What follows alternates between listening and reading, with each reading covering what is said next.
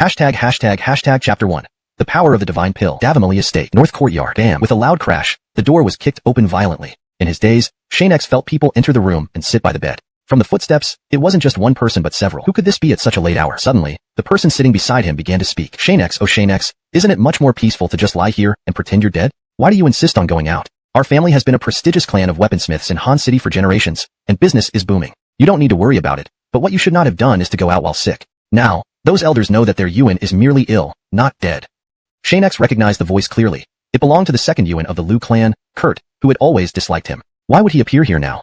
I've barely gained their trust, and your appearance sets everything back to square one. Xianxia, you useless cripple. You make no progress in cultivation or weaponsmithing. What right do you have to be our family's Hosui and head of weaponsmithing? I, Kurt, am among the best in the family's younger generation, both in cultivation and craftsmanship. Shouldn't I be the one to inherit the family? But those blind elders have made you the master. What an unfortunate family. It should be me, Kurt, who inherits the Hosuiship and legacy of the Liu clan. If you die today, all of the Liu world clan will belong to me. Carry him away and bury him. Yes, young Xianxia. Just as they were about to move Xianxia, he suddenly sat up from the wall as if nothing had happened, turning his neck. This scene frightened them all, causing them to step back, afraid to approach. They retreated until they were near Kurt, who sighed in frustration. What a bunch of cowards. Even carrying a corpse is too difficult for you. Are you seeing ghosts? Xianxia is already dead. Why fear? Turning around, Kurt was also startled to see Xianxia sitting calmly on the bed. Looking at Xianxia, everyone was stunned. Kurt spat out a twig and asked incredulously, "You're not dead?" Realizing what had happened, Xianxia replied confusedly, "Even you couldn't bear to die. How could I, an elder, possibly die? And you disrespected your elders, you should be the one to die." Faced with this unexpected turn of events, Kurt and the others laughed hysterically. "What, elder?" "Xianxia, since you're not dead, I, Kurt, will finish you off once and for all. This time, you'll surely die." Suddenly, memories flooded Xianxia's mind. After the pain subsided, he understood that this Kurt had indeed killed him earlier. "You ignorant whelp, trying to kill me again? You don't have the ability." A strange scene unfolded. Facing Kurt's attack, Xianxia showed no fear. He got up, jumped out of bed, approached a disciple, and took the sword from his waist before retreating outside the courtyard in just a few steps. Kill. But Xianxia remained calm, analyzing their movements. In a flash, he struck down several attackers, terrifying the rest, who dared not advance further. When did Xianxia become so formidable? Wasn't he a waste, someone who never practiced cultivation or martial arts? How could he suddenly possess such skill, especially with his remarkable sword techniques? Did he hide his strength all along? Kurt flew out from the room. Seeing these timid disciples, impatiently barked. Even if Xianxia hid his strength, he's still just a waste. Are you scared of a weakling? I guess I must deal with him myself. Facing Xianxia, Kurt declared, "If I could kill you once, I can kill you twice. Die, Xianxia."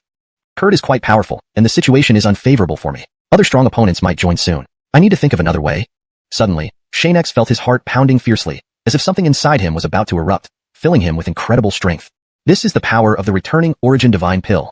Facing the mountain-like pressure of Kurt, Xianxia used the newly awakened power to counterattack, delivering a furious blow that sent Kurt flying backward, almost tripping him. Recovering, Kurt gaped in disbelief. "Is this really you, Xianxia?" "What nonsense. It's just that you were too weak, which is why you were outsmarted and defeated. Guard all exits. Don't let that good-for-nothing Xianxia escape." The others exchanged glances and swiftly took positions at various points of the courtyard. Since they couldn't kill Xianxia, they could still complete their mission and earn favor within the family. "Kurt, you're really cutting off all your own escape routes, aren't you?" Faced with Xianxia's mockery, Kurt grinned. "You're dead, Xianxia? To ensure I can smoothly inherit the family legacy, you must die." In an instant, the two were locked in combat. The others paid no attention to Kurt but focused on Xianxia, who had come back from apparent death. How could someone previously considered a waste possess such immense power? How could he possibly challenge Kurt, the innately talented martial artist, without being at a disadvantage? It was indeed strange. As the commotion grew louder, more family members became aware and gathered to see who dared to cause a disturbance within the Liu clan. Such audacity was truly unheard of. Once Kurt's father arrives, it will be troublesome, and the more people who come, the less favorable it will be for me. I need to end this quickly. Watching the arrogant Kurt, Xianxia flashed away from a head-on clash into evasion mode. He needed to find an opportunity to break through and take down Kurt in one move. Kill him. They rushed at Xianxia in desperation, but with a single furious strike, Xianxia dispatched those harboring malicious intent with doubt energy from his sword. They likely never understood that Xianxia had become a completely different person. Outside, Kurt's fiancée fumed. "You'll pay for this, Xianxia. I'll inform Kurt's father immediately. Just wait for his retribution." After resolving the disciples at the gate, Xianxia walked back to his room, closed the door, and turned around only to spit out a mouthful of blood. Clutching his agonizing chest, he tried using his abilities to suppress the pain but failed. Why did my wound heal before, but now the pain in my chest keeps worsening? What is going on? After a few breaths, the pain ceased, and Xianxia regained his normal breathing. Sitting on the bed, Xianxia pondered aloud. When fighting Kurt, my heart felt abnormal, but later, the force burst felt familiar yet hard to recall. Then, during the battle, I suddenly realized it was due to the return to origin divine pill. Realizing this, Xianxia smiled inwardly, I didn't expect swallowing the return to origin divine pill by accident when falling would result in it lodging itself in my heart. Legend says that those who strengthen city, with this supreme art, my achievements will be no less than before. I, Xianxia, will rise from rebirth and surpass my former self. These last words were almost shouted in fervor. Reflecting on the highs and lows of his 2 lives, he could no longer hide his excitement. Heaven had given him another chance to exceed his previous limits. Suddenly, golden light erupted from XuanHuan, forming a small golden figure who spoke. What an interesting fellow. Congratulations on gaining the recognition of the return to origin divine Amato art. With this skill, you will surely reach the pinnacle of martial arts. Train diligently, and when you reach the vast expanse beyond, I will be waiting for you. With that, the small golden figure disappeared. Next, golden text appeared, stating, Welcome to the training path of the return to origin divine Amato art. The content includes basic cultivation methods, cultivation techniques, forging principles, alchemy principles, and more. Strive to enhance your strength quickly, enter the highest level of existence, and prepare for the great changes soon to come in the universe, where your presence is needed. As the golden figure vanished and Xianxia finished reading the floating golden text, everything disappeared. Note, the term Xianxia artist is retained as it seems to be a specific rank in the original context, but it can be further clarified or adapted depending on additional context. This is simple enough. Xianxia thought about the cultivation system of this world. Though the ranks differed from his previous experience, the spiritual energy was the same, making it much easier for him to adapt. He immediately showed a look of disdain.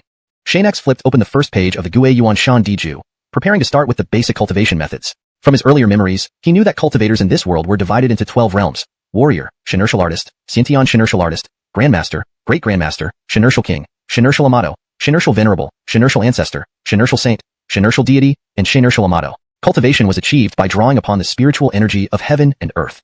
This is simple enough. Xianxia reflected on the cultivation system of this world. Although the ranks differed from what he had known before, the concept of spiritual energy was the same. This made things much easier, and he couldn't help but show a look of disdain. Corrected version. Xianxia flipped open the first page of the Return to Origin Divine Amato art, preparing to start from the basic cultivation methods. From his previous memories, he knew that cultivators in this world were ranked into 12 levels. Warrior, Xianxia art. In the next moment, the door was smashed open, a piece of wood flying to land by Xianxia's feet. A man and a savannah entered. The savannah's face was familiar. She was the girl who had loudly tried to stop Kurt before he was killed. She was also Kurt's fiancée. The other person wore a hood and mask, hiding their face. However, the aura emanating from them confirmed Xianxia's suspicion that it was a master-level expert. Xianxia, you worthless trash. How dare you kill Kurt? Don't you know he was my fiancée, Jasmine? Facing Jasmine's accusations, Xianxia calmly walked forward and bowed respectfully. Greetings, senior. Young Xianxia greets you. Against such a formidable opponent, Xianxia could only be polite. If this person attacked, killing him would only be a matter of time. Without the XuanHuan divine pill inside his body, he would likely die faster, and even with it, he might not be a match for this senior. Young man, you acted without restraint. Do you know that Kurt was our esteemed guest, and was set to be the son-in-law of the Chu family? You killed him like that. How can I explain this to the head of the Chu family? As he finished speaking, immense pressure descended upon Xianxia, making it hard for him to stand steady. He had to use his hands to support himself, barely maintaining his balance. This is the power of a master-level expert. Just the pressure alone makes it hard for me to breathe. Damn it. Ha ha ha ha. Jasmine burst into laughter, mocking him cruelly. If you knew how to craft, you wouldn't have embarrassed yourself when other equipment forging families came to challenge you. You couldn't even forge a common weapon. Now you dare to boast? Where's your confidence? I Xianxia never regret what I've done. Kurt harbored malicious intentions and plotted against me. As the most powerful Yuan of the Liu clan, I had the authority to eliminate him. The truth was still on Xianxia's side. Jasmine was furious, growling, Jackson, finish him off quickly. This bastard must die. Elder Dave will clear my name. This matter needs resolution. With those words, Jackson vanished and reappeared behind Xianxia, holding an assassin's short blade, stabbing towards Xianxia's chest. Caught off guard, Xianxia relied on the power of the XuanHuan divine pill and instantly disappeared from the spot, reappearing between Jasmine and Jackson in the blink of an eye. I didn't expect to see a rare assassin's weapon. The luster on this blade suggests extraordinary forging materials. The faint purple glow indicates it's made from special crystals. Jackson was taken aback. How could Xianxia discern all this on first sight? The boy has keen eyesight. This weapon is indeed forged from rare crystalline material, more precious than ordinary rare metals. Unfortunately, you'll never get the chance to learn more. Xianxia struck at Jackson. After just 2 moves, it became apparent that he was losing. Given Jackson's formidable strength, Xianxia had no chance to find any openings, even with the aid of the XuanHuan divine pill. How could Jackson be so powerful? Cold sweat poured down Xianxia's forehead. Several times, if he hadn't dodged in time, he would already be dead.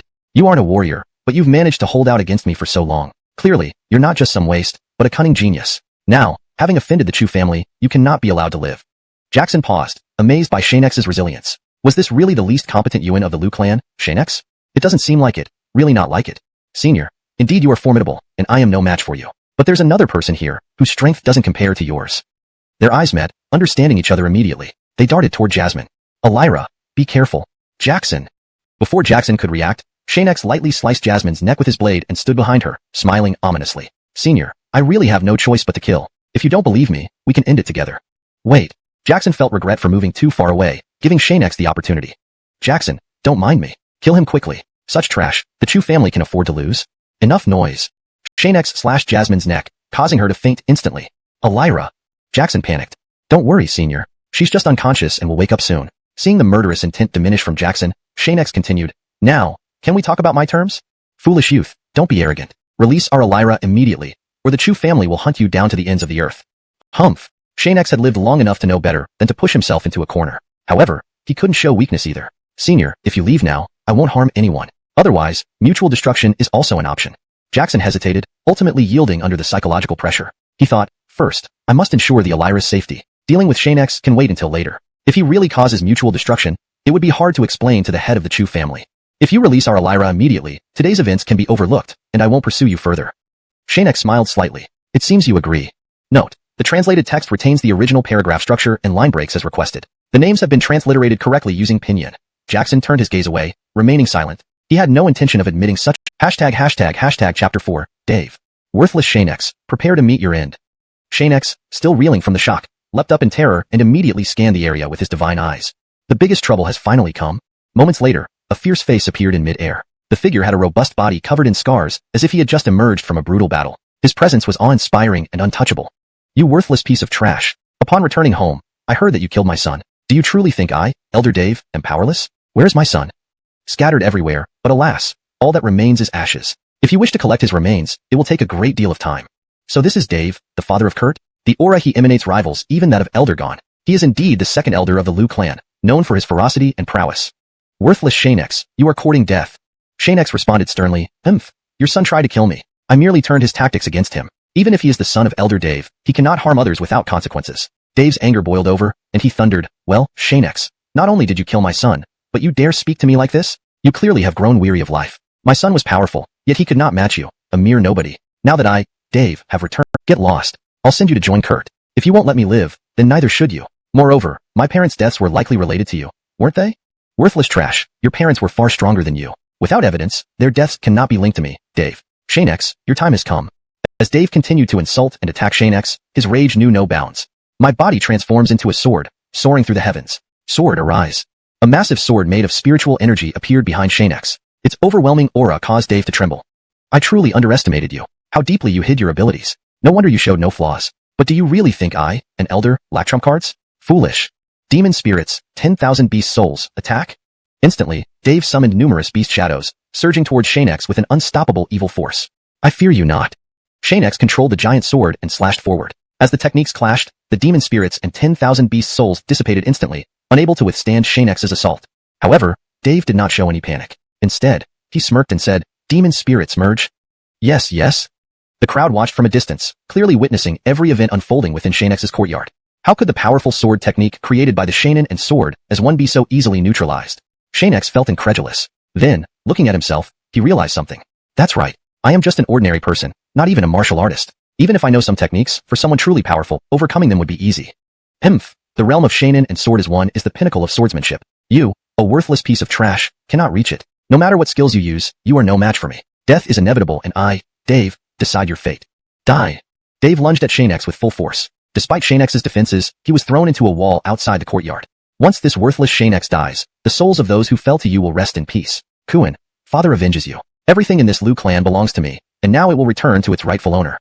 Laughing maniacally, Dave basked in his triumph. When the dust settled, Xianxia lay embedded in the wall, clothes tattered, blood streaming from his mouth, and bones fractured from the impact. You thought you could kill me with one strike? How naive. Swiftly, Xianxia realigned his broken bones with audible cracks, then pulled himself out of the wall, twisting his neck. He said furiously, Elder Dave, your sins cannot be forgiven. Even heaven cannot bear witness to this. Today, I, Xianxia, will take action and rid the world of your treachery to uphold justice. Sawyer, this elder has no fear of you. Your father was no match for me back then, and you, a whelp unworthy of recognition, are even less so.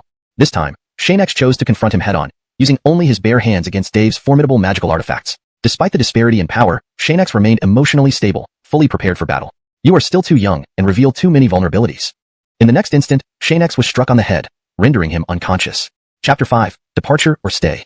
Xianxia plummeted from the sky, and just as he thought this was it for him, the cultivation technique of XuanHuan Diju appeared before him once again, along with the mysterious little golden figure. However, this time around, the golden figure didn't speak human words like before. Instead, it appeared as if it were unconscious, completely still. Xianxia couldn't understand why the golden figure would appear now without doing anything useful. At this moment, even a junior cultivator can defeat me. Golden origin, quickly give me strength, enhance my power. I must kill this person, otherwise, he will outsmart me. A moment later, Xianxia added, Golden origin, stop fooling around. My strength is currently restricted and unable to unleash the full potential of my martial techniques. Only you can assist me now. Suddenly, a flash of golden light enveloped Xianxia, and he felt his inner strength gradually growing, surpassing the power provided by the XuanHuan divine pill. He became elated immediately. The old feeling has returned. Dave, humph. Anyone who disrespects me shall be obliterated. In an instant, Xianxia regained consciousness. A burst of golden light had erupted from his body, and as soon as it vanished, Xianxia fully recovered and opened his eyes. He felt his entire body filled with immense power, no different from when he was at the peak of the God Amato realm. Dave had believed that this one blow would surely end Xianxia's life, but this time, he remained cautious. Even though Xianxia showed no sign of resistance, Dave continued his assault to avoid making the same mistake again. Suddenly, Xianxia's aura changed drastically as he leaped away from the danger zone. To a true powerhouse, you are too weak. I have transformed, and perhaps with just a wave of my finger, you will turn into ashes. Arrogant trash, where do you get such confidence? This elder is the sky of the Liu clan. No one can defy me, especially you, Xianxia, huh? Dave intensified his attacks, his eyes turning blood red. His body underwent changes, likely due to some secret method to forcibly boost his strength.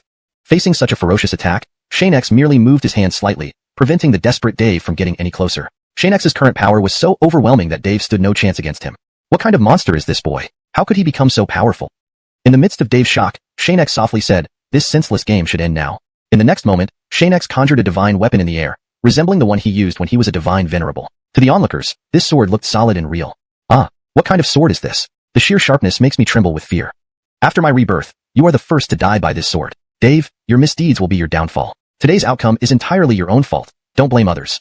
Xianxia, Dave. Before Dave could finish speaking, Xianxia had already appeared behind him, and the sword had pierced his heart. His heartbeat stopped. Xianxia calmly stated, you no longer have a chance. Following this, Xianxia landed in the courtyard and promptly collapsed on the ground, appearing utterly exhausted.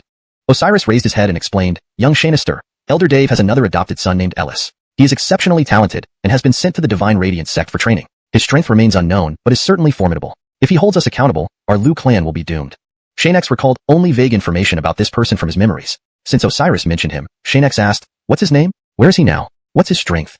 Reporting to young Xianxia, his name is Ellis. He was sent to the Divine Radiance sect years ago due to his exceptional talent. His current strength is Giffardar but undoubtedly powerful. Please be cautious, young Xianxia, Osiris responded, kneeling on the ground. It doesn't matter. Whether or not he seeks me out, I, Xianxia, will find him eventually. Is there anything else? Xianxia knew well that Ellis wouldn't let this go. They would meet sooner or later. Osiris then asked, Shani, I inquire about young Xianxia's future plans? Staying in the Liu clan would result in more innocent deaths, and Xianxia needed to leave to gain more opportunities to strengthen himself. Therefore he decided, rest assured, after taking care of some matters, I, Xianxia, will depart so you won't suffer any undeserved grievances. Osiris cautiously inquired, young Xianxia won't stay in the clan? Xianxia further elaborated, I know the design of this weapon and how to forge it. In this life, my weapon will be a halberd, named after the beast Hansen, called Hansen Beast Halberd. All paths lead through the sky. I declare my way with a halberd. Chapter 6. Pitiful Little Viviana. Xianyao Sect. In the pavilion surrounded by willows sat a silver-haired man with an elegant demeanor, wearing a purple and white robe. He was leisurely savoring a cup of high-quality tea that had been prepared for him. This Guanya tea lives up to its reputation as one of our sect's finest teas. Just a sip makes me feel instantly refreshed. What a fine tea. At this moment, hurried footsteps approached from the path leading to the pavilion.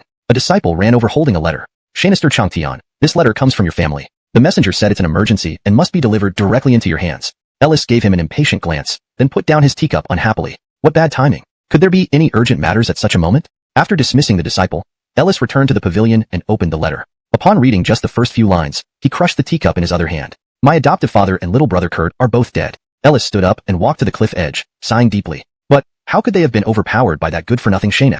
She leaned on him coquettishly and said, Brother Changtian, don't worry. With your meticulous planning, Xianxia won't last long, right? Only Yelena truly understands me. Once Hansen takes action, everything will be resolved. As for us, we should prepare for our dual cultivation soon. Ellis embraced her, stroking her delicate face and smiled contentedly. Don't rush me, darling. I'm not ready yet. Yelena blushed and quickly moved away. It should be so between us.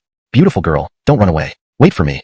Ellis chased after Yelena, laughing and playing until they vanished from the pavilion. Liu clan smithy. Xianxia stood before a workbench, facing a long red-hot iron bar. Holding a hammer in one hand and tongs in the other, he mused, luckily, I saw the form of the cold beast halberd before. Otherwise, I'd be at a loss now. Shan materials are limited, so I'll start by crafting a low-tier spear. I'll improve it once my strength grows. Ding, ding, ding. The sound of forging echoed in the quiet room. Chaos reigned throughout the clan due to Xianxia's recent killings, leaving no one concerned about weapon making this area unusually peaceful. By the next day, the shape of the iron bar was formed into a peculiar halberd-like weapon, approximately 2 meters long, crafted from dragon scales, with a four-cornered head slightly spreading outwards. The cold beast halberd always obey you. Xianxia was taken aback. Why are you doing this? I'm not a petty person. Get up. When Greta stood, her eyes brimmed with tears, looking exceptionally pitiful and appealing. Was she really that beautiful? Xianxia, you know I've been with you since childhood. I have nowhere else to go. Thanks to your father's kindness, I've had this opportunity to serve you. Otherwise, I would have starved to death outside. Wherever you go, I will follow. Please let me stay. She knelt again, pleading earnestly. How could someone like her possibly survive alone? Xianxia sighed, giving up on sending her away. Fine, you can stay. But remember, I will leave the Liu family soon, and from now on, you cannot call me young Xianxia. What should I call you then? Greta's mood visibly improved knowing Xianxia wouldn't abandon her. Just call me Quentin. Xianxia thought for a moment. Titles didn't matter much to him. Calling him young Xianxia felt odd, especially since Greta wasn't an outsider anymore, having been with him for so many years. Alright, see, Quentin. Seeing Greta stand beside him, Xianxia began inspecting the newly forged cold beast halberd. Though the weapon looks imposing, it's still quite ordinary overall. Limited materials make even powerful forging skills insufficient. Greta approached curiously. Quentin, did you learn smithing recently? I never noticed. Recently, yes.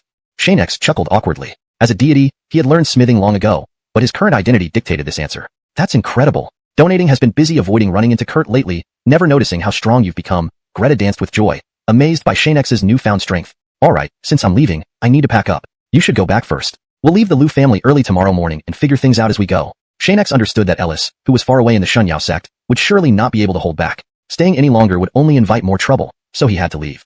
Alright, Quentin, I will pack your things. See you tomorrow morning. Just as Daneker happily ran out, Xianxia stepped outside and noticed a shadow beside a large tree below. He smiled slightly and said, Since you've come, Taoist friend, why not show yourself? Hiding like this seems rather beneath you. Moments later, a chubby man adorned with gold chains emerged from behind the tree. Upon meeting Xianxia, he burst into laughter, revealing 2 large gold teeth, and said, You little brat, you've been keeping it from me for so long. If you hadn't spoken up after a few more years, I might have truly believed you were nothing but trash. It's been a while, brother Jean. Xianxia knew that Jean Baiwan would definitely come. This guy loved gossiping. With something like this happening in the Liu family, how could he possibly miss out? ###Chapter 7. Treacherous Place. Xianxia and Paolo sat outside the artifact refinement chamber, chatting idly. Suddenly, Xianxia asked him about their next destination, eager to enhance his strength. Do you happen to know any nearby places where I can find opportunities? Feel free to share with your brother, Xianxia said. Paolo frowned instantly upon hearing this and replied, You? When did you get involved in cultivation? Xianxia responded awkwardly, To be honest, brother Jean, I have a favor to ask this time we meet. Including this inquiry, if you're willing to tell me, I will definitely repay you one day. Have you truly started on the path of cultivation? Paolo asked dubiously. He had thoroughly investigated and knew much about Xianxia, but hadn't found any hint that he was a cultivator. How could this be? Yes. Bah, you're fooling me. Not an ounce of spiritual energy on you. Yet you dream of cultivation? What sect did you join? So unreliable. After a series of teasing, Paolo grew concerned. This isn't as simple as it sounds. The path of cultivation is fraught with dangers. You need to think carefully. I've made up my mind. Without cultivation, Ellis won't let me off. If you know anything, please share. At that moment, Xianxia intentionally let some of the power absorbed from the returning essence divine pill leak out. Paolo, also the Sunset Mountain range is infested with fierce beasts, toxic plants, and countless anomalies. Entering without a powerful Josue means certain doom. Xianxia smirked dismissively. No problem. Just what's the name of this protecting alliance? Edison Alliance. Edison Alliance. Do you know how many Edison experts they have? Seeing Xianxia's indifferent expression, Paolo decided not to hold back and said, Brother Xianxia, the Edison Alliance has more than just Edisons. They also have Wuzongs. 40 Edisons and 3 Wuzongs. Their power is immense, even some factions dare not offend them. Even my family finds it difficult to explore inside despite spending a fortune. Thank you for telling me, Brother Jean. I understand. Paolo asked, somewhat puzzled. After hearing all this, do you still plan to go to the Sunset Mountain range? Of course. I must head there. That place surely has what I need, and I must make the trip. Seeing Xianxia's resolute demeanor, Paolo was dumbfounded. His warning seemed futile. Brother Xianxia, that place is too dangerous. You're unsuitable, and will only meet your end there. Aren't you worried? Not at all. Brother needs to prepare, and will depart tomorrow. You do what you must. Back in his room, Xianxia felt a premonition as he prepared survival measures. This Sunset Mountain range must contain the best materials for holding the ring. I appreciate your gesture. Paolo of Handan City. Intriguing. Xianxia continuously drew power from the returning essence divine pill, enhancing his overall strength, preparing for future breakthroughs into the Xianxia artist realm. The night seemed unusually long. Greta hadn't returned, and he wondered how her preparations were going. This solitude was what Xianxia hoped for, tranquil and comfortable, almost like his small world in the divine realm, where everything was under his control, incredibly free. Returning Essence Divine Pill holds immense power. Drawing on it extensively, these past few days have significantly improved my body. Now, it's in optimal condition. Next, I'll enhance my cultivation and advance into the Xianxia artist realm. Xianxia channeled the power into his heart. After a while, he finally sensed his spirit see, a vast blue expanse of water and sky, familiar beyond measure. In my previous life, my spirit sea opened up boundlessly, spanning thousands of miles, unreachable at a glance. This life is no different. Who knows if it's divine favor or just sheer luck for me, Xianxia. With this, Xianxia found controlling his own world straightforward. Divine source power, solidify. A pale green glow gathered, forming a pill-like orb. However, initial attempts at solidification failed multiple times. Undeterred, Xianxia kept trying. Now that I have enough power to break through, why is solidifying this first 9-star divine pill so difficult? He realized, could it be that the realm hierarchy here differs? There are 12 realms in this world, whereas the 9-star divine pill I cultivated only corresponds to reaching Xianxia level before successful solidification. Contemplating this, Xianxia awoke from meditation, looking at his transformed body. Given the current explosive power, it seems I've successfully entered the Xianxia artist realm. Delighted, he glanced outside. Daylight had broken, ushering in a new day. It's time to set out for the wild river. Chapter 8. The realm-breaking pill. 2 people, a carriage, and some miscellaneous items. That was all Xianxia and Trisha needed for their journey. Beyond this, there were basically no others around despite the Lu family having many outstanding disciples, none of whom could be seen at present. Now, the duo had left Handan City and were on the way to the Wasteland River. This stretch of road was very quiet. It seemed like nothing untoward happened as they traveled together. Despite their small party of 2, they hadn't encountered any dangers yet, so things were peaceful. Trisha, who was driving the carriage, suddenly spoke up, "Young Xianxia, in not too long, we will reach Hansan City by the Wasteland River, by the Camelog Weapon Forging Association. I'll take you along to make a little fortune." "Yes, young Xianxia." Suddenly, the horse pulling the carriage was startled, neighing loudly, nearly overturning the carriage. Thankfully, Xianxia's strength kept them stable, avoiding harm. Trisha quickly opened the carriage door and shouted inside, "Young Xianxia, are you alright?" "I'm fine. What's happening outside? Why did the horse stop suddenly?" Xianxia was puzzled. Could it be local bandits trying to rob or create trouble? But that shouldn't be the case. Before departure, Xianxia had thoroughly studied this region, finding no mention of bandit activity. So what spooked the horse? Trisha replied, "Young Xianxia, I don't know either." The horse was clearly startled, almost overturning the carriage. Suddenly, a dart shot toward Trisha from behind. Just as she was about to be hit, Xianxia swiftly appeared behind her, catching the dart mid-air. "Young Xianxia."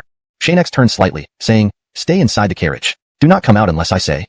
"Yes, young Xianxia, please be careful." Soon, an injured man appeared before them, followed by over a dozen black-clothed figures who continued hurling darts at him. Several darts were already embedded in his body, indicating severe injuries. Without immediate help, his life would be in danger. "Young Xianxia, that man?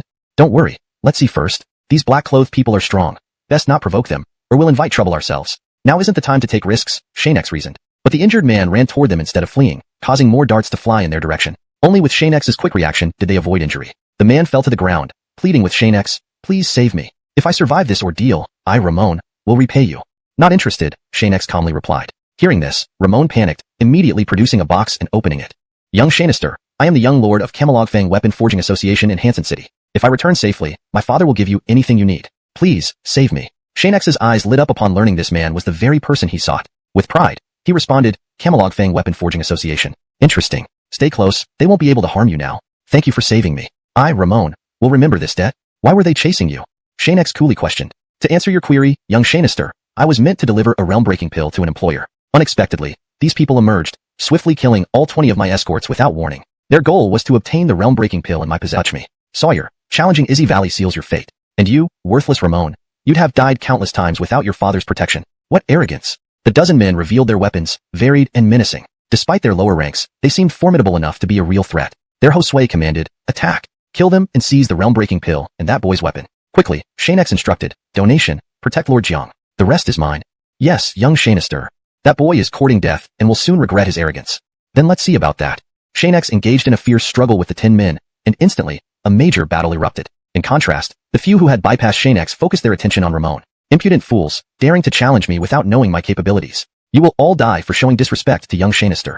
A powerful aura suddenly emerged, causing those few to hastily stop and exchange incredulous glances. "This girl is at the Grandmaster level. Everyone be careful." For a moment, both sides were at an impasse, while only the battle involving Xianxia continued to rage on. Chapter 9. The outburst of Little Danica. The Josue of the opposing group was momentarily stunned, inwardly thinking, "I didn't expect this servant to be so powerful. Who on earth is this person?" If they unintentionally caused serious trouble, the Harmon Valley would not intervene for their sake. Moreover, the Valley Master only valued them when they were useful. Once a problem beyond their handling occurred, they would be mercilessly abandoned. Xianxia fended off the attackers around him and saw the Josue's bewilderment. He smiled at him and said, "Daydreaming during a fight isn't a good thing. If you think your strength is formidable enough not to worry about my attacks, then go ahead. Even if you have backing, our Harmon Valley will never let you go. To dare snatch what's ours means there's only one outcome, death." The man was furious. He had never encountered such trouble since he started his mission today. They truly hit a rock this time. However, he wouldn't allow anyone to undermine his dignity without retaliation. With such a short temper, then let's see. Since I gained spiritual power within my body, I haven't fought an opponent yet. If you want to test me, it suits me just fine. Before the others could react, Xianxia suddenly charged forward intensely, shooting fiercely towards that man. How fast? Seeing this, Kieran no longer concealed his strength, shouting, quickly unleash, kill her quickly and grab the realm-breaking pill. Meanwhile, the other man attacked Xianxia fiercely, yelling, Xianxial technique. Punishment sword decision. Suddenly, dozens of sword auras erupted, rushing towards Xianxia fiercely. But Xianxia wasn't impressed, wielding the Hansen beast halberd and roaring, true sword spirit is not used this way. Rolling wave, vibration ripple. With the support of spiritual energy, the vibration ripple appeared invisible yet immensely powerful, countering the fierce sword auras. This scene made Kieran gnash his teeth in frustration, unwilling to believe his attack was so easily neutralized. How is this possible? He said incredulously. My strength clearly surpasses yours. How could my technique be so easily countered? What sorcery did you use? Not for the weak to know. Anyway, you're about to die. Prepare for your next life as a chicken. Your phoenix feathers are already falling everywhere. Xianxia wasted no words and rushed over again. I am a prodigy, and those are phoenix feathers. Don't spout nonsense if you don't understand. Regardless of who you are, you must die if you've crossed me. A lot of prodigies have died at my hands, and so will you. It can't be avoided. After a few rounds, both seemed evenly matched, but Kieran with phoenix feathers appeared to be struggling, his mind completely disordered. Xianxia said sternly, even within the same realm, I, Xianxia, have never feared. Even when facing higher realms, I can slay you. I am not just unbeatable in the same realm. Then, Xianxia's inner spiritual energy surged wildly, yet externally, he appeared calm, seemingly intentionally controlled. Compared to before, Xianxia became stronger, fighting more bravely. Within 3 moves, Xianxia found a weakness and broke through his defenses. The Hansen beast halberd pierced through his body, a golden light flashing as the phoenix-feathered man instantly lost his life, falling from the sky. Furthermore, many of their people were already dead or severely injured. Only Peggy's team and a few remaining warriors could still fight. Not even the old man could match them. What could they do? Looking at each other, they could only flee for their lives, abandoning the others. Only the 2 surviving grandmasters stayed behind, while everyone else from the Harmon Valley had left, taking their Josue's corpse away, leaving nothing behind. You ungrateful fools. All the cultivation Harmon Valley bestowed upon you has been wasted. The remaining ones, split into 2 groups. Even if you die, you must snatch the realm-breaking pill, otherwise, it will be hard to explain to the Valley Master. Thinking it over, they gave up on fleeing and followed the 2 grandmasters to find ways to snatch the realm-breaking pill. Xianxia reflexively moved to protect Ramon with a force shield. Unexpectedly, a huge surge of power came from Peggy's direction. Soon, everyone saw her using her essence blood as fuel, unleashing tremendous strength to counter the attack. How can this servant be so powerful? Even a grandmaster would fear our combined attack, yet she can neutralize it. Hurry, stop her. She wants to take us down with her. We can't let her succeed. While defending with shields, the 2 switched to individual attacks, which remained incredibly potent. To dare disrespect Xianxia, you must all die. Go wild, little Danica. Protecting Xianxia is your duty. Bang. Note. I've preserved the paragraph structure and line breaks from the original text while ensuring the translation flows naturally and remains coherent. A tremendous explosion rocked the area, and in the blast, the 2 grandmasters were instantly severely injured. As for Peggy, it was even more alarming. She nearly fainted, having been rendered unconscious and covered in injuries from the explosion. This girl, how could she be so foolish? Doesn't she know to hold back the enemy? Xianxia was stunned by the scene unfolding before him. Chapter 10. Hansen City of the Vast River. Perhaps we should retreat, said one of the masters, a dark-haired powerhouse, who continued to analyze the situation. That servant's desperate attack has already left us gravely weakened. Continuing this fight will only put us at a disadvantage without any gains. Moreover, there's another mysterious individual nearby. If he intervenes, we can barely match him, let alone win. Another master with silver hair angrily retorted. I can't believe 3 of us masters and 9 martial artists were no match for 2 newcomers. This is unacceptable. Should we just let them go like this? What do you suggest then? Noticing Peggy lying unconscious on the ground, the Kian grinned, saying, You take the remaining people and leave first. Regardless, our Izzy Valley cannot afford any losses. Killing this servant will also avenge our Josue. Before the dark-haired master could stop him, the Kian dashed toward where Peggy lay. In her current state, she was completely defenseless in such a dire situation. From afar, Xianxia had just settled Ramon and shouted in alarm, Rebecca, be careful. Even if Xianxia rushed over at his fastest speed, it was too late to save her. The Kian, however, suddenly changed his mind and gleefully said, This servant could still be useful. I might as well take advantage of her. Taking her away might help me retrieve the breakthrough pill, ensuring my plan together to Izzy Valley to retrieve her, alright? Sitting inside the carriage, Xianxia sipped tea but did not respond to Ramon's proposal. Instead, he turned his head and softly murmured, Hansen City of the Vast River. After a while, Xianxia finally answered, Let's enter the city first. Alright, replied Ramon, although he couldn't fully grasp Xianxia's thoughts, knowing he needed to explain more about Hansen City and Izzy Valley. Auric, Hansen City is one of the largest cities located in the center of the vast river. It lies between the Mystic City and the Tranquil City, which are situated on its left and right sides, forming the outer region. Izzy Valley, a small sect formed in the past few hundred years, resides within a large fissure between Hansen City and Mystic City, outside Mystic City itself. Soon after, Xianxia emerged from the carriage and sat beside Ramon, observing the increasingly desolate landscape where even breathing was challenging. One careless breath could fill the mouth with sand. Brother Jiang, does your family's association sell special minerals? Ramon was momentarily puzzled. Xianxia should be asking about Izzy Valley. Why ask about his family? Could it be that the association held something of interest? Of course, those minerals are used for forging weapons or artifacts. Is Auric perhaps a skilled blacksmith? With a laugh, Xianxia admitted, indeed. My family is a lineage of blacksmiths, so I possess some skills. Rumors. Proudly, Ramon said, if you have free time in the future, I can show you around Hansen City. Would you like that? That would be wonderful. As they neared the entrance to Hansen City, guarded by 2 squads, each comprising a dozen people, totaling nearly 30, any troublemaking seemed unwise. Stop. Who are you, and why are you here? The guard was new, failing to recognize Ramon despite no changes in his appearance. Xianxia wondered if Ramon was truly the heir to the famous workshop association in Hansen City. It seemed unlikely. Ramon parked the carriage and stepped down, signaling he could handle the situation. Do I look unfamiliar to you, new guy? Quickly, everyone. Seeing Ramon's arrogant demeanor, the guard thought he was seeking trouble and summoned his comrades, surrounding him. Meanwhile, Xianxia couldn't stay seated and readied his weapon, ready to intervene. Clearly seeking trouble. Everyone, seize them all and let leader Jianglin interrogate them. How dare you not recognize me after just a day? Blind fools, stand aside. Just as they prepared to apprehend them, a guard shouted, stop. Wiping his eyes and taking a closer look, he quickly identified Ramon and ordered everyone to lower their weapons. So blind, this is young Xianxia Ramon, the son of our Hansen City's richest man. To dare point a spear at him. Are they not valuable? My senior behind me urgently needs to enter the city to rest. If there are no issues, please let us pass. Senior is traveling with me. Yes. Jiang Hansen agreed readily. Xianxia Jiang's friend is my friend as well. You may proceed directly. Thank you. To apologize for the earlier inconvenience, I will personally lead the escort until Xianxia Jiang reaches home safely before leaving. Jiang Hansen certainly knew how to curry favor. He had to do something about his subordinate's mistake, otherwise, it might bring trouble down on himself. As you wish. With that, Ramon resumed his indifferent demeanor and promptly returned to the carriage, sitting back in the driving seat, ready to drive them into the city. Seeing this, Jiang Hansen approached quickly. Xianxia Jiang, are you going to drive the carriage yourself? Yes, why not? Ramon asked indifferently. Who was this youth? To have the Yuan of such a wealthy family offer to drive the carriage was an honor normally reserved only for those of great importance, like a city lord. Yet this person, who didn't seem much older than Jiang Hansen, could make Ramon serve as his driver. What remarkable qualities did he possess? With your esteemed status, how can you drive a carriage? Let me, Jiang Hansen, handle it since I have nothing better to do. Before Jiang Hansen could take over, Ramon stopped him. Looking at Xianxia, he said disdainfully. This scene made Xianxia laugh and prompted him to ask, is there something troubling you, brother Jiang? Perhaps I, Xianxia, can help resolve it. It's not much. You mentioned asking me questions, but now it seems you don't want to. That's all. Ramon replied seriously, clearly considering this important enough to cause him significant concern. Ha ha ha, Xianxia laughed helplessly, grabbing Ramon's hand. That Jiang Hansen must have his reasons for not wanting you to drive. If you get into trouble, it might delay our plans to save someone. Ramon suddenly understood, feeling embarrassed. Auric thinks ahead. Jiang has learned. Here we are, crafting association in, announced Jiang Hansen. Thank you, Jiang Hansen. I have some urgent matters and will take my leave. Farewell. Following Jiang Hansen's announcement, their primary destination was reached. Xianxia and Ramon disembarked, and Jiang Hansen left due to sudden business, leaving them alone. Ramon's entourage rapidly disappeared as well. This guy, what about taking me home? Well, he has his own affairs to attend to. Come, let's go inside and find somewhere to eat. Auric, you sit and wait here. I'll tell the kitchen to prepare something delicious. It won't take long. With that, Ramon rushed to the front desk. Xianxia leisurely entered the inn and found an empty corner by the window. This will do. As Xianxia sat down, several people turned to look to occupy my seat. Don't you know it's reserved? The trembling waiter responded, Quentin. I tried to persuade him, but he refused to leave or change seats. I couldn't do anything more, Xianxia Nicholas. Xianxia looked up. This is the young Xianxia of Izzy Valley, Nicholas. Enraged, Nicholas grabbed the waiter and threw him aside, revealing a menacing face with prominent scars and a robust physique. He slammed both hands on the table, glaring at Xianxia. Sawyer, this is my table. Taking it uninvited means death.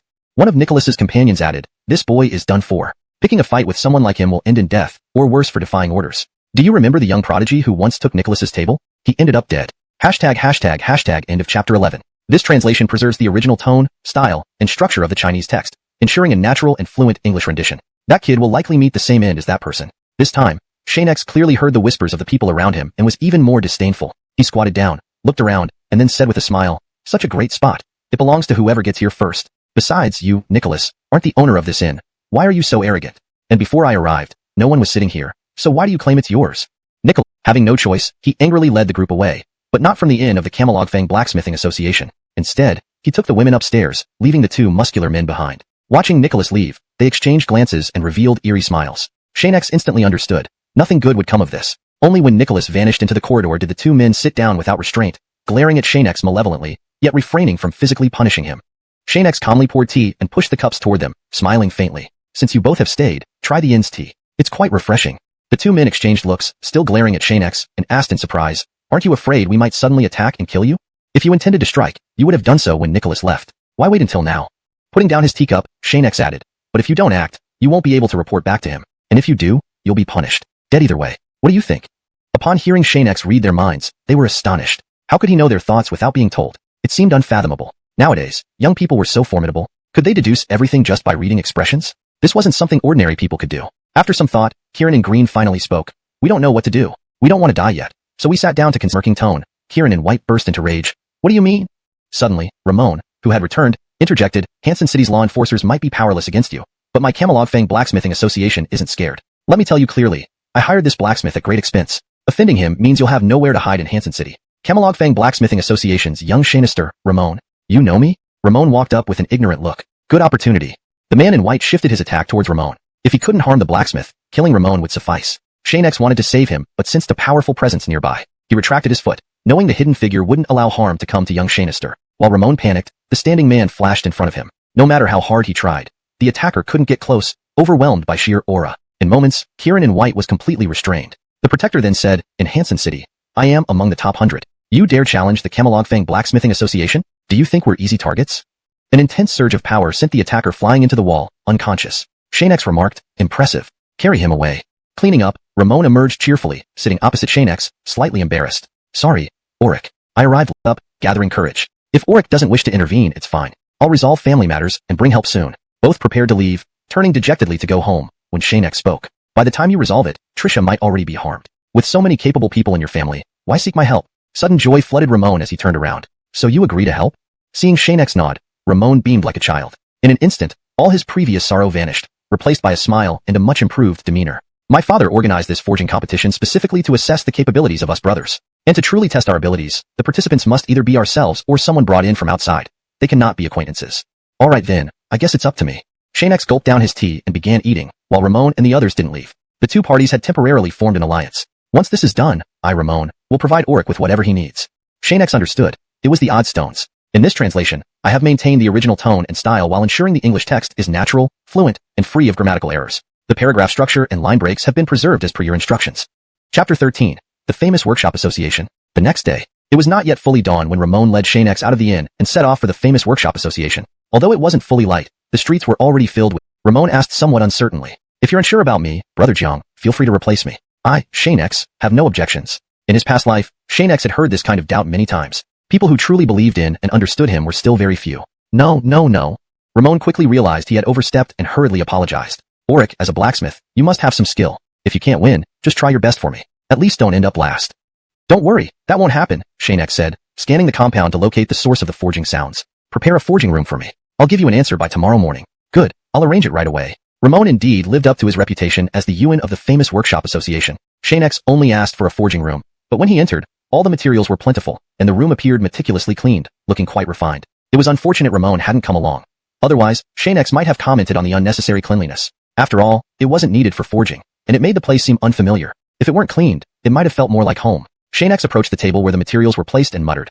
These materials look good on the market, but for genuine refining stones, they are mediocre at best. I hope tomorrow's competition materials aren't these. Otherwise, it will be impossible. Xianxia didn't get angry at Creed's rude remarks, he just smiled. Then, Creed pulled back his sleeve and revealed his arm, approaching the forging materials with a laugh. Sawyer, come, let's see if you have what it takes to challenge me tomorrow. He moved towards the forging furnace while the four others divided the materials equally on the table, taking half for Creed. Another came back and said, Sawyer, the contest has started. Xianxia calmly walked to the furnace, picked up a wooden board with materials, and returned to take the rest of the materials from the table. Creed assumed he was ready and started immediately. However, when he waited for Xianxia to move first, he saw Xianxia picking up a box of matches and lighting the firewood before starting the fire. This scene shocked Creed, who stopped his forging technique and came to Xianxia's side, looking down on him. What? As a blacksmith, you don't even have your own flame? Xianxia shook his head slightly. No. This. Ha ha ha ha. Creed laughed loudly. I thought you were something special, but you're just a newbie without a forging flame. Why bother comparing? I win by default. Xianxia replied casually, continuing to make the fire. To avoid being underestimated, Creed decided to show off his skills. I'll make you lose gracefully, boy. Watch and learn. Leisurely sitting in a chair to forge, seemingly confident that he had already secured victory. Little brother, this isn't going to work. If you take this long to forge, you might as well go home, wash your feet, and sleep. Why trouble yourself for Ramon's competition? You're just making things difficult for yourself, Creed said confidently while munching on some fruit. Forging requires both skill and time, a principle that has stood since ancient times. Moreover, I have thoroughly understood tomorrow's competition rules, and there is no strict time limit. It's too early for you to say these things, Mr. Jiang. Xianxia hammered the iron block rhythmically. Though it seemed aimless, each strike was precise, and most smiths wouldn't be able to see the method behind it. Feeling flustered, Creed decided not to wait any longer and sped up his forging. Soon enough, the materials in the furnace began to transform, forming the initial shape of a weapon. Hmph. No matter how you look at it, you're already losing at this pace. Creed wore a smug expression as he watched Xianxia continue hammering away, feeling immensely proud. In fact, I wanted to tell you from the beginning that being fast doesn't necessarily mean it's better, Xianxia replied calmly, focusing on his own work. But my Yuan here would like to inform you that being slow won't necessarily work either. One of the main reasons for mistakes is spending too long in the forging process, resulting in poor and potentially play a critical role in battle if utilized correctly. At this moment, a burst of alcohol fumes came from outside the door. A belch followed shortly after, and a drunken man stumbled in. He approached Xianxia, observing him closely before placing a bottle of wine and roasted chicken on the table. Circling around the table, he marveled at the array of weapons, but his attention was drawn particularly to two swords displayed separately. There's something to these. Though they look alike, their craftsmanship differs significantly. These must be the weapons forged by Xianxia Creed and you, young Xianxia. The drunkard picked up Xianxia's sword first, then Creed's, swaying slightly and burping loudly. This looks like Xianxia Creed's work. And this yours. All show and no substance, he said, confusing the two, rudely attributing Xianxia's work to Creed and vice versa. Xianxia shook his head in resignation and didn't respond. The drunkard then pointed the sword at Xianxia. You're Xianxia? Yes, sir. Do you really know how to forge? Knowing how to forge means nothing without strength. Do you understand strength? Incredibly, while speaking, the drunkard boldly knocked Xianxia's head with Creed's sword. Why waste time on fancy things? Best not participate in tomorrow's competition, or you'll embarrass yourself. Luckily, Xianxia Creed asked me to check on you. Otherwise, I wouldn't waste time on your useless creations. Xianxia didn't reply but picked up the discarded sword and handed it back to him. Could you discern anything unique about this weapon? Please share your insights so I can learn. The drunkard put trouble. The drunkard grumbled and returned to the table to grab his wine and roasted chicken, staggering out with the sword. However, he quickly turned back, eyeing the sword with mischief. What's wrong? Are you unsatisfied, boy? Want to take it back? Suppressing his anger, Xianxia said, Xianxia, taking my belongings will make you regret it someday. I hope you enjoy this moment. I still plan on living for a few hundred years. Young people can be arrogant but shouldn't lack humility. Recently, I've been quite pleased. Regret? After living so long, I've long let go. Though Xianxia wanted the sword back, the drunkard wouldn't yield, and he couldn't force him. Kieran was surely powerful, being invited here as a senior expert. Xianxia packed up the remaining weapons, having worked half the night. Exhausted, he sat down and instantly fell asleep. Chapter 15. Xianxia Artificer. In the main hall of the renowned Workshop Artificers Guild, a crowd had gathered to discuss some unknown matter. Notably, even insignificant figures like Creed were present, and of course, Reborn was also there. Today will mark a significant turning point in your lives, the Artificers Conference. I hope you all demonstrate your true strength. Whether you personally take action or seek assistance, winning will determine your status within the renowned Workshop Artificers Guild. The speaker was an elderly man. Unlike the other elders who wore uniform attire, he stood out as the only one dressed differently. His speech commanded complete silence from the crowd, indicating his esteemed status. Typically, in front of such seniors, it was best to remain humble unless one wanted to openly challenge them. He then turned to Reborn. Whether your family can maintain its dominant position after this conference depends on you. Have you found an artificer to help you? Grand Patriarch Jiang, I have found someone who can assist me in crafting, and I believe that even if we don't win the championship, we will still place in the top 10. I trust him. Though Reborn had not yet gauged Xianxia's full capabilities, he needed to assert confidence to prevent others from thinking they had an advantage. Excellent. I look forward to your performance. Time is pressing. Everyone should prepare promptly. The conference begins at 9 o'clock. Yes, Grand Patriarch. At this moment, Isaac burst into the hall, interrupting the solemn atmosphere with his boisterous laughter and heavy alcohol breath. He walked up to Grand Patriarch Giannis, showing off the sword he had received from Xianxia. Little Anzi, look at this weapon. Even we might not be able to craft something like this. Yet, in our guild, someone has done so. Giannis took the sword, drawing gasps from the assembly as he unsheathed it. Instantly, a massive sword aura filled the room, startling those with lower cultivation levels. All eyes turned towards the sword until Creed recognized it. Isn't this the sword I crafted? How did it end up here? He quickly noticed differences between this sword and the one he had made. This one looked ancient. No, this isn't mine. It's not. Jogizi approached him. Little fatty, you claim this sword is yours? Creed shamelessly replied, yes, Patriarch Ancestor. This sword was indeed crafted by me. Upon realizing Creed was lying, Jogizi instantly threw the sword to Giannis and stared at him with suspicion, making Creed freeze. You claim this weapon is yours? Creed felt his heart racing but nodded reluctantly without speaking. The thought crossed his mind that if the Patriarch Ancestor believed it was not his creation, denial would only make things worse. Giannis saw through Creed's lie immediately, and his face darkened. However, given the presence of dignitaries, he maintained his composure. Alright, time is pressing. Everyone prepare for the event. Today's meeting is adjourned. Creed, stay behind. Jogizi insisted, determined to uncover the truth. Now sober, Jogizi was fully aware of the significance of this weapon, which he initially failed to recognize when drunk. It became clear to him that this was a special weapon, likely crafted by a master artificer, possibly the strongest in Hansen City, surpassing even himself and Giannis. Hearing his name, Creed felt uneasy, knowing well that although the sword resembled his work, it was clearly not his. Avoiding eye contact with the two elders, Creed feared revealing anything detrimental to himself. Eventually, both Jogizi and Giannis detected the discrepancy. What's going on here? Explain yourself. Placing the sword before him, Giannis began. This sword uses ordinary materials available in our guild. yet it feels extraordinary in use and emits an awe-inspiring aura, beyond the skill of an average person. Xianxia added, crafting this weapon requires immense expertise. Without absolute confidence, it couldn't have been achieved. This must be the work of a master artificer, surpassing even old this and little ancestor Xianxia. You claim to have crafted this? Do you think we're senile? The final sentence struck fear into Creed, who knelt down, apologizing profusely. Forgive me, ancestor, I've erred. This sword wasn't my creation but, and what else? Giannis roared. Finding a talent like this could mean securing their services in the guild, which would be beneficial, given the guild's standing in Hansen City. This sword likely belongs to the artificer brought back by younger brother Reborn. When I want to find him for a competition, I didn't tell him what weapon to craft, so I have no idea how he knew. Xianxia stroked his beard. Reborn, when did this lad meet such a talented individual? We haven't noticed him in the guild. Ancestor, is this person from the Wasteland River area? Giannis speculated. Nonsense. If they were here, wouldn't they have been recruited by the 3 cities of the Wasteland River already? Xianxia was quite familiar with the situation in the 3 cities. Then who is this person and where are they from? The only possibility is that they come from the vast 9 provinces beyond the Wasteland River, with no ordinary background. But why would such a capable individual choose to come here? Xianxia couldn't comprehend it. The Wasteland River was known as a desolate place in the 9 provinces, with most people aspiring to leave rather than enter. There must be something more to it. 9 provinces. To those unable to leave easily, the 9 provinces seemed larger and more resource-rich, home to countless talented individuals. Suddenly, Giannis had an idea. Ancestor, could this person be coming for the Sunset Mountain Range? Considering the potential, it seemed highly plausible. It seems they are headed to the Sunset Mountain Range, a restricted zone in the Wasteland River, filled with dangers and profound blessings. After multiple openings, the blessings within far exceed what has been discovered. Creed appeared naive, realizing he might have encountered someone formidable. Perhaps it was time to consider apologizing. Chapter 16. The Weapon Forging Competition. Calvin, who knew the purpose of Xianxia's visit, felt an immediate sense of accomplishment and hurriedly looked at Hawkins. Such a talented individual could only be known to someone like him. However, it seemed that even Reborn was aware of it since he had invited this person specifically to forge weapons, so there must have been some interaction. If they wanted to keep him, perhaps Reborn would be more suitable for the task, given their familiarity. What's his name? And where is he now? Hawkins hesitated momentarily before snapping back to reality and replying, to our ancestor. That person is currently with brother Reborn, preparing to participate in the competition. As for his name, I know he's called Xianxia, but I don't know anything else about him. It seems we'll have to ask that little brat Reborn. Alluring such talent would be unforgivable to our ancestors. Gerardo admitted that he couldn't create such powerful weapons himself, but upon encountering someone capable, he felt it was his duty to do his best to retain him. The revival of the family rested on moments like these. You prepare for the competition first. We will find out what happens next by talking to Anqing. Also, remember not to boast about things you haven't done yourself. Not every weapon forged belongs to you, Hawkins. Yes, I shall remember ancestors' teachings. This time's forging competition was different from previous one. Yes, ancestor. Gerardo stood on the central platform and gestured for silence, clearing his throat before announcing loudly, honored Taoist friends, thank you for coming from afar. The Name Workshop Forging Association's forging competition is about to begin. Now, please welcome the founder of the Name Workshop Forging Association, Calvin, to speak before the competition begins. Everyone, welcome him.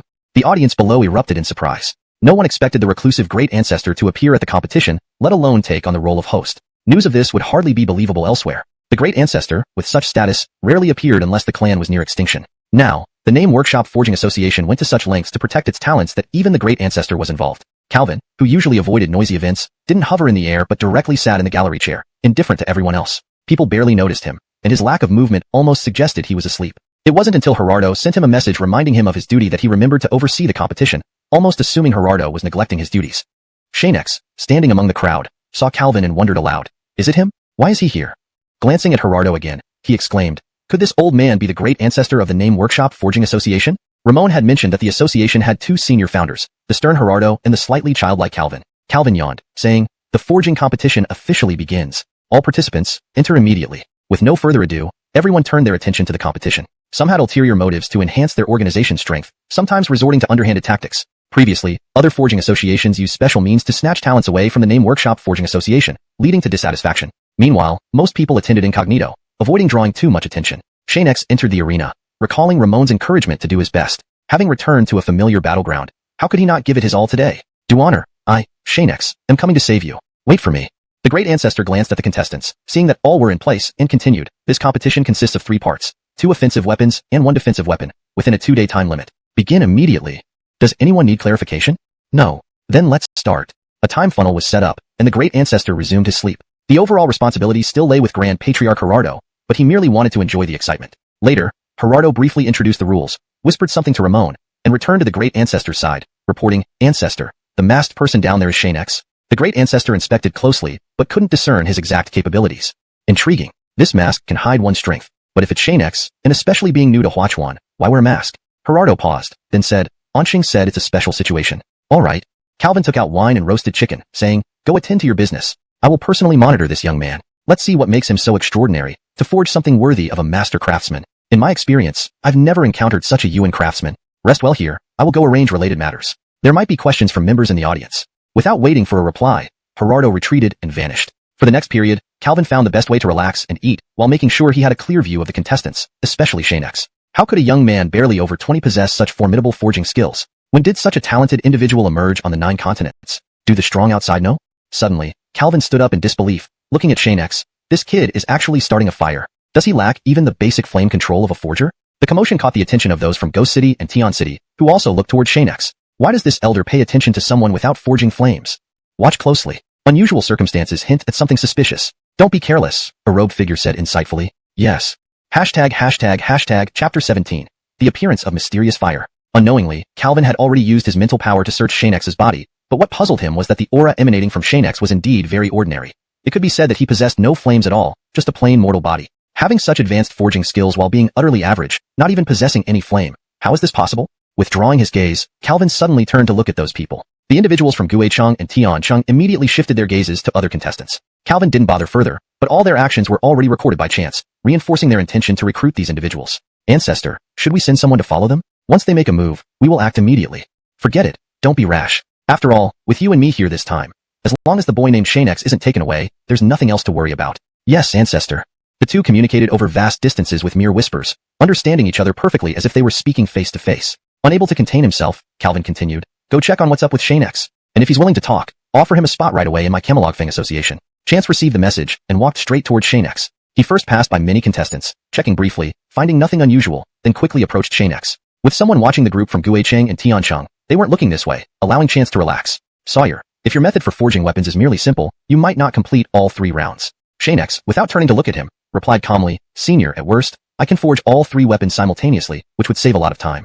Simultaneously? Chance didn't understand. In this vast 9 realms continent, few can forge multiple weapons at once. Even the current strongest weapon forger, Duanshou Zhen, can't do so freely. How can a young person like you manage it? Senior, please hold your questions until you see my final work. Throughout this entire process, Xianxia hadn't given Chance a proper glance, focusing only on his own work. This annoyed some of the other contestants who couldn't help but feel resentment. The old ancestor has come down to speak with you directly, yet you show such an attitude. If it wasn't for the competition, encountering Xianxia alone would result in a severe lesson. You young brat, I came here out of kindness, why aren't you saying anything? Chance was slightly angry, but seeing Xianxia busy, he couldn't vent his anger and left huffily. So what if you're an old ancestor? Before me, Xianxia, I am the senior, and you are the junior. Suddenly, Xianxia felt the temperature around him rise. Just after taking a few steps, sweat broke out all over his body, drenching his back. This sensation was similar to what he experienced during his match with Rupert, suggesting the presence of strong flames. Someone on the field is using flames, everyone look. Outside the field, someone shouted in surprise. At almost the same moment, everyone's attention turned toward the source of the flames, including Xianxia, who was currently forging. This type of flame's temperature differed from ordinary ones, likely being a strange fire. If Rupert's flames were royal, then these are divine. From its aura, it seems to be quite high grade. But what kind of flame is this?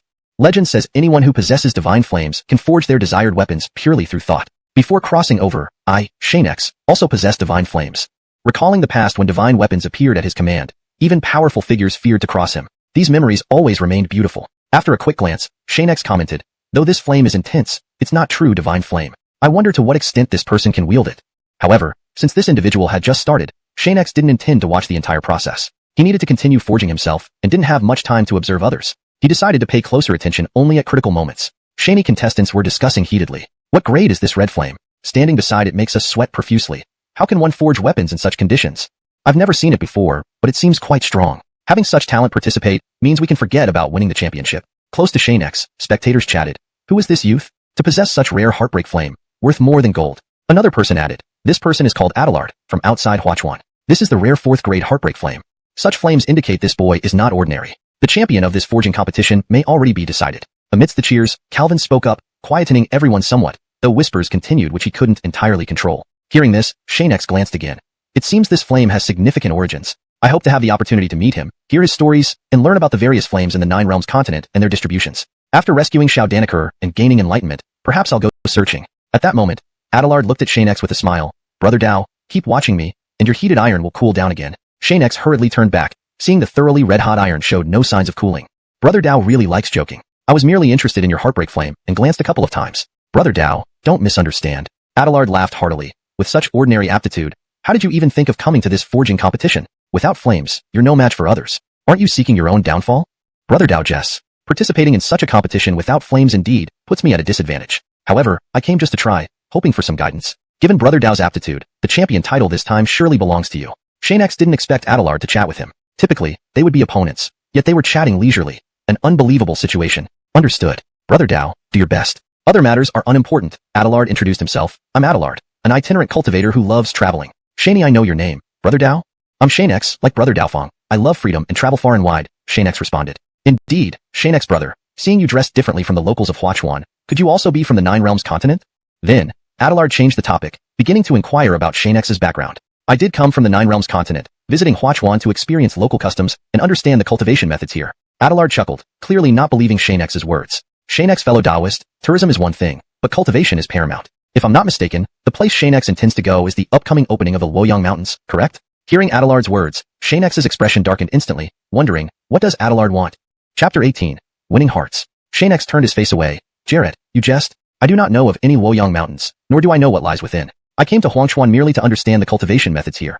I have no interest in anything else. Humph, stop pretending. Everyone who comes to XuanHuan from all over the continent is here for the Luoyang Mountains. After all, it holds great potential, and anyone would naturally want a piece of it. Adelard, recognizing his lie, said bluntly. Confused, Xianxia remained silent, realizing there was no need to hide his purpose anymore since Adelard already knew. Brother Jarrett, if you're so perceptive, why did you join this alchemy conference? A true powerhouse should avoid exposing their tricks easily in such an environment. Surely you understand this better than me. Faced with Xianxia's question, Adelard replied, to be honest, upon arriving in the Huangshuan region, we were ambushed. Most of my group is dead. To find more allies, I had no choice but to seek recognition at this alchemy conference to find others from the 9 continents.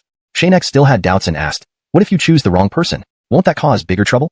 Adelard responded, I watched you forge weapons last night, Brother Xianxia. You are clearly not ordinary. Using only simple forging techniques, you created incredibly powerful weapons. Let me be straightforward. I want to win your support. With so many deaths, their current strength wasn't enough to face the upcoming challenges. To successfully enter the Luoyang Mountains, they needed more manpower. Why do you want to pull me into this, Brother Jarrett? Xianxia didn't fully grasp the necessity of joining forces to enter the Luoyang Mountains. Without backing, one wouldn't survive inside. Adelard, continuing to refine artifacts, explained, Brother Xianxia, entering the Luoyang Mountains cannot be done alone. It requires a team's advantage. Otherwise, one won't return alive.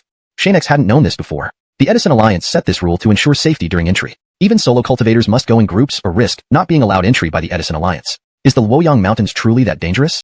Xianxia found it hard to believe. Requiring teams to enter seemed suspicious. Absolutely. Adelard glanced around to ensure no one was listening. If fewer people went together, they would die. Reports show that teams have higher survival rates, while solitary cultivators often perish. So if we don't agree to cooperate, we can't even enter the Luoyang Mountains?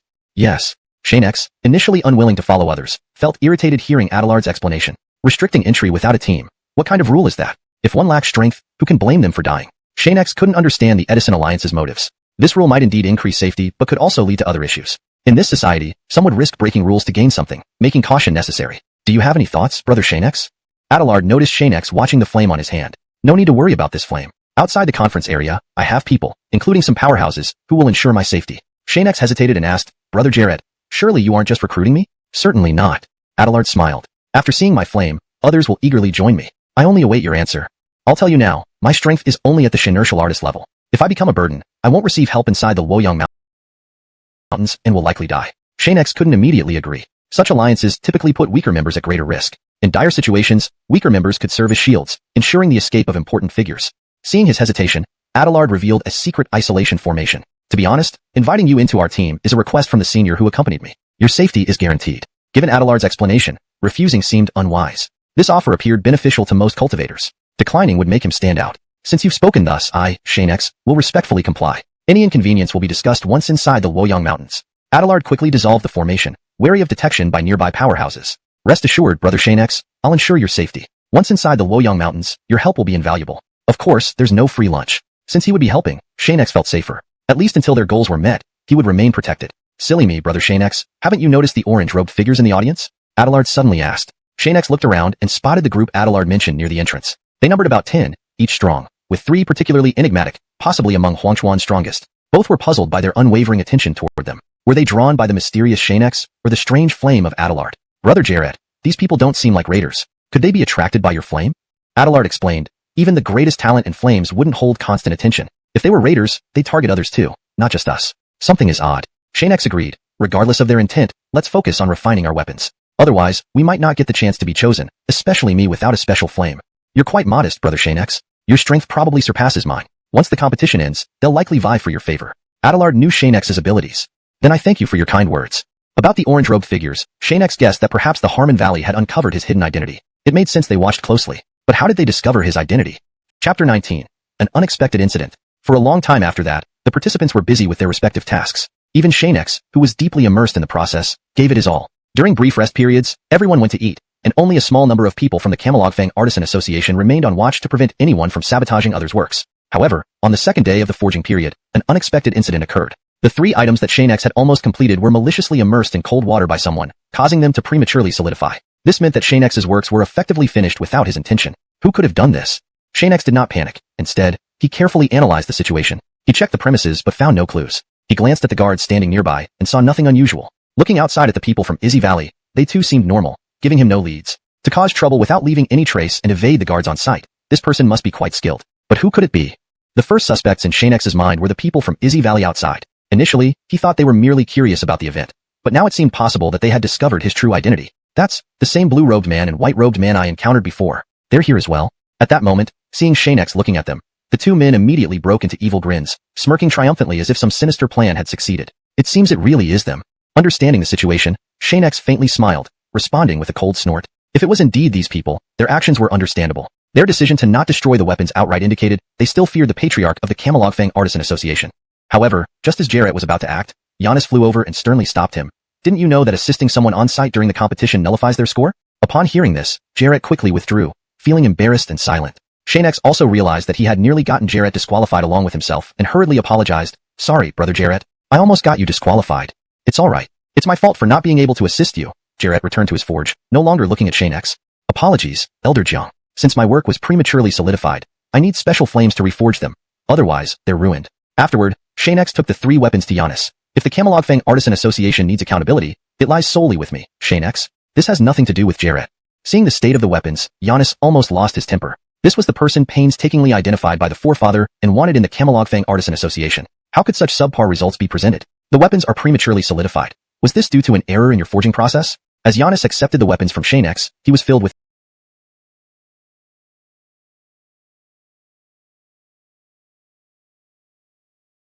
doubt. How could the person personally praised by the forefather make such a critical mistake? No, Xianxia calmly replied. Someone came over while I was eating and prematurely solidified the weapons. Earlier, in a moment of confusion, I thought Jarrett's ghost fire could help reforge them within this last bit of time. Is that true? Giannis turned to ask, startling Jarrett, whose hands trembled, nearly dropping the weapon. Just as it was about to fall, Giannis controlled its landing to preserve the integrity of the work. Yes, Elder Jiang. Do you know who did this? Daring to tamper with our association's competition, how dare they challenge us? Giannis exuded terrifying authority, clearly enraged. Seeing the people from Izzy Valley rise from their seats behind, Xianxia responded innocently. I do not know, Elder. After staring at Xianxia for a while and finding no abnormalities, Giannis finally spoke. Our association will thoroughly investigate this matter and ensure fairness for you. He continued, however, since the competition is ongoing, to remain impartial, participants cannot assist each other, and even we cannot intervene. Regarding this incident, we'll leave it be. Time is running out, and when the judgment comes, the forefather will decide. If reforging is not feasible, it shall be left as it is. Yes, Elder. As soon as the Elder disappeared, Xianxia sat there, observing the smug faces of the Izzy Valley people. There would surely be a battle between them, especially since Greta was still in their hands. Jarrett approached him and asked if he encountered it for real. He desperately wanted to obtain it. However, this desire brought him trouble, leading to a joint pursuit by people like Hyman and Heavenly Demon Hand. In the end, he had no choice but to sacrifice himself to safeguard the XuanHuan divine pill, swallowing it before his death. Now, unexpectedly reincarnated, Xianxia couldn't help but sigh that consuming the XuanHuan divine pill was indeed the right decision. Before the transmigration, there was no certainty. It was a gamble. But after transmigrating, possessing the XuanHuan divine pill felt truly rewarding. These were the things Xianxia needed to understand. There are many theories about internal flames, similar to a lottery. Whether one can obtain supreme flames entirely depends on luck, unrelated to intelligence or talent. Even as a divine Amato, Xianxia once possessed divine fire, effortlessly crafting divine artifacts. Now, however, he must start from scratch, building and generating fire on his own. As a divine Amato, he never endured such hardships, always being served by others. Unless absolutely necessary, he rarely had to take action personally. Fire. Where's the fire in this body? Previously, the fire in his old body was located at his feet, in nature, unsuitable for crafting and only useful for attacks, with limited value. Reborn now, his body has changed, and the internal flame is completely unknown. After some searching, just as he was about to give up, a faint white force emanated from his heart and gradually gathered in his hand, touching the weapons. The moment it touched the formed weapons, they turned red-hot as if freshly taken out of a furnace. Seeing this, Xianxia quickly retracted his hand. Just that touch reverted the three weapons to their preformed state, something impossible for humans to achieve. Shani people noticed this phenomenon. Despite being stunned, they dared not rush down due to the presence of the ancestor and founding junior of the famous workshop alchemy association. Xianxia had become the apple of everyone's eye. After the forging competition, countless organizations would vie for him. Even Calvin was excited and stood up, saying, "This Xianxia is indeed remarkable." He reversed a dead-end situation with just a touch. That's what makes him formidable. Because Xianxia's internal flame was a rare divine flame, even powerful figures like Calvin couldn't discern its true nature due to its brief appearance. Others in the crowd could hardly comprehend it. Elders from Guicheng and Tanqing said, "This boy is strong. Once he finishes the forge, we'll immediately go down and snatch him. Even if the ancestor of the famous workshop alchemy association is present today, he can't stop us. This youth has great potential. If we get him, we might significantly surpass other alchemy associations in the three cities. We must secure him." Both sides spoke in unison, determined to recruit Xianxia. I didn't expect that hosting such a competition would attract Hosuis from the other two cities' alchemy associations. One might think we're expanding the famous workshop alchemy association. Little did I know, it's merely a competition for family status. Unbelievably, this event unearthed many talented individuals, not just Xianxia and Cohen, but also several promising young talents. Calvin took a sip of wine and confidently stated, "With this old man here today, these young talents will first interact with our famous workshop alchemy association before others get a chance. If anyone dares to interfere, this old man doesn't mind showing them a thing or two." Time passed, and many contestants had completed their works. Only Xianxia remained busy. Even some powerful figures in the audience grew restless, standing to watch him. The entire focus was on Xianxia. Clang. A loud sound broke the silence. Standing on the main platform, Calvin, the patriarch, declared the end of the competition. "The forging competition has ended. Contestants, please place your creations on the table. Experts will inspect them, and results will be announced shortly." Cohen looked towards Xianxia first. "Brother Xianxia, everything went well, didn't it?" Seeing 3 finished weapons on Xianxia's table, he breathed a sigh of relief. "Brother Zhendao, rest assured, everything is under control." At this point, Izigu's spectators became unhappy. How did Xianxia achieve so much in such a short time? His 3 weapons looked perfectly forged. However, in Xianxia's mind, this result wasn't perfect. Since the weapons were initially shaped, even after correcting and reforging, they weren't as flawless as if crafted in one go. Then it's fine. Cohen sighed with relief. Successfully completing the competition was no small feat, especially for Xianxia, who nearly lost in the final moments. It would have been a pity. Thankfully, he succeeded. Cohen then gave a thumbs up to the audience outside, indicating Xianxia's challenges were resolved. Xianxia thought, just how powerful are those watching Cohen? During the forging days, I sensed no one outside the door. Their stealth exceeds my current abilities.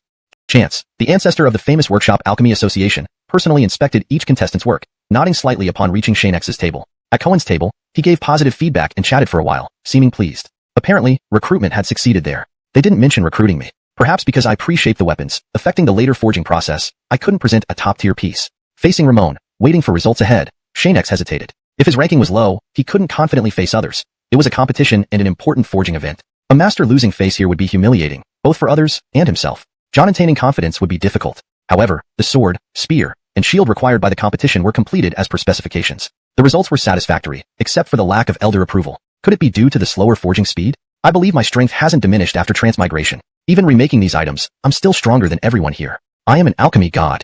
Xianxia. Chapter 21. Unexpected turn. The evening glow stretched for 1,000 miles, and now the time had reached dusk. Despite the sun having set, the heat of summer still lingered, causing those outdoors to perspire profusely. At the square of the Camelog Alchemy Association where the alchemy competition was held, the participants eagerly awaited Grand Elder Arthur's announcement of the competition results. Even though Grand Elder Jiang had spent a significant amount of time reviewing each submission, their eagerness to learn the outcome only grew stronger. Subsequently, everyone was gathered near the main stage area. Standing in clusters, they expressed growing frustration over the delayed announcement, chatting amongst themselves.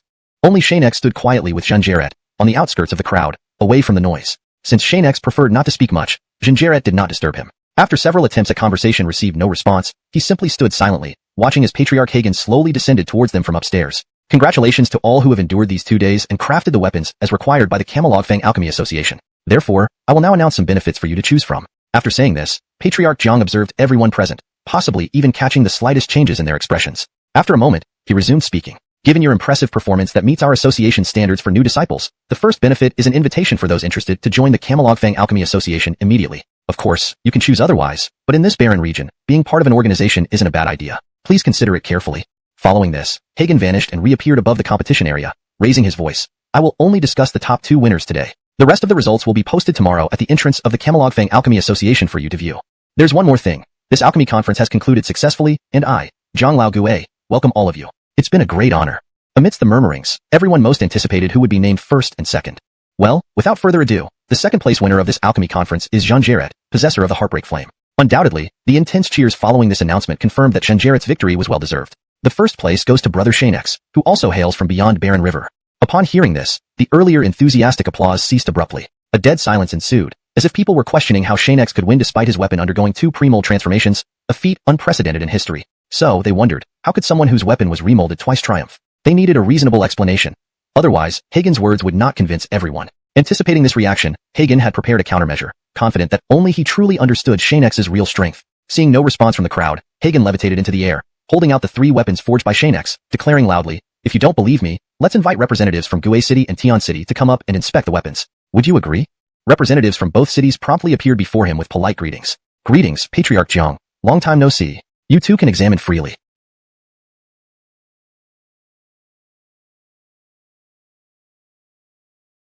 "If I exaggerated, I'll accept any punishment. What do you think?" Hagen said confidently, truthfully believing he wouldn't say this without witnessing Xianx's work. Patriarch Jiang speaks too humbly.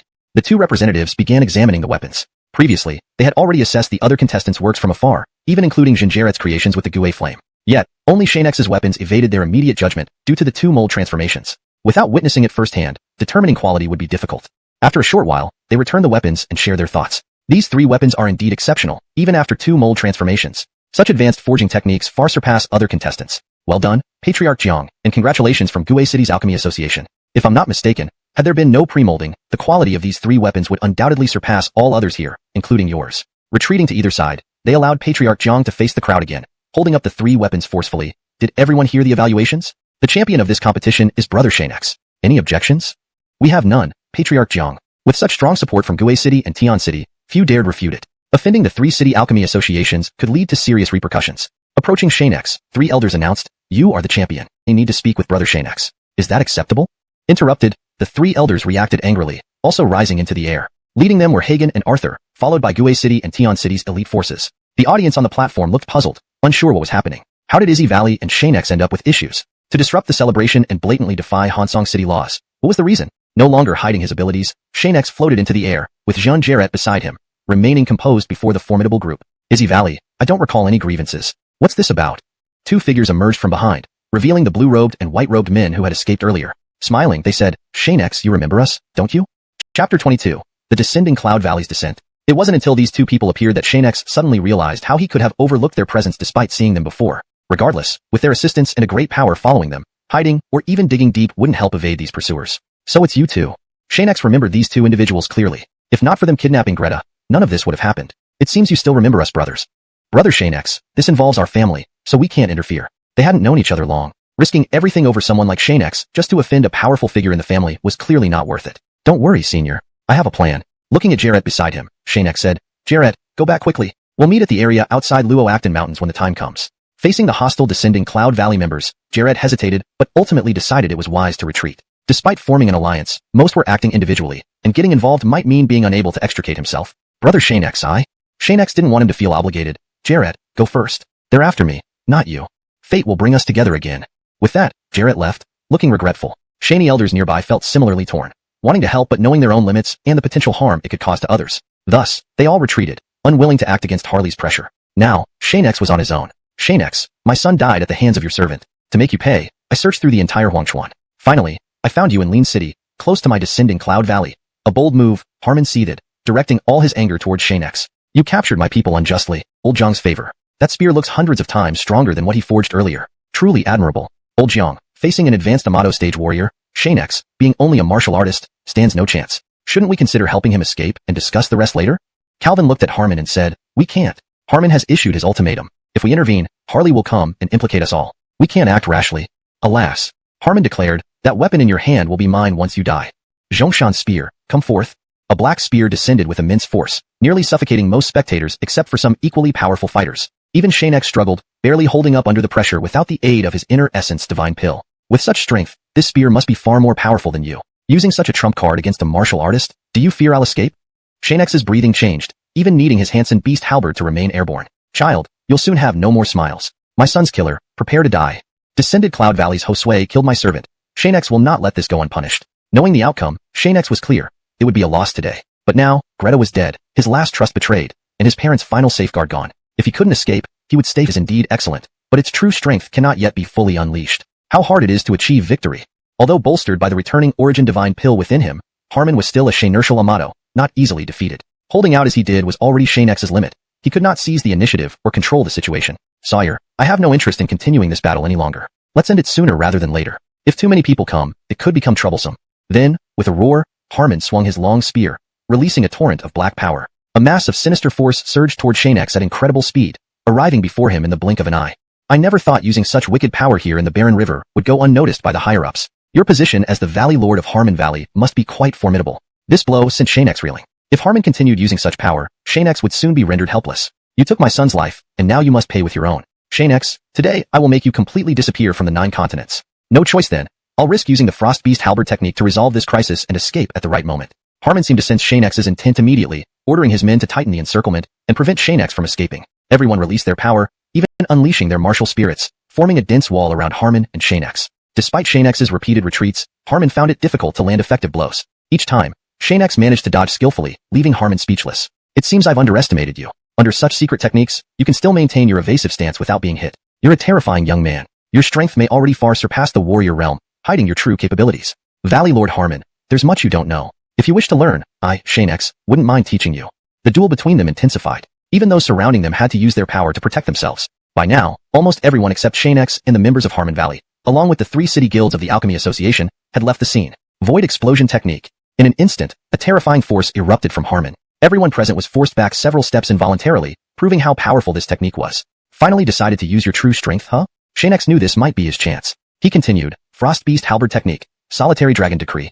A massive dragon-shaped force erupted from the Frost Beast Halberd, charging toward Harmon's eerie attack. Xianx knew he had to seize this opportunity. Once everyone's attention waned, he needed to flee quickly. The pressure exerted by our ancestor Jiang, truly remarkable. Herschel replied, if he doesn't handle this well, even our Jiang family might not take him in. Elder Harmon is formidable. Even our ancestor Jiang would have to weigh the consequences of disrupting the peace. That's true, but it's a pity for such talent to get involved with such troubles. Even our 3 city alchemy associations may not resolve the issue. Harmon has grown stronger recently. Well, since both of you are here, let's head to the reception hall. Once everything regarding the competition participants is settled, we can leave it to them to decide their future paths. Everything depends on your arrangement, Ancestor Herschel. We will not be so impolite. Please, follow me. Outside Hansen City, Xianx was now outside the city walls. With no longer any concerns about harming innocents or attracting the enforcement squad, the members of Harmon Valley began attacking freely. Everyone, listen to me. Whoever brings Xianx down will receive great rewards from me. Yes, Valley Lord. Inspired by these words, everyone attacked Xianx relentlessly, the explosion range expanding considerably. After flying for so long, my spiritual energy can't replenish quickly enough. If they catch up, I won't be able to flamity upon himself. Only a fool would converse with him. Xianx looked up and said, this is a high-grade concealment cloak. I will never forget your life-saving grace today, senior. After hiding, Calvini did not respond. He simply glanced and continued flying forward. Only he understood that it wasn't the right time to speak. Senior, please put me down. You shouldn't have gotten involved in this matter. The spiritual energy within me has already recovered somewhat. I can still fight. At this point, Calvini had no choice but to alter his voice and said to Xianx, kid, you're spent now. If I put you down, you'll be dead. Without further ado, if there's anything I ask for your help in the future, don't refuse. Fine, I will remember this favor, Xianx said, glancing at the relentlessly pursuing members of the Valley of Harmon. Senior, these people won't give up easily. If we can't shake them off, let's fight directly. Xianx, can still fight. This isn't the place to talk. Once we reach the disconnection peak of Wasteland River, we'll think of a way. There are many demons and evil cultivators there. By then, when things escalate, there might be an opportunity to escape. Calvini understood that only by reaching disconnection peak could they delay their pursuers. Additionally, some stray cultivators who couldn't even enter legitimate cities like Rain City, Deception City, and Dark City were confined to these unnamed regions. The purpose, he followed, knowing that with the senior's strength, safety would be assured despite the danger. I think the people from Valley of Harmon won't dare come in casually. We can rest and recover here. Good strategy, senior. In moments, they reached the pinnacle of disconnection peak, where the overwhelming aura forced nearby demons away, making the entire mountain eerily quiet. Rest first. Running won't achieve anything. We must resolve this conflict here, or it will never end. Xianx nodded, sat down, and began to restore his spiritual energy. In the distance, the Valley of Harmon members halted at the periphery of Disconnection Peak, not immediately entering. Lord, this is Disconnection Peak. Should we continue pursuing inside? Harmon clenched his teeth angrily. What are you afraid of? We still have Grand Elder Harley. Anyone who knows us won't oppose us. Keep charging in and kill Xianx, along with that mysterious figure. Once we know his identity, his family can vanish from Wasteland River. No one dared to object. They were part of Valley of Harmon, and disobedience could lead to disaster. They didn't want trouble for themselves or their families. Brothers, the Lord orders us to pursue deeper. Kill that kid named Xianx. The Valley of Harmon members rushed in. Harmon continued, even with helpers, our secret techniques aren't easy to handle. Prepare to die, Xianx. Seeing the two on Disconnection Peak, Harmon asked, not running anymore? Xianx stood up. If Lord Xiao wants my life, it's inevitable. But unfortunately for you, You can't take it. Spiritual energy. Stronger cultivators store more, while weaker ones store less. For practitioners like me, exhausting spirit energy can happen quickly. After this victory, he needed to accelerate enhancing his strength. I'm still too weak.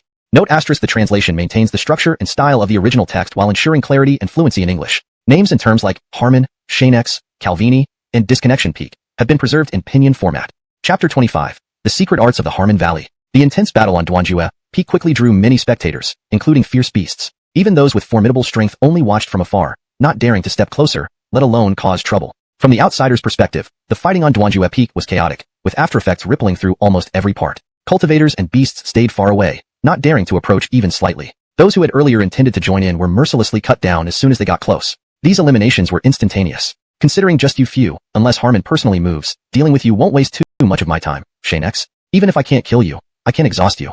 Xianxia's fight against the few individuals from Harmon Valley was evenly matched despite them outnumbering him. Using his Xianxia spear, he repeatedly evaded enemies on XuanHuan Peak and could sustain a prolonged battle. It was unbelievable that someone who had just entered the Xianxia artist realm could possess such power. Even prodigies would find it challenging to deal with multiple opponents simultaneously. Note: I've made the translation read more fluently in English while ensuring it accurately conveys the meaning of the original text. The term Xianxia spear, is kept as it seems to be a specific weapon name. If you have a preferred English term for this, please let me know. Calvin faced off against Harmon, overwhelming him entirely. No matter what techniques Harmon used, he couldn't budge Calvin in the slightest. The gap in their abilities was vast. Quentin, if you leave now, the Harmon Valley will reward you generously. Otherwise I, Harmon, won't be polite anymore.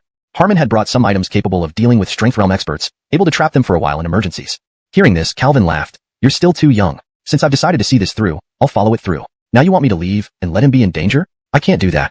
Then don't blame me for being ruthless. Daring to provoke the Harmon Valley, even strength realm experts cannot act so recklessly. Harmon casually tossed out a paper talisman, black with purple streaks. As he chanted incantations, immense spiritual energy surged within. This talisman, crafted by my ancestor, can launch 3 attacks at a strength realm expert. Quentin, today I'm determined to take Xianxia's life. A Funkong should be translated as wild or frenzied to maintain the context and fluency in English. Here is the edited translation. A wild burst of force erupted from the talisman, powerful enough to match a strength realm expert's attack. Calvin, initially relaxed, now became serious, his expression tense as he also unleashed equal strength combat skills. Raging Dragon Palm. As their skills clashed, Harmon casually redirected the talisman's target towards Xianxia, smirking, "It's your time to die." Zenri Strike. Dark forces erupted again, leaving Calvin bewildered. Doesn't this thing need preparation? Launching another attack so quickly, friend Taoist, be careful. Hearing Calvin's roar, Xianxia turned around and saw the incoming Zenri Strike. Explosive and deadly if hit. This Harmon is indeed formidable. The power carries corrosive properties, possibly poison gas. Being hit would be disastrous. Humph, Primordial Divine Shield. Instantly, a golden shield appeared, blocking the strike. Xianxia strained, feet firmly planted on the ground. Is this truly the power of a strength realm expert? So strong. Honestly, Xianxia was clearly at a disadvantage, especially surrounded by several strong foes. If they attacked together, defeat was inevitable. Sure enough, Harmon soon yelled, "What are you waiting for? Attack quickly and kill Xianxia before things get complicated." All together, attack? Now completely restrained, Calvin couldn't help Xianxia, who was thoroughly in danger. Solitary Dragon Technique. With no choice, Xianxia risked using the divine skill to temporarily escape and catch his breath. Instantly, Harmon ran over. Quickly used the formation to surround this peak. The rest is mine. Valley Xianxia. Are you referring to the Xiaoling killing formation? A disciple asked. This formation, adapted from the secret arts of the Harmon Valley, enhanced one's strength and weakened the enemies, giving Harmon confidence to handle Xianxia and the mysterious expert alone. Yes, if we don't show our true capabilities, others will underestimate us. With more watchers nearby, we must resolve this quickly. Without much thought, others positioned themselves instantly, forming the array swiftly. Just as Calvin and Xianxia recovered, they saw this scene and moved closer. Senior, this formation seems peculiar. Can it be broken?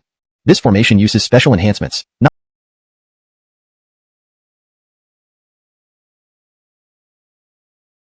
just a simple Xiaoling killing formation. Moreover, the strongest here is Harmon, making things troublesome, Calvin explained. Listening, Xianxia grew serious. Not skilled in formations, his best hope lay in brute force. Senior, can you break this formation forcefully? Given Xianxia's weaker strength, breaking the formation required reliance on Calvin's power. If he tried hard, the chances might be higher. I can, but breaking it takes time, and Harmon remains a threat. I can't let you face him alone.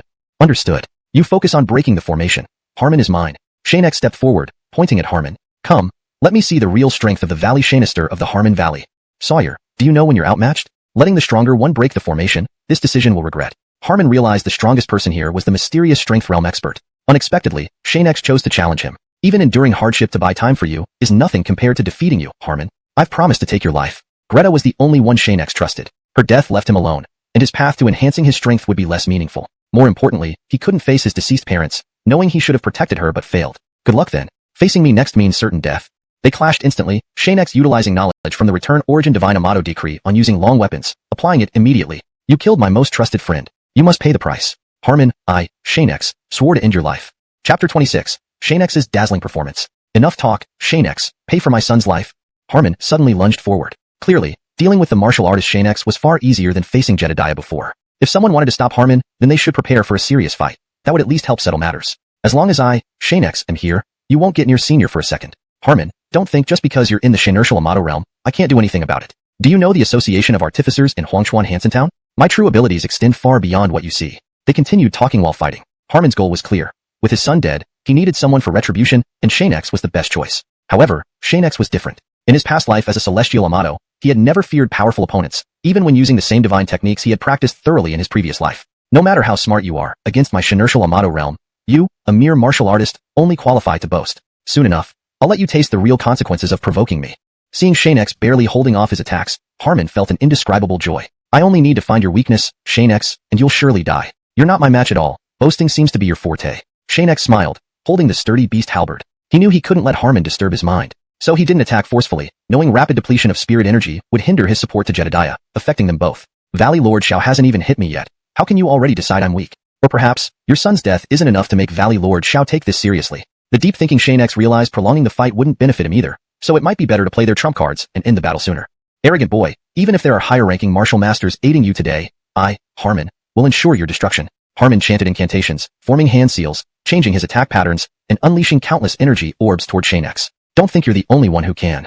Xianxia roared, divine technique return origin explode. Similarly, Xianxia unleashed numerous fireballs, and both martial arts collided fiercely, rapidly changing positions and continuing the intense combat. Activate the formation attack immediately. We mustn't let the martial master succeed. They must be trapped firmly. Outside, people were puzzled, asking, Valley Lord, doing this? Won't you also?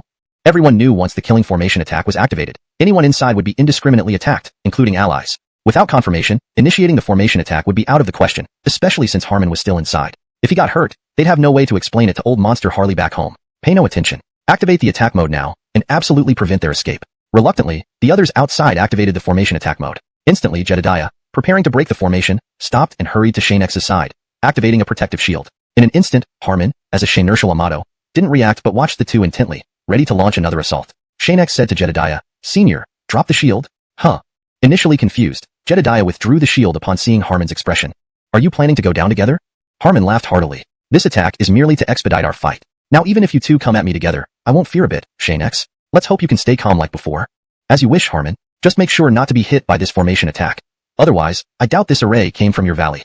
At that moment, Xianxia was rapidly drawing energy from the divine origin pill, recovering astonishingly fast. Even Jedediah and Harmon couldn't help but marvel. What are you? In such a short time, your spirit energy has fully recovered, and your state improved greatly. If I could get this secret, my status in XuanHuan would rise dramatically. Harmon revealed greed in his eyes. Who wouldn't want such an ability? Unafraid, Xianxia replied. With your skills, Harmon, you lack the prowess to kill me. Just don't get caught. Humph, die. With the formation already attacking, Harmon launched relentless assaults, showing no fear against Xianxia and Jedediah. Now, the three had to dodge both the formation and Harmon's attacks. One mistake could lead to immediate death. The top-tier formation trapping array of Xiao Hansening Valley indeed lived up to its name. The explosions were lethal enough to wound any defenseless cultivator. If prolonged, it was certain death within the formation. Not an easy opponent. It seems I underestimated this formation. Senior, can you cover me for a moment? Sure. Darting around, Xianxia, evading Harmon's attacks, exclaimed, Divine Imperial Decree of Return Origin, Secret Explosive Technique. Amidst the astonishment of Jedediah and Harmon, Xianxia's cultivation visibly surged. Xianxia Artist Realm. Xianxia Xianxia Realm. Natal Xianxia Xianxia Realm. Grandmaster, give it everything. There's still a chance to break through. Jedediah understood. Breaking free early was crucial during initial strengthening. Senior, with only this option left, whether it succeeds or fails, we must try. Xianxia agreed. Chapter 27. The Decline of Harmon. The battle between the three grew fiercer. Since the Xiaolin restraining array was enhanced once more, the level of combat between the two sides escalated. However, Xianxia and his companion would still need to find an opportunity to break the array. Currently, Harmon was relentlessly attacking them, leaving no room for any chance. His attacks are too aggressive, Senior. What should we do? Xianxia had ideas, but he couldn't directly voice them out.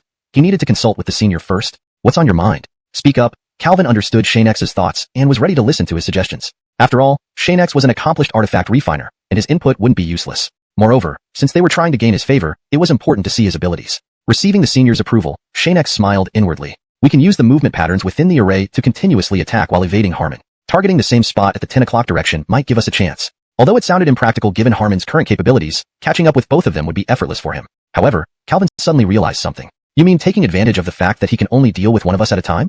Exactly. With the plan set, they acted accordingly. They split in different directions, with one person disrupting the array when Harmon chased the other.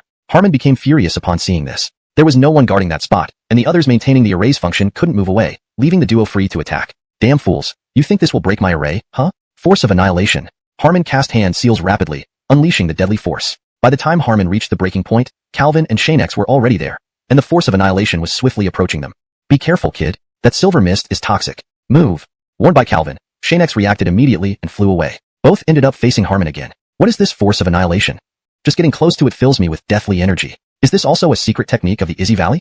Hearing Xianxia's question, Calvin replied, this isn't any orthodox martial technique. It's a forbidden skill banned by our Jiuzhou continent. Any cultivator who practices such techniques must pay a much heavier price than usual. How did a mere Harmon come across such a secret art? It seems only the unseen old ancestor of Izzy Valley, Harley, can provide answers.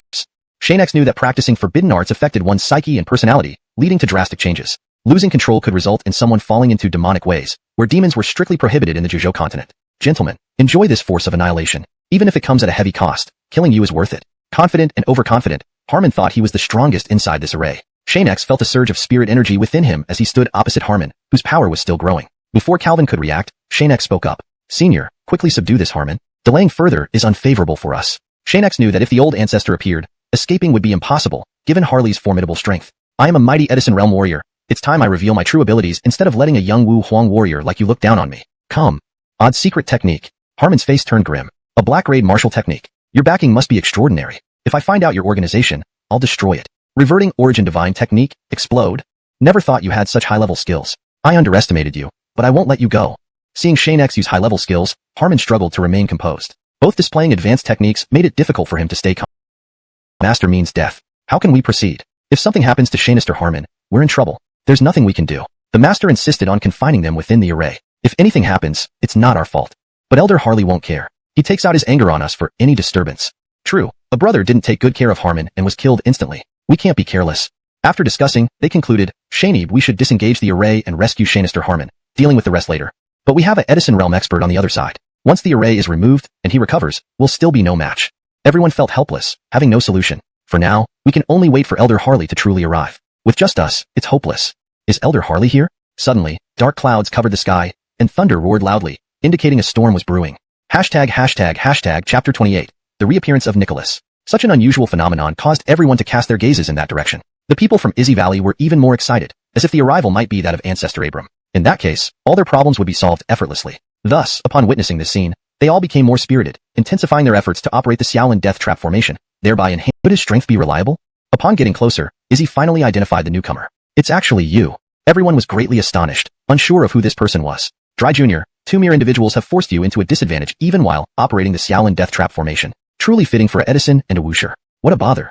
Clearly, Nicholas didn't get along well with Izzy, as they had different surnames. Calling Izzy Dry Jr. only further verified this point. Stop your jibes. Quickly come over. Nicholas drew his longsword. To die by my sword, it's a privilege, not wasted. Well, let's see if you have the ability. I've studied spear techniques extensively. I hope to learn from you. Seeing the impressive Hansong Beast halberd in Xianxia's hands, Nicholas asked, looks like you have an excellent weapon forging teacher. But once you're dead, everything belongs to Izzy Valley. Then, let's see what you've got. In the midst of battle, Nicholas continued talking. I've used this sword since birth, and now my swordmanship surpasses even Dry Jr. Izzy. Can you, Xianxia, withstand it?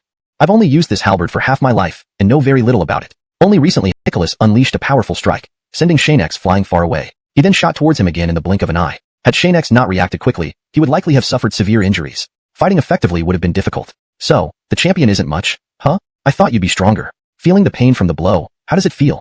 Xianxia knew that Nicholas's sword was laced with a mild poison. However, relying on the XuanHuan spirit pill inside him, Xianxia could resist it with minimal effect. This poison isn't enough to affect me, Xianxia. Your Izzy Valley is truly demonic, able to research anything for use. I can't believe XuanHuan agreed to this. All the combat techniques Izzy Valley employed would result in immediate execution on Jiuzhou continent. Yet, here in XuanHuan, they were freely used, truly unbelievable. Any technique that can unleash great power is a good one. There are no absolutes in this world, just limitations. Nicholas hadn't expected the poison Xianxia to be unscathed and continue fighting. He found it hard to believe. Your abilities are indeed special, but I am one of XuanHuan's top 10 elites. Defeat is inevitable for you.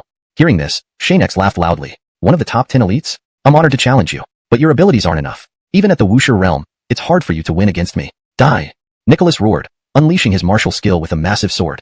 Chapter 29. Strength of the Nine Provinces Continent. As Xianxia and Nicholas were dueling, the battle between Harmon and Calvin soon erupted as well. The intensity of the combat did not wane. In fact, it seemed that only after Xianxia left could the two truly reveal their full strength. Quentin, I have almost guessed your identity. Harmon from our valley can tell. If you leave now, my Izzy Valley will not trouble you. Harmon understood that an Edison realm expert was still a Edison. He knew how many Edisons there were in the 3 cities of XuanHuan, and if they caused trouble, more deaths would follow. Guessing my identity is one thing, but you have no evidence. Even if you want to make trouble, it must be reasonable and supported by evidence. Otherwise, within this XuanHuan region, your Izzy Valley will find it difficult to move forward. Calvin responded, although worried. He wouldn't foolishly admit his identity. In Xianxia, anyone with Edison realm strength could be counted on one hand. There was the Blake of Xianxia, the ancestor of the Jiang family from the Armorers Association, and 2 other ancestors from powerful families, making 4 Edison experts in total. This was considered first-rate even within XuanHuan. Then let me remove your mask and see what you say then. At this moment, a group flew over from a distant outer area. Seeing a fight and a large crowd watching, naturally they grew curious and came closer. However, among them, Calvin immediately felt a presence similar to his own, but faintly more powerful than the aura he exuded. Even Nicholas remarked, it's actually an expert from the 9 Provinces continent. Xianxia turned to look. Apart from 3 girls, the other 5 were all experts. What sect were they from? Who could wield such influence? They seemed to be personnel from a sect on the 9 Provinces continent, with the main figures being those 3 girls. Seeing everyone staring at them, the girl at the front spoke up, "Oh, senior, please restrain your aura to avoid drawing attention. We are here to watch the battle." Despite wearing a veil, it was clear she possessed stunning beauty and a fiery figure, instantly catching the attention of all present cultivators, who couldn't help but feel admiration. "Yes, miss." The crowd, previously captivated, shifted focus. They murmured amongst themselves, "Is this divine beauty from the 9 Provinces continent? It's been a long time since I ventured out. When did such a beauty appear? If she didn't have those strong protectors around her, you'd probably already make a move to bring her back to chat in private." Ha ha ha, indeed. Who is this girl? She's accompanied by a Edison realm expert. Could she be from a distant continental sect? Not without reason.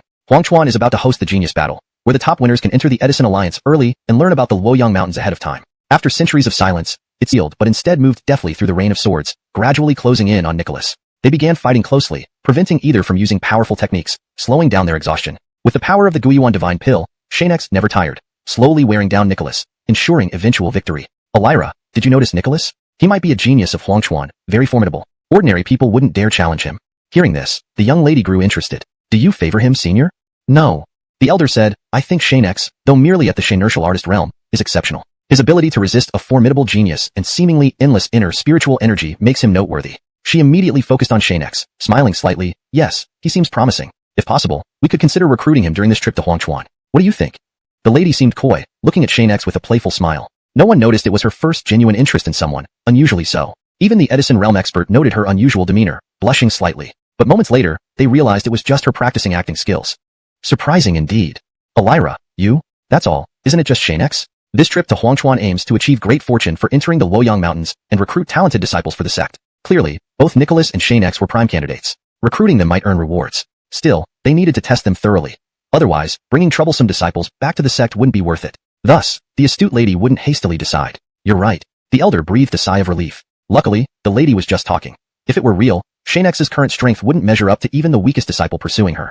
Elira, the obvious battle situation shows the Harmon Valley on one side and Xianxia with the Edison realm expert on the other. They seem besieged. In XuanHuan, the Harmon Valley is a significant force. Xianxia, despite Edison protection, won't last long. The lady responded, You're correct. Let's observe Xianxia closely. Upon hearing this, the elder's face changed. Focusing on Xianxia made her seem uneasy. Was this really wise?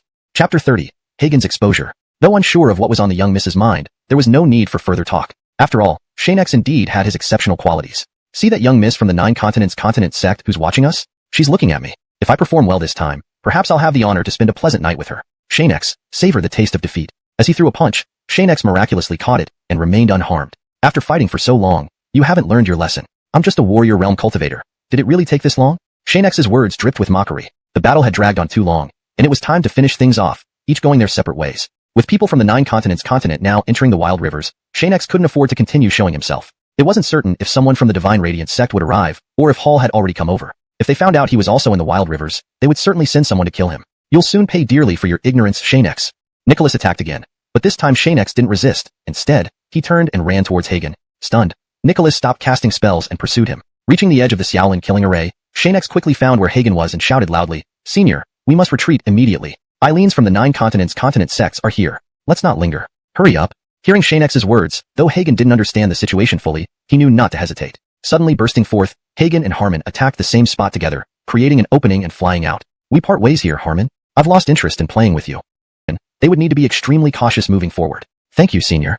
At this moment, Xianxia noticed no one nearby and began concealing himself. The two hurriedly reached the city gates at top speed. Initially, entering the city went smoothly, but upon entering, Jiang Hansen, the guard of Hansen City, appeared before them, blocking their path. Ancestor Jiang, the Blake asked me to give you this letter. You can read its contents later. Hagen asked, how is the Blake? Is he angry? Jiang Hansen replied, he doesn't seem happy. You should be cautious and stay in Hansen City for now. Best not leave the Association of Artificers. Understood. Please convey my apologies to the Blake. I'll handle things from here. Very well. After Jiang Hansen left, Xianxia curiously remarked, it seems the Blake is on our side, but by not coming in person, he's choosing not to get involved. I understand the Blake's meaning. If he showed up, it would cause issues. Writing a letter is better since we've created a significant problem. Harmon won't forgive us. Hagen understood the letter's intent, so whether he read it or not didn't matter. Still, once back, he allowed Xianxia to read it, knowing Xianxia was curious. Let's go back and try to avoid the people from Harmonshan Valley to stay concealed. Xianxia suggested taking less traveled paths. Though longer, it ensured greater safety. Agreed. Dodging the eyes of Harmonshan Valley members in Hansen City, they stealthily headed towards a secluded area of the Association of Artificers, bypassing the main gate to avoid detection. Moments later, they arrived at the courtyard. As soon as they landed, Giannis rushed over, seeing them, withdrew his internal energy. Ancestor, you're back?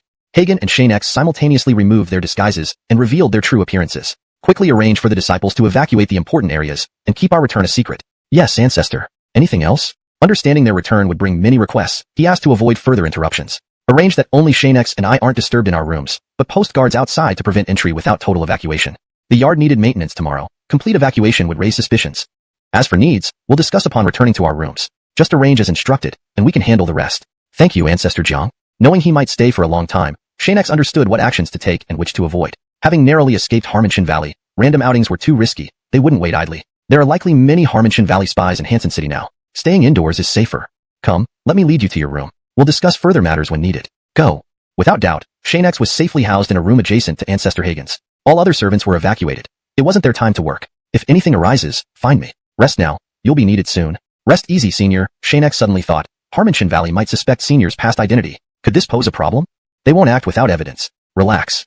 Once Hagen left, Xianxia entered the room, lay down on the bed, and fell asleep. Chapter 31. The Visit from Izzy Valley. The next day, Xianxia had thought it would be a simple day. However, right after dawn, people from Izzy Valley couldn't wait to show up, and before he knew it, his movement was restricted to within the room. He couldn't even step out of the room. This time they are definitely here with suspicions. I must go out and meet them. As long as you stay hidden, they won't be able to do anything to our Camelog Fang Blacksmithing Association. Thank you, Elder. Xianxia wanted to offer something in return, but realized he had almost nothing now. After this, should the Camelog Fang Blacksmithing Association ever need me, I will not hesitate to assist. Don't worry, there will be opportunities for you to shine. For now, we must lay low. Patriarch left. Facing the issues discovered yesterday, and to alleviate Izzy Valley's suspicion, he had to appear no matter what. To protect Shane petition, all contestants have left. Who else could be here? Not easily provoked, Senior Harley replied. We aren't sure if anyone remains, but Patriarch Jiang, can we search your premises? You're too much. This is the Camelog Fang Blacksmithing Association, and we cannot tolerate such disrespect. Harley's single glare silenced Giannis. Our people suspect involvement here. Moreover, my beloved grandson is dead. I don't mind using force. Seeing the situation escalating, Calvin stood up to explain. Please calm down. If Senior Harley has questions, please state them. Violence isn't appropriate here in our important venue. Very well. Harley pounded the table and arrogantly declared, Patriarch Jiang, if you recognize him, hand over Xianxia and we'll leave. Otherwise, let us search. If found, he's ours. If not, any damage today will be attributed to Izzy Valley. Calvin wasn't afraid but hadn't informed Xianxia yet. If found, it would be disastrous. There had to be another way. Xianxia could react when they approached his room and find a hiding spot inside, making it hard to find him. This would give Harley an answer without direct confrontation. Of course. Giannis watched Patriarch smile and kept silent. Since you want to search, you're welcome. But you must stay in this hall. Calvin agreed to their request but warned against sneaking along, threatening consequences other people in Hansen City for your selection. Truly impressive. Too kind, Senior Harley. Although many talents emerged, they chose other associations. Representatives from the other two cities also took many promising ones. Waiting for results, both wondered if Xianxia would be found, proving Calvin's involvement. I heard most talented blacksmiths are indeed within the Camelog Fang Blacksmithing Association. Brother Jiang needn't worry. It's unfortunate Xianxia holds a grudge against us. As expected, Harley brought up Xianxia within 3 sentences. Calvin sensed his intent to fish for information. If someone threatens my organization, no matter how talented, they must resolve their own troubles first. Otherwise, joining us is impossible. Calvin successfully distanced himself from Xianxia and made it clear to Harley that Xianxia was not in the Camelog Fang Blacksmithing Association at the moment. No matter how hard they searched, they wouldn't find him. That's. However, the cunning Harley was not about to easily believe his words. ##### Chapter 32. Xianxia leaves. On the surface, Izzy Valley's guests were polite, but in reality, they were shrewd. Even when Giannis went out for a moment, they followed him closely. Clearly, They suspected that Xianxia was hiding within the Jiang family of the Camelogfang Artificers Association. However, neither side explicitly mentioned it. It was all handled covertly. This incident would surely spawn many rumors again. Farewell. Calvin merely nodded, thinking since they didn't find Xianxia, there was no need to be humble to them. After Izzy Valley left, Calvin turned to ask Giannis, is little friend Xianxia still in his room? Giannis bowed his head. To the ancestor, there's no sign of Xianxia in the room. We only found this letter without letting Izzy Valley know.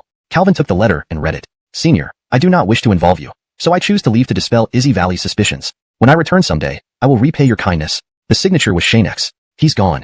He's gone. Calvin immediately destroyed the letter and instructed Giannis, send orders to all branch headquarters in Xianxia. If anyone sees Xianxia, assist him and urge him to return soon. I truly have something important for him to handle once he has strengthened his power. Ancestor, this?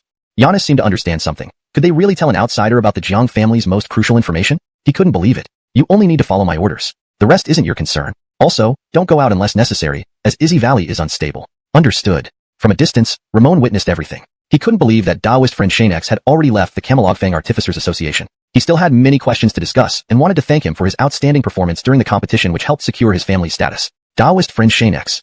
Looking at the time, he decided to go out and find Xianxia. No matter what, he needed to properly reward him and fulfill the promised rewards. Disappearing around the corner, Calvin noticed him and decided to see what Ramon was preparing. Go arrange it. Tell all disciples to execute the order. With that, he left, knowing that whatever he promised Xianxia, he could also provide some good items along with what Ramon carried. Inside, Ramon packed some strange rocks into his luggage, selecting carefully. He didn't notice Calvin entering and heading straight to put away his things. Anqing, what are you doing? Ramon stopped upon hearing the voice, looked towards its source, and saw Calvin. His expression turned serious. Ancestor, do you plan to go find him? Knowing what Ramon was about to do, he didn't hide it. Yes. I have some items here as well. Pack them up and take them with you. Holding the box given by the ancestor, Ramon quickly made space in his luggage, placing the box carefully before continuing with the other stones, extremely meticulous. Calvin sat nearby, drinking wine. If you encounter him, convey my message. Wait until he gains enough strength before returning. There's still work for him to do. Quentin, there's a rat behind us. Should we deal with it? Dao Hovergfing asked, and Ramon was ready, replying, assign a couple of brothers to hold back. The rest follow me. Dao Hovergfing mustn't leave my side unless absolutely necessary to prevent being outwitted. Understood. Dao Hovergfing selected a few trusted, strong individuals. Stay behind and report immediately if they make any moves. Understood. Ramon, uneasy, thought. Hope Xiachen doesn't follow. It will be hard to hide from him. Brother Xianxia, where are you now? Hashtag chapter 33, Continental Sects. Outside a restaurant on the outskirts of Hansen City, Xianxia stood and cautiously surveyed the surroundings, ensuring no one was around before nonchalantly walking inside. At this moment, Xianxia's face was concealed, even his aura hidden. To an outsider, he appeared to be just another crippled individual who couldn't cultivate, with nothing particularly remarkable about him. He found an empty corner near the entrance and sat down. A quick glance revealed the people from the Jiuzhou continent sect who had watched the battle earlier. The young lady among them, upon closer inspection, turned out to be quite attractive. Xianxia couldn't help but steal a few more glances before his food arrived. When someone noticed him, he quickly looked away, picked up his teacup, and took a sip as if nothing was out of the ordinary. His simple observation did not go unnoticed by a nearby Edison Dino. As an Edison realm expert, Heston wasn't afraid of Xianxia. Since they intended to recruit him, he needed to offer something substantial. At least during their conversation, they should get along well. Do you know about the Xianyao sect? Upon hearing this, Heston put down his teacup, slightly displeased. The Xianyao sect. It is the premier sect on the Jiuzhou continent, looking down on all others. Within its ranks are countless powerhouses, making it the aspiration of many cultivators. Why? Do you wish to join them? Instantly, Elder Heston's expression grew stern, almost hateful towards such an organization. Whenever someone mentioned it, he seemed exceptionally angry, as if ready to devour Xianxia at any moment. Of course not. Having lived 2 lives, Xianxia remained calm, undeterred by the situation. I merely want to know if the Xianyao sect has sent anyone here. Heston replied, opening the Luoyang Mountains is a holy event. Both sects from the Jiuzhou continent and clans from XuanHuan will send talented disciples. Then do you know who the Xianyao sect will send? Have you gathered any intelligence? Xianxia was eager to know if Bogdan was among those sent. If so, an encounter was inevitable. If not, it would be sheer luck. Elder Heston didn't answer immediately but paused. Then the young lady from the Jushi sect approached and said, this time, the people the Xianyao sect sends are extraordinary. Daoist Liu, do you want to meet them? Shaking his head silently, Xianxia gave an awkward smile. Not really, just curious about who they've sent. If you inform me of what you know, I, Xianxia, will be forever grateful. At this point, we don't know how many or who specifically they will send. We'll only find out when the Luoyang Mountains open, America interjected. By the way, my name is America, from Jushi sect, and yes, I hold a significant position. At this moment, Xianxia noticed a familiar figure outside and smiled at America. Xianxia, an independent cultivator. Elira America, I have some business to attend to, so I must step out. Go ahead. Once Xianxia left, the Jushi sect members resumed their seats, leaving the table clear. Both Heston and America had seen that the person waiting outside was undoubtedly an acquaintance of Xianxia, likely there for socializing. Ramon was soon led in by Xianxia. As soon as they sat down, Ramon hastily removed his backpack and placed it on the table, pushing it towards Xianxia. This is the payment I promised, including a portion specifically designated for you by my ancestral founder. Xianxia accepted the bag without opening it right away. Observing Ramon's demeanor, he sensed there was more he wanted to say. Shani, thanks.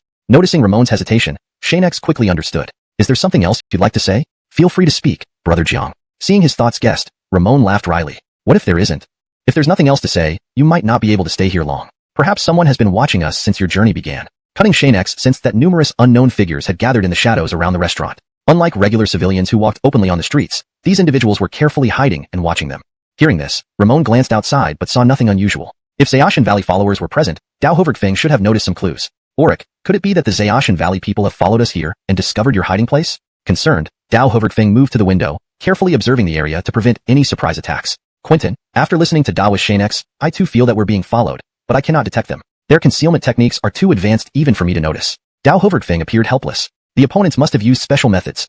Otherwise, he would have detected them. This level of concealment suggested involvement from the ancient patriarch Xianxian of Xianxian Valley. Don't worry. Leave early or order food elsewhere. Without solid evidence, they won't harm us. Fortunately, a bush blocked the view outside the window, making it difficult for the Xianxian Valley people to confirm that Xianxia and Ramon were together unless they flew above. With Xianxia's reassurance and Dao Hovertfing keeping watch, Ramon calmed down, relieved that they hadn't unknowingly been targeted. Alright, no need for pretense. My ancestral founder indeed has a message for you. It's a task, but it's not urgent right now. Oh, interesting, Xianxia thought. Elder Jiang hadn't forgotten the agreement, and was probably concerned that Xianxia might have forgotten. Chapter 34. Seeking Trouble. Ancestor asked me to convey a message to Auric. When you return after growing stronger and pass through the Wild River, come back to the Camelogfang Weaponry Association. At that time, he will tell you what to do. That's all Ancestor said. Sure, no problem. Xianxia readily agreed, knowing this was a debt of gratitude he owed. Ramon finished his last cup of tea and then instructed Hovertfing outside, let those two brothers keep watch. You come in and order another table of food, then call them in to eat with us. Remember to tell them not to look at Daoist fellow Xianxia, understand? Yes, young Xianxia. Hovertfing told the two brothers who had followed him, you two wait outside until the food is fully served, then come in. Remember, don't look at Daoist fellow Xianxia. The two nodded and positioned themselves, one at the door, the other where Hovertfing had been, just outside Xianxia's window by the shrubs.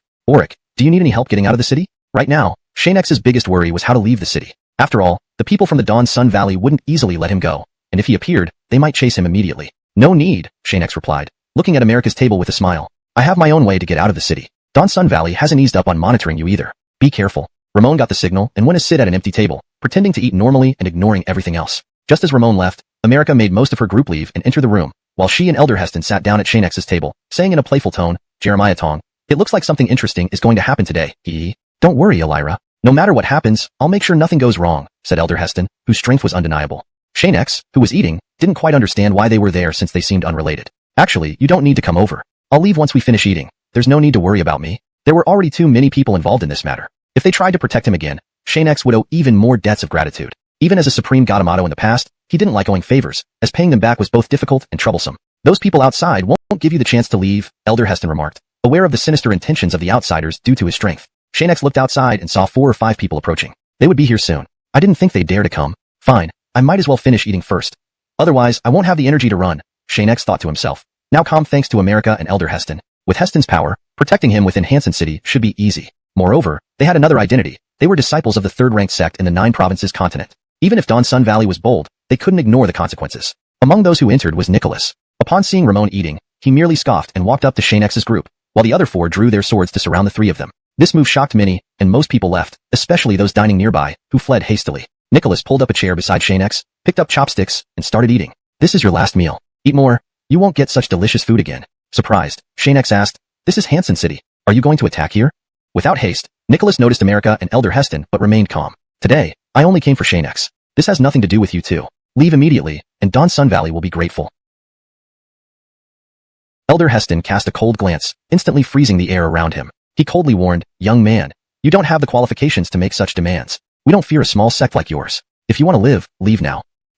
Just because you're from the mainland doesn't mean you can do as you please. This is the Wild River, not your 9 provinces continent, Nicholas retorted, pounding the table as he stood up arrogantly. However, Elder Heston was too powerful, and Nicholas couldn't gauge his strength. In an instant, Heston grabbed Nicholas, terrifying his companions into retreating. Elder, if you dare come again, you'll die. You should be grateful you didn't provoke us. Clearly, he was referring to Elira America. If she were provoked, even Xiao Yi personally wouldn't be able to save Nicholas. Only then did Nicholas realize his mistake. He cursed himself for underestimating the situation. Predecessor, spare me. Knowing he wasn't a match, Nicholas quickly pleaded for mercy. If not for the Hansen City rules, I could have crippled you. Heston threw Nicholas out of the restaurant, sending his followers away as well. I'm protecting Taoist fellow Xianxia. If anyone dares to cause trouble, you don't have the ability to challenge me. Xianxia Nicholas, what do we do now? A disciple supporting him asked. Enraged, Nicholas commanded. Xianxia's resolve was unwavering. He had to get out. Chapter 35, Departure from Hansen City. The next morning, Xianxia rose early, causing quite a commotion. Just then, outside the door, Elder Heston heard the noise and hurriedly came to knock. Knock, knock, knock. 3 sounds rang out, and Xianxia immediately became alert, slowly approaching the door and asking, "Who is it?" "It's me, young friend." Recognizing Elder Heston's voice, Xianxia quickly opened the door. After letting him in and checking around, he closed the door again, feeling relieved. "Elder, you're here early. Is there something?" Yesterday, it was already clear that America and her group would not leave the city but stay for a while in Hansen City. Xianxia naturally understood this. But now Elder Heston had come alone, likely for some reason. "Sawyer, people from Izig Valley are waiting at the city gate. Anyone with an unknown identity will be stopped and checked one by one. Even if you could slip past, you might not escape their notice." Xianxia frowned. "Then what do you suggest, Elder?" Elder Heston smiled and leaned close to Xianxia's ear, whispering softly, "There's a way to help you leave Hansen City. Otherwise, why would I come find you? Hurry and get ready. I'll tell you more on the way." Originally, Elder Heston didn't want to meddle in such trivial matters, but since Elira wanted to protect him, he decided to let Xianxia taste some benefits first, making future recruitment easier. "Thank you, Elder." Xianxia didn't dare waste time, packing up his things promptly. Before dawn, they left along the street towards the city gate. With just a cautious glance, they noticed many strangers stationed there. They were dressed in simple cloth robes, like ordinary civilians, rather than in the attire of Izig Valley disciples. "It looks like they've prepared well in advance, not intending to let me leave. With so many watching, even a mosquito wouldn't fly out." They had made arrangements the day after meeting. If Xianxia escaped, they'd have no way to answer to Izig. Elder Heston only glanced once. "This place usually has no one. I didn't expect it to be Izig Valley's doing. Wait here while I disguise you, then I'll personally escort you out." Hearing this, Xianxia felt deeply moved. To ensure his safe departure, Elder Heston was going above and beyond. This favor was hard to repay. Immediately, both changed into disguises and walked out casually. Under everyone's gaze, they gradually approached the city gate, preparing to depart. Sure enough, as soon as they appeared, those seemingly civilian youth started closing in, eyeing them suspiciously. Soon, someone confronted Xianxia and Heston, blocking their path. "What are you doing? Can't you see? Move aside." The younger man pushed and started cursing. "You blocked my way and tried to extort me. Forget it." The middle-aged man did not back down, replying sharply. The commotion drew the attention of all the civilians, who surrounded them. Xianxia and Elder Heston were trapped, unable to move without being obstructed from every direction. Hemph! Using such despicable tactics, only Izig Valley could think of this. Suddenly, Elder Heston saw someone with a knife attempting to stab Xianxia. He swiftly exerted powerful force to knock the attacker away. The crowd immediately retreated. Even the two who were arguing turned to watch. Realizing the danger, the attacker retrieved his dagger and limped away. Seeing Xianxia wasn't the target, the civilians dispersed, leaving only Xianxia and Elder Heston in the area. This step is cleared. They actually dared to act at the city gate, even without alarming the guards. Izig Valley is truly underestimated. Elder Heston looked at Xianxia. "Leaving the city isn't simple this time." "Don't worry, Elder. You should return now. As for how I leave, I'll figure it out. If your identity is exposed, I fear they might harm you." Out of concern, Xianxia insisted on not endangering Elder Heston. If discovered, he could escape. "No problem." Elder Heston refused directly. "You've helped us. Helping you now isn't for nothing. If there's an opportunity in the future, you'll repay us." Hearing Elder Heston's seriousness, "Don't worry." Xianxia waved goodbye, finding a hidden path under dim light and soon vanished. Elder Heston didn't linger long, buying necessities before returning, avoiding suspicion. Walking along a concealed trail, nothing extraordinary happened. Yet, Xianxia still felt uneasy. The less action, the more tension built. Izig Valley must have noticed I'm out. I need to find a quiet place to practice and enhance my skills. Relaxing slightly, dark figures shot several darts out of the shadows. Dodging them, Xianxia smiled. "Finally, you show yourselves." A dozen men emerged from the darkness, but their attire wasn't typical of XuanHuan. "Who are you?" Xianxia asked, puzzled. "Attack," the Josue ordered, and instantly, the dozen charged at Xianxia, far stronger than Izig Valley members. Exactly who are they? Chapter 36, Xianxia Forest. Xianxia didn't think twice. He immediately started playing hide and seek with them in the misty environment, no longer confronting them head-on. Without clearly understanding these people's identities, rash actions would only bring more trouble to himself. What was even clearer was that these people were not sent by Izig Valley to carry out the assassination. They were a different group. After a brief moment of contemplation, Xianxia realized. Suddenly, Xianxia sensed intense killing intent ahead. He no longer cared about defending against the surrounding attacks, but focused entirely on the front, preparing for the upcoming fight. Xianxia, right? The man wielding unique dual short blades, as soon as he approached Xianxia, unleashed continuous, powerful attacks. "It seems you're not as strong as rumors say. You managed to kill Kurt and Dave, so your life must be taken." Seeing himself unable to withstand the onslaught, Xianxia tried every method to distance himself from the assailant. "You were sent by Ellis, aren't you? Too bad, you are indeed strong. But wanting to kill me is still too simple." Just after saying this, Xianxia rushed back into the mist, quickly disappearing without a trace. That person watched angrily as he vanished and immediately ordered, "Give chase." In the morning fog, every time Xianxia was spotted, they hurled darts. If hit, the poison on the darts would severely affect him. As Xianxia's escape sped up, the person became impatient, holding the darts ready. Just as Xianxia disappeared around a dilapidated house corner, the dart was thrown out. Ah! Xianxia shouted in pain. By the time they caught up, he had already vanished, leaving no trace, like he had evaporated into thin air. Did you find anything? No. They reluctantly returned to the corner where they had thrown the darts, finding a few lying on the ground. Luckily, one of the darts had residual blood on it, undoubtedly belonging to the escaped Xianxia. More importantly, the poison from the dart had begun seeping into his bloodstream. That person laughed heartily. Xianxia has been hit by my poison dart. Everyone split up into pairs and continue searching. Report immediately if you find any clues. Everyone nodded and vanished instantly, except for two who stayed behind with him. But soon, he handed the bloody dart to one of them. Take this back to Senior Xianxia Forest to report that Frank, will definitely find Xianxia and capture him personally for Senior to handle as they see fit. Understood. Frank put away the remaining darts and told the other person, let's hurry and catch up. Perhaps he hasn't run far.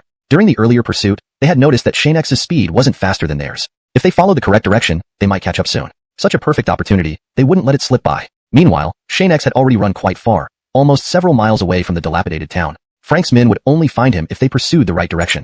Otherwise, they wouldn't discover his trail. All the signs I left haven't been triggered. It seems they haven't followed me. Finally, I can rest. Suddenly, a figure appeared before him and kicked him. Taken by surprise, Xianxia was knocked far away. Immediately, the attacker accelerated and rushed at Xianxia again, stabbing him and causing him to fall into a nearby bush. Seeing Xianxia lie motionless, the person said coldly, Humph, Xianxia, young Xianxia Ellis sends his regards. Then he left. Waking up groggily, Xianxia struggled to get up and grimaced. I didn't expect these people to indeed be sent by my good brother Ellis. Despite being so cautious, did they follow me since the start? Xianxia shook his head and continued, impossible. At the time, I already sensed that no one was following me, but I cannot rule out the other possibility, that when I killed Kurt and Dave, Ellis's people were already watching. It must be that. A sudden surge of pain in his chest forced Xianxia to set aside his thoughts, clutching the wound with a pained expression. He didn't intensify my injuries. Normally wouldn't someone take advantage of an injured opponent? Xianxia was puzzled by Kieran's actions. He hadn't seen this person before, not even when with Ellis. To think just one of Ellis's subordinates possesses such formidable strength. Currently, I am no match for him. To avoid encountering Ellis in the future, I must be extra cautious. Even Ellis's guards have incredible power. Xianxia dared not imagine Ellis's own capabilities. Subsequently, seeing no one around, Xianxia staggered toward a farther location. I need a quiet place to practice XuanHuan, otherwise it's unsafe. After taking a few steps, something on the ground caught his eye, a wooden sign with 3 prominent characters, Xianxia Forest. Xianxia Forest. Xianxia paused. It appears Ellis arranged this indeed. And this person's strength is not low, likely one he trusts. However, Xianxia still couldn't understand why they didn't finish him off, but instead let him go. What game are they playing? Putting away the token from Xianxia Forest, Xianxia continued searching for a safe place to train and improve his strength urgently. Going so far from the city should suffice. Chapter 37. Reaching a partnership. At this moment, the Izzy Valley welcomed new visitors. However, these were not new disciples, but the people who had chased after Xianxia earlier that morning without success. Leading them was the formidable Clay, whose mere presence made the sitting figure of Izzy feel suffocated. Their strength was indeed overwhelming. Shani, I ask who you are?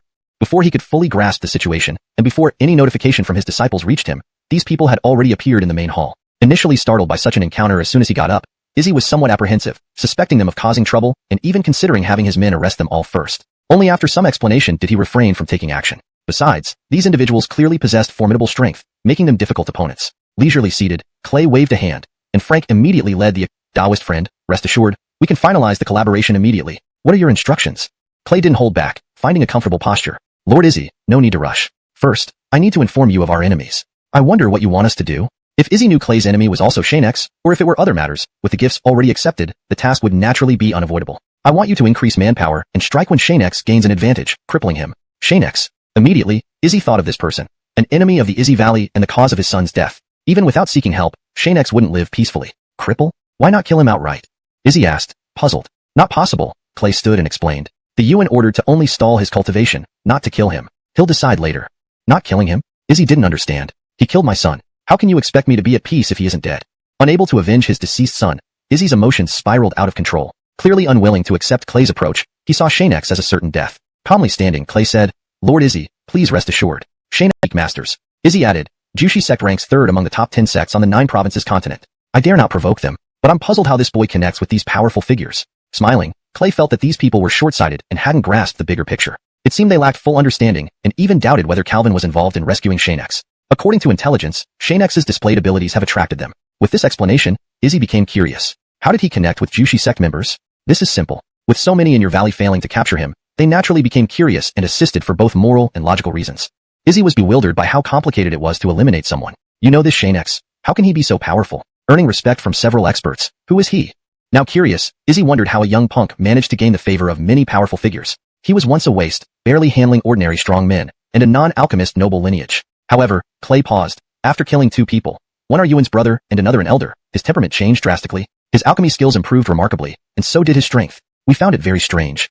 Beating an elder and a family genius, Xianxia was no ordinary individual. No wonder killing him had become so challenging with such powerful figures intervening. A mere martial artist. How could he be so formidable? Note: adjusted sentence structure for better readability and flow in English.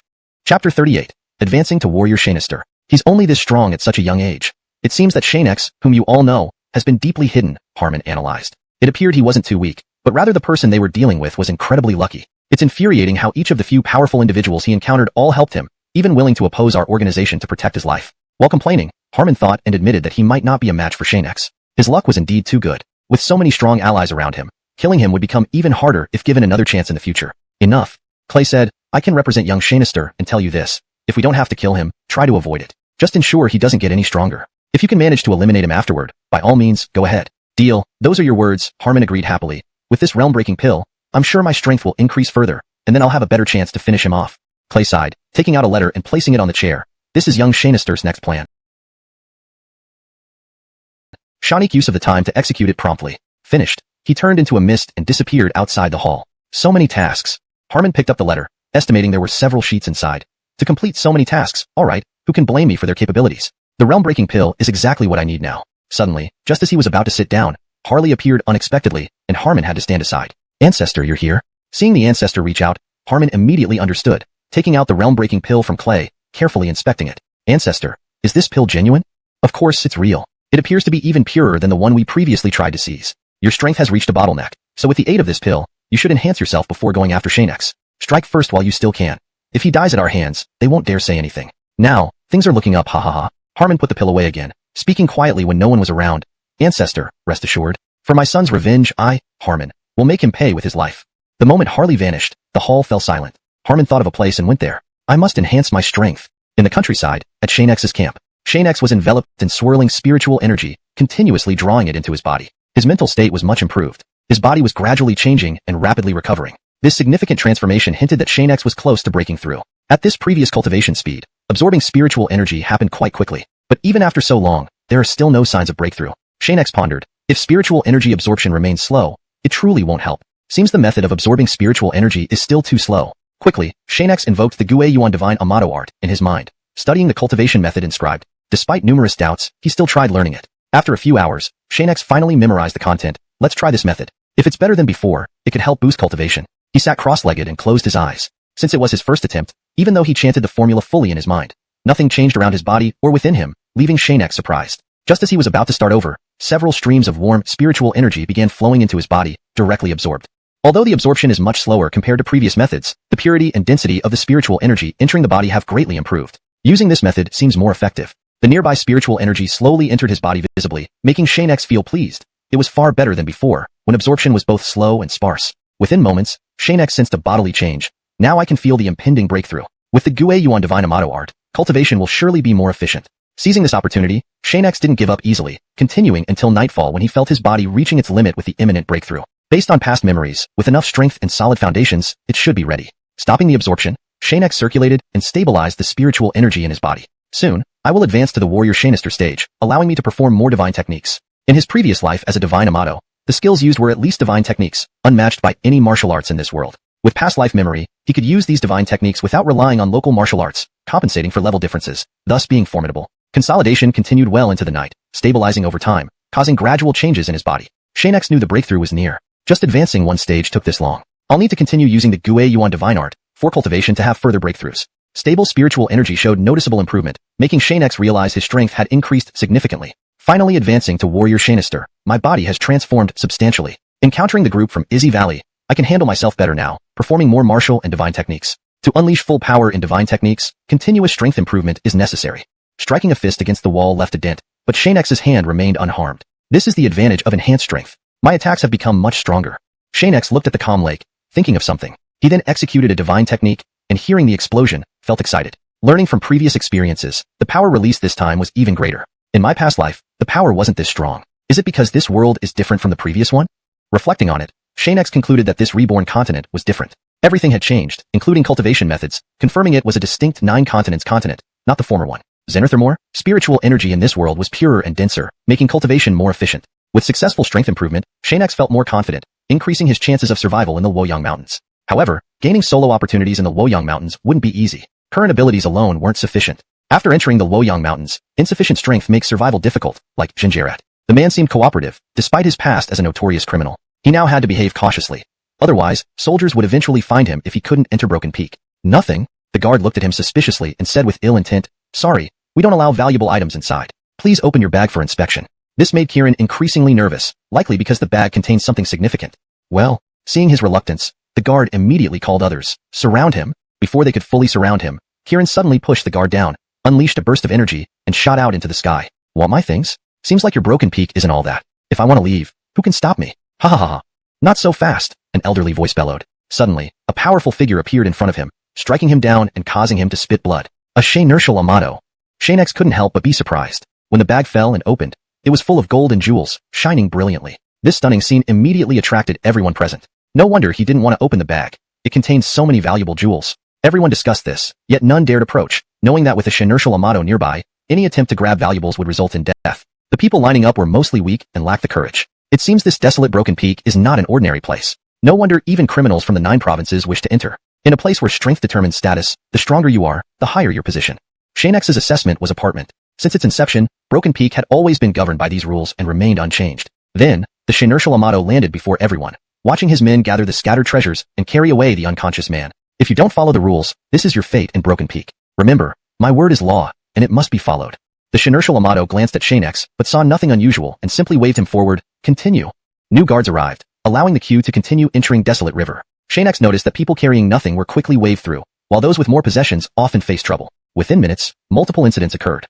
The case he observed was not an isolated one. Almost all those with backpacks met some form of trouble, and if they weren't caught, their valuables were confiscated under various pretexts. However, when it was Xianxia's turn, the guards merely glanced and asked a few questions before letting him pass. It was surprisingly easy. Before leaving, Xianxia felt incredulous, turning back to confirm everything was fine before continuing. So this Broken Peak is the commotion around him. From the crowd, Xianxia learned Kieran's name was Ralph, a notorious villain in Broken Peak with hundreds of lives on his conscience. People feared him so much that they dared not look him in the eye, used to his arrogant and tyrannical behavior. Even so, this had nothing to do with Xianxia. He only wished to accomplish his mission quietly. Seeing Xianxia ignoring him, Ralph's pride was hurt. Losing face before the crowd, he slapped the bun out of Xianxia's hand, threateningly. "I'm talking to you, Ralph. Did you hear me? Sawyer, when you're out, don't be too cocky. Show some respect before me, or you'll die for it. Understand?" Xianxia smiled, picked up the bun, and replied, "This bun has done nothing to you. Why knock it away?" Faced with Xianxia's response, Ralph laughed heartily. "Just a small bun. If you want more, I'll give you a basketful. Enough?" Seeing Xianxia still unresponsive, he grew furious. "Brat, are you sleeping with my girl? Explain yourself today, or you'll regret it." Xianxia paused, glanced at Aaron on the ground, then shook his head, indicating no connection. Even if she had some charm, she clearly wasn't his type. How did it suddenly come to this? Xianxia found it absurd.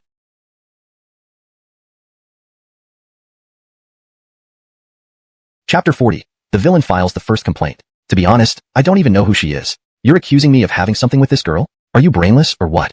Anyone could tell that Xianxia was a newcomer and appeared on the street of Broken Peak for the first time. How could he possibly have any relationship with this Savannah? This accusation was clearly fabricated, and Xianxia wouldn't take it lying down. "You, a stinking brat, dare to talk to me like that? Apologize and pay 100 taels as compensation, and I might spare your life. Otherwise, you won't leave this place alive." Ralph hadn't expected Xianxia to dare challenge him. Given his reputation on Broken Peak, people should give him at least a third of respect. Unfortunately, Ralph underestimated Xianxia, who not only wasn't afraid but also had the means to teach him a lesson. Compensation?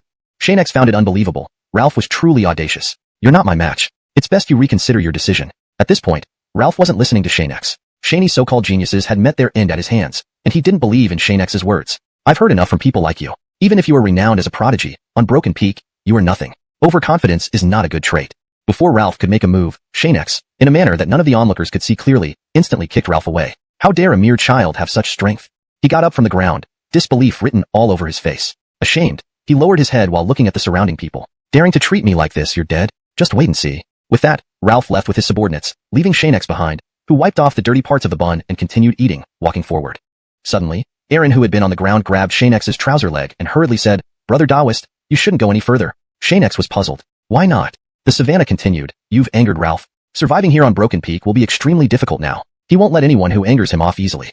Hearing this, Xianxia felt somewhat lost. He stopped and asked her, "Do you have any good ideas?" The savannah smiled. "Brother Taoist, why don't you come work at my half-summer blossom brothel?" Here, you'll be relatively safe, as most people wouldn't dare cause trouble. If you work there, even Ralph wouldn't dare do anything. Xianxia was skeptical. How could a brothel protect someone? If it were as safe as she claimed, she wouldn't have been bullied by Ralph earlier. He didn't trust her fully. Never mind, Xianxia quickly declined. I'll continue forward and look for an inn.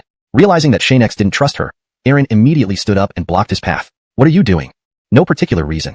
Since you saved me once, I'm just trying to help you out. Otherwise, whoever kills you has nothing to do with me.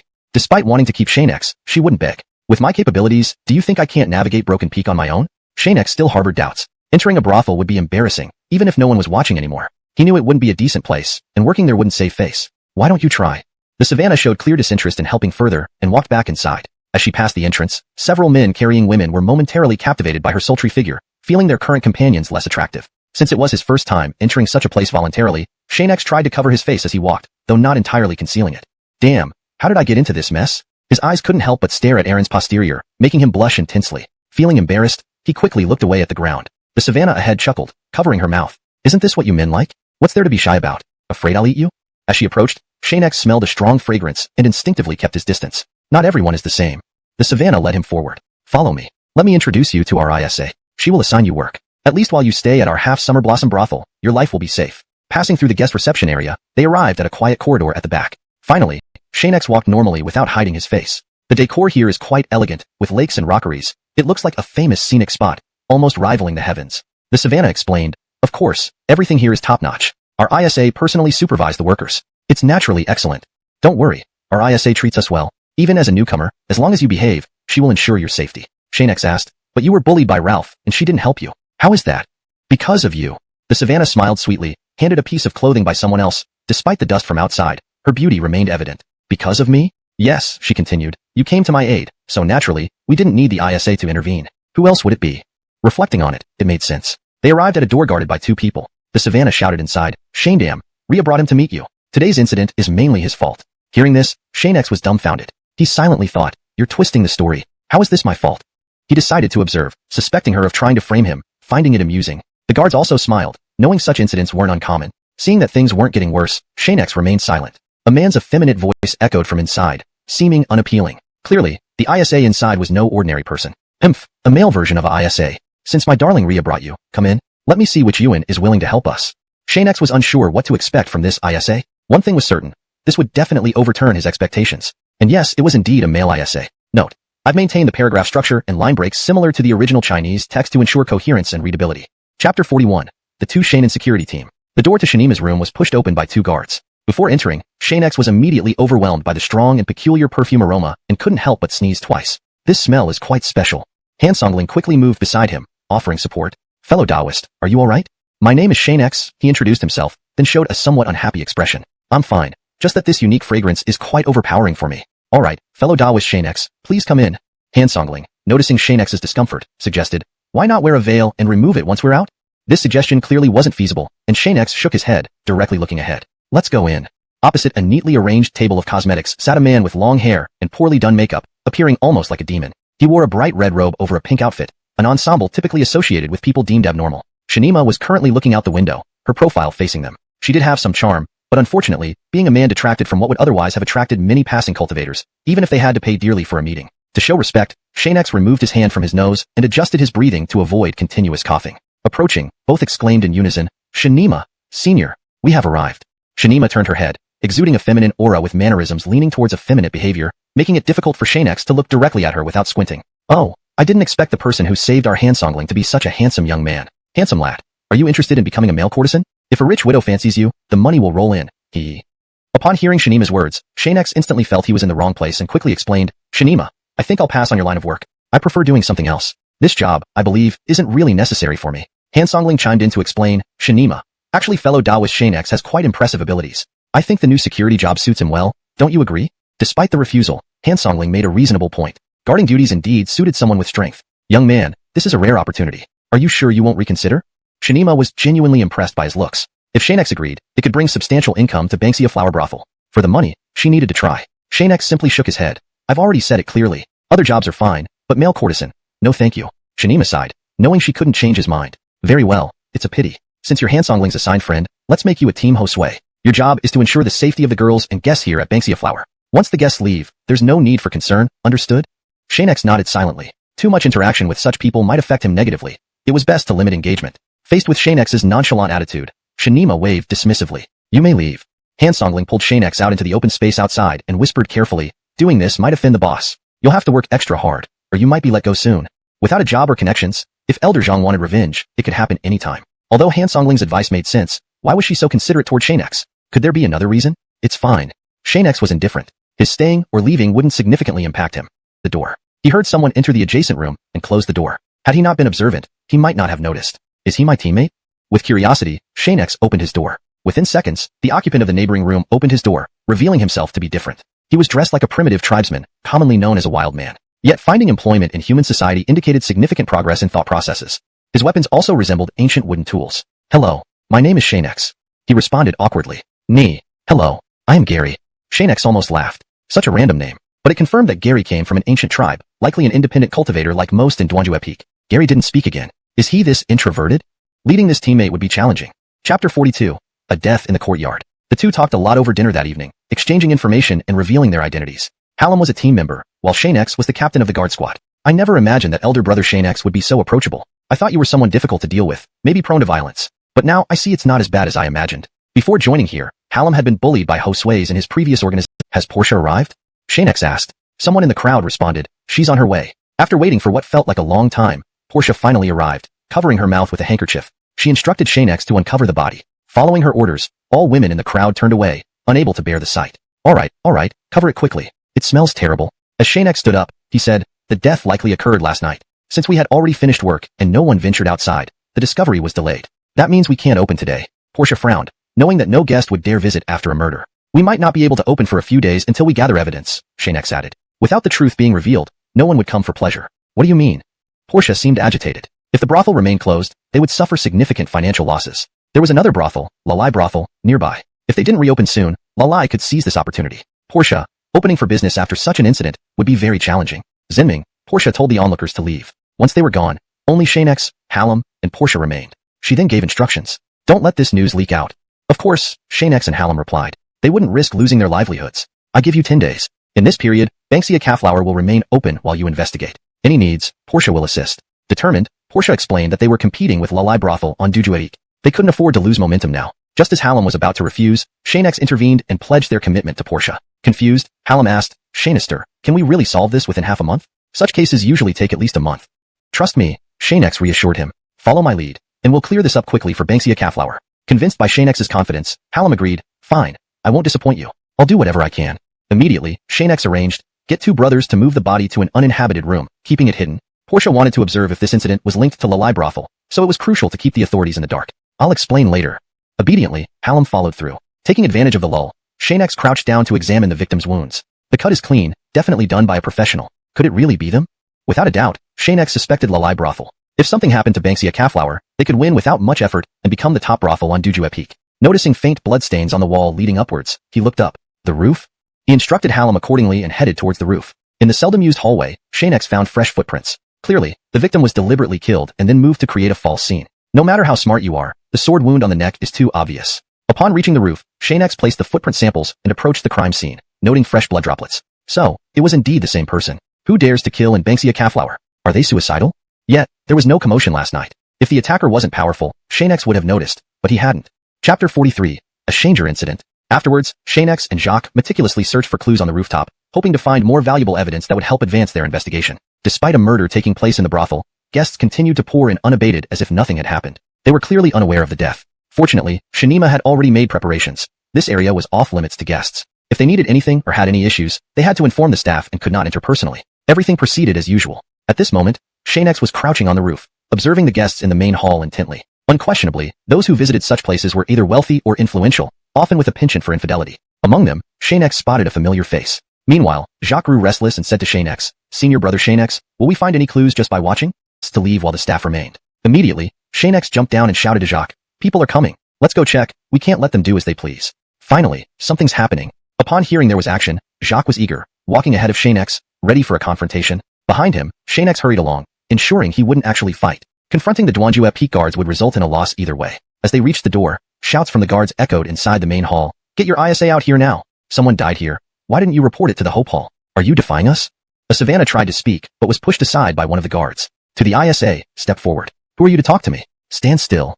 Suddenly appearing, Xianxia caught Aaron before she fell, asking, are you alright? Seeing the handsome Xianxia, Aaron blushed and clung to him. Unfortunately, upon seeing her safe, Xianxia steadied her and, during her brief infatuation, walked towards the guards alongside Jacques. He looks so cool, even when he's cold.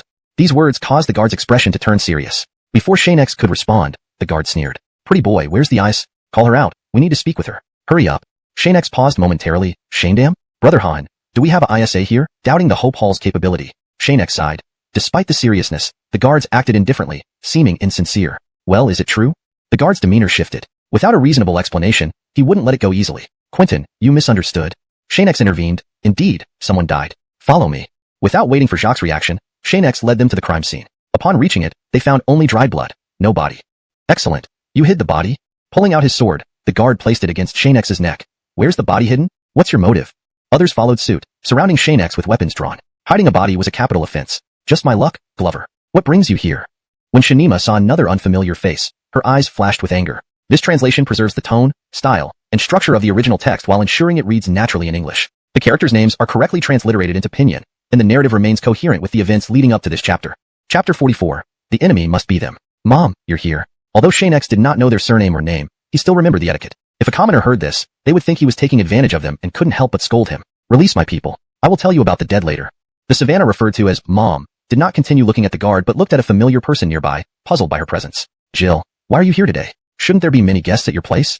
Noticing his gaze shifting to others, the guard remained silent. Only they understood the relationship between them. Jill was a savannah, albeit an older one. Despite her past beauty, she couldn't attract guests anymore.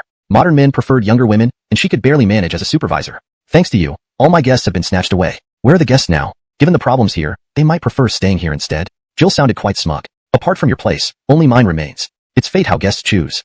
Do you want to play with me? Old lady is up for the challenge. Mom said forcefully. Hey, Ainsley, please understand your identity. You're just a man. Calling yourself old lady sounds ridiculous. Ha ha ha. Jill was confident. The guards behind her laughed except for Gaspard, who gave them a stern look, turning them back into well-behaved followers instantly. Don't assume that only you, Ainsley, can play tricks. Words carry responsibilities. How big of a deal are you? Ainsley then pointed at the door. Take your time leaving. Anyway, I hope the Holy Hall members are coming. Whatever happens, I believe you should know better. Regardless of our relations, you won't escape easily this time.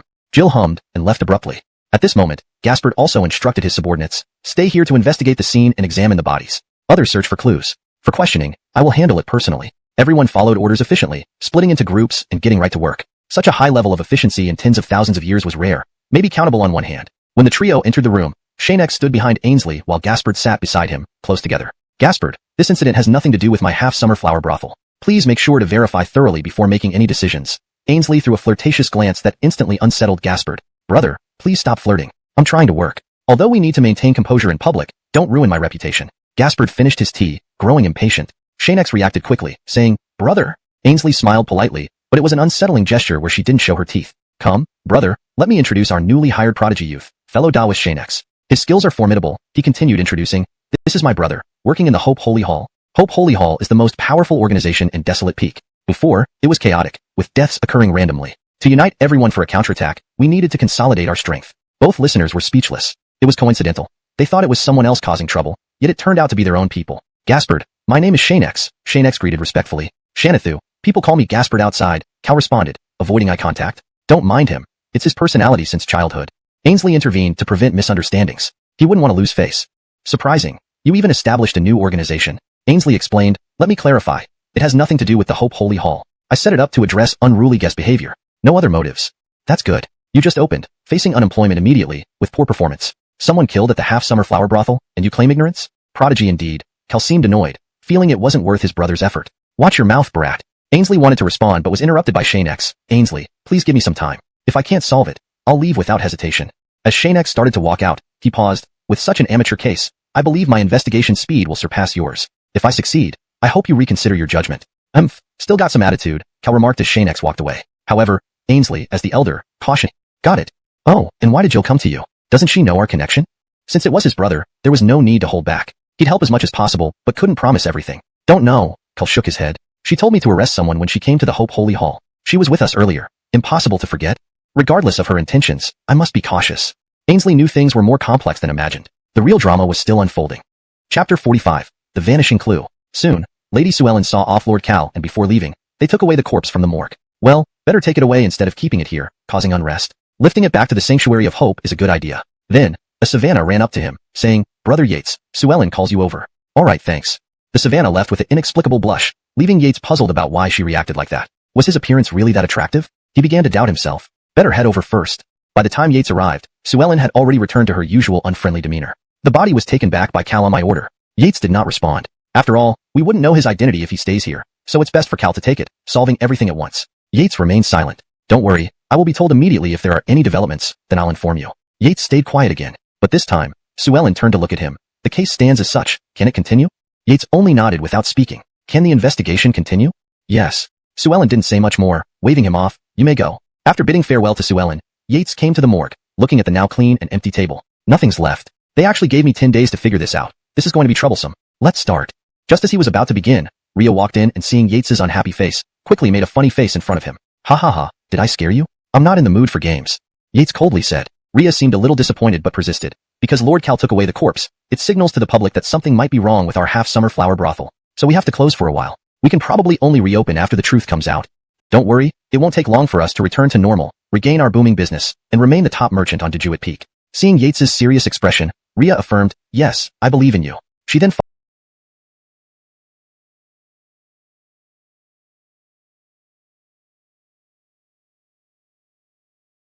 Rhea continued, there are only two brothels here, ours and theirs. From the start, they've been rivals. Our half-summer flower brothel has grown larger and overshadowed them. Naturally, they felt uneasy and have always been at odds, but nothing like this. Could they really be behind this?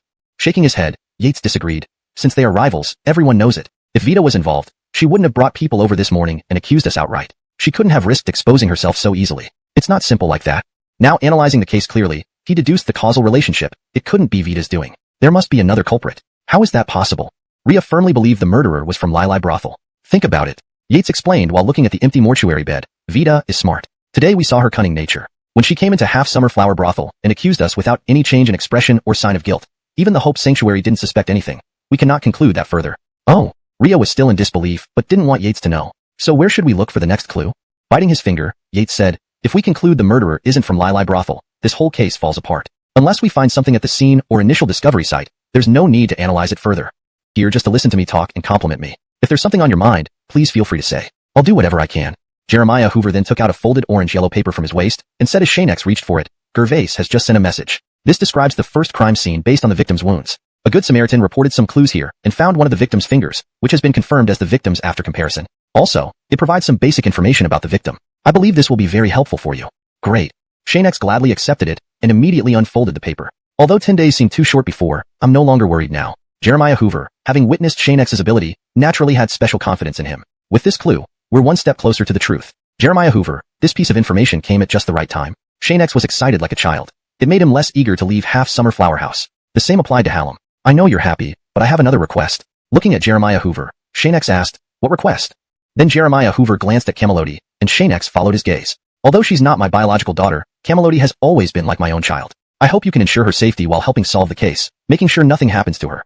Every parent worries, thought Xianxia. Though he wasn't a father, he had disciples who were treated almost like family, even if they weren't blood-related. He understood this feeling. Don't worry. Since you trust me with her, I promise to protect Camelody carefully. You can rest assured, Jeremiah Hoover. Jeremiah Hoover nodded approvingly, and Xianxia could see the emotion welling up in the older man's eyes. However, before tears could fall, Jeremiah Hoover hastily left without looking back, unwilling to show his vulnerability to Camelody or make her worry. What deep parental love. Honestly, Xianxia admired this. In his previous life, Xianxia never had such experiences. Born into an orphanage, he grew up without siblings. Fortunately, an old beggar found him when he was close to starving and raised him until adulthood. When the old man fell ill and passed away, Xianxia was left alone once more. But now, witnessing this scene, he cherished it greatly and hoped someday he would be treated by family in the same way. Jeremiah Hoover has already gone far. Xianxia snapped out of his reverie at Camelody's words. Wiping his eyes, he suggested, let's find Hallam first, then head to the crime scene. At the mention of the crime scene, Camelody immediately became excited, urging Xianxia to hurry along. It was a dark and windy night, and the streets were nearly deserted. Lacking light, population, and safety, why would anyone linger? The nearby buildings were mostly abandoned. Thus, besides vagrants, only ghosts and illegal activities frequented this area, where many incidents had occurred. Didn't expect you'd still be here, Quentin Gervais. Hearing Xianxia's deliberate remark, Gervais sternly responded, don't talk nonsense at night. You might attract something dirty, but soon, he embraced Xianxia warmly, saying, I've heard you're a good guy. Work hard under my brother. Xianxia didn't know what Jeremiah Hoover had told him, but at least Gervais wouldn't become an enemy anytime soon. I know. Your brother also mentioned that you're quite capable. Achieving so much through your own efforts must mean you're no ordinary person. It's great to meet you. Likewise. In fact, what Xianxia said wasn't what Jeremiah Hoover had told him. Instead, it stemmed from years of experience and observation. Next, Gervais approached Camelody, childishly asking, "Why are you here? This isn't a safe place. You should wait at home. If you want to know anything, tell my brother, and I'll pass it on." It seemed Gervais had a soft spot for Camelody.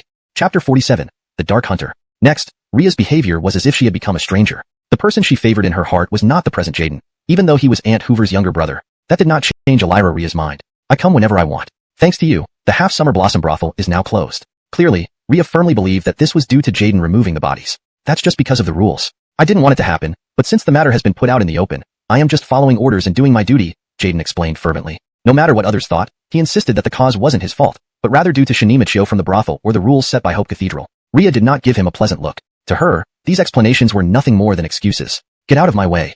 Ria pushed him aside and walked towards Yates. Although he did not understand Ria's thoughts, Jaden still followed her with some fruit. "Shani, I wasn't proactive enough earlier. Brother said Ria likes men who take the initiative. I must be more active." In reality, Jaden didn't know that Ria had been closely following Yates. Even though she might not like this arrangement, he hadn't let himself think otherwise. Ria was beautiful. How could her standards be so low? This was what Jaden was thinking at that moment. He believed Ria wouldn't fancy someone like Yates, who appeared to be just another pretty face. To Elira Ria, Jaden's actions now looked like pure arrogance. After all, she never intended to be with him, even when there used to be a chance. Unfortunately, an incident occurred which led to the current situation. "There's anything you don't know, I'll explain it."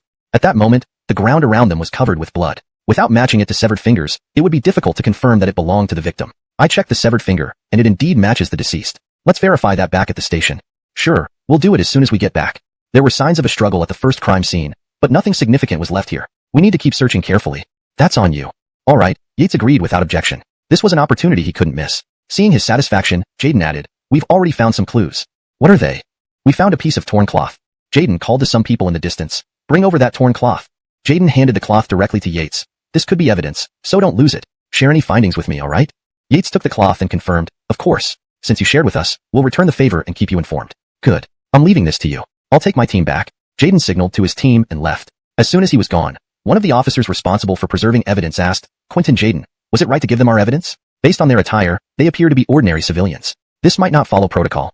Providing hard-earned evidence to unknown individuals struck him as very unusual, something unprecedented in the Duju Epique protocols. Truly unconventional. Jaden glared and declared, "I have leverage over those people, and some of them are capable. Since we're running out of leads, we might as well get their help. Is that bad?" His meaning was clear. Those three would essentially work for free, while the real beneficiaries would still be their Hope Cathedral team. "My apologies, Quentin Jaden. I shouldn't have doubted you. From now on, whatever you order, I will do my best to execute immediately." With potential rewards, naturally, he aimed to please Jaden, hoping to secure a position and gain respect. More importantly, to elevate his status within Hope Cathedral, which mattered more than mere money. Power meant having everything you needed, the true aim for everyone in Hope Cathedral. "No problem. Let's handle what we can and wait for news from those three. We should hear from them soon." Once Jaden and his team left, the atmosphere at the crime scene grew tense and eerie. Instantly, the surroundings turned chilly, making the trio feel an ominous presence nearby, stirring unease.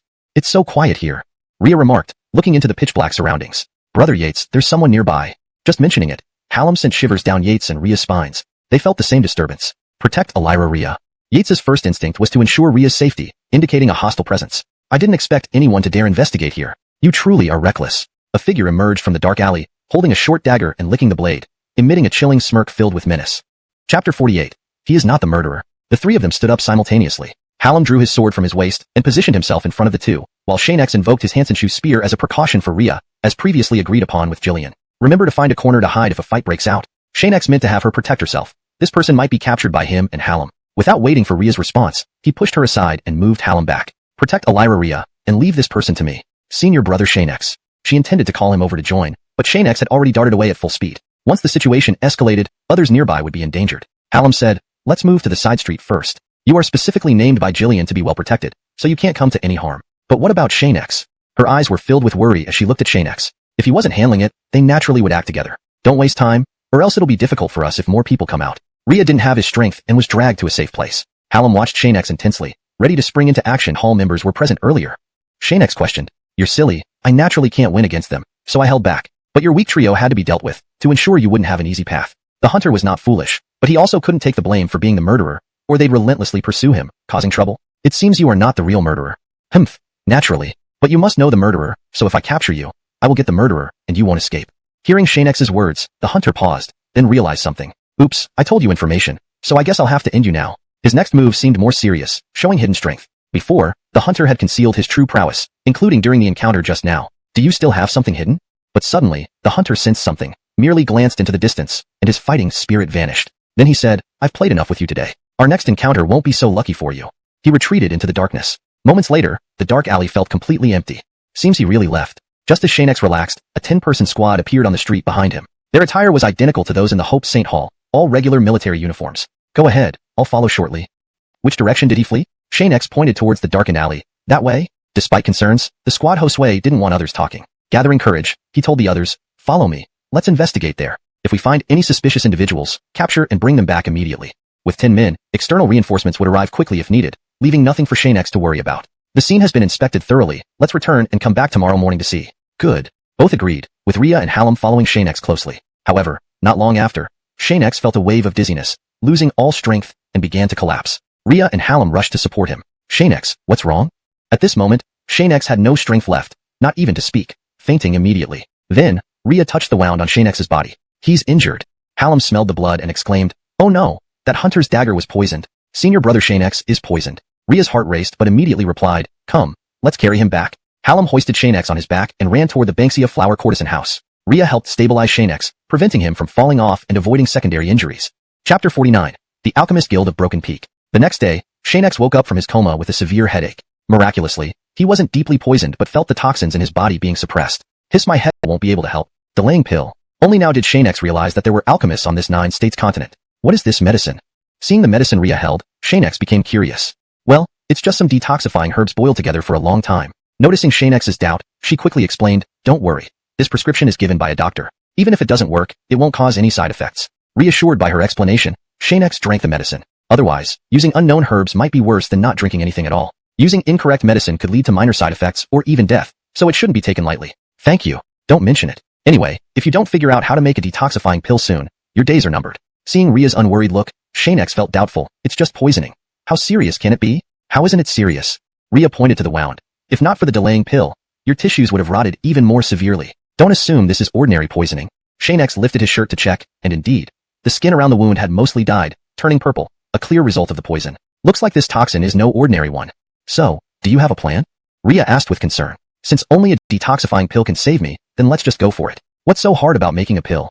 Xianxia said without any pressure, as though alchemy was a trivial matter. What? Ria was surprised. Alchemists hold high status and wouldn't easily lend a hand to someone unrelated. Moreover, alchemy costs a lot. Do you have the money? Nope. Xianxia replied nonchalantly. Although he didn't have much money, he was an alchemist capable of refining pills, even if he wasn't as skilled as in weapon forging. He could still refine some potions. Sigh. Too deep poisoning has clouded your mind. Ria stood up helplessly. I'll ask Auntie Hoover. If she agrees to help, there might be a chance. It's not necessary. Are you foolish? No. Fine. I'm going and I won't care about you anymore. This time, Ria really left. Xianxia knew that only if he personally refined the detoxifying pill could it work optimally. In terms of alchemy, Xianxia would say he was second best in the 9-states continent. No one would dare claim first, even if forging was his forte. In the worst case, I can go to the alchemy guild here and have them refine the pill for me. In return, I can help them refine some superior grade potions. How difficult is that? With these thoughts in mind, Xianxia picked up a bottle of pills from his bedside and set out. The 9-states continent had many alchemy guilds. But in this remote broken peak, there was only one such guild, established jointly by evildoers from various regions. For alchemy or purchasing potions, only the alchemy guild in Broken Peak was allowed, with sales elsewhere strictly prohibited. Upon reaching the door, Xianxia saw people lining up in a long queue outside the alchemy guild to buy potions. It was bustling with activity. Even the leading city's alchemy guild didn't have as many buyers queuing up, indicating that the alchemy guild in Broken Peak was doing exceptionally well. Why are there so many people? Just as Xianxia prepared to walk in, seeing the long line of people waiting to buy potions made him hesitate. If he cut in directly, it might stir up discontent. Without overthinking, Xianxia walked forward without hesitation. Unsurprisingly, he was stopped by a young boy guarding the door, who said in a high-pitched voice, "This is the Alchemy Guild. To purchase potions, you must queue. Otherwise, we reserve the right to refuse service." This comment triggered murmurs and objections among those in the queue. Yes, we've worked hard to stand in line. Why should he skip ahead? Kick him out. This unreasonable brat. Queuing ensures orderly purchases and safe entry into the guild. Go stand at the back of the line. You think killing a few people makes you special? Everyone here has killed before. Get to the back or get lost. From everyone who saw him, was actually a bloodthirsty madman. People outside of Desolate Peak would give him a wide berth, rarely daring to even make eye contact. Xianxia was surprised to find that the old man had no detectable spiritual energy fluctuations within his body. This wasn't because he was powerless, but because he was a master so profound that his strength was indiscernible. His power definitely surpassed Xianxia's. Another strong individual with unique abilities. just a few levels above, yet Xianxia couldn't sense their power. There was only one possibility. They were all skilled at hiding their true strength, making them seem untouchable. Otherwise, on the 9 continents continent, it would be like encountering a top-tier powerhouse at every turn. That would be too many mysterious strong individuals. Each encounter would involve one. How could that be possible? Senior. As soon as the old man arrived, Xianxia hastily clasped his hands in greeting and greeted him warmly. Dom looked at Xianxia with a puzzled expression for a while before speaking condescendingly. You say you're an alchemist? Yes. While they spoke, the crowd became unusually quiet, their eyes filled with reverence as they looked at the old man. Yet, no one spoke, and even the baby who had been crying earlier now lay quietly in its mother's arms, making not a sound. Since you've come to our Desolate Peak Alchemists Association, it means you wish to practice alchemy. Is that correct? Yes. The little boy wore a mischievous smile, clearly pleased that his plot had succeeded. He now prepared to watch Xianxia embarrass himself under the elder's scrutiny, ready to mock him. I am Xianxia Chaz, the president of the Desolate Peak Alchemist Association and a 7th-rank alchemy Xianxia, said Chaz without giving Xianxia a chance to speak. Since you claim to be an alchemist, please follow me. Words alone are not enough. Let me see your capabilities. If you are not an alchemist, do you know the consequences? Xianxia nodded in response. If I am not an alchemist, senior, you may enforce the rules as you see fit. Hearing the satisfactory answer, Chaz then said, follow me inside. With permission granted, Xianxia quickly followed. Inside the Alchemist Association, there were several dozen counters selling pills. Each counter had a manager and 2 female assistants. At each counter, only 4 or 5 people were queuing up, and only when the person in front finished purchasing could the next person move forward. It was orderly and well managed, indicating efficient management. There were also guests heading upstairs. Xianxia knew without asking that the quality of pills sold upstairs must be significantly better than those on the ground floor. Chaz led him to a hidden corner on the first floor, opened a mechanism, and a space examination will begin immediately. Let's go. In his past life, even if he wasn't the supreme alchemist, his expertise in alchemy was more than sufficient to handle the small-scale examinations on the 9 continents continent. Xianxia easily passed the first 2 stages based on his previous knowledge. Not difficult. I thought that after being reborn, these people's alchemy skills would improve greatly. Unexpectedly, they are still the same as before, and alchemists are even more backward than before. The decline of alchemists made Xianxia sigh. Once, alchemists ruled the world, but now they could barely scrape by for survival. Times had changed, and everything was different. But on this 9 continents continent, the craft of artifact refining has improved, though not comparable to the peak times of alchemists. Now, both crafts hold equal status, with neither higher nor lower. Final stage, refining pills. The examiner placed the formula for the pill to be refined before him and left after saying, start. Xianxia knew that outside, these people could see everything he did in the room. They left to avoid influencing the examination. When Xianxia saw the name of the pill on the formula, he couldn't help but mutter,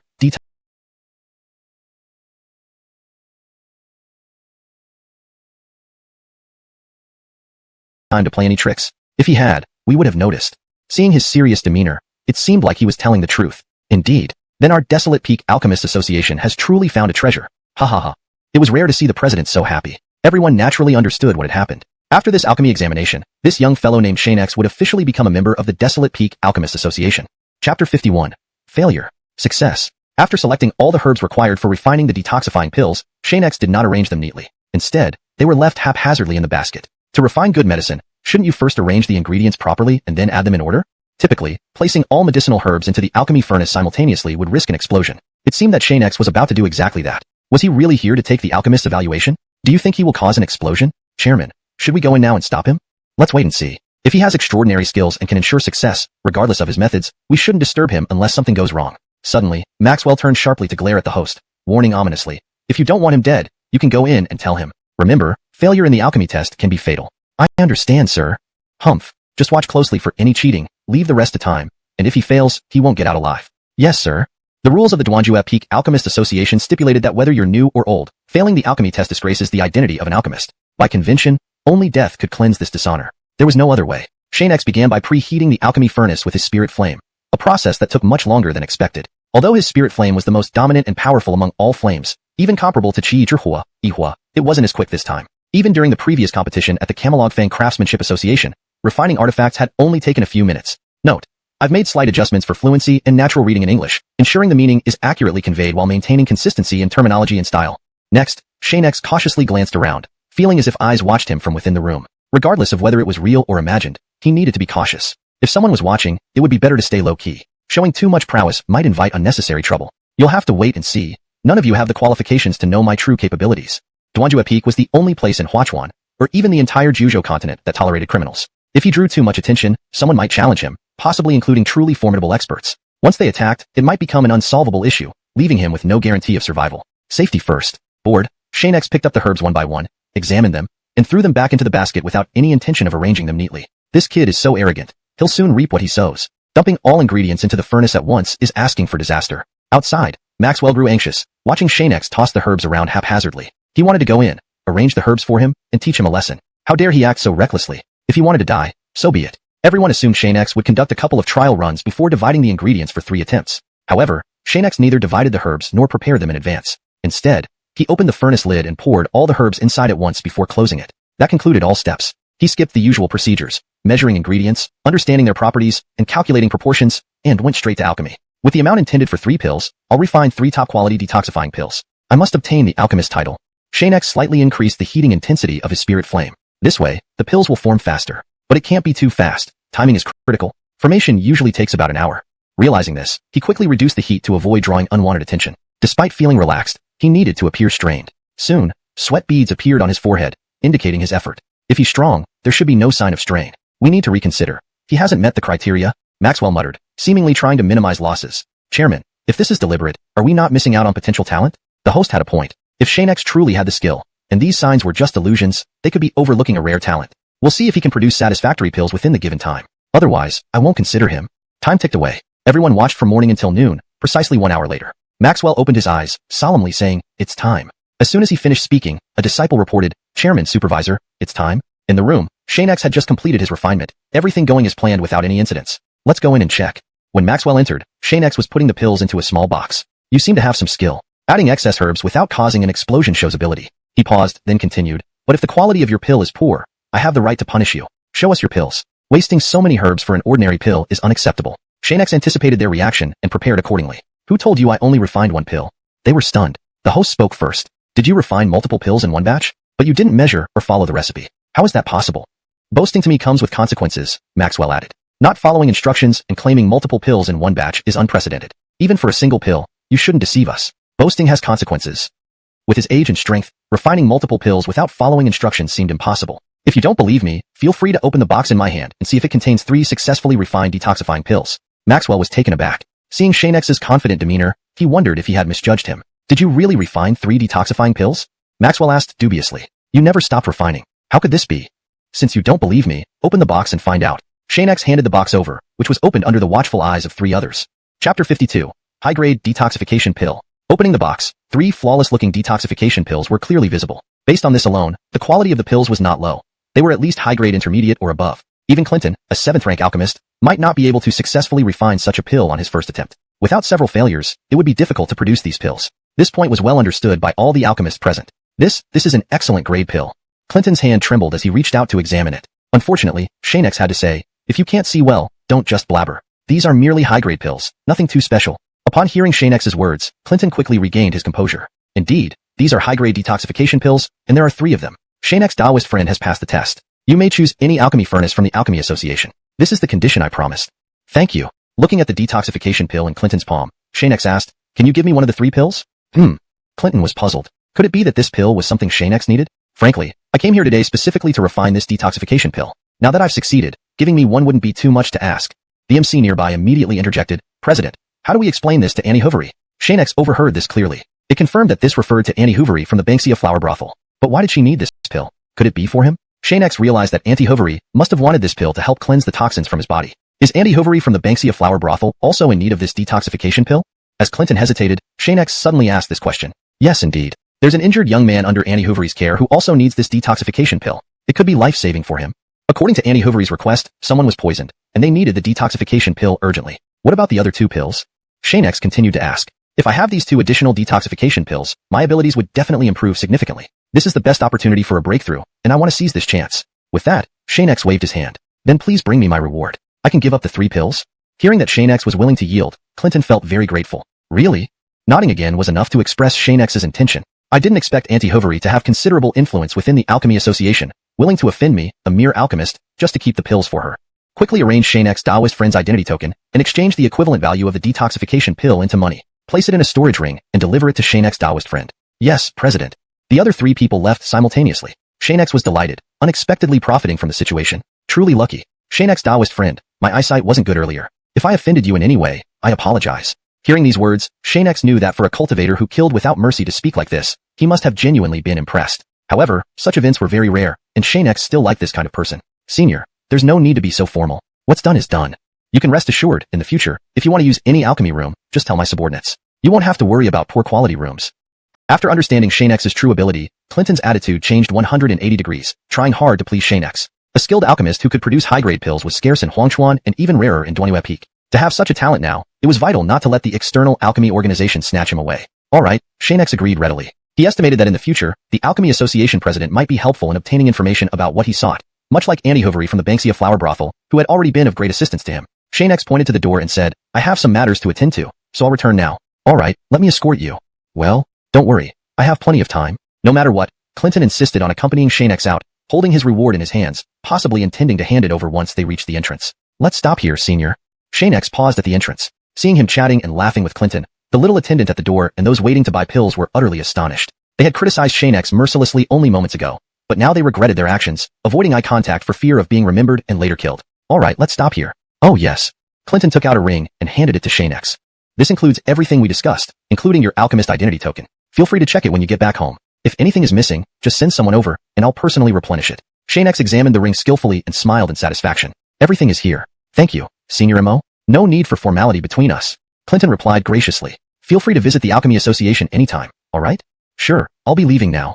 If he returned too late, Andy Hovery and Hansongling might start to worry. However, he would naturally come back when he had time. Given his true intentions had yet to be fully pursued, how could he not return? Leaving the Alchemy Association, Xianxia noticed the surprised expressions of those who had earlier mocked him. The boy they had criticized was now an official alchemist of the Alchemy Association. Any future requests for alchemy assistance, either directly to Xianxia or through the Alchemy Association, would certainly be influenced. Now, Xianxia didn't care about these matters. As long as he had the pills to resolve his bodily toxins, he had no interest in getting entangled further. Returning early to the Xianxia flower brothel, he hadn't even stepped inside when Hansongling, holding a box, greeted him with a smile, waiting beside the door. Brother Xianxia. Hansongling exclaimed as she ran towards him, handing him the box. These are the detoxification pills Andy Hovery sent me to obtain from the Alchemy Association. With these, the toxins in your body will soon dissipate, and you'll recover swiftly.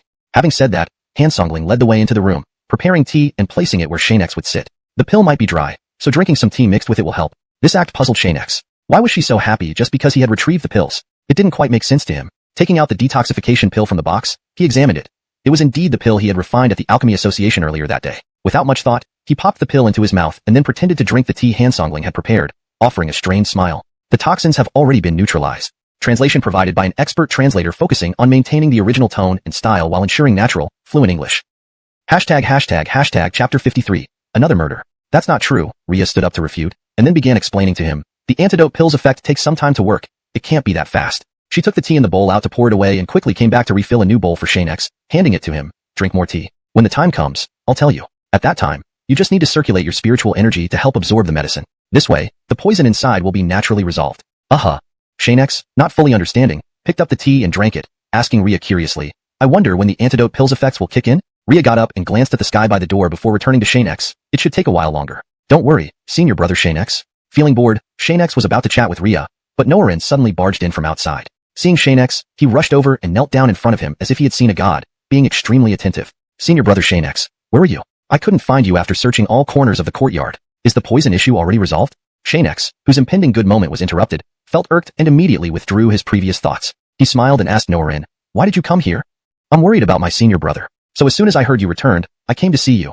Norin then moved closer to Xianxia, wary that Ria might overhear. He said, I heard that Aunt Hoover personally went to the Alchemy Association to buy the pill for senior brother Xianxia, using quite a few connections. Xianxia didn't see Aunt Hoover or Ria at the Alchemy Association. Perhaps they arrived later. Upon hearing this, Ria looked anxious and hurriedly pushed Norin aside, telling Xianxia, time's up, hurry up and go to bed to practice. Xianxia immediately got up and headed to the bed to start practicing. Ria urged Norin to leave early, so as not to disturb Xianxia's cultivation. Given that poisoning was a serious matter, Norin left and returned to his room without lingering further.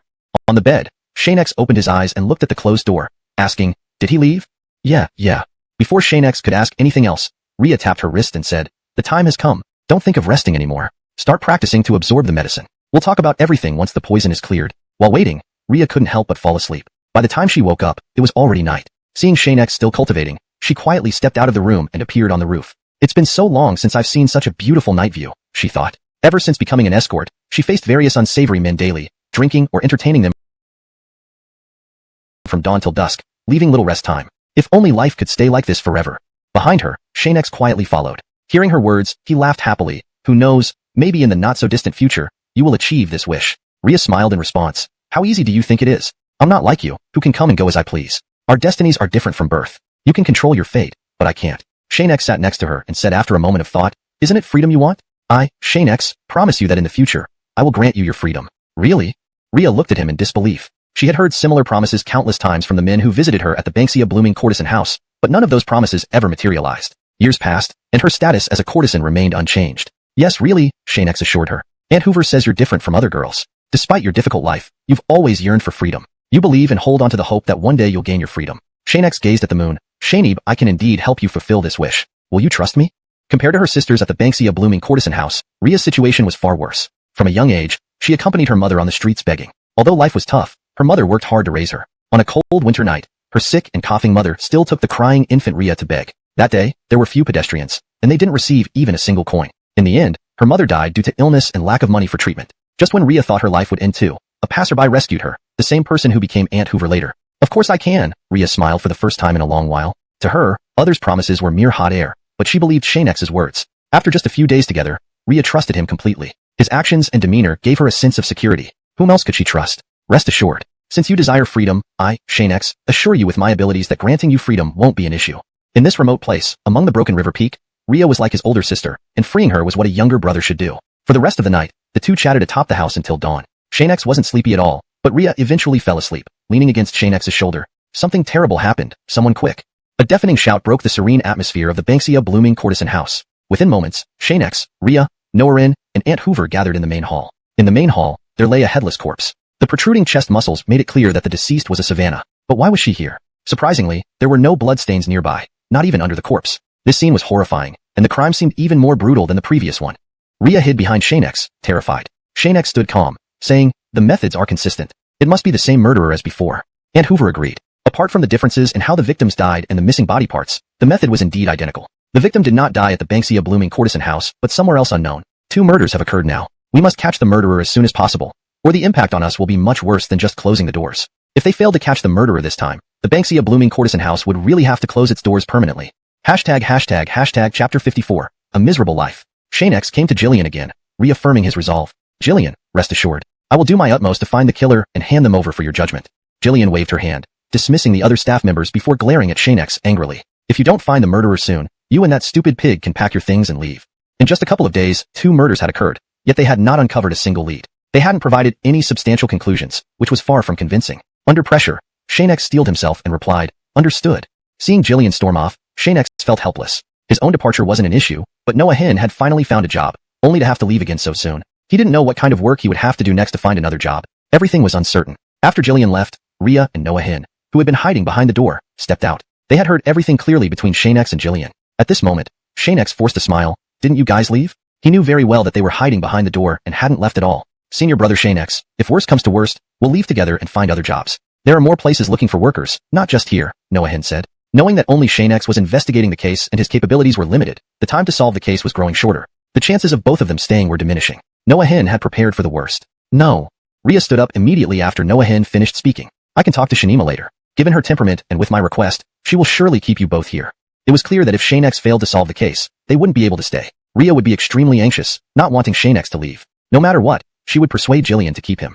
Thank you for your concern, but this is reality. If I can't complete the tasks assigned by Jillian, it's normal for me to leave. In the end, someone more capable will take over to solve the murders and reopen the brothel. Xianxia didn't blame anyone. If he lacked the ability, it wasn't something that could be remedied in a day or two. Leaving was understandable. Hearing Xianxia's analysis after being somewhat cheered by Ria's words, XuanHuan instantly lost hope, looking dejected. You can stay, right? Ria had to accept the reality, holding on to the last shred of hope. If we solve the case quickly, of course, we can stay. He paused briefly. But there are still many unknowns about the case, and it might take some time to solve. After Xianxia finished speaking, Ria ran out without saying a word. Senior brother Xianxia, should we go after her? Forget it. I'll stay and examine the body. You go find adult Gervais and bring him here with his team to remove the body. XuanHuan was unhappy. This is a dead body, senior brother Xianxia. Shiny clues could be on the body. If we give it to them like this, will it be okay? Xianxia, who was already squatting to examine the body, smiled. That's why I'm asking you to go get help. I'll stay here and look around. If I find any clues, I can note them down first. With lingering doubts, XuanHuan still left to go to the Hall of Hope and find adult Gervais. After further examination, the female corpse had no visible abnormalities except for the missing head. Her clothes showed no signs of disturbance, as if she had dressed normally before leaving home. Suddenly, Xianxia leaned closer. There was a clump of X found a white cloth to cover her and sat beside her, waiting quietly. XuanHuan should be back soon. The door opened, and first came 2 people, followed by Gervais and Noah. People from the Hall of Hope quickly gathered around the corpse. Gervais knocked the head of one of them. Stop standing around. There's no one here. Get to work and find clues. That person adjusted their hat and gestured for 2 others to follow upstairs. Based on the situation, there would likely be traces upstairs, a place worth checking. Looking at the body, Gervais walked over to Xianxia awkwardly. A decapitated Savannah. How long has she been here? The estimated time of death is last night. This morning, the cleaning lady screamed when she found her, and we rushed over. Xianxia poured tea for Gervais, who sighed, 2 deaths. How's your investigation going? I plan to visit Lili Brothel. During a fight with the Dark Hunter, I saw him wearing the uniform of Lili Brothel employees. It seems relevant. After the alchemy test, Xianxia visited Lili Brothel and observed the uniforms worn by the staff, noting that the color matched what he saw that night. Gervais applauded. Good clue. It looks like the killer is from Lili Brothel. Worth investigating further. I'll go with you. Upon hearing this, Xianxia's eyes widened in surprise. What? You're coming too? So many influential people coming might cause the murderer to flee before they arrived, disappearing without a trace.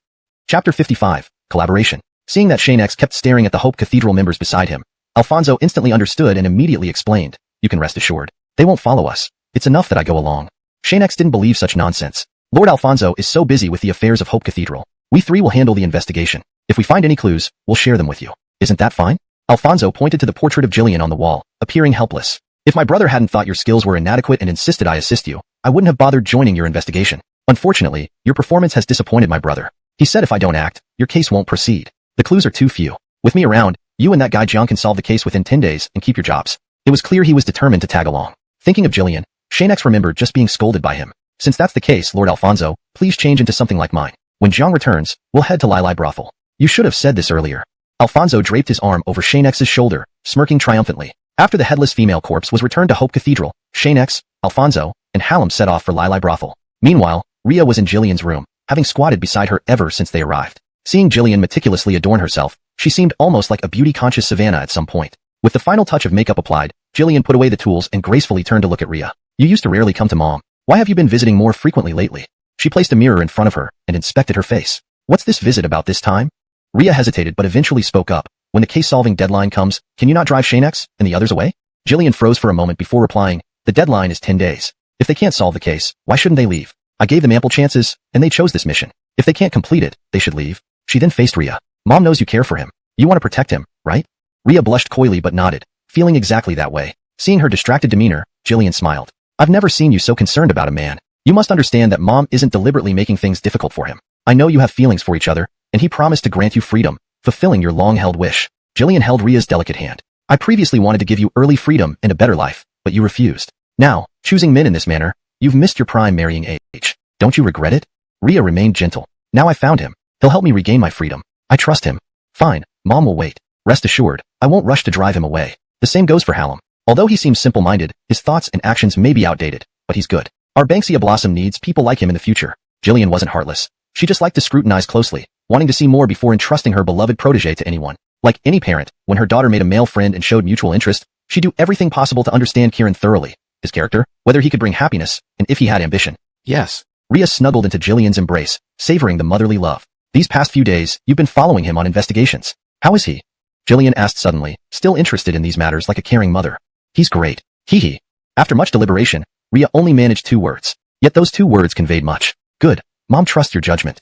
Jillian took out a hairpin from a cabinet, its emerald green color shining brightly. She adorned Ria with it and gently stroked it, her eyes filled with longing. Mom, this hairpin is precious, remember? I asked you many times, and you always refused. Why today? Here I fought. The blue fabric around the waist. It's etched in my memory. Alfonso followed his gaze. The blue peony pattern is exclusive to Lili Brothel's internal staff. Not many people know this, even with careful observation. The distinctive peony pattern is hard to miss. It's safe to say the person you encountered is an internal staff member of Lili Brothel. What do you mean? Xianxia didn't understand. Did it refer to special status? It means these staff members with the pattern aren't just regular workers, but have special roles. Typical murders or robberies are handled by these individuals, not ordinary employees.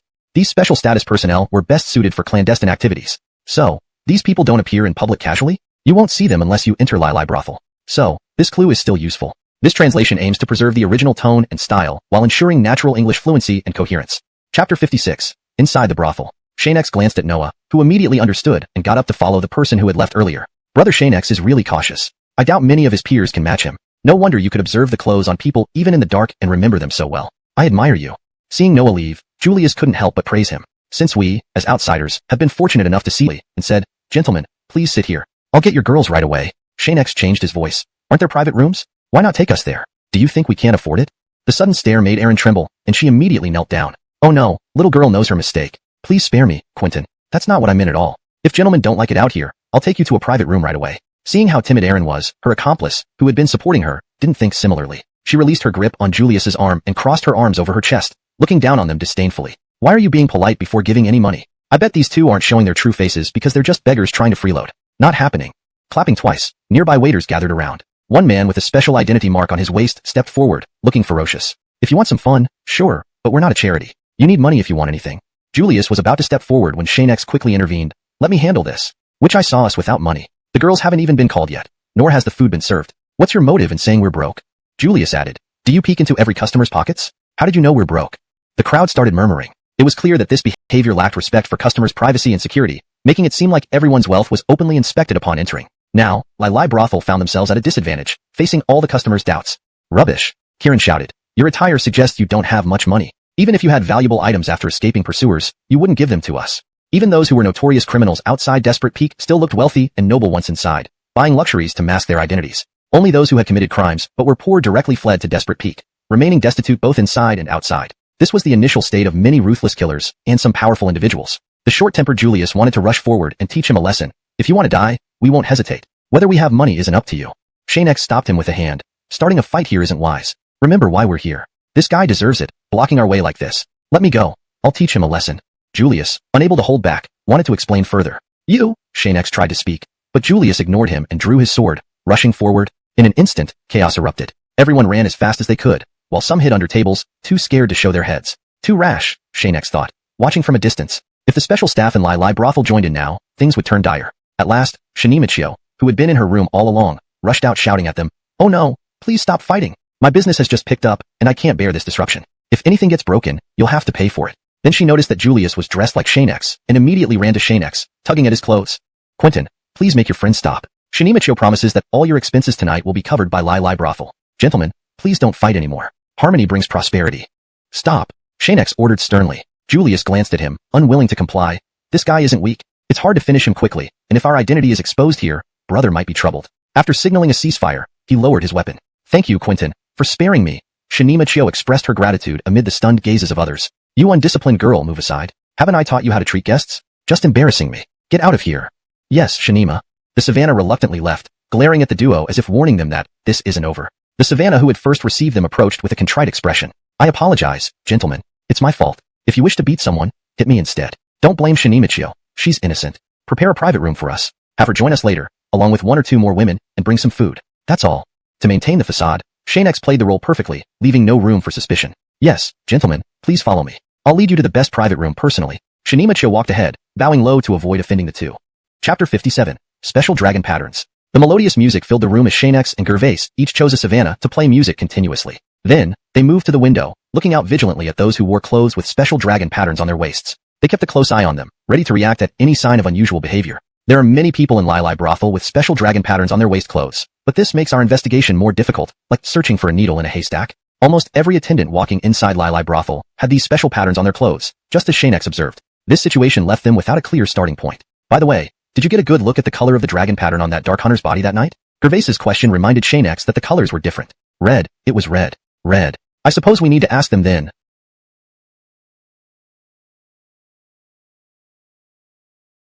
Said Gervais, turning to the two women and pulling one over. What's your name?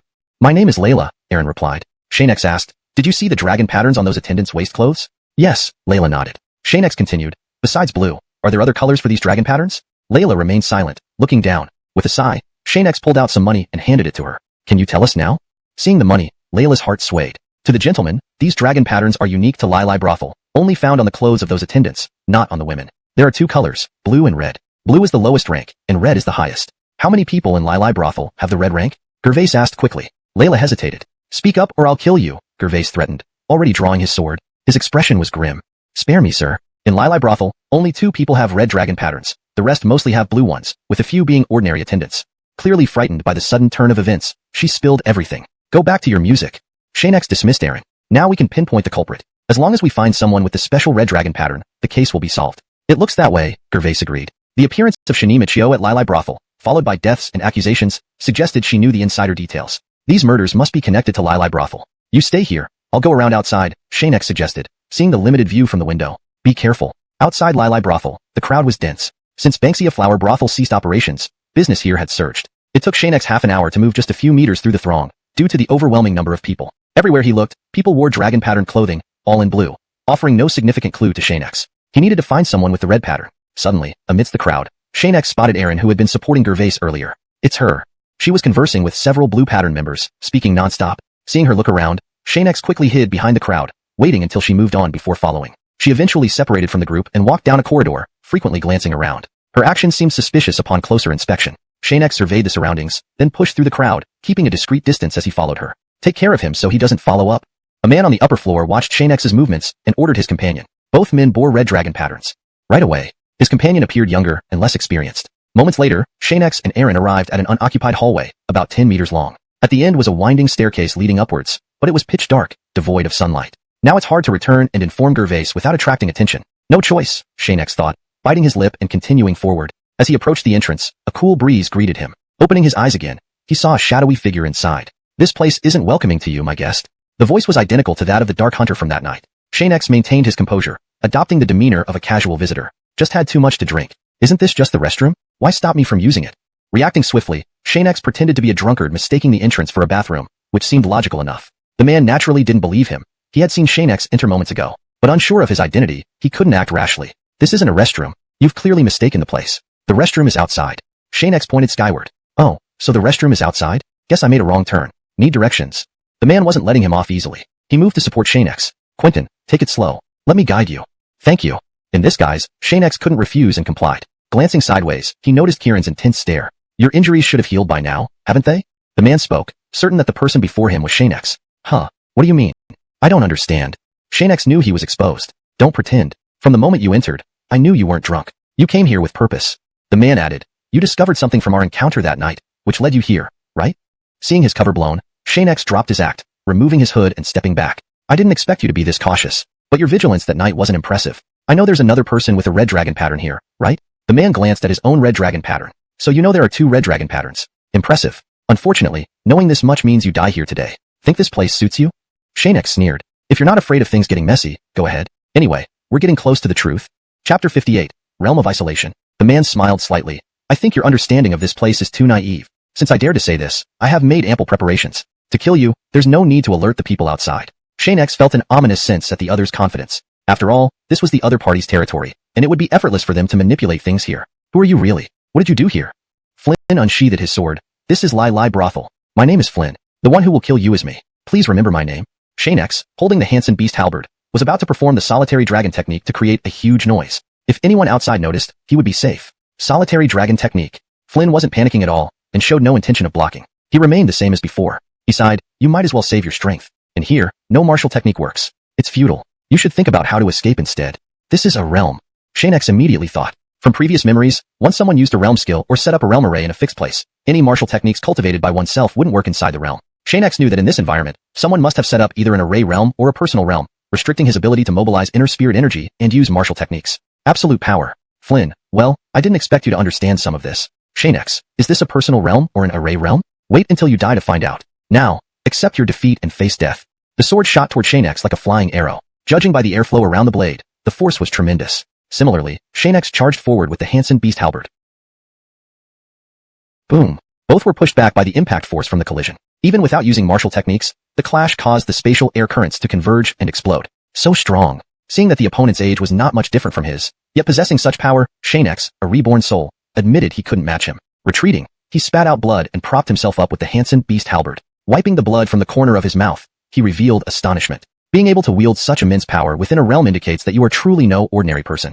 Since arriving on the 9 provinces continent, Xianxia had read books whenever he had time, books containing information about this world. Of course, if he had followed the old ways without the memory of his past life, he wouldn't have understood the script of this world. From these books, he learned that the strongest individuals on this continent were generally around 50 or 60 years old. Young people who became powerful were often suspected of practicing dark arts and thus became as formidable as demons. Such cases weren't recorded in the history books of the 9 provinces continent and were forgotten by everyone. Do you suspect I practice dark arts? Flynn asked. It's plausible. According to records on the 9 provinces continent, true powerhouses are usually over 50 or 60 years old. Isn't it natural to be suspicious of you?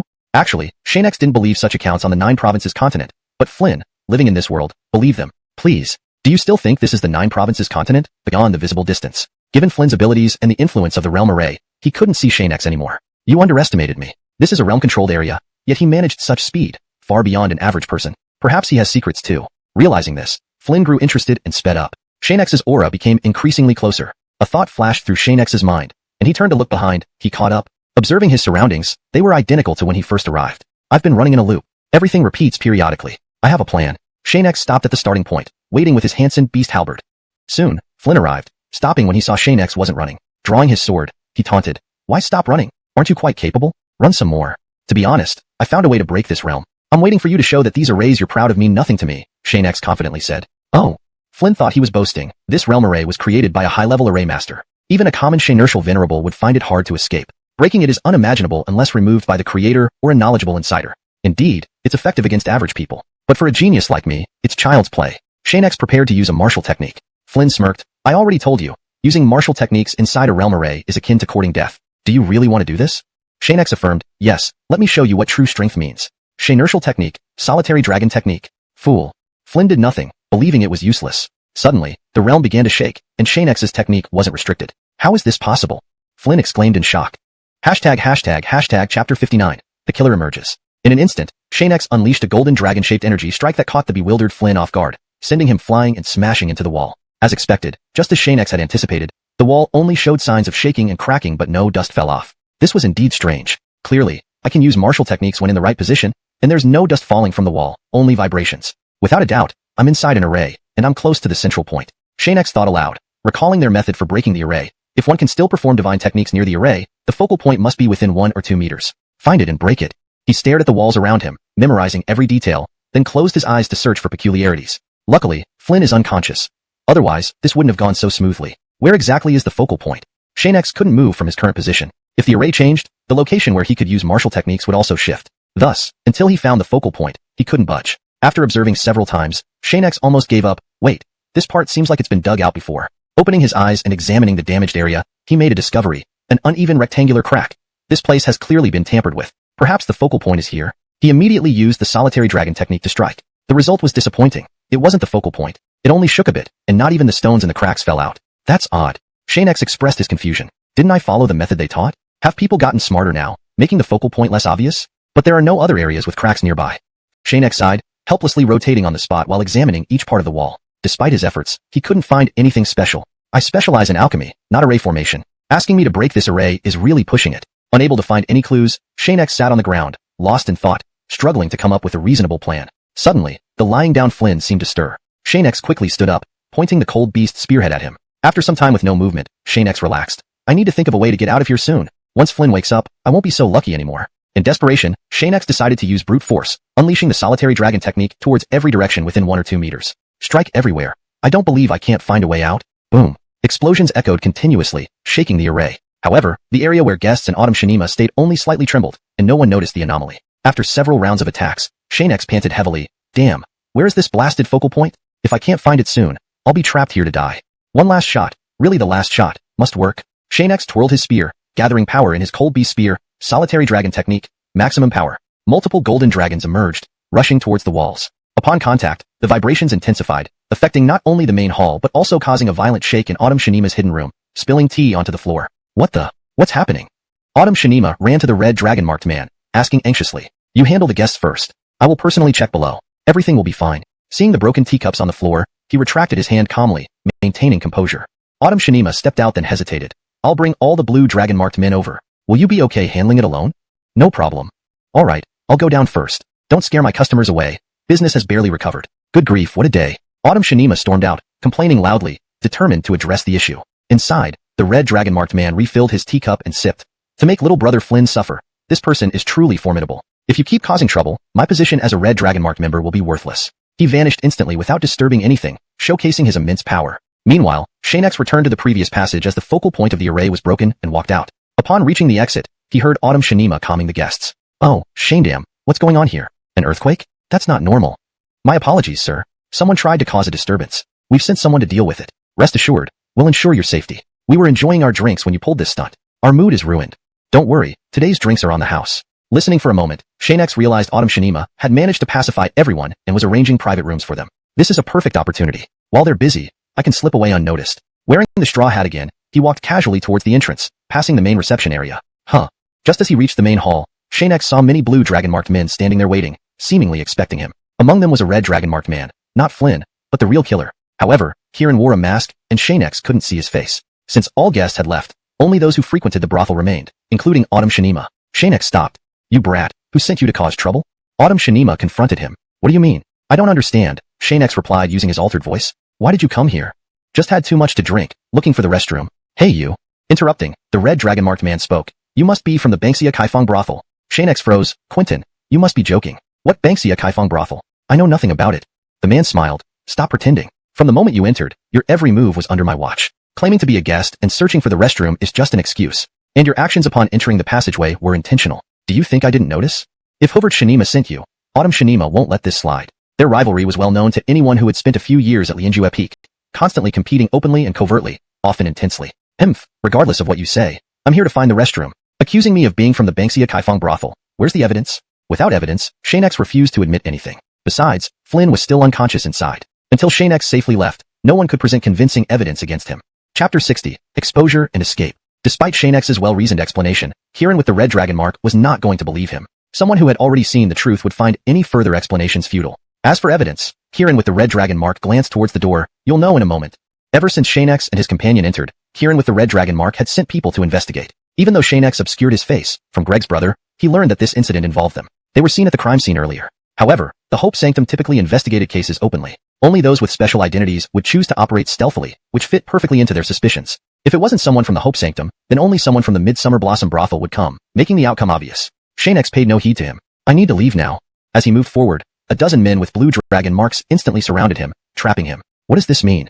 The man with the red dragon mark said, Don't worry, it won't take long. As long as you don't make any moves, we won't be difficult. Stand down.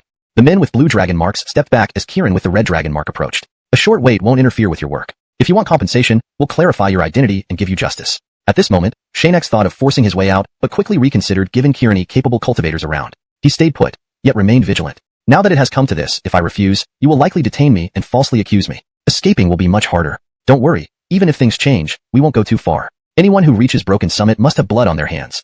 The man with the red dragon mark continued. We didn't come here to provoke a beast. Just wait calmly, and once we get information, we'll let you go. Xianxia remained silent. He had no interest in conversation right now. In the room upstairs, Tommy saw this scene and immediately ordered the two musicians to stop playing, just letting the music continue without disturbing him. They will be back with clues soon. This is the best time to escape. Any later, and it will be too difficult. Tommy turned and walked out of the room, descending the stairs without overthinking, planning to act first. The sound of footsteps in the corridor drew everyone's attention. Several men with blue dragon marks rushed over, swords drawn, waiting for the person to come down. Then, a figure wearing a hat identical to Xianxia's appeared, about to descend when the blue dragon marked men approached. Why? You create such a big scene at the Midsummer Blossom brothel, daring to block me. Removing the hat, revealing his true face. It was Tommy himself. Seeing this, Andy-Chio was startled and hurried over. Oh, it's Lord Tommy. What brings you here? You should have notified us so we could arrange some fine company for you. Recognizing Tommy, Kieran with the red dragon mark dared not be too aggressive and stepped aside without a word. Don't play games. I'm here on business, not for pleasure. Andy-Chio, what matters disturb you, Lord Tommy, that you hide your identity? Please tell me directly. Old lady will provide a reasonable explanation. Tommy walked to where the red dragon mark man had poured tea and refilled his cup. Lord, please enjoy your tea. Andy-Chio, you know my style. I usually don't act rashly. With the recent murders pointing here, I couldn't come openly. Brianna responded, Yes, Lord Tommy, busy as you are, we will cooperate fully. Please instruct. He's mine. Tommy looked at Xianxia. With clues leading here, I have the right to investigate. If you want cooperation, report any abnormality. Didn't pay attention before. Surprisingly smart. Need to check on him. I'll see how my brother is. Xianxia's escape from the array suggests problems with Greg's setup. Need to check on him. Go ahead. The red dragon mark man went to the entrance and found Greg unconscious on the ground. XuanHuan, wake up, quickly. Greg woke up, excitedly saying, Brother, how did you come? If I hadn't, you might die unnoticed. Helping him up, tell me what happened. My array is unbeatable. Why did it fail? Greg recalled, chased him long in the array, then suddenly stopped. As I was about to strike, he used a martial technique unusually. The array failed, allowing him to succeed. That's how I got hurt. Unexpected trouble. The red dragon mark man helped him up. Quickly, clean up and come with me. Someone wants to talk. Who? You'll see. Chapter 61. A mysterious meeting. At the edge of Desolate Peak, a mysterious and lay in wait. By nightfall, very few travelers dared to stop for food or tea here. After all, this place was enveloped in darkness, hiding numerous dangers within it, and no one wished to linger. In the pavilion by the inn's lake, a masked man sat, flanked by 2 guards. Along the path leading to the central pavilion on the lake, there were people stationed at intervals. Their attire suggested they were not from the inn. Soon, Flynn and his older brother Augustus appeared before him. As soon as they entered, a masked man greeted them. "Please follow me. My lord has been awaiting your arrival." Flynn asked with puzzlement, "Brother, who are we meeting? Why is their status so grand? I've never heard of any significant figure at Desolate Peak who's connected to us." "Shut up." Under his brother's firm pressure, Flynn could only keep quiet and followed the masked man into the central pavilion on the lake to meet the so-called dignitary. "We're here," said Augustus. The masked man pointed to the opposite side. "Your tea is ready. Please sit down and enjoy it. Once you're done, please give me feedback on my tea-making skills." Augustus glanced over and had his brother sit down first before joining him. After tasting the tea, he remarked while touching the teacup, "Your tea-making skills are superb. Although this tea isn't as prestigious as some rare varieties, it tastes excellent. It's certainly no less impressive than the high-end teas." "Delicious," Flynn added, showing his appreciation. "Ha ha ha, thank you both for your compliments. I will continue to improve," replied Kieran. Seeing that the other party wasn't getting to the point, Augustus spoke up. "I presume our midnight meeting is not just for tea, right?" The masked man continued pouring tea into the bowls. "It should be arriving soon. No need to rush." "What's arriving soon?" Flynn asked first. "Treasures and valuables," the masked man chuckled. Before the brothers could react, 2 women in cheapao approached from the lakeshore, carrying items. Out of curiosity, Flynn peeked ahead and saw 2 light pink boxes on top. The masked man didn't elaborate further. The brothers drank more tea as they waited for the women to deliver the items. They were curious about what these boxes contained, especially given Kieran's earlier mention of treasures and valuables. Even Flynn stood up eagerly, unable to contain his excitement. "What do you mean?" Augustus asked again. "A collaboration requires compensation, and these boxes are part of it." The man placed the boxes in front of them. "In short, we have common goals, and you currently face difficulties. I'm here to help resolve them." Augustus and Flynn accepted the boxes. "On what basis do you think we'll agree to your request?" "Humph, you won't refuse," Kieran confidently stated, unperturbed by their question. "My name is Clay. I come from the 9 provinces beyond Wasteland River. Just like you and Xianxia, we share the same enemy. There's no need for more explanation. An enemy of my enemy is an ally. Indeed, you are good at calculations. How can you be sure we won't betray you once we get these items and then disappear?" These people might want to manipulate others to do their dirty work, but Augustus wouldn't let them easily achieve their goal. Killing someone the brothers couldn't afford to offend would eventually cause trouble for them. As long as my Yuan is willing, whether or not Desolate Peak exists doesn't matter. If you manage to escape investigation, then try your luck. Clay's actions confirmed his sincerity, and he clearly had means to deal with betrayers. Augustus asked, "Why don't your people act directly against him? Why must you involve us?" "Our master ordered us not to act. Otherwise, it wouldn't be fun for him." Clay's expression turned serious. "But I, Clay, cannot tolerate it anymore. If he meets an early demise, our lives will finally be free, rather than endlessly following him around in a game of charades. If your Yuan finds out, your fate will likely be dire." "You're threatening me." The 2 guards immediately rushed forward, swords poised at their necks. Flynn froze mid-motion. Augustus raised his hands, laughing. "Easy, just talking. We misunderstand each other. Since we are collaborating, we are in the same boat. Rest assured, I will not reveal anything." Waving the guards away, Clay continued. "We have our reasons for not killing him outright or boosting your strength or providing weapons. If the Yuan finds out, none of us would survive." "Xianxia, I ask why your master wants to keep him alive?" Augustus wanted to understand the reason behind such caution. "Did they make a mistake? There's light over there. Let's sneak closer and check." He described this place. "It might look like this inside despite appearances." Flynn hesitated. "Let's go quickly. I can't stay here long. I want to finish recognizing the person and go home to bathe and sleep." Quietly approaching, they peered through the broken window and observed the interior.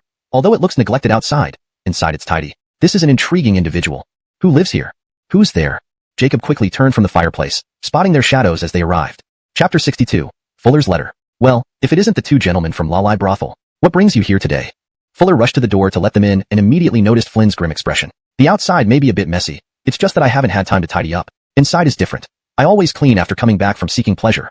Augustus sat down while Flynn remained standing, hesitating to sit. "What's wrong? Got hemorrhoids or something? Sit down already," Augustus ordered. "The air in here is too stuffy. I'll go for a walk outside." Ignoring his brother, Flynn walked out. "Sorry, this kid has been off today. Xianxia, he'll come back in later on his own." Augustus apologized, knowing that for his cleanliness-conscious brother, standing was better than sitting. "No problem," Fuller said indifferently as he stirred the soup and handed a bowl to Augustus before serving himself another bowl. "I didn't expect their request from me to collaborate with a mysterious person to happen so soon, and even less did I expect my teammates to be the 2 of you." "That's right," Augustus took a sip of the soup, maintaining a casual demeanor. "We didn't know it was you either. What a coincidence." "Fuller, they must have given you clear instructions on what to do. This is for you." Augustus took out a letter and handed it over, explaining that it was from Xianxia. Fuller quickly scanned the letter before setting it aside. "Please tell them, Fuller knows what to do. If the plan succeeds, you 2 won't need to get involved. But the chances are low, so you should be prepared. Since the orders have been conveyed, I won't stay long. Anyway, if you can't handle it, we will step in." Augustus stood up and left. "Thanks." Once Augustus was gone, Fuller closed the door and picked up the letter again, his face contorted with anger. "To only send me alone against Xianxia? Even those 2 big shots from Lalai Brothel couldn't beat him. This is sending me to my death. Damn it." In a fit of rage, He threw the letter into the fire, watching it burn to ashes. I accepted the reward and can't back out now. Initially, I thought they valued my skills, trusting me to lead a team of 30 or so. Now, I'm nothing but a pawn sent to certain death. He finished the soup and threw the uneaten bowl from Augustus to the ground, shattering it. If it weren't for the pure spirit pill to boost my strength, I wouldn't have agreed to this. Outside, Augustus heard Fuller's frustration but continued walking. On his way back to the village, he encountered his brother Flynn who hadn't left but was wandering around. So, what was his reaction after reading the letter? Augustus, what else? Regretful, no doubt. He received the reward and has to follow through, just like us. Poor guy. At least we're two and might have a better chance. Flynn still harbored some hope, thinking their earlier loss was because Augustus hadn't participated. Listening at Fuller's door, I felt killing Xianxia won't be simple. His strength might be underestimated by all of us. Only Augustus knew that anyone who could easily see through domain arrays wasn't someone to be taken lightly. Brother, if things don't go well, we could just return the pill and run far away. That way, we wouldn't have to worry anymore, Flynn suggested naively. That easy? We've already accepted the task and the pill. Failure won't allow an easy escape. Otherwise, Fuller wouldn't be so furious. From Fuller's anger, it was evident that if he failed, the next move would be against them. Failure meant either a worse-than-death fate or death itself, with no other options. What information from his Divine Realm days, fabricating an explanation about breaking the array. He avoided revealing his past life to avoid unnecessary complications. Alfonso didn't suspect much. Did you find any clues about the murderer?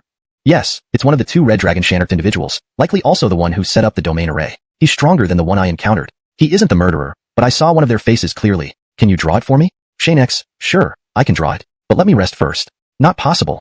Alfonso insisted. If we wait 2 days, your memory will fade, making it harder to identify the person accurately.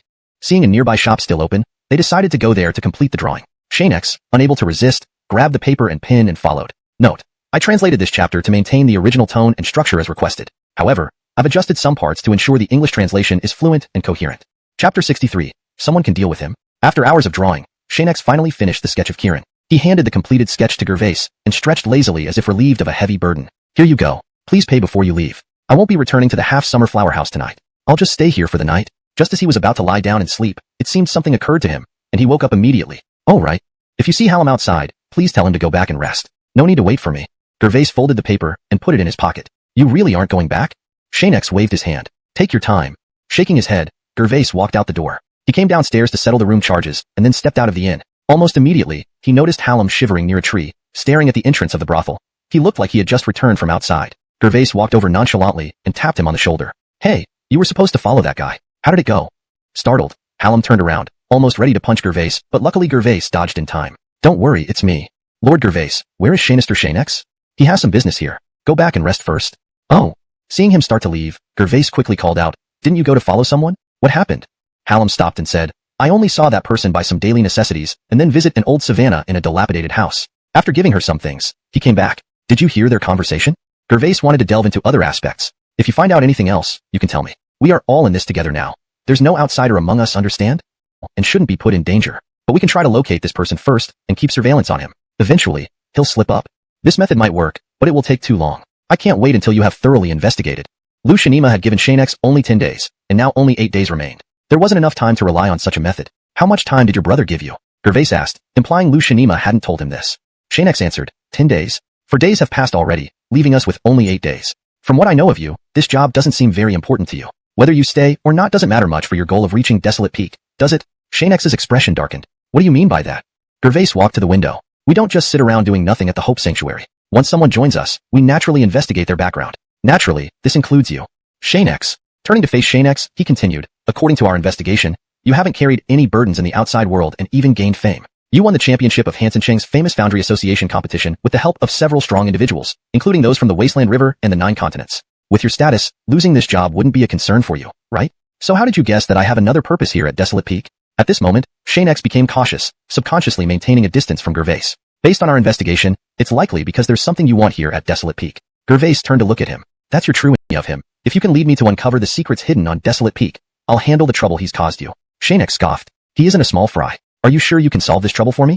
Since encountering this situation on Desolate Peak, Xianxia had secretly investigated Bernard and learned that he had considerable backing. Directly killing him would cause greater problems, while not killing him posed smaller issues which Xianxia could manage. He may not be a small fry, but in my mind, the outcome remains the same. If I say I can resolve this problem, I have my reasons. What do you think? Will you agree? Gervais asked. How do you plan to solve this problem? Xianxia feared Gervais might act recklessly and blame him later, causing more trouble. There's always someone who can deal with him. Gervais looked serious, seemingly sincere. Indeed, Gervais had some abilities, which Xianxia knew well. Chapter 64. The target is Xianxia. This matter can be negotiated, but I won't tell you in advance what to look for. I'll only tell you afterward.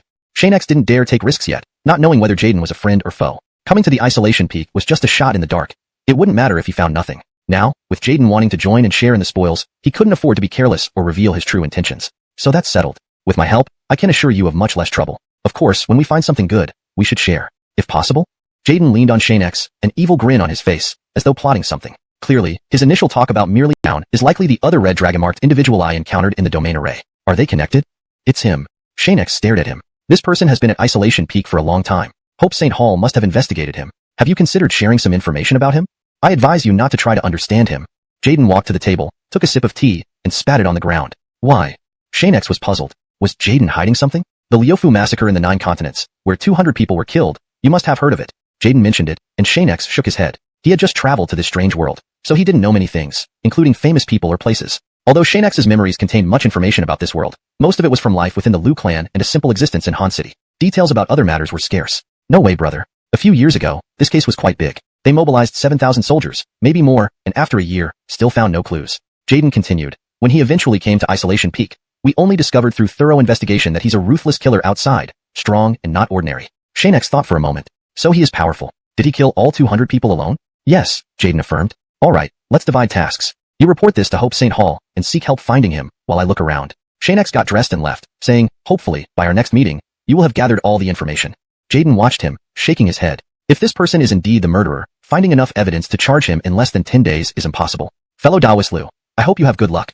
Otherwise, you'll lose your job at Xianxia Blooming Flower Brothel. Then Jaden left as well. On the streets of Isolation Peak, Xianxia was closely watching the entrance of Lai Lai Brothel, munching on a bun, completely unaware that another group was observing him from a hidden alley. When do we strike, boss? A young man asked. Wait, too many people on the street would alert Hope St. Hall. No one moves without my permission, said Kieran, revealed to be Maximus himself, who managed to gather many followers. Understood. Then a group of 5 people left Lai Lai Brothel, heading toward Xianxia Blooming Flower Brothel. What are they up to? Xianxia was puzzled and decided to follow them, hoping to find the murderer's hiding place and solve the case sooner. Follow them. Maximus and his men followed as well, muttering, Xianxia, you must die. However, the people from Lai Lai Brothel didn't head directly toward Xianxia Blooming Flower Brothel, but turned into a small alley, heading elsewhere. What are they doing? Their unconventional route confused Xianxia. Suddenly, the group stopped and turned abruptly. Despite Xianxia's quick hide, they spotted him and said, since fellow Taoist Xianxia is following us, why not come out? Xianxia emerged from behind a large box. How did you discover me? Not your concern. The person then shouted backward, Maximus, hurry out. My lord ordered me to assist you and set up this trap. Let's kill him together. Ha ha ha. Laughter echoed as Maximus's men appeared. Thank my lord properly for me. If this succeeds, I'll remember it. Maximus, it's you. Though they had met only once, Xianxia remembered his face clearly, anticipating his troublemaking. Seeing him, Xianxia's new confrontation was inevitable. I never forgot how you ruined my plans in front of everyone upon arriving at Isolation Peak. I've been waiting for this chance to settle scores, Maximus seethed, wishing to teach Xianxia a harsh lesson. After all this fuss, you've been targeting me all along. But one thing is strange. Why would you and Lai Lai Brothel collaborate? According to their habits, that shouldn't happen. Even a smart person could see Maximus wasn't much. He was a brutish man with little brain power, not someone the red dragon-marked individuals at Lai Lai Brothel would bother with, rendering cooperation unnecessary. Or perhaps it's manipulation. Lord Xianxia, we know you're clever. Our lord already told us before leaving. We must kill you immediately if we encounter you, sparing no mercy. After the blue dragon-marked individual spoke, Maximus fell silent, realizing he almost revealed too much, potentially compromising Jylan and the others. Hashtag chapter 65. Let him escape. I think I already know who your master is. Isn't it the person from Lai Lai Brothel whom I met last night? Xianxia knew they had targeted him. Even if he hadn't revealed his identity by lifting his veil in front of everyone last night, he doubted these people would remain oblivious to who he was. From the moment you mentioned my name just now, it's evident that you at least know part of my identity. Your master certainly knows me well. The blue dragon-patterned figure hurriedly said, quickly kill him. Don't leave any survivors. We can't afford to let this man live. Upon his words, both the people from Lai Lai Brothel and Ralph's men attacked Xianxia simultaneously, wielding various weapons aimed at different parts of his body. Do you fear that I'll reveal more information? Watching the onslaught with calmness, Xianxia remarked, since my strength has improved, I haven't truly fought anyone yet. You're just in time. Summoning the Frost Beast halberd, he swung it around him, shattering all the weapons wielded by Ralph's men. They were completely stunned. However, the weapons of those dragon-patterned figures also rushed in but were too slow to help Ralph withstand Xianxia's attack. Boom. As expected, after the explosion, the blue dragon-patterned individuals from Lai Lai Brothel were severely injured, while Ralph suffered minor injuries. Ralph, our master places great hopes on you.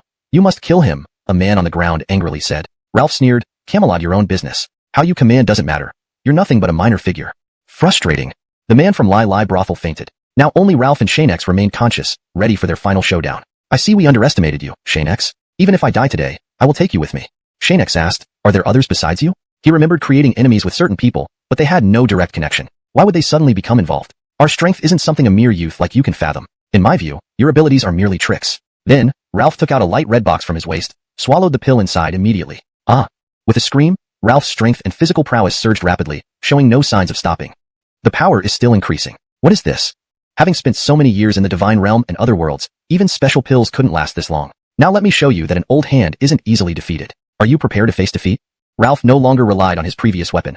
Claws grew from his hands, and red veins appeared on visible parts of his body. Ordinary means won't work on him. The solitary dragon technique can't be used again soon, so I must rely on the power of the Origin God Pill. Following the method learned from the Origin God Sutra, Xianxia could now more easily channel the Origin God Pill's power, thanks to the detailed instructions within the sutra. You aren't the only one who can enhance strength. Divine Pill, assist me. Silently reciting the incantation, Xianxia felt a force emanate from within. Though not as powerful as Ralph's rapid boost, noticeable changes occurred in his body. Golden patterns. Xianxia exclaimed, what's going on? Forget it. Xianxia felt only slight changes internally, regardless of what these golden patterns do. Ralph, you can decide the outcome of this battle. Die. Ralph lunged at him with a claw, which Xianxia effortlessly evaded. Is that all? No matter how long your nails are, they still don't match a sword. Xianxia darted behind him and thrust the halberd, which Ralph barely managed to grab, growling fiercely before hurling Xianxia against the wall. Immediately charging forward, Ralph struck Xianxia in the abdomen, causing the wall to collapse. Didn't expect your pill to have such lasting effects? Xianxia stood up, wiped the blood from his mouth, and lifted the frost beast halberd. He finally sensed the power of the golden patterns within him. Despite Ralph's blow, Xianxia felt only minor pain. In the divine realm, the secret technique to elevate a sword's level is strong ape transformation. It might work here on Earth. Strong ape transformation. The frost beast halberd spun multiple times before emitting a cold, red blood aura. Xianxia was amazed. Using strong ape transformation unexpectedly activated the halberd's origin. When the frost beast used it, it had the same effect. Amazingly, using it with my Godamato powers did the same. Come on, Ralph. Xianxia took control of the situation, flashing behind Ralph and striking him hard. This time, Ralph couldn't hold onto the halberd and flew backward. Damn it, how did you suddenly become so strong? It wasn't that he didn't want to grab, but he simply couldn't. Xianxia's newfound strength was beyond his ability to resist. Wondering? Surrender now, and I might teach you. You insolent brat. Enraged, Ralph forced Xianxia into defense mode, then quickly fled underground. Xianxia, our day will come. Ha ha ha. But Xianxia stood watching, unmoved by the thought now in danger. The red dragon-marked person might also be watching him. Even without their confessions, Gervais knew something was amiss from the fainting individuals, including those from the Lai Lai brothel. If only you were still around, perhaps I'd know more, he thought. Looking at the now-awake Lai Lai brothel members, Gervais didn't bother questioning them and told his subordinates, take them all back. Only release them when they tell the truth. Unbeknownst to Gervais, Xianxia was now climbing toward the peak of Disconnection Peak. He had been there before, but then it was during an escape. If there was any fortune to be found, it would likely be on this peak. Other places offered nothing special. Rather than lingering in dangerous peripheral areas where assassins could strike any time, he chose to come here and seek his luck. Wonder what's up there? Xianxia mused, knowing many fierce beasts lingered near the peak. There must be good things to find. At least, I should be able to pick up some stuff. This time up the mountain, Xianxia was determined to bring something back. It wasn't his fault that the investigation hadn't gone well. First, he'd fulfill the purpose of this trip, then worry about the rest later. Ascending the path, with his abilities and stealth, he avoided many beast-guarded spots. Along the way, Xianxia witnessed much. The beasts here are far stronger and more varied than those outside. Some common ones in my memory have changed greatly both in strength and appearance in this disconnection peak. Xianxia noted, luckily, there haven't been any guards so far. Otherwise, my stealth wouldn't be much use. Keep you safe. What do you mean, senior? Xianxia asked puzzled. Do you not understand? Explained Kirin. If they wanted to kill you, you wouldn't have lived this long. That you're still alive talking to me is a miracle. Satisfied he meant no harm, Xianxia approached boldly, it doesn't matter to me. But for an elder like you to live alone in such dangerous wilderness isn't normal. Is it any of your concern where I live? The old man said confidently. How can you possibly live here? There are so many fierce beasts outside. Just surviving inside is a feat, let alone living here. Xianxia felt skeptical. Are you doubting my words? Dom walked to a tree and picked up a wrapped flask. Taking a sip, a fragrant aroma wafted out. This is alcohol. Xianxia identified. Wow, you seem knowledgeable about this, the old man remarked. Of course, Xianxia replied confidently. Having lived and drunk so much over the years, I can identify wine just by smell. Yours isn't ordinary. Ha ha ha, the old man laughed heartily. When we get back to my place, I'll share some with you. It's been a long time since I last shared a drink. Sure, agreed Xianxia, following behind without fear. With a senior here, nothing bad should happen, even if discovered. Just as he finished speaking, a massive bird beast flew in, stopping abruptly and speaking humanely. Old man, hand this boy over. Eat him to boost cultivation and whet your appetite, it demanded. His tender flesh is perfect for a meal. Hurry up and yield. Get lost, the old man rebuked strongly. I was about to take him for drinks. Want a snack? Find someone else. Old man, showing respect by acknowledging your age. Staying here is a privilege I grant you. Don't misinterpret my kindness. The beast bird grew angry. Daring to provoke me, Megan? Even if I'm uninterested in you, killing you would provide a feast worth it. Not recognizing me, yet trying to survive here? Seems many have forgotten my name. You lack the skill to eat him, so don't boast falsely. Dom leisurely placed down the bundle and retrieved his broom, provoking laughter from the beast bird. Ha ha ha, you old fool. Can you really fight me? You're courting death. Whether you believe it or not, I'll protect this young man. Dom stood before Xianxia. Don't fear, I'm here. Can you do it? Despite witnessing the senior's prowess, confronting a fierce beast required significant ability. Xianxia didn't think the elder looked capable. Translation ends here to maintain the structure. Would you like to continue translating the next part? Chapter 67. This is my territory. Just take a look. What's the rush? Ishan stared at the haze before him, utterly unafraid. Xianxia could only believe him. That guy is watching from the side. Once senior takes care of it, I'll have a drink with you. Alright, it's a deal. Ishan acted excited, like an unrestrained child or an old coot who hadn't grown up. Kenneth couldn't stand listening anymore and instantly charged at him, its sharp feathers slashing. Your broom is fit for sweeping the floor, but hitting people? It still lacks a bit. But the moment the feathers touched the broom, they were immediately coated by Ishan's ice, which swiftly spread across the entire body. This is Ishan's ice. Kenneth struggled desperately to break free, but its feathers were now frozen solid, unable to take flight. I didn't expect you, old man, to have some skill. Your strength isn't bad, but unfortunately, that won't be enough to kill me. Ishan remained calm. Don't worry. I haven't used my full strength yet. With a snap of his fingers, the ice on Kenneth's body rapidly expanded, then shattered into multiple fragments. But for Kenneth, it didn't feel any pain. Old man, I didn't think you could injure me and cause me to lose my feathers. You will not escape blame, said Kenneth as it transformed into a human form, though most of its feathers were missing. Truly annoying. Ishan Kenneth, recounting what it observed. Glaring at him, Ishan silenced Kenneth instantly. Then Ishan approached Xianxia. Actually, I have a lot of things to do. These creatures without knowledge wouldn't understand. Don't worry.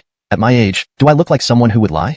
Xianxia shook his head. Let's check out where you live. Being able to survive in the most dangerous area of the peak of disconnection, you must be quite extraordinary. Of course. Come on, let's have some drinks. Seeing that Kenneth remained motionless, Ishan added, since you dared to attack me on my territory, follow me back. There's still a need for someone to sweep? Ah, alright, senior.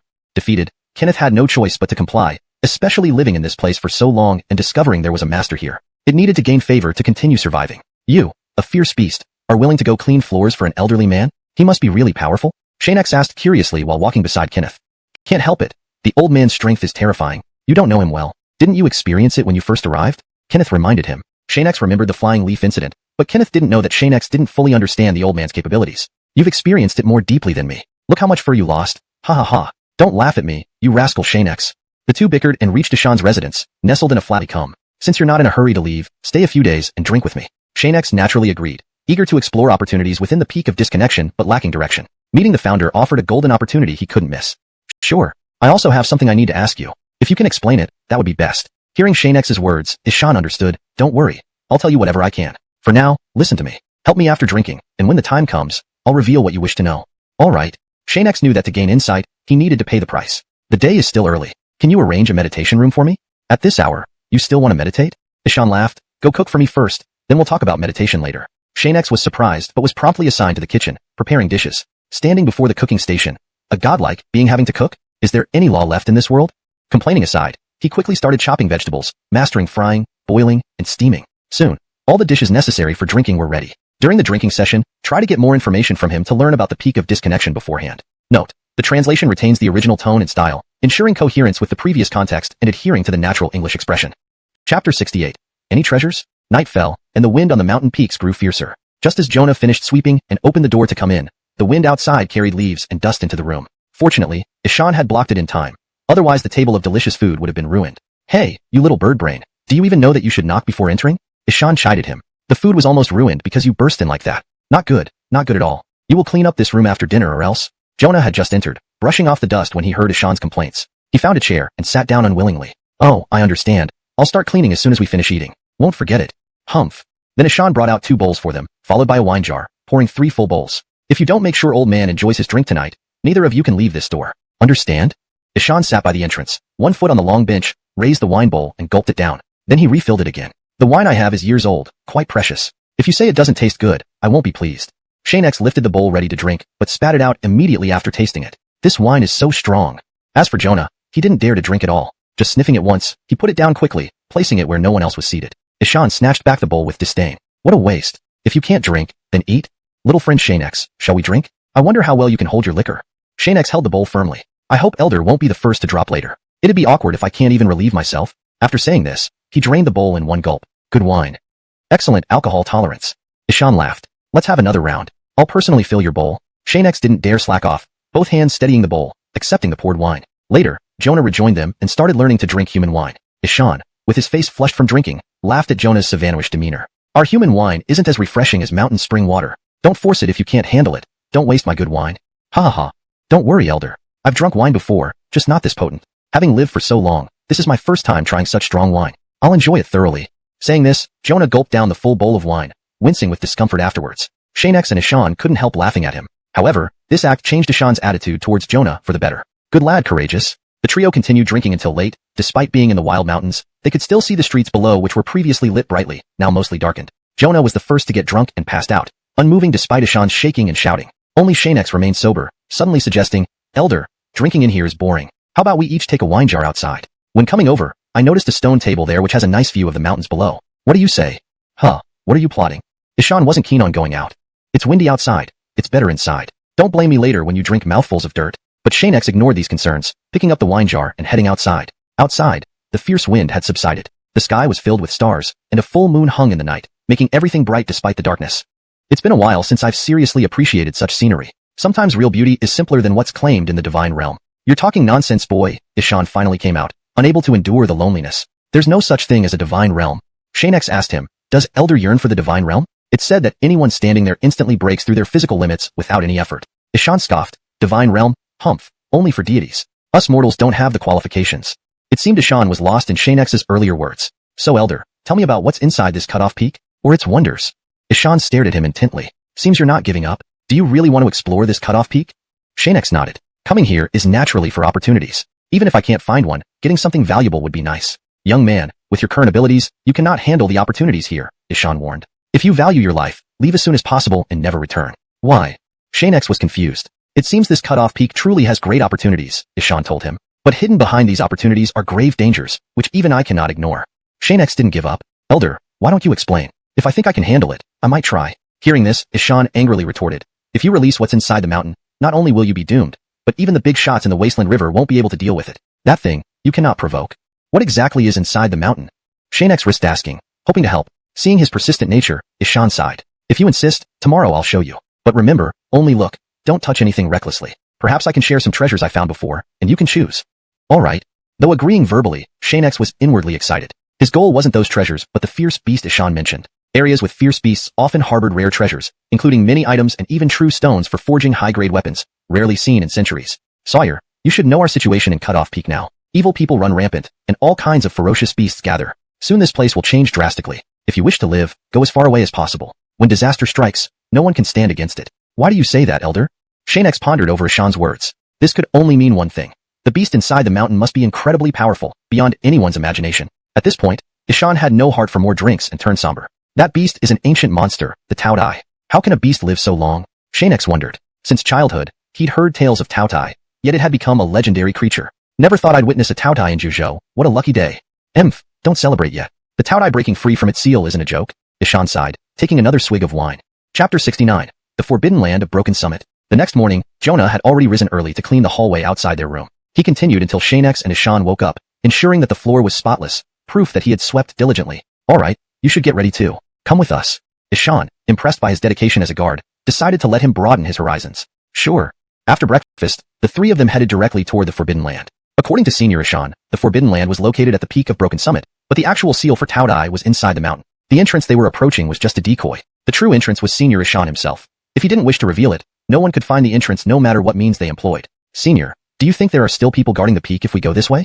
Xianxia was worried that revealing himself might attract attention from the red dragon-marked individuals from the brothel. No one could guarantee that others wouldn't recognize him or accidentally leak information about him. To avoid trouble, he had to be cautious. Relax. Aside from two special beastmen guarding it, no one else is around. You can rest assured. They have connections to others on Broken Summit, so your identity won't be exposed.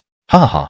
After walking for a long time, the three finally reached the peak of Broken Summit. As the mist cleared, a massive gate supported by stone pillars appeared before them. Beyond it, nothing else. As they approached, two figures immediately emerged. Who dares intrude on the Forbidden Land? Do you not cherish your lives? Seeing one of the men, Jonah instinctively knelt down, startling Xianxia beside him. Comrade Jonah, what are you doing? Jonah cautiously looked up. One of these seniors is of my kind, and in terms of strength and seniority, far above me. I must show respect. Xianxia laughed. This isn't just showing respect. This is a full prostration. Ishan stepped forward. You don't need to be shocked. It's me. At the sight of him, both men immediately kneeled on one knee. Xianxia Ishan. Seeing their clan's junior along with another human, they were surprised. Xianxia Shan did not easily trust others, especially to bring them to such a place. If they harbored ulterior motives, the Forbidden Land could be thrown into chaos. This bird belongs to your race. I recruited him to sweep. Is that okay, old Camillo? Old Camillo replied. It's an honor for him to be favored by Xianxia. I have no objections. Only then did Xianxia understand the power of someone who could command the loyalty of two powerful demon clans. Each one of them had the ability to extinguish him instantly. Fortunately, he hadn't come here recklessly, or he would have died at their hands. Now that I think about it, I really should have been more careful. This is little friend Xianxia, the recent champion of the Hansen Town Name Workshop Alchemy Association competition. The battle at our Broken Summit involved several powerful figures, including a Edison-level person. They caused quite a stir. Ishan introduced him thoroughly. Greetings, seniors. This is Xianxia. Both men rose, and the one named Acton said, since you came with Xianxia, no further inspection is necessary. Any actions must first be approved by Xianxia. That's enough. Stop rambling. I'll take little friend Xianxia inside while you stay out here and chat with your clan junior. We'll be back soon. Ishan was clearly annoyed by their repeated rules. Yes, Xianxia Ishan. Come on, Xianxia. Ishan pulled Xianxia inside, disappearing in a flash. Outside, Camillo approached his clan junior. So, it's you, little Jonah. Didn't expect you here, chosen by Xianxia Ishan. Tell me what happened. Recalling the past, Jonah seemed a bit embarrassed. I ended up offending him, and since Xianxia Ishan wanted to drink with brother Xianxia, I was tasked with sweeping. Ha ha ha ha. Both seniors couldn't help but laugh. They never imagined it went like this. The story made them laugh uncontrollably. Everything turned white as Xianxia followed Senior Ishan into the outermost area of the sealed land. Here, the presence of Taotai was not felt, nor its oppressive aura. So, this is the inside of the sealed land? Ishan replied, you're thinking too much. This is merely the outermost area where I've placed my life's work. To reach deeper inside, I want to entrust you with a task. Xianxia, tell me. If you can visit the divine Jonadin Palace and deliver a letter to her, whatever the reason, I hope she returns to see me once. This wish has troubled me for many years. It shouldn't be too much to ask, right? Ishan pointed at the treasures on the ground. If you agree, you may take any treasure you wish. I promise. Xianxia thought for a moment. Senior Ishan, is the divine Jonadin Palace also one of the great sects of the 9 provinces? It ranks second among the 10 greatest sects, Ishan said seriously. Upon hearing this, Xianxia almost wanted to turn back immediately. That's a top-tier sect. How can someone like me possibly interact with them? Not to mention, my status is ordinary. I'll likely be captured before even meeting your companion, and whether I can live through it is uncertain. Don't worry. If you agree to help, I will ensure your safety. And the reason I chose you is because not everyone gets such an opportunity. Xianxia silently concluded that Ishan had already assessed him well. In summary, the translated text maintains the original tone and style, ensuring a natural and fluent English narrative. The character names are kept consistent, and the storyline remains coherent with previous content. The paragraph structure and line breaks are preserved as in the original text. Chapter 70. The Seal Weakens. Xianxia knew very little about the sects on the continent, even though he had recently encountered people from the 10 great sects of the entire continent. He always felt that this immortal Jonadin Palace must hold a significant position in the 9 states continent. Xianxia asked, if I can agree, are you saying these things here can be taken away at will? At the base of Desolate Peak, there was still Zyra to consider. If he couldn't take anything back, it would be hard to explain later. If he could take some treasures from here, then Zyra wouldn't doubt his abilities anymore. More importantly, he wouldn't have to keep making excuses to hide the truth. Ishan replied, of course it's true. This old man has some reputation on the 9 states continent, and my word counts for something. If you're not reassured, you can start picking items now. Once you take something, this old man will count on your agreement. Alright, Xianxia, accept your help. Delivering a message isn't difficult at all. Xianxia took the envelope from Ishan's hand and casually placed it inside his ring, agreeing heartily. Excited, Ishan said, good lad, rest assured. This old man won't let you leave empty-handed. Additionally, I'll give you a few martial arts scrolls as well, a gesture of goodwill. Then, Ishan conjured several red-level martial arts scrolls out of thin air, among which were 2 black-level ones. These were all high-level martial arts that he could so easily produce. Senior, you are truly generous. I never thought all these martial arts were hidden on your person. No wonder I couldn't find any traces of them after searching for so long. Although red-level martial arts were indeed useful, they didn't appeal to Xianxia. Walking over, he immediately picked up the 2 black-level martial arts scrolls and held them in his hands. This old man thinks red-level martial arts suit you better. Black-level martial arts are too advanced. If you choose both, you might need to improve your level further to wield them. Ishan's words made sense. With his current level being low, using such high-level martial arts would be far beyond his current capability. It was unknown whether he would ever have the chance to use them. However, having Ishan remind him was fortunate. Yet, Xianxia didn't change his mind because of his words. Senior, since I can obtain higher-level martial arts, I naturally shouldn't miss the opportunity. Red-level martial arts are good, but compared to black-level, they pale in comparison. Even divine skills were easy for Xianxia to wield. For him, black-level martial arts weren't much of a challenge. If he chose them, once learned, he could still use them effectively. Fine, I can't persuade you. Since you insist, then so be it, Ishan sighed. To Ishan, these martial arts were already familiar to him, and their power was immense. Giving them to someone he liked wasn't out of the question. Why don't you become my disciple? This old man can immediately teach you how to learn these black-level martial arts. What do you think? Ishan had examined Xianxia's body and confirmed it was a fine material for martial cultivation. Someone who can transcend the lack of a spirit beast and reach the warrior Xianxia realm. What else could that be if not a genius? Xianxia hesitated. Senior, you can't teach me much. Moreover, I've already recognized a powerful master and do not wish to seek another. Curiosity piqued, Ishan asked, who is your master? Shani, this old man knows him. Tell me? My master does not wish for his name to be revealed. Therefore, senior, I am very sorry. Xianxia was the mighty divine Amato, but couldn't reveal himself. To find someone worthy of being his master was difficult. Better yet, he was his own master. Well, Ishan seemed disappointed. If you ever have the chance to meet your master again, remember to greet me on my behalf. Ishan should have known that Xianxia already had a master. Breaking through limitations and developing one's physical potential to succeed in cultivating at his young age required guidance from a powerful mentor. Alright. Suddenly, Desolate Peak began shaking violently, like an earthquake. Outside, Camillo and Acton listened to the commotion and realized something was wrong. You stay here. After instructing Camelog, they vanished and reappeared next to Ishan and Xianxia. Ishan's face was grim. What's going on? My lord, it's the seal. Acton answered. The three of them instantly sensed trouble. Ishan immediately instructed, follow me. Xianxia followed closely behind. Soon, Ishan led them to another area. Upon landing, Xianxia felt an intense pressure pushing him to his knees, looking very uncomfortable. D*M*N. Ishan reacted quickly and protected him, restoring his normal state. Getting up, Xianxia saw a vast hollow space, many times larger than the storage room in Ishan's possession. On a stone platform stood a massive stone creature entangled with hundreds of iron chains, crafted from extraordinary materials. Beside the large platform was a water channel about 2 meters wide, encircling the stone platform. Glacial ironstone. Xianxia exclaimed involuntarily. Wow, sharp eyes, Ishan commented. Looking at the massive creature, Xianxia asked in shock, Senior, is this the Taodai you spoke of? So enormous. Yes, this is the Taodai. Ishan continued. If anyone without sufficient strength comes here, they'll end up like you did just now, unable to resist and heavily pressured into submission. Xianxia had just experienced that sensation. Throughout history, this Taodai, also known as Lao Tao or Puoxiao, Pao Xiao, is a ferocious and greedy beast from ancient mythology in the Nine States continent, one of the 4 great evil beasts. If it escapes the seal, all life on the Nine States continent will face dire peril. The Taoya's height typically exceeded 5 meters, its muscles solid and powerful. Its fur was deep black and shone like a bolt of lightning in the dark night. Its eyes glowed brightly, like 2 black gems, emitting a mysterious aura. Its teeth were sharp as knives, capable of easily biting through steel. Its claws were sharp and strong, able to tear through any object. On top of its head were 2 curved horns, reminiscent of a goat's, glowing silvery white. Now, it only appeared petrified, but its power remained, presenting a constant huge threat. Senior, what's happening here? The seal has been in place for too long. It's natural for it to weaken. I just didn't expect it to happen so soon. Seeing the stone Taotai before them, Ishan sighed deeply. Such an event was the last thing he wanted. A weakened seal was no good news. As they spoke, the Taotai roared loudly again, causing the iron chains to shake violently and rocks to fall from above. Ishan and the others grew angry. Camillo and Acton, let's suppress this beast together. We can't allow it to break the seal. Otherwise, the Nine States continent will be destroyed by it. Yes, Xianxia Ishan. They left Xianxia where he stood and moved together to suppress the beast.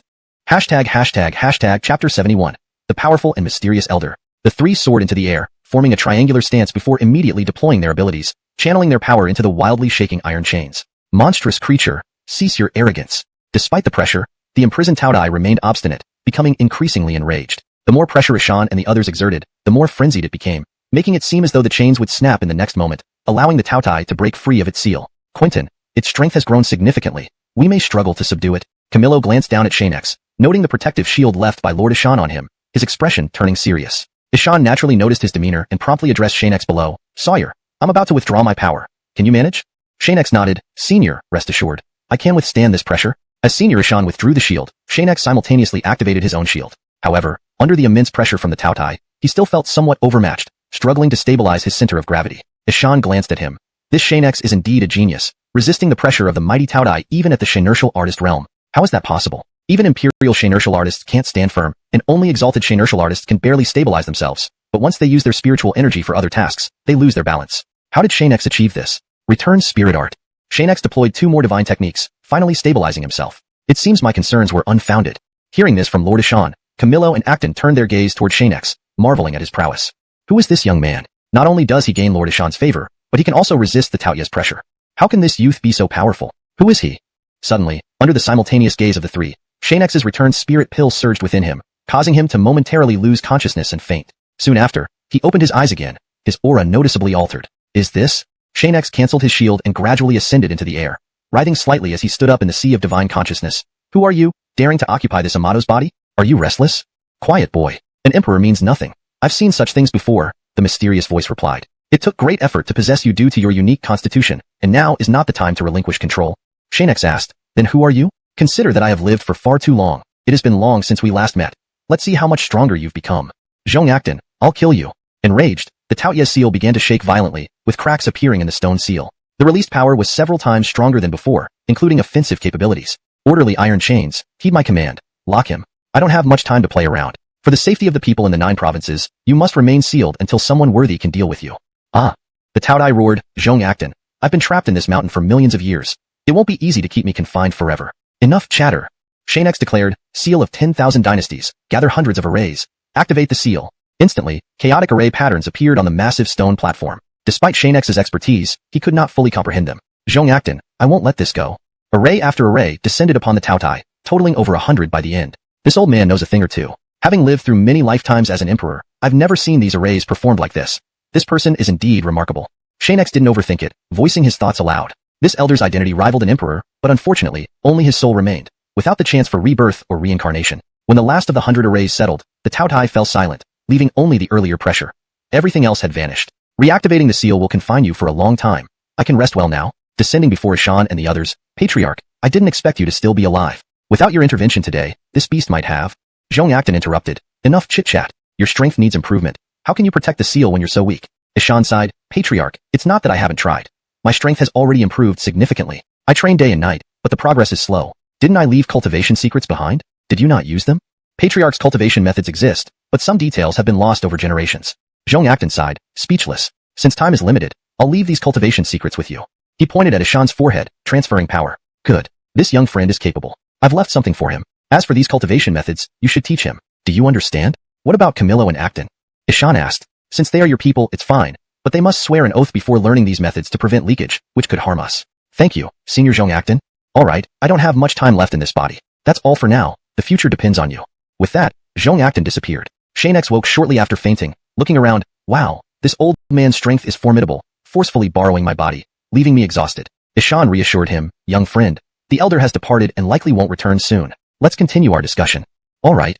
Hashtag chapter 72. I have something better. The seal on the Taodai beast was lifted due to the appearance of the ancient ancestor. Staying any longer would only waste spiritual energy, and Xianxia could not withstand too much pressure. He had no choice but to leave the forbidden place and come out. Jonah saw them emerge and was naturally pleased. Lord Fernand, Taoist brother Xianxia, you two venerable seniors have returned. What was that violent shaking just now? Upon his question, Xianxia quickly replied, nothing serious. It's just that Senior Fernand suddenly broke through a realm, causing quite a disturbance. There's nothing to worry about. Ah. The other 3 immediately sighed in relief upon hearing this, thankful that Xianxia didn't mention what happened in the sealed place. All right, I'll come find you 2 again in a couple of days. For now, let's go back with young friend Xianxia. Fernand led Xianxia down the mountain. Jonah, unable to help but feel resigned, bid farewell to the 2 elders and followed them down. Old Camillo, can you imagine how high this boy's achievements will be if he truly follows Lord Fernand? After this period, he might just become one of the future guardians of the seal. We don't need to rush, there's still time. Indeed, let him gain some experience. It's rare for Lord Fernand to accept someone who just sweeps the floor. In the past, no one had such an opportunity.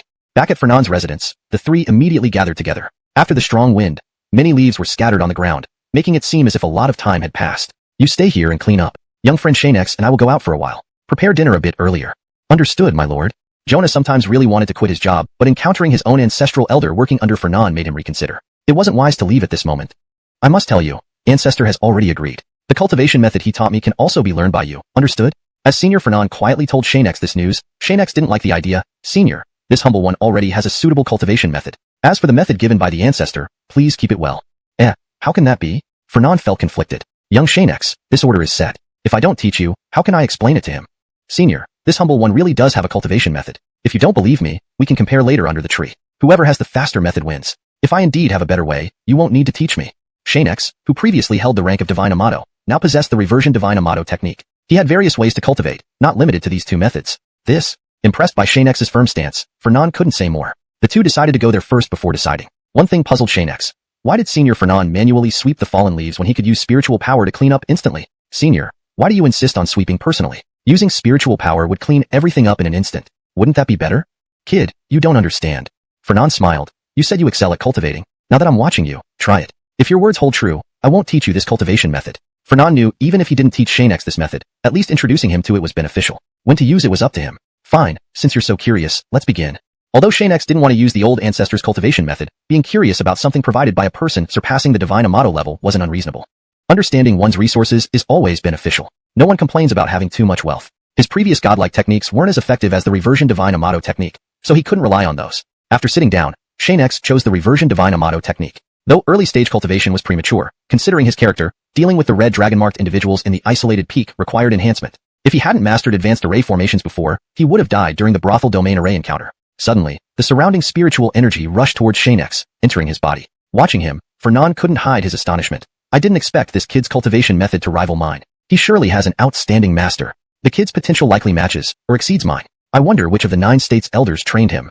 Finishing sweeping, he leaned against the broom, watching Xianxia with growing interest, smiling oddly. Impressive. You managed to absorb all the spiritual energy within 100 miles into yourself. Truly a prodigy. No wonder you look down on my method. You must have an even better cultivation technique. Suddenly, Xianxia stopped absorbing and turned to Fernand. Senior, what do you think of my cultivation method?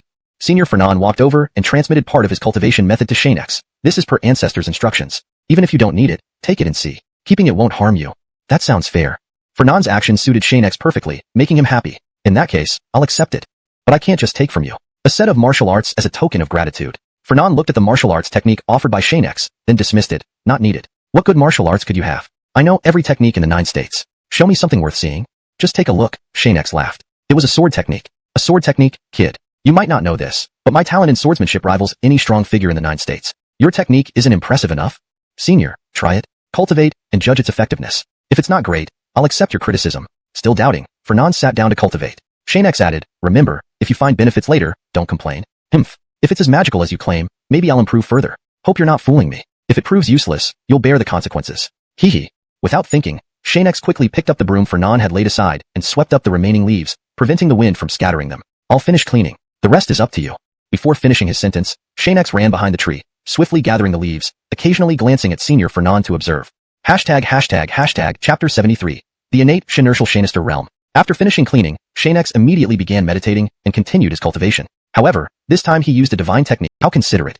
Suddenly, Ishan had a mischievous idea. While you're cultivating, I'll create some trouble for you. Without some trials, you won't grow. With a wave of his hand, many powerful beasts appeared in the sky far away, charging towards Xianxia at breakneck speed. Camillo and Acton, the 2 guardians, immediately noticed. Knowing these were Elder Ishan's doing, they did not interfere. On the other hand, Jonah saw the foolish beasts coming and knew the 2 were still in cultivation. Naturally, he moved to block them. Elder Ishan shook his head helplessly from afar. Silly boy, why come here when the floor has already been cleaned? Of course, Jonah didn't hear him. He was already far above, preparing to fend off the attacking beasts with his own strength. How can this be? When did Broken Peak have so many powerful beast species? Why don't those 2 elders intervene? Jonah continued, I guess I can only rely on myself. I hope one of you wakes up soon. With my capabilities, I can't hold them off for too long. I know how powerful they are. Unexpectedly, just as Jonah rushed forward, Elder Camillo suddenly appeared, pulling him back and reappearing high in the sky, silently watching the beasts fly towards Xianxia. Jonah was genuinely anxious now. If something happened to Xianxia or the old man, even 100 executions wouldn't suffice. If Elder Ishan blamed him, he'd be in serious trouble. The elders should hurry and take action. If these beasts attack them both and Elder Ishan finds out the boy isn't there, he will surely scold us. Camillo spoke seriously. Sawyer, don't ruin what Elder Ishan arranged specifically for fellow Taoist Xianxia. If these were foreign beasts, they wouldn't be able to get close. We need only observe quietly and leave the rest to Elder Ishan. Jonah, though puzzled, realized this made sense. If it weren't for Elder Ishan's arrangement, combined with the presence of Elders Ishan, Camillo, and Acton, the attacking beast would likely have been killed before getting close. If this is Elder Ishan's arrangement, why? Acton looked at Xianxia. Fellow Taoist Xianxia needs trials. With Elder Ishan's nature, he has wanted to know Xianxia's true abilities. Drinking together can only reveal so much. Since arriving at Broken Peak, Xianxia had never truly shown his strength. At least in Ishan's view, the opportunity to demonstrate his offensive abilities had never presented itself due to his presence. At this moment, Xianxia awoke and saw the beasts. So many beasts. Where did they come from? Confused, he wondered how these creatures dared approach with so many strong individuals around. Stopping his cultivation, Xianxia summoned the cold beast halberd and stepped forward. During the battle, he noticed the 3 demon race members watching from a distance. Strange, they aren't interfering, and the beasts aren't attacking them. What's going on? As he dodged an attack from one beast, it abruptly turned around and charged back at Xianxia after heading towards Elder Ishan. Xianxia quickly understood. Old man, you tricked me? Damn. Unfortunately, Elder Ishan ignored him, showing no reaction even as the 3 demon race members watched idly. Looks like I'll have to rely on myself. Solitary dragon technique. Having just defeated one beast, another unexpectedly attacked from behind, knocking him into a tree, breaking the trunk. So many powerful beasts, all targeting me. You old man, stop messing around during cultivation. Without overthinking, Xianxia prepared to leave. Suddenly, 4 beasts surrounded him, roaring loudly and making him cover his ears. I can't keep using the solitary dragon technique. The beasts I killed earlier are reviving. You want to play, huh? Xianxia accelerated, trying to lure the 4 beasts toward Ishan. They crashed through the old man without affecting him. So it's your doing. Without hesitation, Xianxia led the beasts towards Jonah and the others. They stood calmly, unmoving as Xianxia flew past them, their gazes following him. As a divine emperor, I won't be bullied by illusions. You think you can trap me with phantoms? Too naive. Next, Xianxia stopped dodging and charged at the beasts, stabbing the cold beast halberd into them and pulling it out. He instantly defeated them. Effective. No need to use divine techniques anymore. With some simple movements, I can handle them. Good thing these beasts can revive. Old man, I'll let this slide this time. Through prolonged combat, Xianxia gained immense improvement. Obstacles he previously needed more spiritual energy to overcome now appeared within reach. I feel something like chains inside me, about to be broken. Driven by this realization, Xianxia fought harder, cutting them down hundreds of times. Each time they revived, rushing back at him recklessly. Several times, he was caught off guard and struck by them. It feels so real, yet it only benefits me. Kill. At that moment, the inner constraints dissolved. Feeling the changes within his body, experiencing everything around him, Xianxia, I've broken through. Chapter 74. It's time to go down the mountain. Feeling the changes within his body, Xianxia unexpectedly broke through at this moment. Just as those fierce beasts were about to attack him again, they suddenly disappeared. Xianxia did not care much about it. This increase in strength confirmed that the old man Ashan was truly helping him. He wondered why these fierce beasts did not attack others but kept targeting him. Why were the 3 demon race members watching from the side, delaying their attacks? It seemed they already knew these actions were orchestrated by Ashan, and attacking was unnecessary. Who would have thought the old man is pretty reliable at crucial moments? He knew using this method would speed up my breakthrough. With Xianxia's confirmation, he clearly understood that if the fierce beasts on this desolate peak weren't guardians of the seal, he would have already left to find some powerful creatures for practice. At this moment, Ashan woke up from his meditation, noticing the change within Xianxia. He smiled happily and said, "It seems I was right. This pressure only sped up your breakthrough. Congratulations. Cut the pleasantries, elder. If not for your help earlier, I wouldn't have broken through so quickly." Looking at Ashan, who hadn't changed much, Xianxia asked, "Elder, what do you think of the sword technique I provided?" Ashan pondered for a moment. "Not bad. Using it has significantly enhanced my power and understanding. I even feel I've reached a higher realm. This sword technique must be something taught by your master." "That's correct." Xianxia referred to himself. "If it wasn't satisfactory, since you have successfully improved, I won't linger any longer. It's time to prepare and go down the mountain." "So soon?" Ashan reluctantly saw his drinking companion leave. "Don't you want to stay a few more days? Let me entertain you properly." Time waits for no one. If I disappear for too long, it might raise suspicion. Moreover, there are important matters waiting for me down the mountain. Delaying will cause issues. Xianxia came up here for 2 reasons. To escape Jesse Brothel and Ralph's search, and to explore and see if there were any treasures worth taking next time he came back. Now, he had mapped out the situation here and befriended an interesting old man. Next time, he wouldn't embarrass himself in front of others. "Alright, remember to bring some good wine next time you come. Otherwise, don't expect to enter my place again." Dom didn't say much more. He picked up the broom Xianxia had discarded and started sweeping fallen leaves without looking at him directly. Jonah also came over. "We've just met, and you're leaving already? Friend, it was great meeting you." Seeing Jonah carrying the ragged broom, Xianxia laughed. "Next time I come, I'll bring a better broom for you." The broom Jonah carried was nothing more than a bundle of long branches with lush leaves, barely resembling a real broom. "Great." Jonah agreed happily. Though he had already tried learning how to make a proper broom from the old man's, it still lacked refinement. "I'll remember. No forgetting. Rest assured." After saying goodbye, Xianxia started descending the mountain, knowing the fierce beasts wouldn't harm him. For the first part of the journey, he faced no pressure. Only in the later sections did he use concealment techniques to carefully navigate. Strange, weren't there many fierce beasts guarding these areas before? Where did they all go? Confused, Xianxia realized the sister, "You misunderstand? I'm just asking for someone else. I'm not interested." The auntie dismissed him. "Kids like you deny it, but it's normal. Xylan wanting to understand such things isn't wrong." Xianxia decided to end the conversation. "How much are your vegetables, sister?" "Cheaper for you, 10 silver per caddy. Pick some." Xianxia chose a few, had her weigh them, and paid 30 silver. "Thanks for your service." He left with the vegetables and headed towards the Sanctuary of Hope. On the way, he bought roasted chicken and wine, preparing thoroughly. "You're bringing all this to the Sanctuary of Hope?" a guard asked. "I'm looking for Quentin Gervais. Please announce my arrival," Xianxia said, politely tipping the guard with a smile. "Alright, wait here while I check." "Thank you." Xianxia waited cautiously, not daring to wear his mask but not being too exposed either. Ralph or Red Dragon Shanark members could be lurking nearby, tracking him from the moment he appeared. Whatever the case, Xianxia needed to be cautious to avoid sudden incidents. Soon, the guard returned, becoming more polite. "Little brother, Quentin Gervais invites you inside. Follow me." "Thank you." Xianxia followed the guard into the Sanctuary of Hope, memorizing the route and observing the layout, valuable knowledge for future reference. The entire desolate peak held hidden dangers. Even seemingly peaceful streets turned eerie at night, where death could lurk around any corner.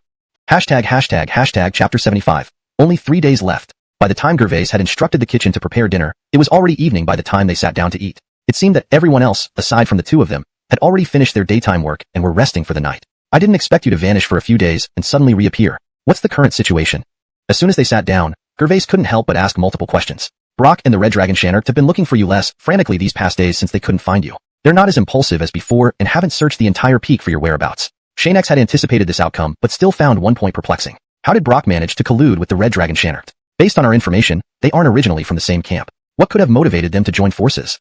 Gervais shook his head after hearing this. "I've also considered this possibility and sent people to investigate, but there are no leads. It seems there's no need to delve into the motive behind their alliance. Finding clues has proven extremely difficult." Xianxia picked up a roasted chicken, removed its wings, and began eating with relish. In any case, I think the web of relationships here is vast. If we lack leads, we might have to let go of this thread for now. The most important thing now is to gather evidence of the murders committed by the Red Dragon Xianxia at the Xianxia Blossom Brothel. Otherwise, XuanHuan and I will have to leave. Oh, right, Gervais exclaimed, suddenly alert. During your disappearance, my brother has been looking for you repeatedly, probably because he has something important. He sent people to me multiple times.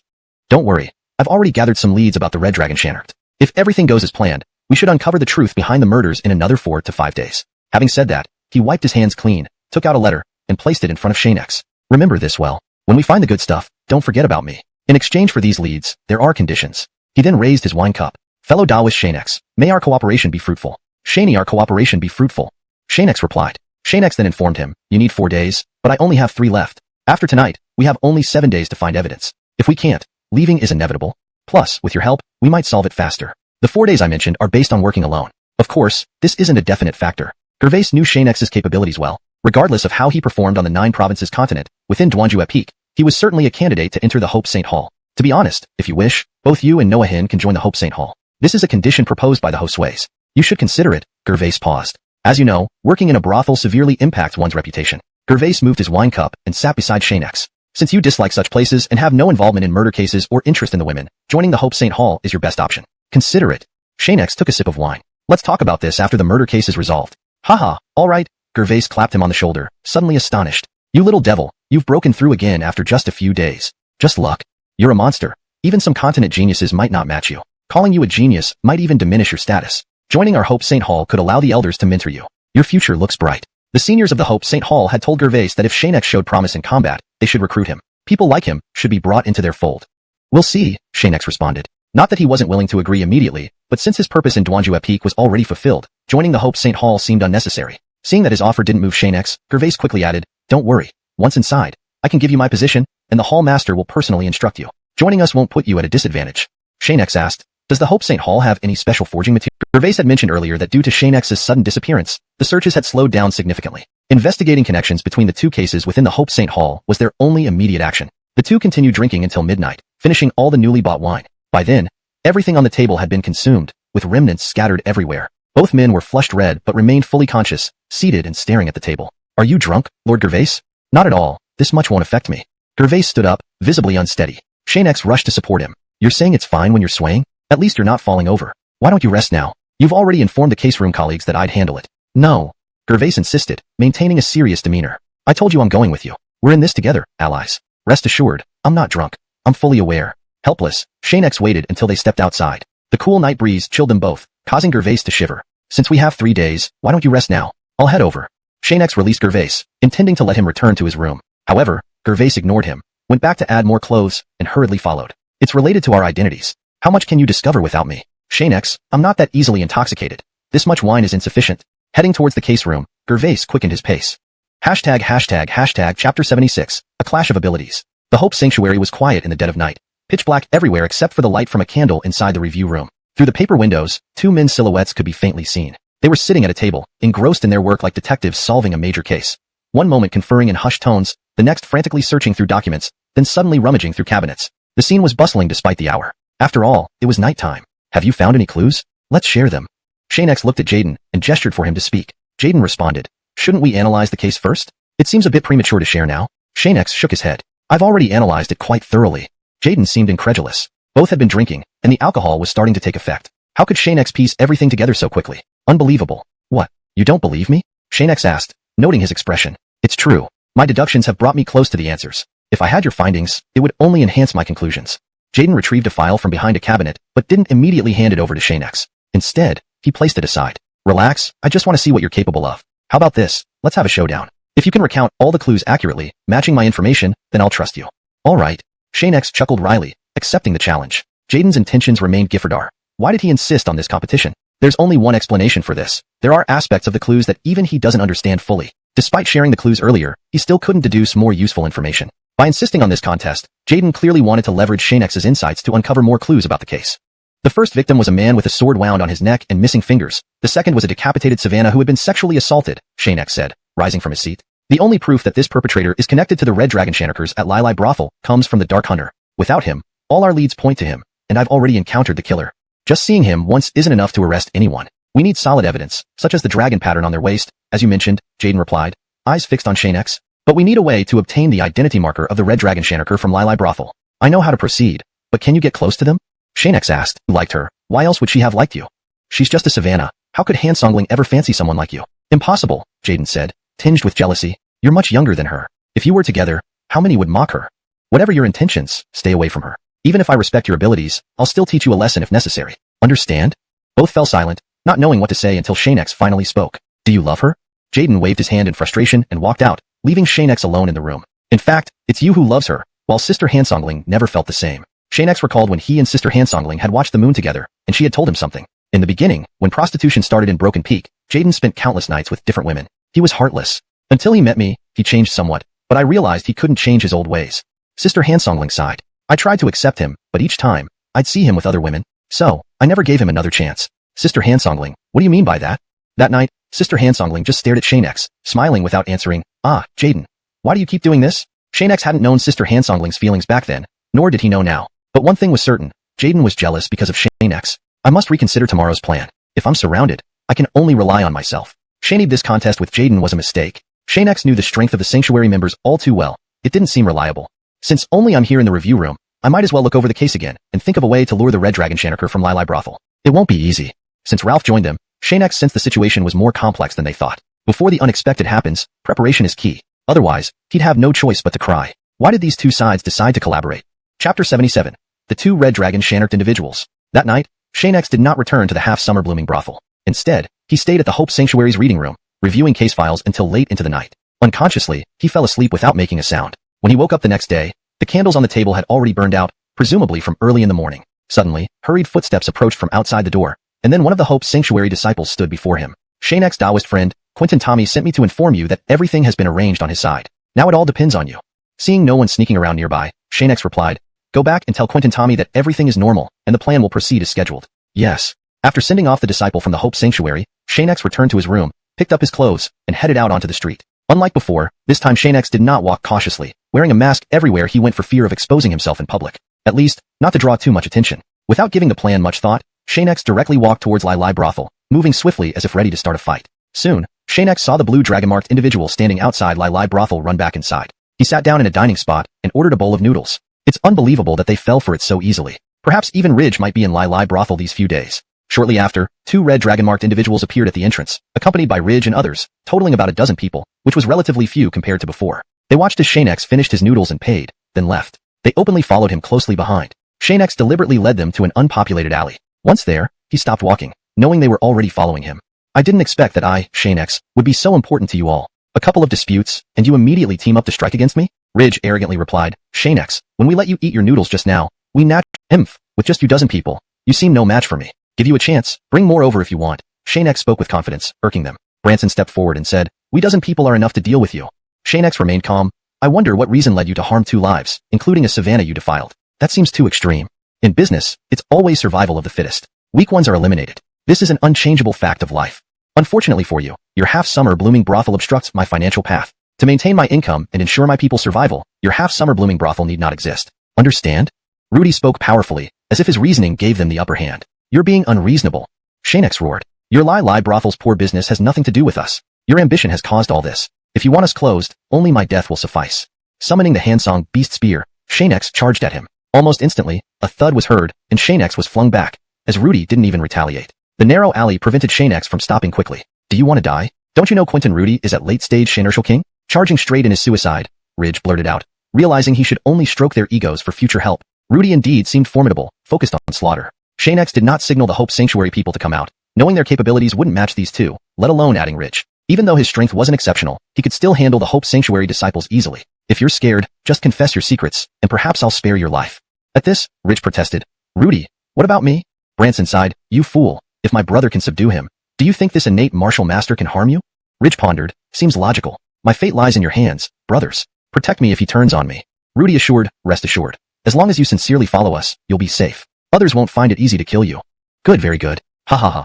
Xianxia laughed along. Living a bit longer doesn't mean they will truly protect you. Naive. You don't realize you've been used and betrayed. Don't try to sow discord, Xianxia. Without external aid, you wouldn't be alive either. Yet you dare taunt here, reckless. Ridge, despite his agitation, avoided physical confrontation, remembering Xianxia's prowess. Don't assume I have no allies. Everything you did, I know, and they wouldn't miss it either. Xianxia referred to the Hope Sanctuary, who had no reason not to know. ##### Chapter 78. Augustus reveals the truth. Augustus thought for a moment. You're referring to the people from Hope Sanctuary, right? The moment Xianxia said that, Augustus should have guessed that this man named Xianxia still had connections with the people of Hope Sanctuary. However, whether or not they would intervene was uncertain. I know about your relationship with them, but considering you're just an outsider to the half-summer flower house, it will be difficult to get them to help you. Hope Sanctuary wouldn't save someone unrelated to them without cause. Like Xianxia, whose true identity was merely a worker at the half-summer flower house, this wasn't enough to make them act. As a red dragon Xianxia individual, Augustus should have anticipated this. That's not necessarily true. Xianxia stepped back, and immediately, the men from the brothel rushed forward. But he wasn't worried, stopping almost instantly. I didn't intend to run. Why are you so tense? As they stopped as well, Xianxia inwardly complained. Damn it, you really aren't coming out. Looks like I need to coax more information out of them, otherwise Gervais and company won't take action. If he knew this earlier, he should have tried to pry more information out of them earlier. Now he was left with no options. With Hope Sanctuary staying hidden, facing these dozen or so people, he wouldn't last a single round. There were 2 red dragon Xianxia individuals, over a dozen blue dragon Xianxia ones, and even the not-so-weak Boris. In this situation, his best option was to avoid fighting altogether. If Hope Sanctuary truly didn't show up, Xianxia's position would be perilous. Xianxia, let me tell you plainly, you're not as familiar with this place as we are. If you lose your life by running around aimlessly, don't blame us. But if you surrender now and let us take you away, you might live a bit longer. Flynn clearly wanted to capture Xianxia alive. That way, they could do some good, earn the favor of Clay, and possibly receive some rewards. Anything from a major sect was a hot commodity on Dujue Peak. Receiving such items directly from their boss would be far better than competing for them outside. Xianxia ignored him, turning his gaze to Augustus. Since I'm alone anyway, before I die, I'd like to know how you kill people. At least, let me die understanding. Do you dare to tell me? Augustus saw through this trick, but wasn't bothered. What does it matter if you know? It's just boring. Killing a few people. Is it really worth all this concern? If everyone in the half-summer flower house acted like you, Dujue Peak wouldn't be what it is. Do you dare or not? Xianxia pressed. Of course I dare. What's there to fear? Since they weren't part of a unified organization anymore, they had Clay backing them now. Even if Hope Sanctuary found out, they would likely step in to resolve it. Clearly, those 2 dead weren't from Dujue Peak, but from outside it. Xianxia guessed, killing outsiders must have drawn the attention of the Wasteland River Enforcement Team. You're not afraid of telling me now, knowing I might inform them later? This is Dujue Peak.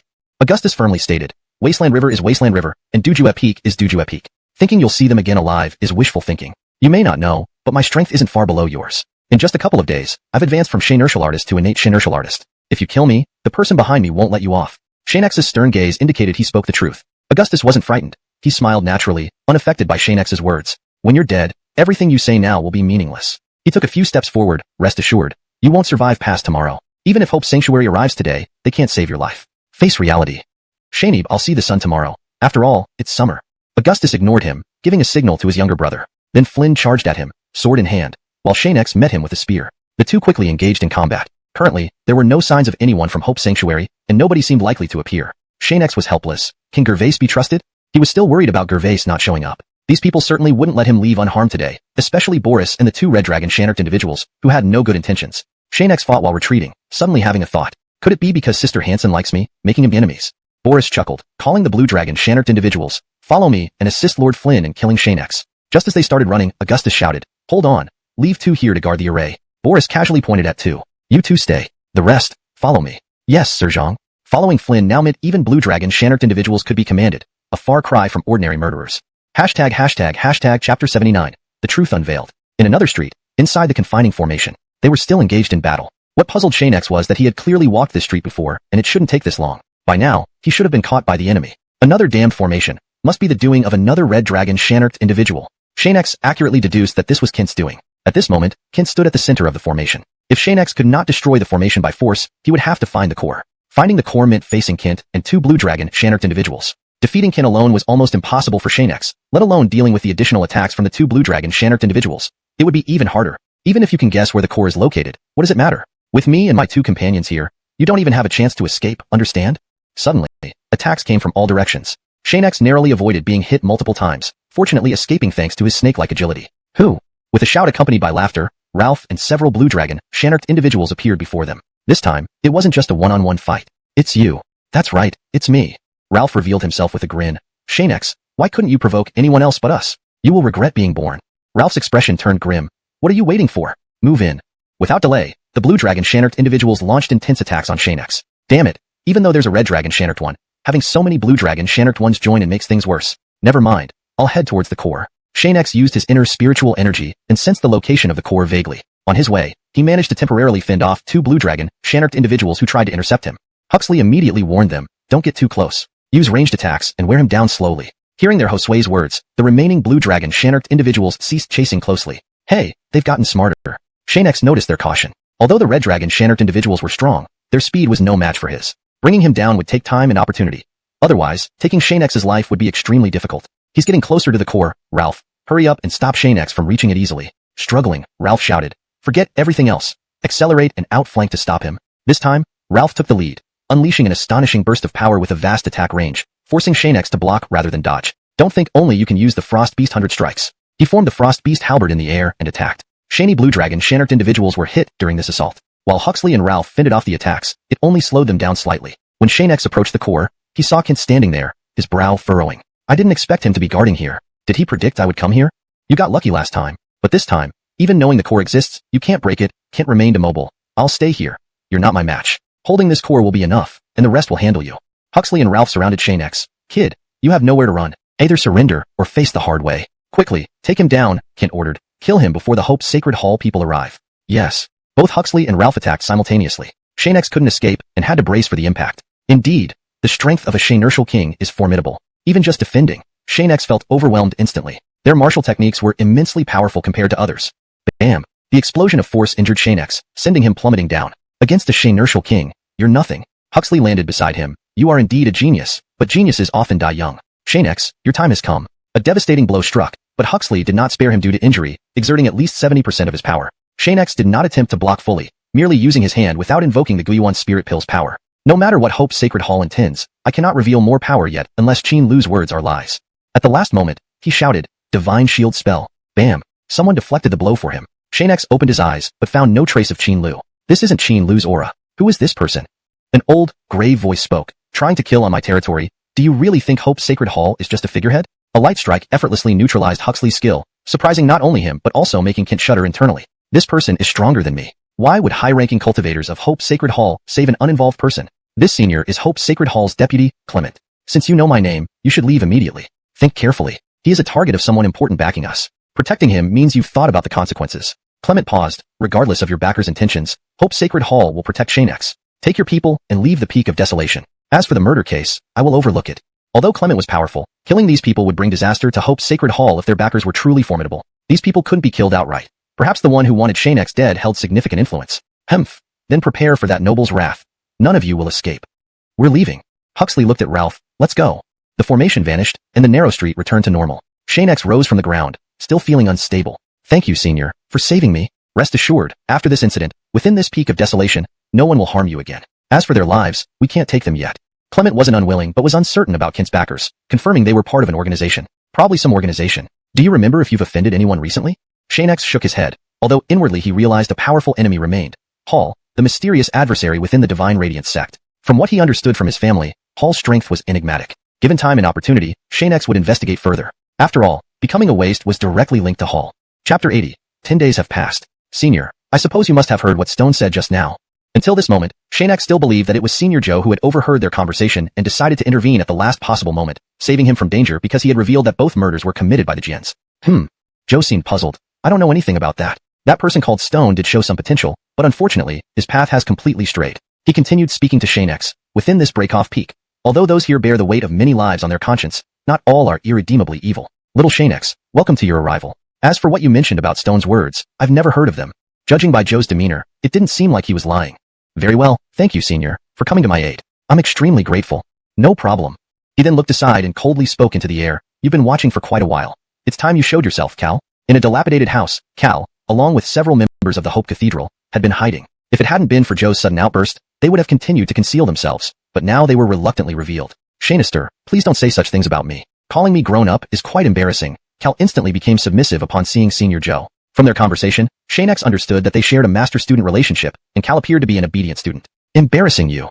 Joe sounded a bit angry. If you keep hiding like this, by the time Xianxia gets killed, you won't be able to save him. If not for my intervention today, your fault would be even greater. Cal didn't know how to explain himself. Xianxia, I was just preparing to help. It takes time to break through the formation. Joe hit him on the forehead. By the time you act, little friend Xianxia will be dead. You're still thinking about breaking formations. How can I have a disciple like you? This time, I intervened in time. Let me apologize for my useless disciple. Young friend Xianxia, how shall we proceed? Xianxia remained calm, Since Senior has saved me, there's nothing left between us. As for Brother Cal's mistakes, let's drop it. Haha, good. Joe said, come, let me take you to meet someone. They're quite curious about you. I still need to return. Please forgive me, Senior. Once I'm done, I'll come with you. Xianxia knew that the matter was resolved. It was time to tell them the good news about half-summer blooming brothel closing its doors due to the flowers. Just as Xianxia was about to leave, he suddenly felt darkness before his eyes and collapsed. Joe supported him. When you return, reflect on yourself and stop disgracing us. Did you hear that? Yes, Xianxia. As Joe took Xianxia away, one of the remaining brothers asked, Sterling, should we notify half-summer blooming brothel immediately about the situation? Himph, why notify them? Do you want Xianxia to stay there? The tension between them had grown after Xianxia got close to Rhea. Since he can't return quickly, isn't this perfect? Besides, today is almost over. Looking up at the sky, the sun was setting, and night was fast approaching. This day would soon end. Yes, I know what to do. Bidding farewell to Cal, he disappeared. Only Cal stood alone, gazing into the distance with a meaningful smile. The night was deep, and everyone at half-summer blooming brothel was filled with despair. Despite being gathered together, each face was grim. Rhea whispered to Jillian, 10 days will soon pass. No one from Xianxia or the Hope Cathedral has come to inform us whether we can continue operations, or if the murder case has been solved. Jillian sternly replied, Rhea, worry clouds your judgment. Remember what I say, I don't easily retract. Suddenly, Apollo hurried in, breathing heavily. Rhea rushed forward. What happened? Did you find Xianxia? Apollo shook his head. What about the murder investigation? Any word from the Hope Cathedral? Again, Apollo shook his head. Rhea grew angry. Tell me what's going on. If you don't speak up, once this day ends, you two must pack up and leave. Understand? Apollo calmly explained, no clues. People at the Hope Cathedral treated me as if I didn't exist and wouldn't let me search for Cal. As for Xianxia, I haven't seen him for days. I don't know where he is.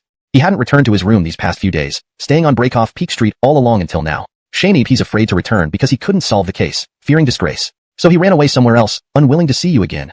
Jillian added fuel to the fire. Don't listen to Shanima. He's trying his best. Don't take it personally. It's fine. Apollo continued, I'll go look again. Whether I find him depends on luck. As Apollo left, Rhea turned back to Jillian. Why do you say such things? They're doing their best. We shouldn't criticize them like this. In any case, if they haven't solved the case by tonight, they must leave tomorrow. There's no room for discussion. Jillian spoke bluntly, showing no patience with Xianxia and Apollo. She had already considered them useless for days. Rhea, remember not to let emotions cloud your judgment, okay? Rhea ignored her and walked away, soon hearing the door to her room shut. Oh, this girl. Apollo walked down the increasingly empty street, hugging himself, uncertain where to go. Suddenly, he saw Cal and others and rushed over. Lord Cal, have you seen Xianxia in the past few days? Cal pretended to be clueless. How would I know where he is? Weren't you together before? Apollo was puzzled. Xianxia vanished without a trace after leaving half-summer blooming brothel. Well, Cal added, you know the streets haven't been peaceful lately, with checks on the night market to maintain order. Excuse me, go home early, or you might get lost again, making our work at Hope Cathedral even more difficult. We're already swamped with the murder case. Don't add to our troubles. Without looking back, he left. Apollo stood alone, lost in thought. Chapter 81. Tatiana and the Soul-Severing Needle. Senior brother Xianxia, if you don't come back soon, our status in this desolate peak will be utterly lost. Hallam had put a lot of effort into finding this job. If he lost it, living on in this desolate peak would be impossible without some special means. He wouldn't even be able to get by. Finally, Hallam reluctantly stopped in a small alley, sitting down on the ground, cradling his head. I won't go back tonight. Tomorrow I'll just pack up and leave. Without Xianxia, even if Elira Tyrang wants to help, it probably won't do much good. Deep into the night, in a room filled with fragrance, Xianxia was lying on a pink bed, his eyes hazy, showing signs of waking up. In an instant, things began coming into focus for him. Struggling to sit up, seeing what lay before him, he couldn't help but feel alarmed and quickly got out of bed to walk over to the table. Why am I here? His head still throbbed with pain, leaving him no choice but to sit beside the table. The table was laden with food and drink, as though awaiting a distinguished guest. After a cursory glance, his stomach growled loudly. Ever since descending the mountain, he hadn't eaten anything substantial. He was truly starving. At that moment, someone pushed open the door and walked in. A charming and captivating Savannah, holding a platter of roasted chicken, which she placed before Xianxia. Then she sat beside him, saying, if you're hungry, eat. This food was prepared especially for you. Xianxia was somewhat puzzled, but eating came first above all else. He picked up the chopsticks and devoured the food voraciously, not holding back at all. You must have been really hungry. How long has it been since you last ate? A normal person would not eat so rapidly after only being hungry for 1 or 2 days, especially considering Xianxia was a cultivator who would usually take several days of fasting to reach such a state, something she could hardly believe. Shani, I ask your name, miss? Slightly sated, Xianxia started asking questions. Appearing here in a girl's boudoir unbidden was indeed shameful. I'm Tatiana, daughter of Darren. Junior said you were badly injured and needed my care, so he brought you here. Tatiana replied as she casually picked up a fruit plate from the table to snack on. She continued, don't misunderstand. I did this because Junior asked me to, otherwise, I wouldn't have bothered with you. After having eaten, Xianxia noticed the disarray on the table where he had been lying. He stood up to tidy it up, put on his clothes, and returned to the table. Thank you, Elira Tatiana, for your hospitality. Since I'm feeling much better now, I should take my leave. Tatiana didn't stop him, only smiled knowingly. 3, 2, 1. Just as he reached the door, Xianxia felt a wave of dizziness and had to support himself against the door frame to prevent falling. Tatiana helped him back to his chair, handing him a cup of water. Your body is still weak, let alone harboring hidden injuries. Without proper recuperation, you can't manage daily tasks. Even walking a short distance will exhaust you like this. Xianxia held his chest. What exactly happened?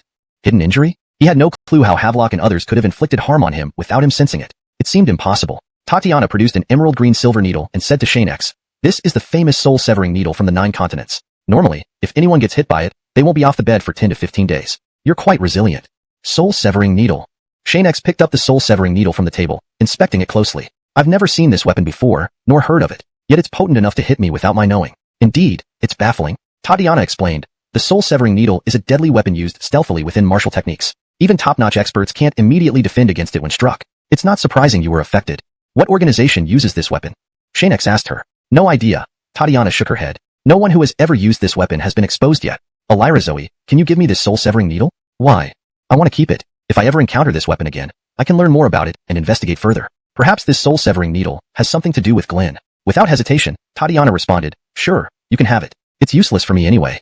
Thank you. Xianxia took a box, packed it inside, and stored it in his storage ring. Didn't think you'd be so cautious. Putting it in another box seems redundant. Why not just toss it directly into the storage ring? Xianxia said nothing but rested for a bit before continuing to eat. XuanHuan, come in and clear these dishes away. Once the food was cleared, Tatiana produced a piece of paper. This form is for joining Hope St. Hall. Just fill this out, and you'll officially be a member. Xianxia was puzzled. I haven't agreed to join Hope St. Hall, and I'm still under half Summer Blossom Brothel. This isn't right. Tatiana sneered. It's already the 11th day. Even if you go back tomorrow, it'll be too late. How could this happen? Didn't Hope St. Hall inform them? After all, the murder case has already been solved. Unfortunately, Tadeo sealed the news about the murder after you fell unconscious. None of it reached those at the half Summer Blossom Brothel. Give up that thought. As a collateral disciple of Hope St. Hall, Tatiana understood some details but couldn't risk informing anyone about this. If Tadeo found out, there was no telling what other schemes he might devise. She dared not take the chance. Because of her, Tadeo has decided not to cooperate with me anymore and is now hostile. Xianxia stood up and looked outside into the darkness. Could you arrange a room for me? Why? You're still not well. Why insist on sleeping separately?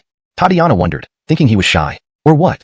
Xianxia looked around the room. But staying in a Savannah's bedroom at night isn't appropriate. Staying next door seems best. Tatiana sighed. If you wish to die, sleep in the adjacent room. Don't say I didn't warn you. The effects of internal injuries are severe. If you're alone, you might not survive, at least not undetected for a while. Elira Zoe, no matter what, I remember your kindness. However, it's improper for a man and a Savannah to share a room. Now that I'm better, I should rest next door. Good night. Xianxia left cautiously, closing the door behind him and heading to the next room. Fine, do as you please, Tatiana muttered as she walked to her bed, shedding her outer garment. Time for me to sleep. However, shortly after Xianxia entered the next room, the sound of shattered teacups came from inside. Reluctantly, Tatiana got up, sighing, here we go again. Upon waking, Xianxia proved more troublesome than before. Without anyone tending to him, even simple tasks became difficult. Hashtag chapter 82. An unusual Shandame Hoover. At the sound of movement inside the room, Tatiana hurriedly put on her coat and rushed over. As soon as she pushed open the door, she saw Xianxia lying unconscious on the floor. I told you before. This is your own doing. Tatiana walked over to help him onto the bed. You insisted on sleeping in a separate room despite being so ill. Truly troublesome. Next time, if you still don't listen, I might just knock you out. After arranging everything, Tatiana didn't leave. She knew that if no one kept an eye on Xianxia, who knew where he would faint next? If she were not with any Xianxia, it might take some time to find him, and if his condition worsened, Xianxia's life could be at risk. Sigh. Tatiana sighed and fell asleep on the table in the room.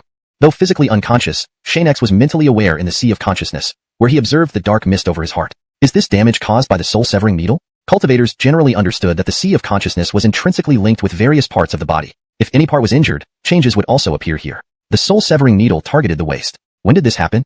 Xianxia carefully recalled the previous battle, hoping to pinpoint when the attack occurred. After much deliberation, he found no clue. During the fight, both Flynn and Cruz attacked my waist, making it impossible to determine. Then, he saw a force surging towards the dark mist, entering it. Miraculously, his injuries began healing, and the pain gradually subsided as his body slowly recovered. Incredible. Even ordinary divine skills wouldn't have such swift and potent effects. No wonder it's an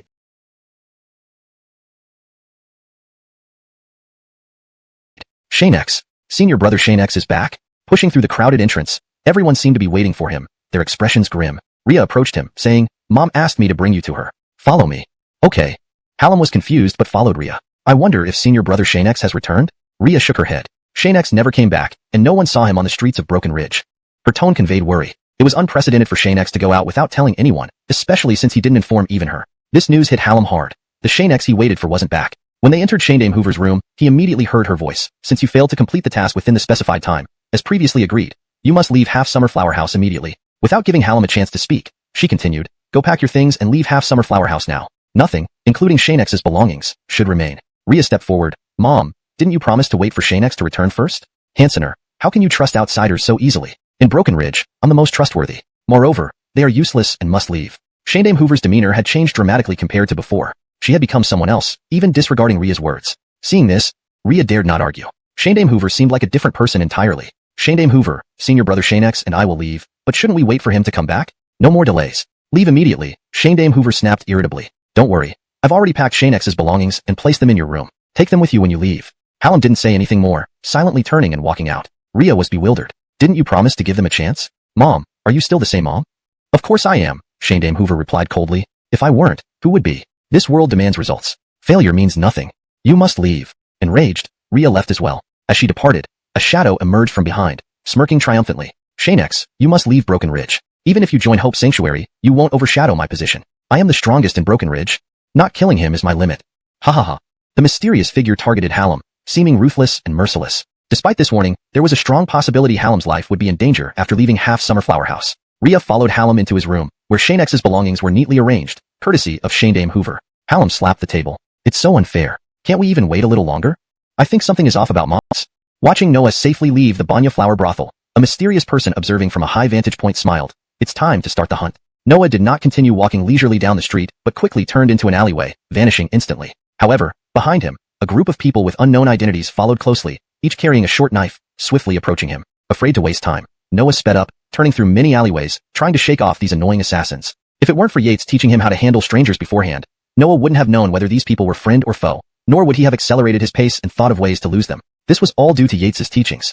Didn't expect to run into these people just by stepping out. It seems Jillian at the Banya Flower Brothel indeed has problems. Suddenly, he recalled, I hope Elira Ria is alright. If others meet Brother Yates, I won't be able to explain. He noticed the pursuers gradually catching up, moving much faster than him. Instead of continuing to run, Noah found a wall, partially camouflaging himself to look normal from the outside. This skill was his secret. Hide first. Running more would only get me caught. Soon, they appeared beside him. One of them scratched his head and said, we clearly sensed someone here just now. Why is there nothing now?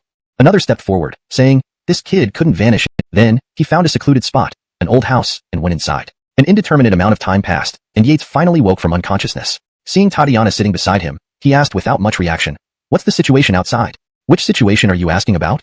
Tatiana, clearly unsure of what Yates wanted to know, counter-asked. The Banya Flower Brothel. 10 days had passed, and he didn't know how Noah was doing. Most importantly, he wanted to know about them, especially Noah's specific condition, hoping he hadn't been expelled by Jillian. You mean that? I heard some things this morning, but they weren't good news. Can you handle it? Tatiana looked puzzled, unsure if revealing the information could harm Yates further. Just tell me. No matter what, Yates needed to know Noah's current state, even if it was bad news. Tatiana had no choice. Since you insist on knowing, I'll tell you what's happening at the Banya Flower Brothel. This morning when I went out to buy something, I saw a crowd gathered outside the Banya Flower Brothel. Then, I saw a wild-looking guy come out carrying bags, but I don't know who he is or his name. Also, I heard that Jillian at the Banya Flower Brothel has been acting strangely, almost like a different person. Stranger changes have occurred within the brothel. If you want to understand the situation, it might not be easy. Hearing this, Yates now worried about two people, Noah and Sister Ria. Given Jillian's issues, Sister Ria's situation was probably dire. What happened to them? Tatiana didn't care much. How are your hidden injuries? Yates moved his body. Seems mostly healed. Tatiana looked doubtful. Someone who got hit by the soul-severing needle can recover so soon? What kind of constitution do you have? Yates feigned ignorance. I don't know why, but after sleeping last night, I felt much better this morning, almost like nothing happened. Haha. Tatiana didn't say more, but poured prepared herbal medicine into a bowl. I don't care if you're truly healed or not. You need to take your medicine on schedule. My father ordered it. Hurry up. Yates didn't understand and wanted to ask more, but the medicine bowl was already in his hands. My hidden injuries have eased. I probably don't need medicine anymore, right? Knowing how bitter the medicine was, Yates didn't like drinking it. Even as an Amato god, he preferred sweetened medicine. This one, he avoided resolutely. No way. Tatiana stood up, walked to his side. This medicine is specially prepared for you to heal your wounds. Without it, how will you recover? Drink it now. I'll watch you finish it. Yates's eyes widened. Thank you for listening to me. Because of you, all seasons are warm. Chapter 84. Even Ria can't save you. With Tatiana watching him closely, Xianxia couldn't change anything. If he used his ability, she would certainly notice, and he didn't want anyone else to know about that particular skill. Just after taking a sip of the medicine, Xianxia showed an expression of agony. This bitter concoction was truly unbearable for him. Seeing his disdainful face, Tatiana remarked, this medicine doesn't seem so bitter. She picked up the bowl Xianxia had just drunk from, bringing it to her nose for a sniff. She had taken this medicine before, and even the first time, it hadn't caused her as much pain as it did Xianxia. I can't handle bitter medicine, Xianxia admitted. In his memory, he had never personally taken such bitter medicine, and in truth, he couldn't tolerate even the slightest hint of bitterness. Tatiana looked at him as if he were a fool. A cultivator afraid of bitter medicine? Are you serious, Xianxia? Xianxia smiled awkwardly. Indeed, I'm not lying. I hardly ever took medicine before, and thus such results appeared. To be honest, I can't tolerate any form of bitterness. In his mind, becoming an emperor or standing above others meant keeping away from all forms of suffering. This was indeed a recurring trait of Xianxia's. Tatiana shook her head helplessly. Afraid of bitterness yet drinking all the medicine. Fooling who? Though she thought this to herself, she didn't say it aloud. After tidying up the medicine bowl, Tatiana returned to the room and started discussing his condition. Even while you were unconscious, my father visited once to examine your condition. The information is now in my hands. Do you wish to know? Without hesitation, Xianxia nodded eagerly. If he was indeed much better, he had to return to Xianxia brothel, where Hallam and Sister Ria were waiting for him. All right. Tatiana didn't hand over the letter, but recounted aloud. My father says your condition has gradually improved. Perhaps in some time, you'll recover further. By then, you won't need me around anymore, nor will you worry about sudden fainting spells. She moved closer. How did you do it? Without any treatment, your injuries healed on their own, which is quite unbelievable. Could you tell me more about your body? If Xianxia's body was indeed as described by his father, a divine physique, the natural healing properties suggested its mysterious nature was growing stronger. Based on Xianxia's current state, even Darren's abilities couldn't fully comprehend what kind of constitution it was. Only ancient scriptures might still have records, though they might be lost. Xianxia asked, there's something I've always wanted to understand. How is Ria at Xianxia brothel? Given the recent changes at Xianxia brothel and Portia Hoover's altered behavior, staying there would be extremely dangerous for Ria. If so, Xianxia felt compelled to act. Otherwise, if harm befell Sister Ria, he might not forgive himself for a long time, perhaps forever. Currently, he urgently wanted to know what had catching people. Tatiana breathed a sigh of relief. You should have said so earlier. Don't worry me like that. From her words, it was clear that the elderly Master Darren had instructed Tatiana to follow his orders. Sorry, I didn't think of that, Xianxia replied, relieved. Her willingness to help meant he wouldn't have to spend time searching for Hallam. Now, Elira Zoe can assist me, right? Of course. Tatiana confidently stated. Tell me what you need, and I'll get it done. I hope Elira Zoe can find someone within Duanda Peak. He left not long ago and still carries my belongings. He shouldn't have gone far. Xianxia added, I hope Elira Zoe can help find him. You mean the person who just left Xianxia brothel? Tatiana asked. Xianxia nodded. The person he referred to was Hallam, whom he hoped to find before he wandered too far. Since Ria can't save him, she also can't save me. Our only reliance is on ourselves. Within Duanda Peak, the only person I trust is the missing Hallam. Tatiana felt pleased. So even Ria the prostitute can't save you? You're asking for help from me? Let me tell you, I've had people watching that Hallam. They haven't reported back, meaning they're still following him. If you want to see him, I can arrange it immediately. Thank you, Elira Zoe. Please arrange it. I want to see him. Xianxia hoped for good news, hoping to put his worries to rest. Stay in your room and wait. Don't wander around recklessly until I return, or you might worsen your condition. If that happens, even gods can't save you. She needed a firm promise from Xianxia. All right, I promise. Xianxia agreed without hesitation, fully aware of the consequences. He had experienced the severe effects of worsening health the night before, knowing how agonizing it felt. Chapter 85. Hallam's Destiny. In the following time, Xianxia did not make any extra moves. He sat by the bed, without even the interest to walk around the room. Restore my physical strength a bit more. When I meet Hallam later, I can't be lying on the ground while chatting. It would be too embarrassing. Xianxia dared not imagine that scenario. Appearing weak in front of Hallam would give no reason for him to trust, or feel safe enough to seek help from him in the future. No one would willingly accept this kind of task, and Xianxia understood human nature all too well. It wasn't long before Tatiana entered the room with a smile. Seeing him concentrating on cultivating, she didn't disturb him but sat beside him, leisurely drinking tea. Xianxia knew she had returned and stopped his cultivation, regaining consciousness. Have you found Hallam? He's in the room below. He can't come up here. This much you should understand, Tatiana explained. If not for her consent, it would already be a rare occurrence for anyone to enter the lower chamber. And the fact that Xianxia could be in this part of her room naturally meant he had her approval. Then can I go down and see him? Xianxia asked directly. Tatiana nodded. Of course, but I will accompany you to ensure your safety. Xianxia wouldn't believe this assurance. To merely keep an eye on him, sending a servant would suffice. However, it wasn't important now. Whatever you say. Xianxia dressed, left the room, and headed downstairs to meet Hallam. Inside the room, Hallam had no heart for tea. Instead, he looked at the person beside him and asked, Didn't you say you were going to bring me to Brother Xianxia? Where is he? The mysterious figure reassured him, Don't worry, you'll see him soon. We wouldn't have promised if we weren't sincere. At that moment, Xianxia and Tatiana pushed open the door and appeared. They saw the person Hallam had been waiting to see. That's all. You two can leave now. Yes, Elira. Then Xianxia sat opposite Hallam. The latter was visibly excited when he saw his senior brother. He hurriedly removed his belongings and handed back the items that belonged to Xianxia. Brother Xianxia, these are yours. Without a word, Tatiana took the package before Xianxia could touch it, then sat aside to inspect its contents, paying them no mind. How was it? Did anyone from the Banya flower brothel do anything to you after you left? Xianxia asked first. Hallam shook his head, looking down. The Banya flower brothel has turned chaotic lately. Auntie Hoover's personality has changed drastically. It's not what it used to be. Moreover, when I left, a group followed me, wielding short knives, similar to the renowned assassins of the mainland. I've seen those weapons before. Tatiana interjected. Are you sure it's members of the assassin organization of Jeju continent? Hallam paused, absolutely certain. He had seen the weapons they used and couldn't have mistaken them. That's strange, Tatiana said, stopping her inspection. This isn't their usual behavior. Sending a squad here to Duju Peak. They must be quite bold. Do you have any issues? Xianxia continued, leaving other questions for later. They only chased me briefly, then I hid, and they didn't find me. Afterward, I hid in a city god temple on the street, where there were no people. Xianxia his hideout. Hallam clearly didn't want to recall it. Alone in society, he was struggling terribly. If you don't want to leave Duju Peak, consider joining the Hope Saint Hall, Xianxia proposed, confident that Tatiana and her associates would agree out of respect for him. Seeing him unable to respond, Tatiana added, your future needs to be decided by yourself. Not joining the Hope Saint Hall means you won't be protected here. Joining the Hope Saint Hall would at least give you status. According to what I know, even the mainland assassins wouldn't target members without cause. This way, you'd be safe. Xianxia's explanation came promptly. Only by joining the Hope Saint Hall could Hallam secure his life. This was his last chance if he wanted to stay in Duju Peak. Going outside meant risking capture by the law enforcement hall. Will brother Xianxia also join the Hope Saint Hall? No, Xianxia shook his head. I haven't thought about joining yet. Perhaps in the future, but not now. I'll join with you then, and we can both join together. Without Xianxia, Hallam feared he might become a burden, unable to navigate the world. This won't work, Xianxia explained. Being exposed now puts you in danger, especially with the assassins around. Not joining the Hope Saint Hall means unresolved issues with Auntie Hoover, which would jeopardize your life. Hallam was startled. I never imagined I'd suddenly be in such danger for doing nothing. Brother Xianxia, what should I do next? Join the Hope Saint Hall. Xianxia urged. Don't worry. I'll join eventually. In the Hope Saint Hall, you'll be safe.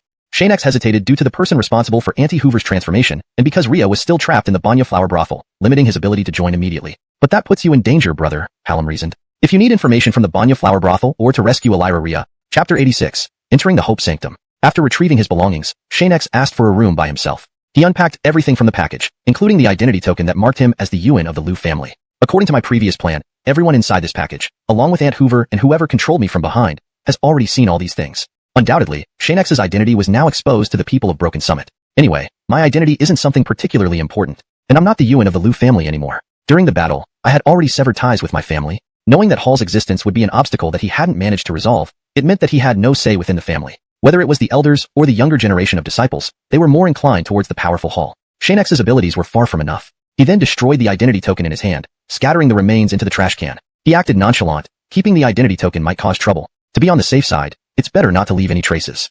After doing everything, he changed into a new set of clothes he had bought but never worn. After ensuring that he wouldn't be easily recognized on the streets, he went out. No one knew what he wanted to do. They only saw Xianxia heading towards the Hope Sanctum. The residence of the Ghost People was very close to the Hope Sanctum, seemingly just next door, reachable within moments, which made it very convenient. Xianxia did not attract too much attention. Who had been with Tatiana suddenly appeared behind Norin. Unaware, Norin continued, Humph, you think I can't find help? I'll go back and get someone to challenge you. With solid evidence, how will you explain yourselves?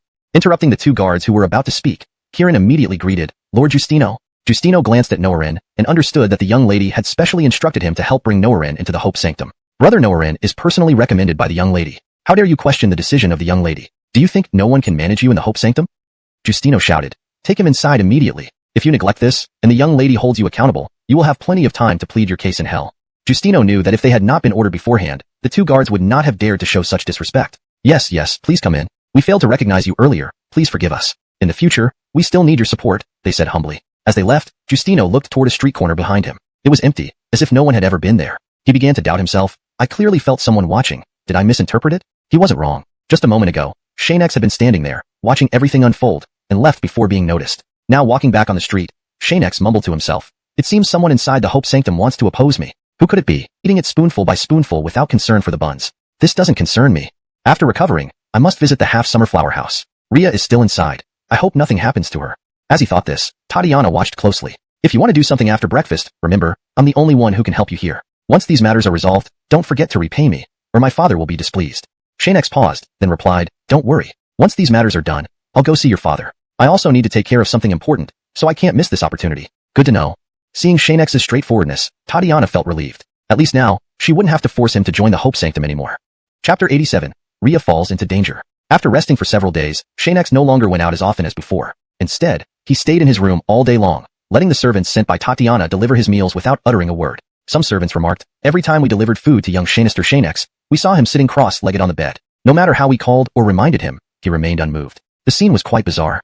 These past 2 days, the most common topic Tatiana heard around Ishan residence was the discussion about Xianxia among the servants. This mysterious Xianxia had already become a celebrity here. Ida Qian wasn't visible to anyone. Walking down the corridor leading to Ria's room was a familiar figure, none other than Aiden. He made no effort to conceal his presence. Reaching the guarded door, the two guards recognized him. Lord Aiden, report. These past few days, we've kept her under close watch. We send food and fruits inside daily, and my brothers monitor her tightly. She hasn't had a chance to escape. Please rest assured. Very well, continue your vigilance. Yes, sir. Aiden entered the room and gently closed the door behind him. Rhea sat on the bed, her fearful expression making her seem particularly estranged when facing Aiden, unlike her usual self who acted as if he were something disgusting. Handsomer. Rhea turned towards the voice. Her empty eyes held no trace of hope, but clearly reflected anger. Was it you who orchestrated whatever happened to Shanima? On their first meeting in days, Rhea confronted him with such questions. Aiden felt no surprise and sat at the table casually. Handsomer, that's not something you should be concerned about. Rhea stood up. Of course it's you. Even the people guarding me outside are your subordinates. How can you deny being behind this? So what if it is? What if it isn't? Aiden looked at her. Originally, you were the only choice for me, Aiden, in this dead-end peak. But things changed, and I was unaware that the Half-Summer Blossom Brothel and Zhao Laojia were trying to kill Xianxia. Aiden didn't believe Xianxia dared walk the streets boldly at this moment unless he was fearless. But human nature was unpredictable. Without showing up, Aiden found a reason to slander Xianxia. In Rhea's mind, he was already untrustworthy, not having shown up at the brothel for days. No one knew what he was thinking. Moreover, Aiden intended to exploit this ignorance, slowly brainwashing Rhea until she realized that without Xianxia, she could only rely on him to survive. With even her own brother under his control, what could a weak savannah like Rhea do? Any unexpected trouble would easily be suppressed by Aiden's status and power. Junior brother Xianxia would never desert us. He's merely hiding until the right moment. Once it arrives, even if you don't seek him out, he will come back to find you all. None of you will escape. Rhea maintained her strong stance, refusing to surrender to Aiden, even for survival. She preferred shattering into pieces rather than compromising her principles. Do as you wish. When you change your mind, I'll order them to release you. You won't need to appear as a courtesan in public again if you choose me. There are many benefits, but the consequences of not choosing me will be troublesome. Seeing she ignored him, Aiden only sneered. One day, you will become my savannah. Then, dealing with you won't be too late. I will find a way to make you submit completely. Leaving the room, Aiden told the guards outside, don't let her run away, but also don't mistreat her. Keep a close watch on her, ensuring she doesn't escape. Yes. Rhea walked to the window, gazing at the men below who guarded relentlessly, lost in deep thought, looking far into the distance with a worried expression. Chapter 88. Adopted son Joshua. Xianxia had recuperated well in Ishan residence for a period of time. Now, he was able to move around freely and often stepped out of his room. This came as a surprise to the servants who didn't expect it. Perhaps it seemed normal to him, but for those who had been paying attention, there was now much more to talk about. Even though Xianxia had started to leave his room and walk around outside, the servants' gossip about him only increased rather than decreased. Even some of the family members joined in on the discussions. By the time Xianxia noticed their odd behavior, everything had returned to normal. This made him quite curious. After all, these people weren't meeting him for the first time, so there was no need to act puzzled. I didn't expect the servants at Ishan residence to be so gossipy. Have they been talking about me a lot recently? Justino stood nearby. As soon as Xianxia finished speaking, a cold glance fell upon them, and the servants were immediately frightened into silence, stopping their chatter.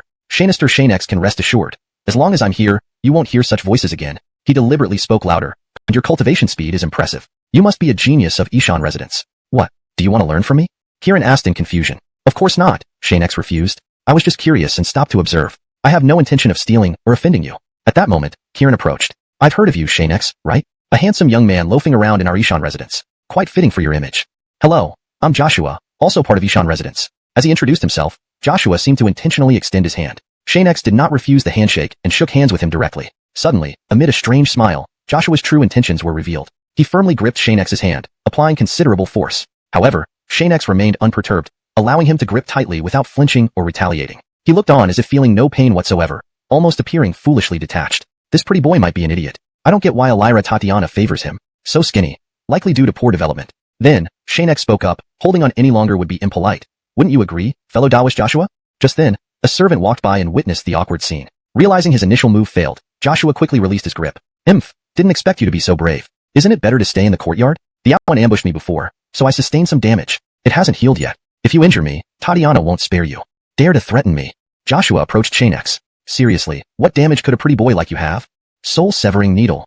Upon hearing these words, Joshua lost his composure. He knew all too well about this kind of dark weapon. You were hit by a soul-severing needle? Yes. You're alive? That's a miracle. Your luck must be off the charts. Knowing about Xianxia's injury, Joshua dared not get too close, fearing any touch might worsen the situation. I don't know either. I heard it's just starting to heal. Walking around is to aid recovery. Your sudden action nearly caused my internal toxins to flare up, potentially leading to a toxic outbreak. Hearing this, Joshua regretted deeply. He hastily helped Xianxia to sit down at a stone table, even fetching a cushion before settling him down. My apologies for not recognizing your condition earlier. Please don't take it to heart. Had I known you were injured, I wouldn't have attacked you.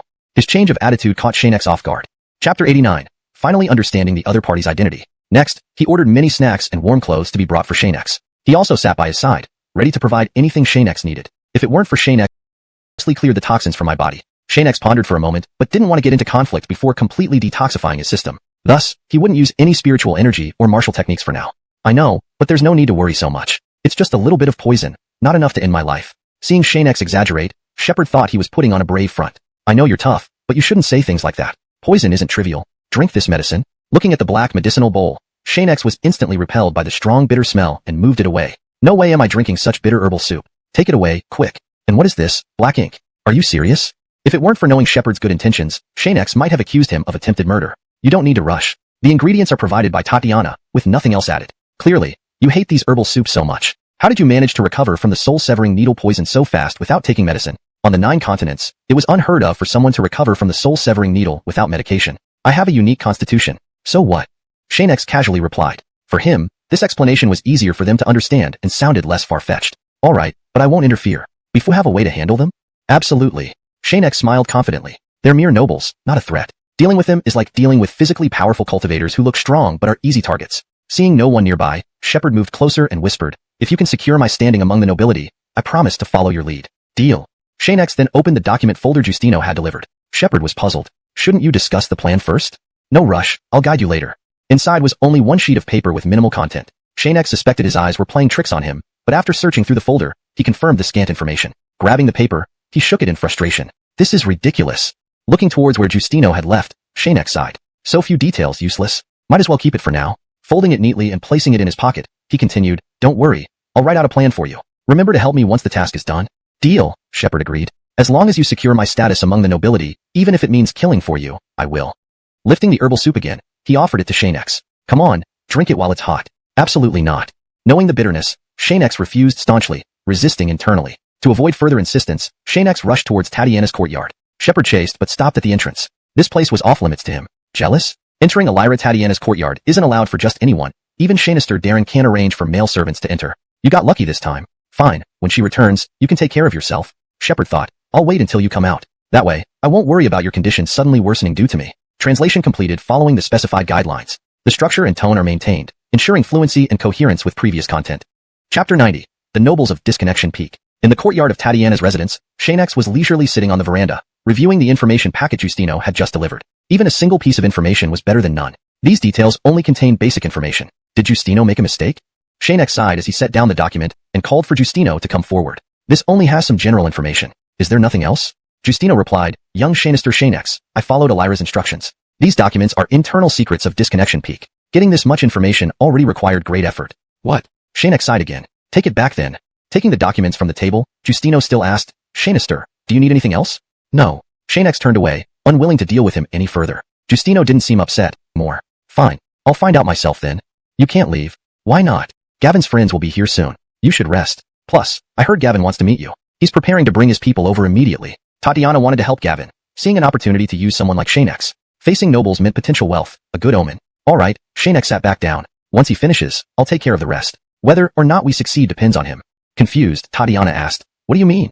Nothing. Xianxia shook his head and waited silently without looking at her, which puzzled her. I wonder what plan these two have concocted, aiding each other. And considering Gavin's status as a foster son in Xianxia, those noble heirs shouldn't be too difficult for him. What made him collaborate with Xianxia? Shani Jr. knows something. Suddenly, Gavin approached, looking back as he neared. Xianxia remarked, here comes trouble. Gavin stopped beside Xianxia, prepared to speak, but seeing Tatiana, he became cautious, whispering in Xianxia's ear, I've lured the nobles here. What should we do next?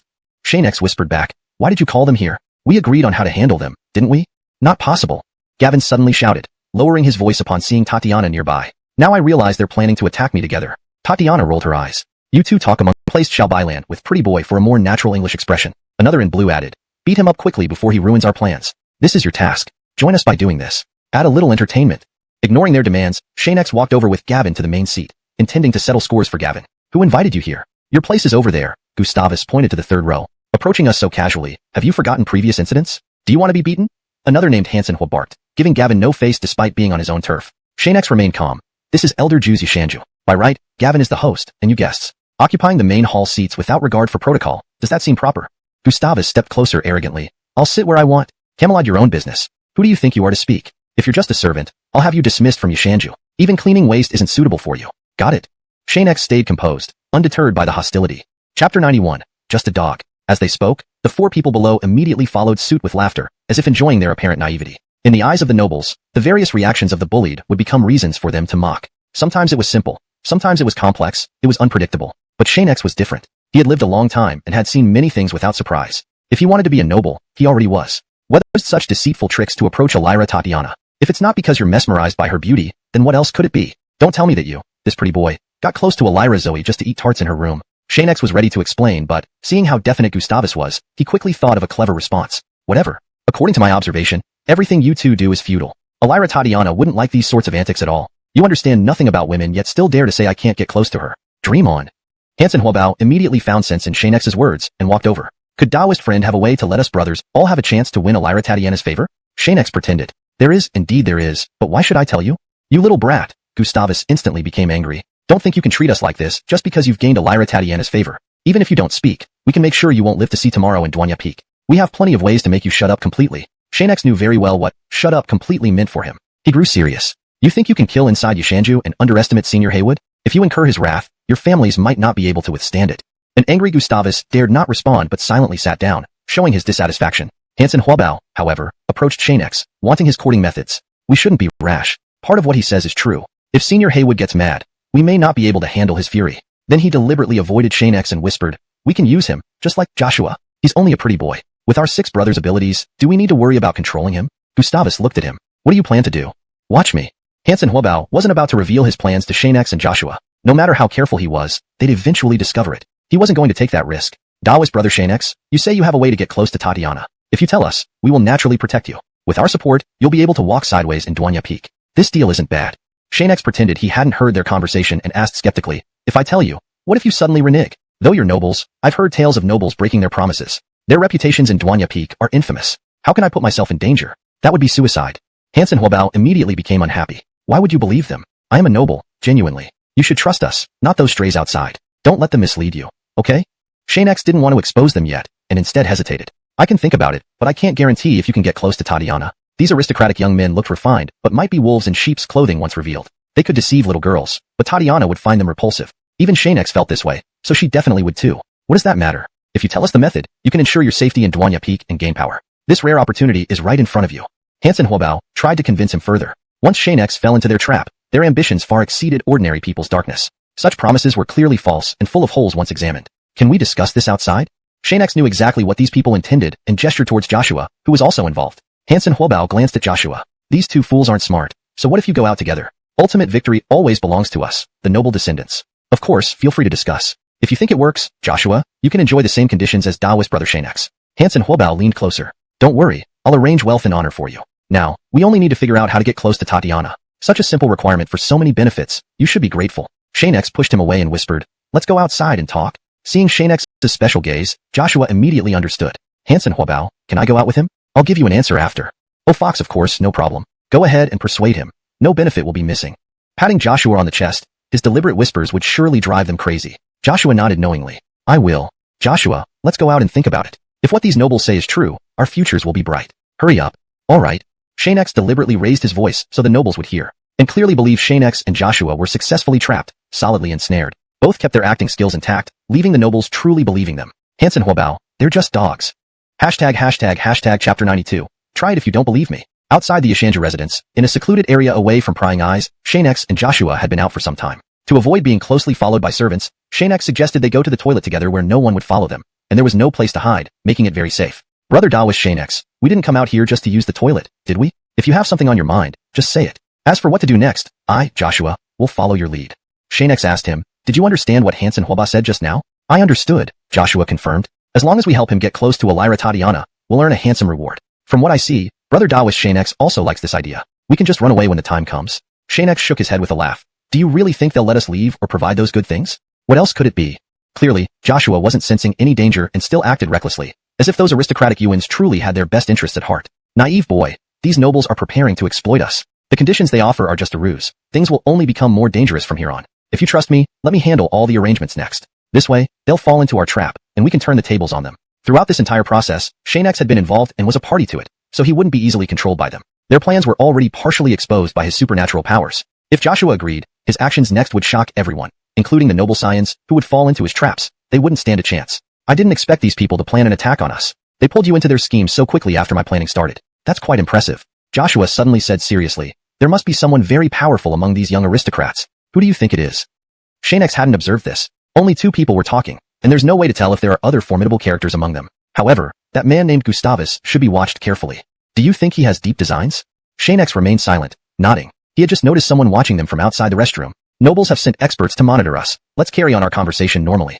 Joshua immediately caught on. Why don't we join the nobles? Once we get what we need, status and wealth, we'll have everything within our grasp in this desolate peak, and no one will dare to mess with us.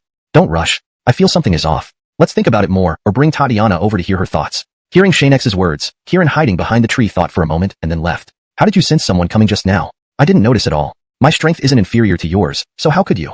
He found it unbelievable that although Xianxia's strength seemed similar to his own, he could hear sounds from far away and detect people so easily. How observant and mentally sharp must he be? Joshua couldn't even imagine. They concealed their movements well. If you could have sensed them, you wouldn't need my help against these noble heirs. After this is done, whatever you ask me to do, I'll do my best. If you want to know about the half-summer flower house brothel, I'll share all the information I have soon. He believed his abilities were not inferior to Xianxia's. That's fine. But I need to show some true prowess, or you might think I'm really useless. Honestly, I'm actually very capable. Others just don't know. Sure, keep telling yourself that. Joshua didn't believe him at all. Xianxia's aura was clearly weaker than his own. If Xianxia were strong, how could he not have known? I'm telling the truth. Pushing Xianxia out of the restroom, Joshua sighed. Quickly find a way to deal with them. We must get these people to leave Xianxia first. Otherwise, they'll act as if they're the owners here and do whatever they please. I've already thought about what we need to do next. All you need to do is cooperate with me. Xianxia wiped his hands clean and walked over. Inside the grand hall, several nobles stood together. Gustavus said, don't trust that Xianxia too easily. He feels off, and that Joshua has been following him like a shadow without saying much during the whole process. XuanHuan commented, he's afraid of us and doesn't want to stick his neck out, but that doesn't quite make sense either. At that moment, Jay in red clothes remarked, don't say that. I think Joshua might have misspoken, which is why he stayed quiet. But Xianxia gives us a different feeling. He seemed too cooperative when we offered conditions, which isn't a good sign. Who would have thought a pretty face like him would oppose the 6 major families of Desolate Peak? Is he really ready to risk his life? XuanHuan couldn't understand. Given Xianxia's abilities, he had no reason to help Joshua with this. It was too strange. Gustavus continued, I've already sent people to investigate. As soon as Xianxia arrived at Desolate Peak, he became a guard at the half-summer flower house, and apparently, he has connections to the murder case. Gustavus makes a good point. It's better to be cautious. Otherwise, it could affect all of us present. Jay's analysis was reasonable. The easier something seems, the harder it becomes. The half-summer flower house is just a brothel. Does this pretty face actually like such places? XuanHuan imagined Xianxia enjoying himself inside. My people should be back soon. Let's wait and see what he has to say. As for Xianxia, we must be careful in dealing with him. Just as Jay finished speaking, the mysterious person he had sent out walked in. Xianxia, I've returned. This is my guard, E. Upon hearing this, everyone was shocked. This person's identity had never been revealed by Jay before. To think that this individual was just one of Jay's guards, it was fortunate they hadn't offended him, or it would have been dangerous. Did you hear what they were discussing? Xianxia, and Joshua went towards the latrine. Nothing unusual in their conversation, but it seems they are considering accepting the conditions young XuanHuan proposed. He continued, but Xianxia isn't easy to fool. We can't be sure if he will agree yet. Xianxia, shall I go back and observe further? If anything unexpected happens, we should kill both of them immediately. Jay remained calm. Don't rush. Everyone, we now understand that this pretty face isn't simple. Let's continue as planned, with Gustavus and XuanHuan leading the discussion while the rest of us remain silent. Agreed. Gustavus asked, if they agree with our proposal, we still need to play along. Just then, Xianxia's and Joshua's voices came from outside the door. They had returned. Chapter 93. You dare to trick us. Ha ha ha, Gustavus, XuanHuan, we've already discussed it. Joshua looked at the two people sitting in their chairs, who did not move to give him a seat. We think what we've agreed upon is fair. We hope the conditions you offer us can be fulfilled. Otherwise, with Elira Tatiana's attitude, we might as well go down together. Xianxia also walked up to them, but didn't approach Gustavus directly. I can tell you the plan, but if you dare to renege, then as Joshua said, going down together isn't impossible either. How could that be? XuanHuan stood up from his seat and walked over. Fellow Daoist Xianxia, we are very trustworthy. If you're willing to share the plan with us, we won't let you down. All right then, I'll tell you, Xianxia spoke firmly, almost as if he felt he had already lost something, making them feel they were getting a great deal. Then go on. I'm listening. XuanHuan leaned closer, putting his ear near Xianxia. Winning Elira Tatiana's heart isn't an ordinary task. It requires sincere effort. This is the method I'm using, and it works effectively on any girl. Xianxia deliberately lowered his voice, so only XuanHuan could hear him. Sincerity. XuanHuan was confused. He had worked hard to find out the secret, yet it was just summarized in 2 words. Fellow Daoist, you can't be serious. While we understand sincerity, you haven't explained the process. It's like you've told us nothing. Xianxia said calmly, what do you know? This isn't an ordinary method. I've used it many times, and each time it has been effective. Anyway, the only thing I have in mind is this. And I believe that it's because of this sincerity that Elira Tatiana looks at me differently. Besides, I can't think of a more reasonable explanation. XuanHuan felt that Xianxia wasn't lying, given how earnestly he spoke, and there was no way to prove that he was wrong. He didn't know how to confirm if what Xianxia said was true, But just saying these 2 words, you want us to fulfill those conditions? That doesn't seem quite right, does it? For the 6 noble descendants, this kind of transaction would undoubtedly be a loss. If Xianxia didn't provide a reasonable explanation or add something more, Hansen Huobeohuo wouldn't let it go easily. Then I don't want those conditions. Anyway, I knew nobles wouldn't keep their promises. Even though I've revealed my method, you still don't trust me. Guess it's my bad luck. Indifferent, Xianxia turned and walked towards the door. Behind him, Hansen Huobeohuo thought for a moment and rushed forward. Fellow Taoist Xianxia, wait. I didn't say I didn't trust you, right? How about this? I'll ask for their opinions. If they agree, all the conditions promised will still stand. How about it? That. All right. Xianxia seemed reluctant. He didn't want to stay too long with these nobles. Earlier, he had noticed someone tracking him with considerable strength who hadn't appeared here. Who knew how many more such individuals were around the nobles? He couldn't take the risk. Joshua sat aside while the nobles gathered to discuss quietly. This time, Xianxia didn't try to listen to what they were saying. It's clear they've fallen for it. I don't need to use any divine skill to know what they're discussing. Sitting there, he sipped tea leisurely, occasionally exchanging glances with the nobles and raising his cup courteously, as if inviting the moon. Beside him, Joshua was anxious. He didn't know if Xianxia's confident demeanor reflected real thoughts, or if he was simply maintaining composure. After all, as Darren's adopted son, he was the true master here. If he were toyed with by these nobles, how would he maintain his authority? Fellow Taoist Xianxia, are you sure you don't need to observe what they're saying and just sit here drinking tea? Is that really okay? Of course, Xianxia was confident. Don't worry. If anything unexpected happens, Elira Tatiana will handle it. Besides, I'm the one facing these nobles. What do you have to fear? Joshua remained concerned. They are likely judging whether our words were true or false. We must be cautious about their next move. Knowing these noble descendants closely, Joshua understood their minds weren't as simple as they appeared on the surface. Relax. These people are just high-ranking nobles. To truly defeat me through words would require years of rigorous training. Before Joshua could say more, the nobles finished their discussion and returned to their seats, their faces smiling, which made everyone uneasy. You've all decided? Xianxia sat arrogantly, showing no restraint in his tone. Xianxia, we never expected you to trick us after we sincerely wanted to be friends. You really think you can get away with this? Gustavus rose angrily, his previous demeanor gone, and Hansen Huobeohuo remained silent. Xianxia Gustavus, speak with evidence. How have I tricked you? Xianxia's expression turned serious. You accuse me of tricking you when I've clearly told you the method I've always used. Instead, you turn around and suspect me, revealing the dishonesty of every noble descendant here. Refusing to back down, Xianxia started retaliating. Since they wanted a confrontation, he had no need to hold back. Sincerity, you really think we're fools? We've tried this method before, and it was useless. Do you think we'd be foolish enough to offer you our terms? If it works on me but not on you, whose fault is that? Xianxia didn't want to explain much further, focusing on their actions instead. Enraged, Gustavus fumed. How dare you openly belittle us? A pretty boy like you doesn't have the qualifications. Get someone to grab this pretty boy and beat him until he admits it. Those smart enough to catch Xianxia's implication knew exactly what he meant. Everyone was aware. Just as the people rushed in to see Xianxia, Joshua stepped forward. Who dares to make a move in Xianxia? Caught off guard, they hesitated. After all, Joshua was the true master here, and they were merely guests. A commotion would not benefit them. Gustavus, remember this place is Xianxia, Joshua's domain. The decision rests not with you. Gustavus sneered, puzzled. Have you turned against us, siding with this pretty boy and ignoring the 6 heroes of Duanyuezhen here? Unmoved, Joshua replied, this is Xianxia, my adoptive father's residence. If you want to cause trouble, think again. Otherwise, I have the authority to detain you. This was Xianxia's insistence. In the past, he wouldn't have done it. Hashtag chapter 94, the host and guest must be clear. Gustavus wore an expression of disbelief. Ronnie, who had always been bullied by them, was now showing incredible strength, as if he no longer feared them. He even wanted to reclaim his rightful place here. Suddenly, Gustavus glanced at the bewildered Xianxia and immediately understood what was happening. So it's you. Before Xianxia could react, he started looking around nervously. W? Seeing his flustered state, Ronnie almost burst into laughter. You guys can stop trying. This is my own decision. I suddenly saw things clearly. What, am I not allowed to? Xianxia had told him that when dealing with these people, one must never be compliant, or else they would take advantage. Clearly, Ishan residents held the highest status among the 6 noble families. Yet, because Ronnie never dared to retaliate or speak up, these aristocratic young men treated the place like their own home, freely coming and going, sitting wherever they pleased. If you don't know your place, you should ask someone from the Hope Sanctuary to remind you. Don't keep finding ways to die outside. Normally, these noble heirs wouldn't dare make a peep, but only in front of Ronnie did they feel free to act so recklessly. You're asking for it. Gustavus and Hansen were rushed toward Xianxia. Ronnie quickly moved to shield him. No matter what happened, Xianxia mustn't engage in any strenuous activity. This was what Tatiana had expressly stated. He had to ensure this. Want to fight him? You'll have to get through me first. Though Ronnie charged forward, he couldn't withstand the 2 of them and was soon defeated. I didn't expect noble offspring to be this kind, attacking a superior's family member. It seems without reminders from the Hope Sanctuary, you've forgotten who you are. Is this an attempt at rebellion?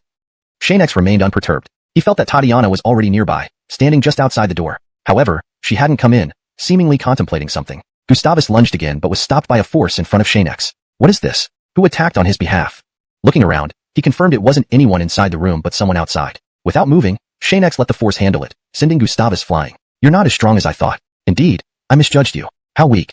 Seeing the disappointment in Xianx's eyes, Gustavus stopped hiding and revealed his ultimate skill. Various powerful yet small creatures appeared. Snakes, birds, deer, tigers, leopards, all manner of animals. At this moment, Xianx severed his connection with Tatiana and charged forward. With several swift strikes, he neutralized all the attacks. Your attacks can't even hurt me. Everyone watched this astonishing scene, especially Tatiana and Ronnie. They had assumed Xianx was severely injured and shouldn't be fighting. But now, his formidable presence was anything but the sign of someone poisoned, leaving everyone baffled. I thought you were just a rich man's pet, a pretty face who relies on status. I admit, all 6 of us underestimated you.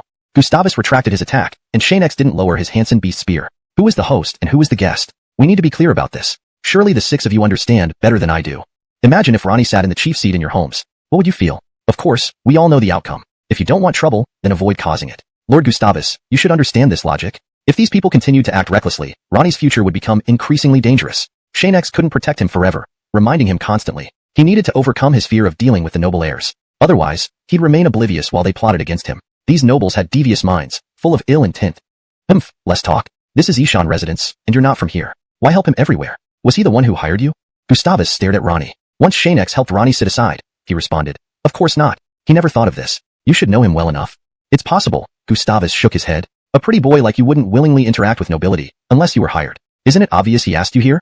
Not everyone aims to be involved with nobles. On the contrary, I, Xianx, am here because I can't stand your behavior and wanted to lend a hand. These nobles knew too much about Ronnie. If they discovered he had left Duanju at peak, his situation would worsen. Even if they suspected him, he couldn't expose Ronnie now. Convincing the nobles wouldn't be easy. Ignoring Xianx, Gustavus turned to Ronnie. Daring to hire someone against us. From now on, our relationship is severed. Anything you desire, you won't get it. Also, don't let this pretty boy leave Ishan residence, or we won't spare him.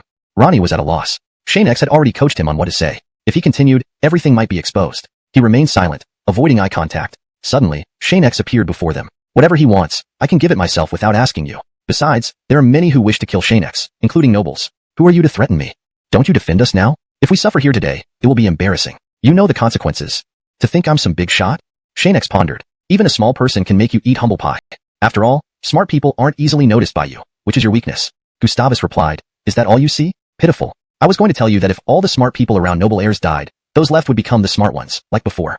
Xianx, I admit you're brave, but in front of us nobles, all your efforts are futile. Your defiance is just your last struggle. It has no real impact. You're no match for us. Seeing the unshaken Ronnie, Xianx said, another reckless pair. Doesn't matter what you say. Now, I'm a guest at Ishan residence. If you touch me, the Hope Sanctuary will deal with you. Truly brainless. Xianxia stood up. The host and guest must be clear. We understood this from the moment we entered. Ronnie agreed to us sitting in the chief seats. Even if you attack us verbally, dying won't redeem you. Who's right and who's wrong? You should hear that clearly. Xianx frowned again. Isn't this guy supposed to be unintelligent?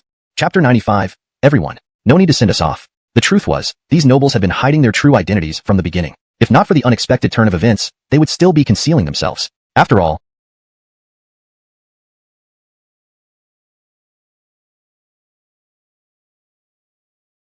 who would willingly reveal their true capabilities unless absolutely necessary? I didn't expect that just you alone would force both of us to expose our identities. You're quite impressive, but that's as far as it goes. Originally, dealing with matters when only Joshua was around wasn't so troublesome. However, Xianx, who suddenly appeared, was not an ordinary individual. His intelligence and strategic mind couldn't be easily deceived by simple tactics. Following the previous storyline, all the nobles would have ended up at a disadvantage. At this point, if Xianxia didn't step forward, Gustavus might have struggled on his own. Gustavus continued, don't worry, Xianx can't cause too much trouble. What happened earlier was just a warm-up. There's no need for you to step forward. We can simply leave. However, Xianxia whispered, didn't you see the Jade Daoist size? If I don't step forward now, neither of us will have a good outcome after we return. Ah, how difficult it is to get close to Tatiana. Gustavus and the others weren't genuinely fond of her, but approached her out of necessity, all due to Jade Daoist's instructions. Forget it, brother will watch from below, and we'll do our best. As for whether we succeed, let's leave Xianxia first. If we really provoke Senior Darren, even our elders may not be able to help us. Xianxia considered that although they could bully Joshua, they couldn't let Day at Xianxia. Xianxia laughed, brother, you're asking us to embarrass ourselves? If Brother Jay doesn't care, who would care about your savannah? If you don't cooperate, we cannot guarantee her safety. She can either be given to officials or rough men, all depending on your decision. Understand? Then leave now, and give me 10 days for Elira Tatiana. After 10 days, I will provide a satisfactory answer. But Jay informed us that time is limited. Xianxia continued, you must know, you don't have 10 days nor 5. How long then? Due to Xianx's involvement, even the 10 to 5 day period was denied. How much time was left? At most 3 days. If you don't give us an answer within 3 days, we can't control what happens to your savannah, Xianxia added ominously. Someone seems to have taken an interest in her. If you fail, she will regret it forever. Fine, 3 days then. This time Joshua spoke openly. Now, leave Xianxia immediately. I don't want more misunderstandings. I never want to see you again, nor help you with those dirty deeds. Leave. Xianxia observed everything quietly, without speaking. Joshua was no longer afraid of them. Having negotiated well, the next steps would depend on Xianxia's actions. Gustavus approached Jay. He agreed to our terms and shortened the time to 3 days. If there's no news after 3 days, his savannah will be at your disposal. Jay kept watching Xianxia. This person is intriguing. To find such a character within the Duanju Epique, we'll wait and see if they can get close to Tatiana, which is sufficient. Z's safety. Upon reflection, it indeed had nothing to do with her. Chapter 96. First, help Xianxia save people. Seeing that all the members of the nobility had left, the three of them gathered at the stone table outside Tatiana's courtyard to discuss what to do next. When Xianxia noticed Shepard standing silently with his head down, he broke the awkward silence. So, what are your plans now? At this question, both Tatiana and Shepard lifted their heads, but Tatiana had no intention of speaking. Within 3 days, whether or not they arrange for someone to approach Elira Tatiana, it will be very troublesome and a dilemma. This is simply impossible. Just now, Elira Tatiana had heard everyone's conversation in the reception hall. Even if Shepard wanted to take a risk and try, it wasn't entirely out of the question. But since she had already overheard everything, doing so would be no different from courting death. Moreover, if Tatiana's father returns and sees his own daughter being schemed against, he naturally wouldn't stand by idly. As for Shepard, as an adopted son, was dispensable. Involving them would only lead to self-abandonment on Broken Summit. Now that she knows, we cannot possibly risk bringing those nobles inside again. That would be too risky, and our acting among the three of us may not be flawless. When Xianxia looked at Tatiana, she smiled while watching the two of them. I don't care about your plan, but wanting me to act is impossible. Shepard smiled. Of course, I won't put Zoe in danger. Whether or not we can save Lindsay is up to fate. After all, they've given us 3 more days, and I'll think of another way. Actually, you could come with us to first rescue the person trapped in Half Summer Blossom Brothel. Then we can figure out how to save your little lover. Moreover, Xianxia's time is also running out, Tatiana said smugly, looking at Xianxia. What do you mean? Lately, he had been staying in Ishan residence, and he knew very little about what was happening outside, including the current situation of Rhea in Half Summer Blossom Brothel. Tatiana replied, what I mean is that the people who captured her only gave you a limited amount of time. My people discovered this when they passed by there recently. How much time exactly? Xianxia continued asking, what do they want? Tatiana thought for a moment, don't get too upset when I tell you this, but a man named Alfonso will marry Rhea from Half Summer Blossom Brothel in 2 days, and has already bought her freedom. She's free now. Hearing this news, Xianxia felt oddly relieved. It seems that things one hopes for might eventually come true. Xianxia. In just an instant, Xianxia's mood changed again. I didn't expect that he would be the root cause of all this. Do you know this Alfonso? His status in Hope Sanctuary is quite high. Confronting him, even with my help, would be extremely difficult to rescue anyone from his hands. Alfonso's position in Hope Sanctuary was even higher than Tatiana, as the daughter of the master. And I've heard from Junior that he's currently planning something secretly. He has a well-trained army and intentions to rebel, perhaps aiming to seize control of Broken Summit. The information Tatiana provided contained significant details. A secret army, rebellion inclinations, and high-ranking positions. All pointed to Alfonso plotting a significant event, enough to shift control on Broken Summit. When I first met Alfonso, I never imagined he would be like this. So much has happened in just a few days. Xianxia looked at Shepard. Tell me, what do you think? I've made up my mind. I'm going to help you save the person first. As for Lindsay, I hope you'll help me later. Shepard was not foolish. Alfonso posed a genuine threat, far greater than the nobles. All right. I'll send people to assist you as well, rest assured. Thank you, Elira Tatiana, Dawa's friend Xianxia. In Alfonso's room at Hope Sanctuary, he was enjoying his meal, fine wine, in the company of a savannah when Jay stood before him, dressed in red, as notable as during their earlier encounter at Ishan residence. How did it go with Tatiana? Report to Lord Alfonso. Our people find it hard to get close to Tatiana, but we are making plans. We estimate within 3 days, there will be news. Suddenly, Alfonso pushed away Aaron beside him and used his suction palm to lift Jay into the air, glaring fiercely. Jay Daoist, did you forget the promise you made to me? If you fail, the consequences will be severe. Both your family and anyone associated with you will die. Understand?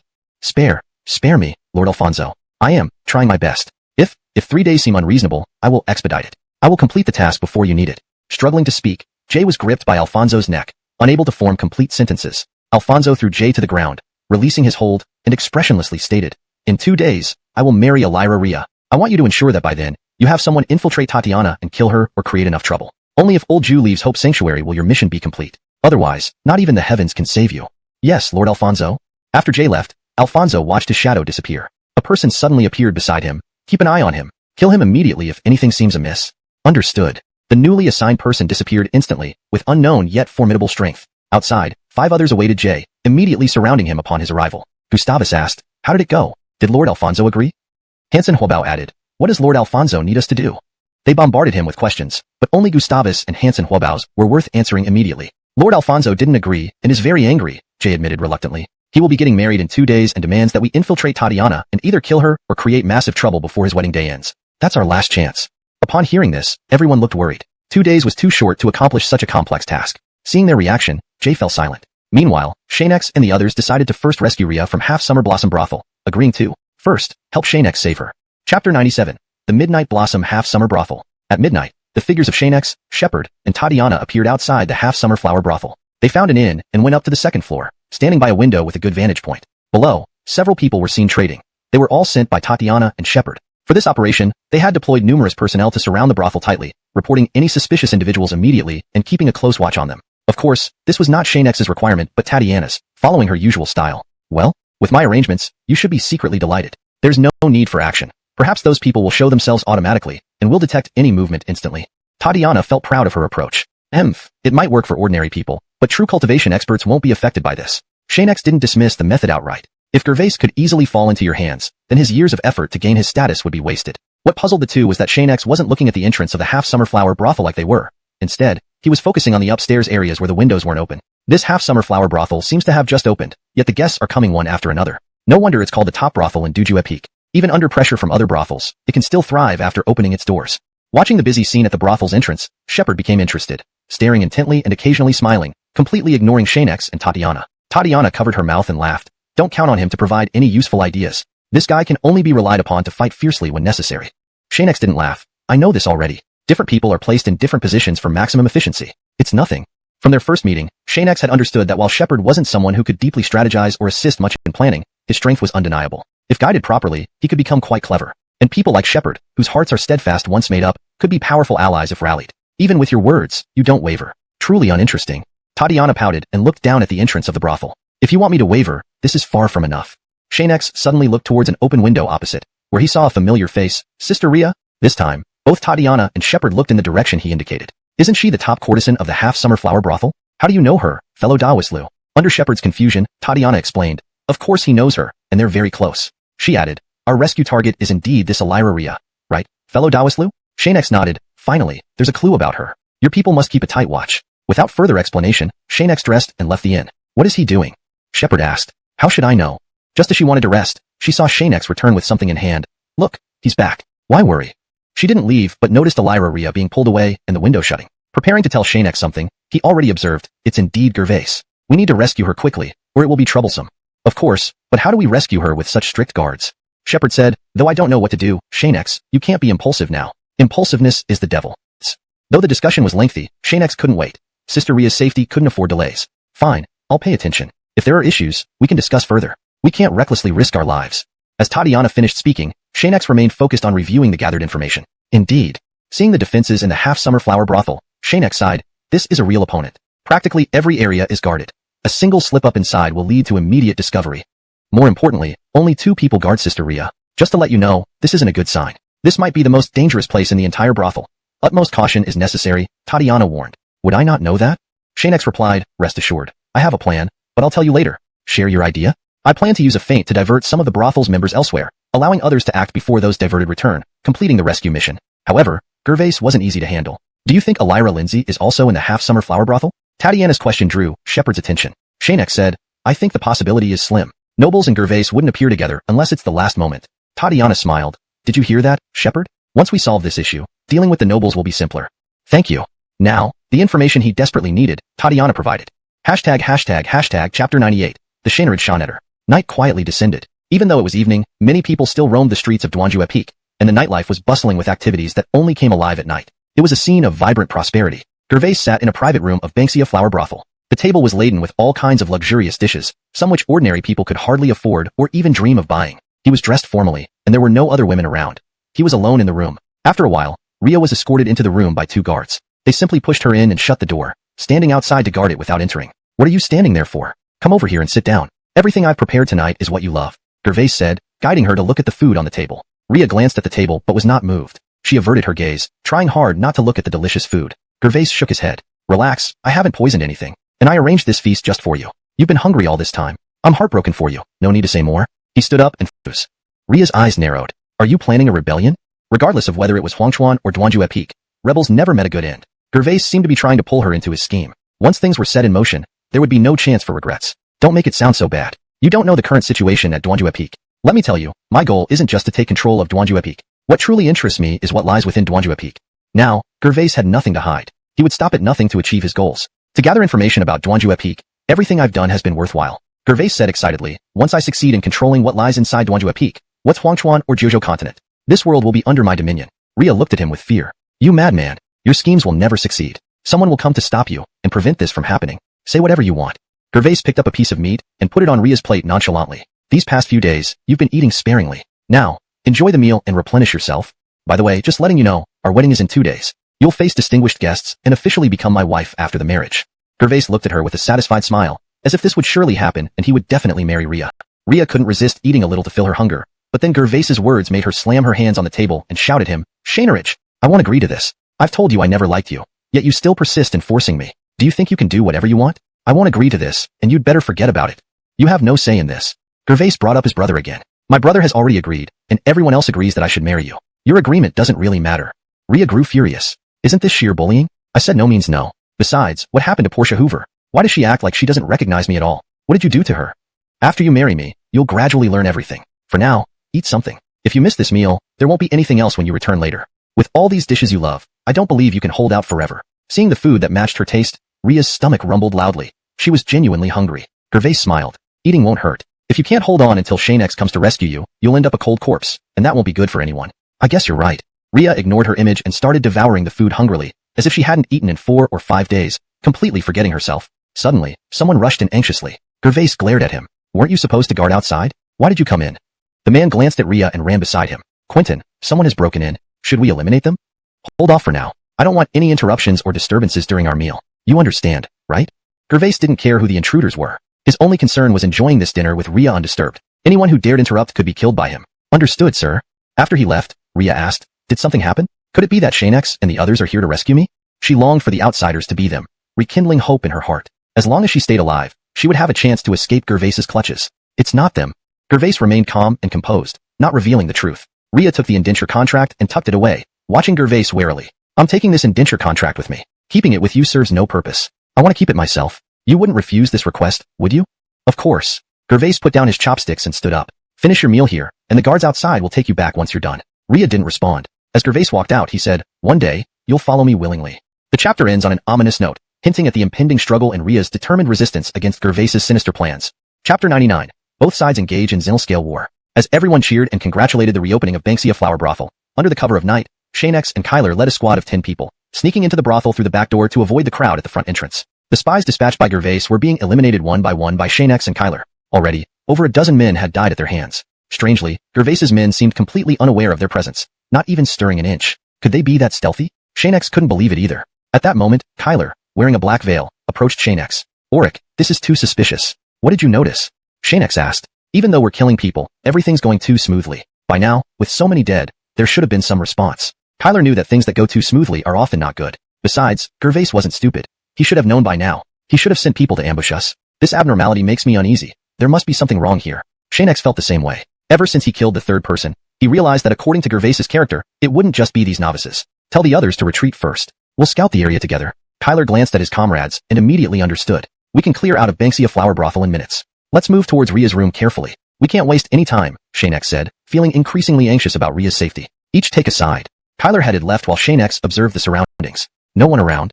They continued to kill several more people as they moved deeper into the brothel. Just as they neared the building where Ria was held, numerous black-clad figures rushed in from outside, entering Ria's floor. Darn it! Kyler muttered, drawing attention from passers-by. Who's there? 4 men approached where the voice came from. Kyler readied himself. As they neared, he leaped up, swinging his long blade to kill 2 instantly. The other 2 panicked. Enemies. Xianxia prepared to assist but stopped when Kyler signaled him to stay hidden. You dare to infiltrate Desolate Peak? You must wish to die. To everyone's surprise, Kyler unleashed a frenzy, killing over 10 men who approached him. He was incredibly strong. Seeing his prowess, none dared to rush forward recklessly. Instead, they surrounded him, keeping a safe distance. A man stepped forward, recognizing Kyler. Isn't this Lord Kyler of Xianxia? Why are you in Xianxia Flower Brothel so late? Seeking pleasure like the rest of us? Ha ha ha. Everyone laughed. Seeing a nobleman enter a brothel was a rare sight. Enough for them to brag about for years to come. Kyler scoffed. You shouldn't be from Wild River. There's no record of you entering Desolate Peak. Who knows if you're here to commit murder or rape, damaging our reputation. The man spat on the ground. Desolate Peak has done plenty of such things itself. Besides, we didn't enter through the front gate, and we are enemies. If you don't want to die, leave now. We'll spare your life. Kyler asked, puzzled. So you're not after me? No, Kieran replied bluntly. You aren't worth all of us acting together. Leave now, and I'll let you live. Stay, and you'll die. That's fine then. I promised a friend to make you suffer. Someone in the crowd said. Didn't Kyler ally with the 6 noble families? How could he turn against us now? He's no longer under their control. Speak less. If he entered, he won't leave alive. Otherwise, Lord Gervais's plan will be jeopardized. With that, the crowd eyed Kyler menacingly. Attack. On command, everyone surged toward Kyler. Within moments, silence returned to the building. Click. Xianxia tossed a stone from the grass. No one appeared to check. He paused. Could it be really unguarded? That doesn't seem right. They're waiting at Ria's door. Let's go up. He cautiously emerged from the grass, scanning the dark surroundings before ascending the stairs. The entire building remained eerily silent. Not even the faintest breath could be heard. Xianxia hesitated. If someone were here, I should feel at least a hint of unease, but this place, it's impossible. Even if Gervais were exceptionally powerful, what about his subordinates? Had they vanished too? Or perhaps only experts stayed behind, matching Xianxia's strength. Otherwise, this situation made no sense. But how did he predict our movements? Xianxia thought he hadn't been followed, so Gervais shouldn't know about his actions. Lord Hoover, if they don't come soon, we're going to sleep. One guard said. Gervais chuckled. You should know what's happening below. They sent more than one person, and one of them is definitely Xianxia, coming to rescue Ria. Stay alert. If you fail to stop him, you'll train in the mountains. The guard stiffened. Don't worry, Lord Hoover. Even a fly won't get past us. Good. Now that it's quiet below, the true experts will likely come up. Tonight, if successful, you both will be rewarded. Gervais closed his eyes and lay still. Chapter 100. The ploy to lure the tiger away. This is the last floor. They might be here, and so might Sister Ria. He peeked out quickly and then pulled back. 3 people. 2 of them aren't looking this way, and Oren is sleeping. Xianxia didn't dare make a sound. Although there were only 3 people here, their strength was undoubtedly formidable. I can't believe that despite all the commotion earlier, they weren't drawn down. Truly rare. One of the men righted a tipped bowl. Pour some tea from the pot, and drink it yourself. Yes, Quentin. Xianxia complied without hesitation. This tea was brewed according to Portia Hoover's special recipe, always prepared by trusted staff. There's no issue. After the designated time passed with no ill effects, the 2 nodded and opened the door. You have 3 minutes, and the door must remain open. No tricks, go in. Thank you, Quentin. Xianxia entered the room. Glancing around, he saw no sign of Sister Ria until he placed the tea on the table, noticing her sitting on the bed, looking puzzled. With the 3 people at the door still watching closely, Xianxia kept his actions simple. Elira Ria, this is the tea Portia Hoover ordered to be delivered monthly for you. Please enjoy. Ria knew that Portia Hoover had set this rule. Even if the Banksia flower brothel was under duress, how could anyone be so fearless? Could it be Oryx's people? Ria wondered. You are? She also noticed the door was left open. Someone outside might notice something was off. Little Lou, help me up. I ate something bad today and can barely stand. Sure. As Xianxia assisted, Ria grabbed his hand. Are you here because Oryx sent you? Xianxia reverted to his original appearance. Sister, it's me. Seeing her about to react emotionally, Xianxia stopped her. This isn't the time for reminiscing. My main purpose is to check on you and see if you're well. When can I leave? Ria asked. Soon, Xianxia replied. But now they're outside, and I need to draw Oren away. I've already learned about the situation inside the brothel. Don't worry, he won't harm you. Okay. Hurry up and drink the tea. If you take too long, they'll suspect something. Got it. They appeared at the table. Xianxia stood aside, carefully pouring tea for Ria. Outside, the 2 men watched intently, missing no details, including their conversation. If not for Xianxia's careful concealment, they would have heard every word. This is excellent tea. Once you finish, I'll leave. It's better to limit contact given the current circumstances. All right, please tell Portia Hoover thank you. Certainly. After Ria drank a few bowls, Xianxia cleaned up the dishes and bowed farewell. I'm leaving now.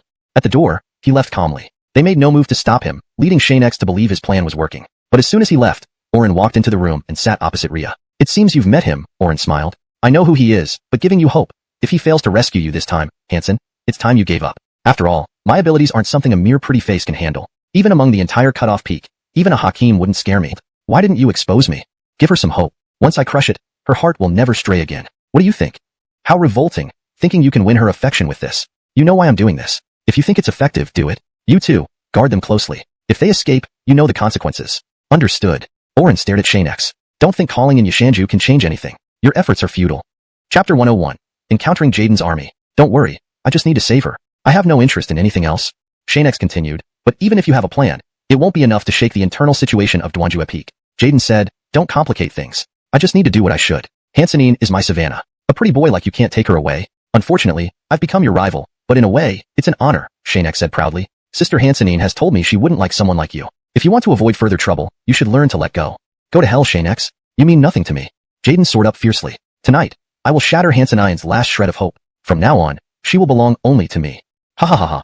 Xianxia turned and flew away. I must lure him away so that Tatiana can have a chance to save her.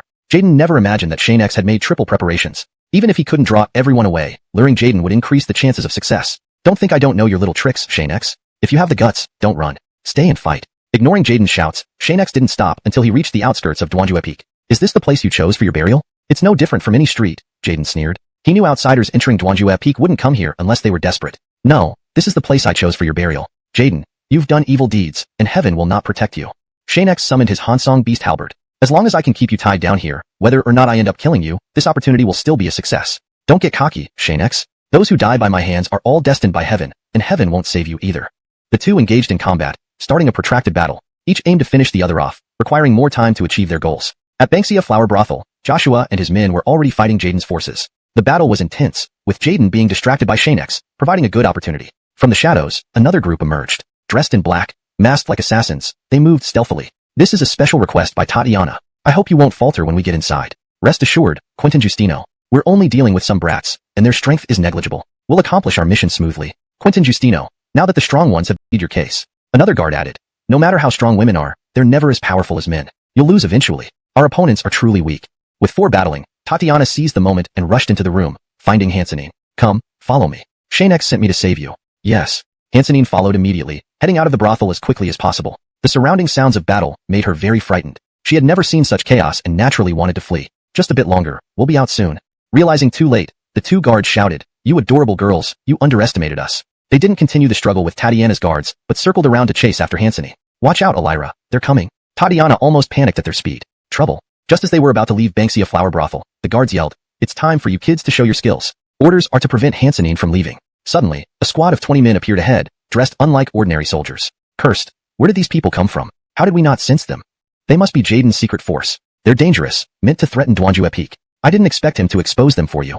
Tatiana said this as Hansenine lowered her head. I never liked him. No matter how much he pressures me, I won't agree. I know how it's just them. Ria had been observing the situation around her. Though she very much wanted to leave, she did not wish to meet her end here either. She had just regained her freedom and yearned to travel through the 9 provinces, seeing everything and going everywhere she wished to go without regrets in life. Tatiana extended her hand towards her. Come, let me take you out of here.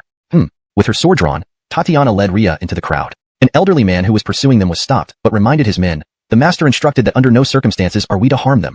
They must be captured alive. The originally ruthless soldiers transformed upon hearing this, turning their potentially lethal attacks into strikes meant to incapacitate rather than kill. A great opportunity, Tatiana remarked, becoming more aggressive. Since they don't want to hurt us, our chances of getting out of here increase significantly, ha ha ha. Ria clung tightly to Tatiana's clothes, following close behind with her head down, not even opening her eyes to look around. For a moment, everything was chaos. Battles raged on all sides, creating a cacophony of sounds that made the night street deserted. Everyone had retreated to their homes, no longer daring to venture out. The battle between Xianxia and Gervais continued. Xianxia knew this was a rare opportunity and kept trying to lure Gervais deeper into the Duanjue Peak during the fight. Xianxia, you are injured internally. If you agree to stop obstructing me, I'll spare your life, Gervais said. As he spoke, Xianxia wiped the blood from his mouth. Before the battle, the toxins from the soul-severing needles had not fully left his body, and prolonged fighting had exacerbated the effects. Don't waste time talking. Do you really think you can survive after coming to Duanjue Peak? You're too naive, Xianxia replied. This time, Xianxia intended to use Xianxia and others against Gervais. He hadn't yet informed them, and wasn't sure if they would help. Duanjue Peak is my territory. No matter how many come, they only come to die. Dreaming about a comeback? That's all it will be, a dream, Gervais taunted. Boom.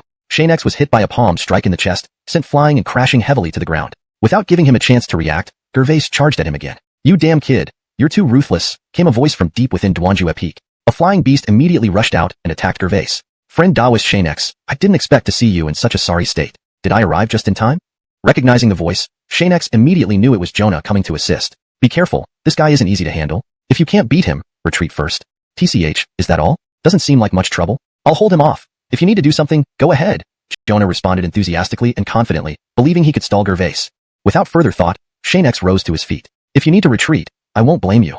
Just as Gervais was about to attack, he was blocked by Jonah. Kid, your opponent is now me, not Xianxia, understand? I advise you not to meddle. If you dare interfere in human affairs, war may be inevitable. Gervais added, in previous conflicts between humans and beasts, you didn't gain any advantage. Now the entire 9 provinces belong to us humans. You only have limited access. Don't give me excuses. Understand that Duanjue Peak isn't aligned with the outer regions or the 9 provinces. What we, the demon race, decide here, you cannot control, Jonah retorted. He had learned much about humans recently, especially from Xianxia, ensuring he wouldn't be at a disadvantage when speaking to them. This knowledge was proving useful now. As Xianxia distanced himself, Gervais ceased paying attention to him. I'll deal with you, then pursue him. One thing he said is correct. At your demon cultivation levels, you aren't my match and will only end up dead. Enough talk. Demon Boneblade. Wounded, Xianxia hurriedly ran back to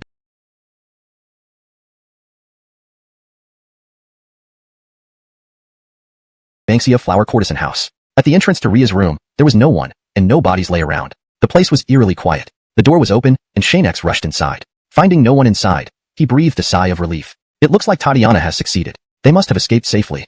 Boom. An explosion sounded from far outside the Xianxia flower courtesan house. Xianx's heart sank. Damn, they haven't managed to escape yet. Xianx wanted to fly over, but the toxins in his body were intensifying, preventing him from flying. He could only descend the stairs step by step, small streams of blood trickling from his mouth, staining the ground.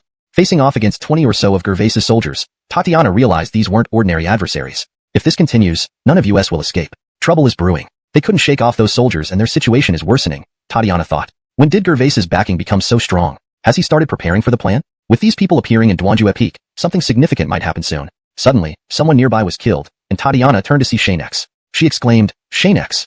Normally, this would be a cause for joy, but seeing Xianx drenched in blood dampened her spirits. Ria heard the commotion and looked up, bursting into tears at the sight of Xianx. Lu, Xianx brother, why are you like this? Xianx, covered in injuries and soaked in blood, saw Ria hiding behind Tatiana and smiled. After killing and repelling several enemies, he pushed through to reach them. But just as he got close, he collapsed, barely managing to support himself with his frosty beast halberd. Another spurt of blood emerged from his mouth. Ria rushed over, embracing him. Why are you like this? Why are you like this, Xianx brother? Tatiana approached, protecting the two. Her greatest fear was finally coming to pass. Chapter 103. Yanzhao is surrounded. During the convulsions, Camelody kept sobbing softly beside him. This was her younger brother whom she cared deeply about. How could she bear to see him like this? She must be heartbroken. Xianx smiled terrifyingly. Don't worry, Sister Camelody. We'll leave here soon and find a way to set you free after that. Then you can go wherever you want without anyone restricting you anymore. I know. Don't talk anymore. Camelody didn't know where all this blood was coming from and could only hold onto him tightly. Let's get out of here first and find treatment for you. We'll discuss everything else later. Don't talk anymore.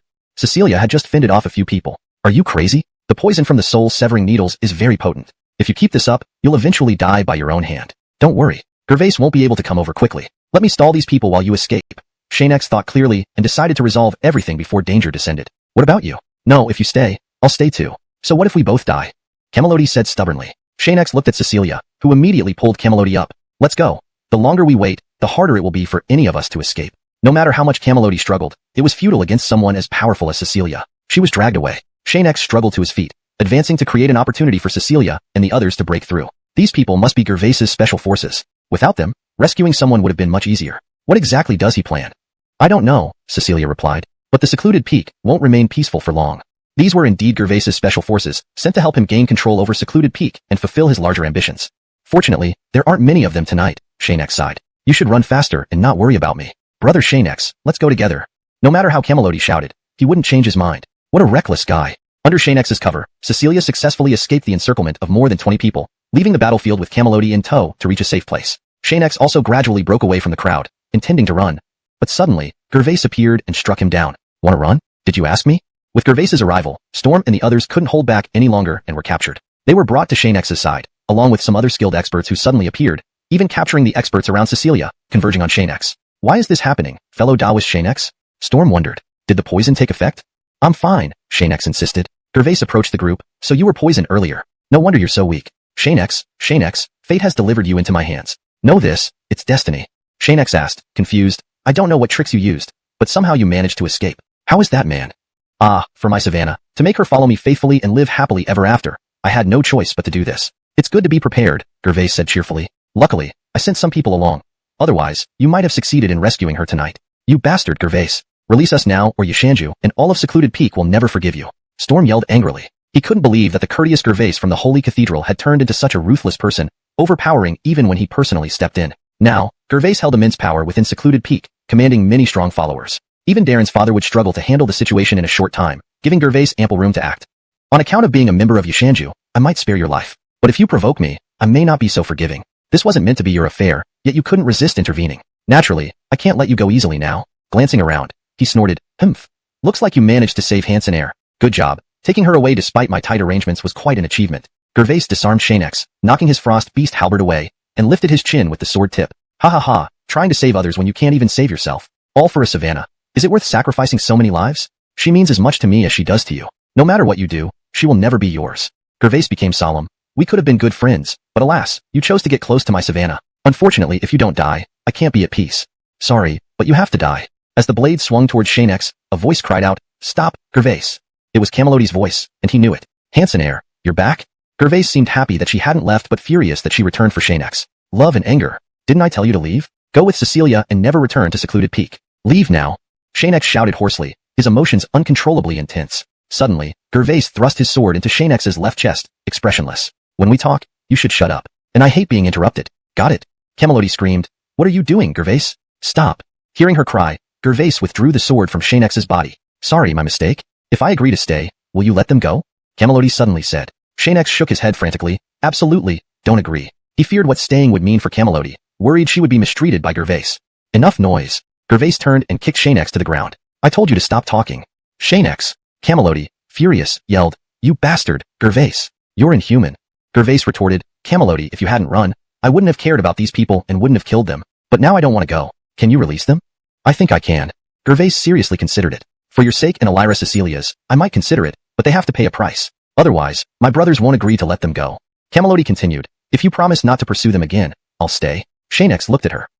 We've known each other for such a long time. Isn't it better to be polite? Tommy laughed bitterly. For the sake of your father, I can let these people, including Shepard and everyone from Xianxia, go back. As for Xianxia and Hansener, you must leave them behind. They are my targets. Looking at Xianxia and Camelody, he felt quite smug. Setting up this trap had successfully brought both of them into his grasp. This was precisely what Tommy wanted. Are you dreaming? Tatiana retorted sharply. These two are also what I need. There's no way I'm giving them to you. At this moment, one of the men holding Camelody pressed a sharp blade against their necks. Elira Tatiana, this isn't a good idea. Trading 2 lives for many. Do you think anyone will dare work for you after this news spreads? But, before Tatiana could finish, Camelody stopped her and took a dagger from her waist. What are you doing? Before Tatiana could stop her, Camelody had already stepped up to Tommy. If you don't agree, I will die here today. You'll never get me. Hansener, what are you doing? Tommy grew anxious. Oh my dear, what's so good about Xianxia? Why not stay with me? The entire Broken Peak will be our territory in the future. What do you need that is so important you'd rather kill yourself? What's the point? Sister Camelody, don't do something foolish.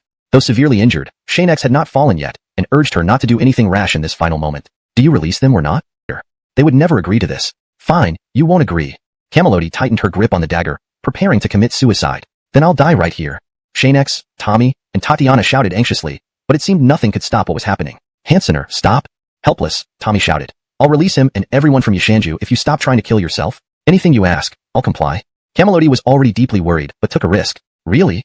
Now that Tommy had agreed, there was no need to really kill herself. Really? Tommy did not look at the surrounding men but lowered his head in resignation, avoiding their gazes. Sister Camelody, don't agree to this, Xianxia finally managed to say as he struggled to get her away from there. So many sacrifices were made, and now he hadn't rescued anyone. Who asked you to speak? Tommy glared at the 2 men restraining Xianxia, who immediately pummeled him into silence. I told you not to hurt him, didn't you understand? Camelody blamed him. Tommy sighed helplessly. Sorry, my men got carried away. They will receive punishment upon our return, without needing further orders. The 2 nodded. Yes, sir. You're causing trouble, but I can't find evidence. All right, now have them release everyone. Let them go. I will stay here until they're far enough away. You won't be so lucky next time. Chapter 105. Useless pretty face. Looking at Rhea, who seemed to have lost all hope, Jaden deliberately lowered his stance. I'll go back with you. She was also deeply worried about Xianxia's safety. He had bled so much without warning, and now, after just a few days apart, so many things had happened. Fine. Jaden looked towards the direction of Banya Flower Brothel, staring at the location of her room. I've already had your room cleaned. If you need anything else, just tell the 2 people outside your door. Oh, right, about the wedding. They're already working on the ceremonial robes. Shall we go see them now? Faced with Jaden's attempts to ingratiate himself, she remained unresponsive. This behavior was nothing new to her. Jaden, feeling helpless, tried to ease the awkwardness. All right, I'll have them deliver the robes to you once they're ready tomorrow. After sending her back to her room, Jaden instructed the others. Keep an eye on her. If anything happens to her, you won't escape the consequences, understood? Yes. Right, he added. Hurry, and order them to finish the ceremonial robes and bring them over. Any more delays will cost them their lives. Inside Xianxia's practice room, there were multiple doctors present.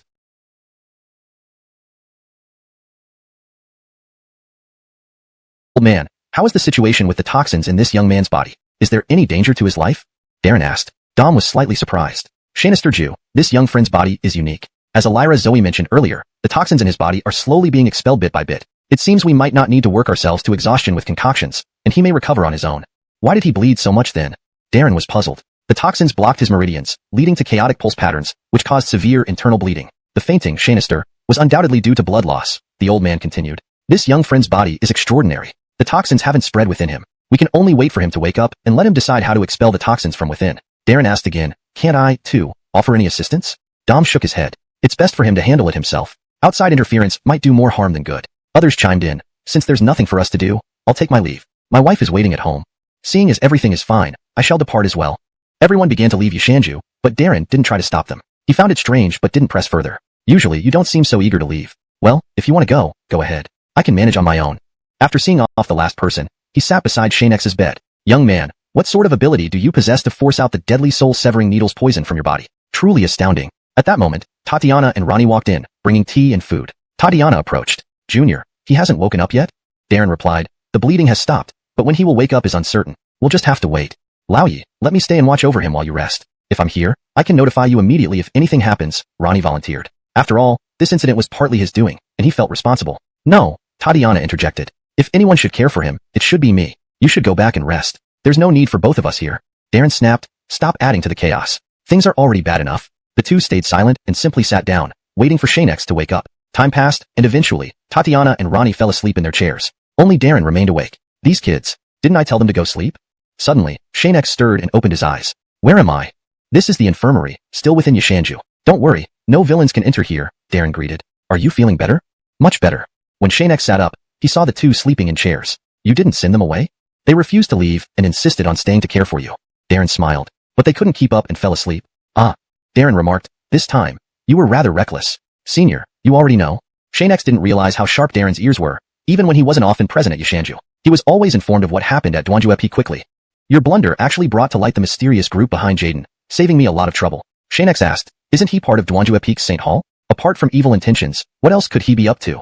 Darren expressed anger. This man is not simple. Xuanjuepi's situation is precarious, and the control might shift hands. This young man named Jaden plays a crucial role. A rebellion? Xianxia looked at Darren, who nodded with a smile. Indeed, this man is remarkable. I initially thought he was just another ordinary person, and we even collaborated before. One truly cannot judge a person's character fully. Speaking of which, are you referring to the murders at the Banya Flower Brothel? Darren noted. That case doesn't seem connected to the brothel. The victims didn't even die there, indicating malicious intent. That's correct. Xianxia explained. We've worked together before, and I got to know him quite well. It's less problematic when someone like him isn't an enemy, but if they are, it becomes very troublesome. He's a resourceful and resilient individual, indeed a headache. At this point, Tatiana and Ronnie woke up, confused about what they had missed, looking bewildered. And now, Xianxia held the status of a seemingly useless pretty face. Hashtag chapter 106, the source of terror. Xianxia, you're awake now. Is everything okay?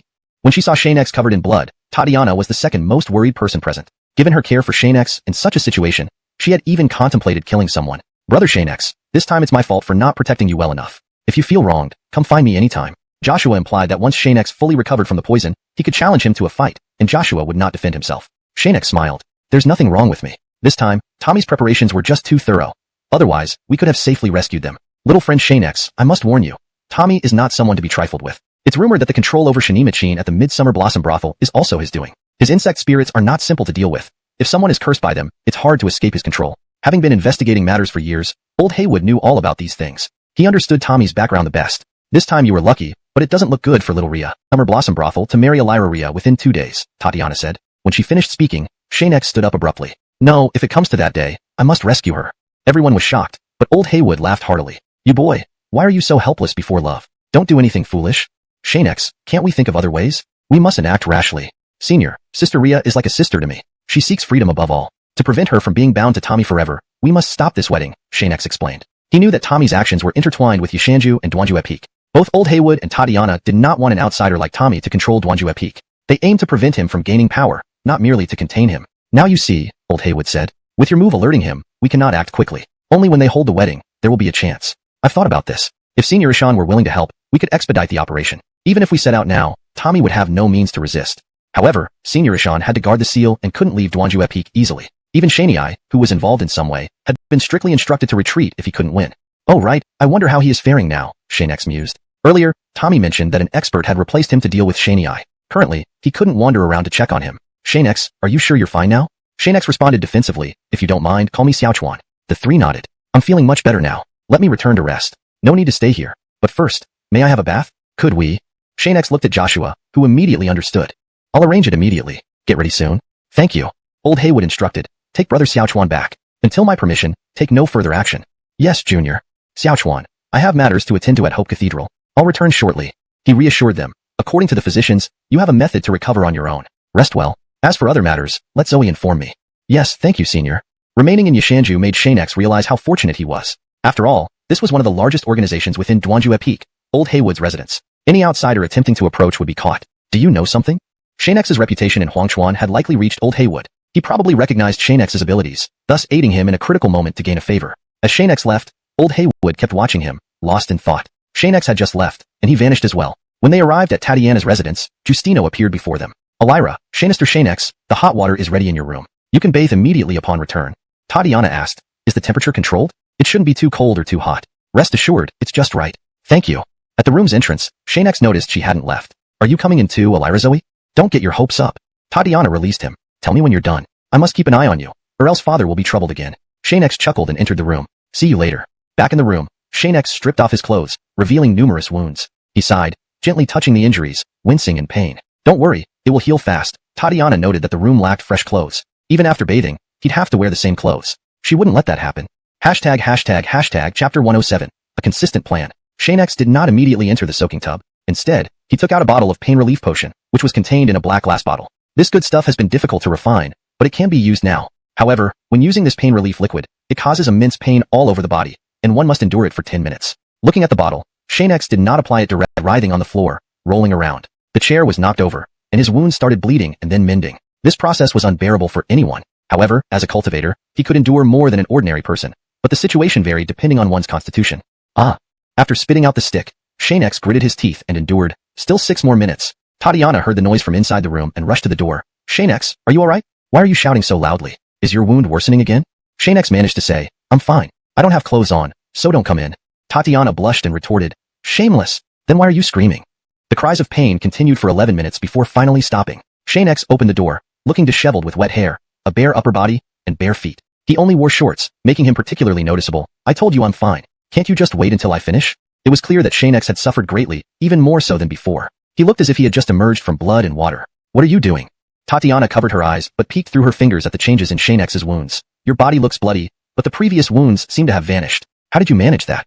Don't disturb me until I'm done washing. Shanex closed the door, walked to the soaking tub, added some herbs from the Liu family into it, and immersed himself. This potion is truly amazing, but it's too hard to refine and the conditions are too stringent. I can't always keep refining it. Seeing his arm, previously slashed by Gervais, now fully healed. The final pain is no longer significant. You can keep working, while I soak. Suddenly, there was a sound behind him. His closed eyes snapped open, and he asked coldly, who's there? Shanex. Jonah came out from behind the shower screen, blood dripping from his right hand. It appeared he had also encountered difficulties with Gervais's experts. Seeing this, Shanex remarked, you're stronger than me, aren't you? Why did you suffer at their hands? Weakling. Jonah tore off the sleeve covering his injured arm, revealing a sword wound. If it was just Gervais, I wouldn't have been wounded. But a more powerful figure joined later and injured me. Annoying, this wound isn't small. Without hesitation, Jonah picked up the bottle Shanex had just used, shook it, found it still had some potion, and applied it to himself. Be careful, this potion is potent. If you scream again, it'll be hard to explain. Don't belittle me. This thing won't affect me. As soon as he finished speaking, Jonah couldn't sit still. He stood up, even with a spiritual energy shield, but it did nothing. Shanex chuckled, there's a stick by the bed, go get it. Jonah couldn't speak, but also didn't want to cry out. So he ran to grab the stick and bite down on it, looking at Shanex speechlessly. If spiritual energy worked, I wouldn't have screamed so loudly earlier. Indeed, Shanex wasn't lying. Don't worry, it will be over in a few minutes. Jonah muttered angrily, 10 minutes? Tears were already streaming from Jonah's eyes. Shanex said, if it hurts, just shout. I've set up a barrier. Upon hearing this, Jonah let go of the stick and screamed. After the same 10 minutes, Jonah, looking like a madman, sat at the table. He picked up the small bottle. Damn it, this potion is still potent. Didn't I suppress it with spiritual energy? How can it still hurt so much? Spiritual energy really doesn't work. That's true. This is my secret potion. In the 9 provinces continent, only I have this. But it's good. Healing in just 10 minutes is miraculous. Suddenly, he got up and came next to Shanex. If you have more of this, give me 100 or 80 bottles. It could save my life in critical moments. Shanex glared at him. That's all we have. We used it together just now. What a pity. Jonah then asked, by the way, old XuanHuan wanted me to check on you. He heard you were poisoned by the soul-severing needle. Should I tell him? Hiyo, you've gotten dramatic since leaving the Cutting Peak Mountain. Shanex said, the soul-severing needle poison isn't enough to kill me. Don't worry, I can handle it. You're a freak, Jonah said. This time, old XuanHuan sent me down the mountain and mentioned something. If you can help the ghost sect, they might have something you need. Shanex smiled, great. Our plans are surprisingly consistent. What, you thought about it too? Do you have ideas in this direction? Relax. Our stance against the enemy is the same.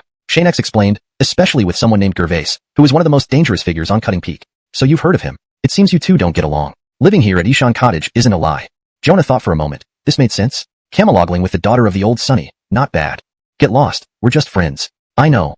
Chapter 108. Complete detoxification. The two talked for a long time in the room. Emma asked Shanex many questions about Senior Ellsworth. This was their second meeting since they had first met, and their relationship had grown even closer. If there's no problem with the poison inside you, I'll stay here and wait until the toxins are completely expelled from your body before leaving. Faced with Emma's well-intentioned offer, Shanex shook his head. No need.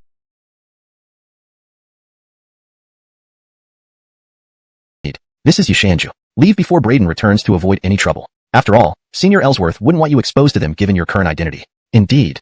Before leaving, Emma said, I've already informed Xianxia next door. She'll be over shortly to keep you company. Shanik the most of this opportunity. You rascal. Farewell.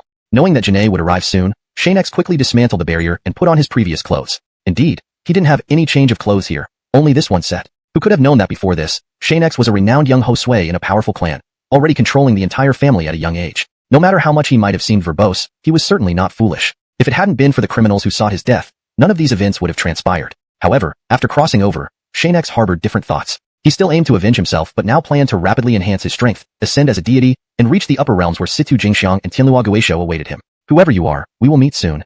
A moment later, Janae pushed the door open without asking, an impolite behavior surely influenced by Emma. It was likely because of what Emma told her that she rushed in so anxiously without even knocking.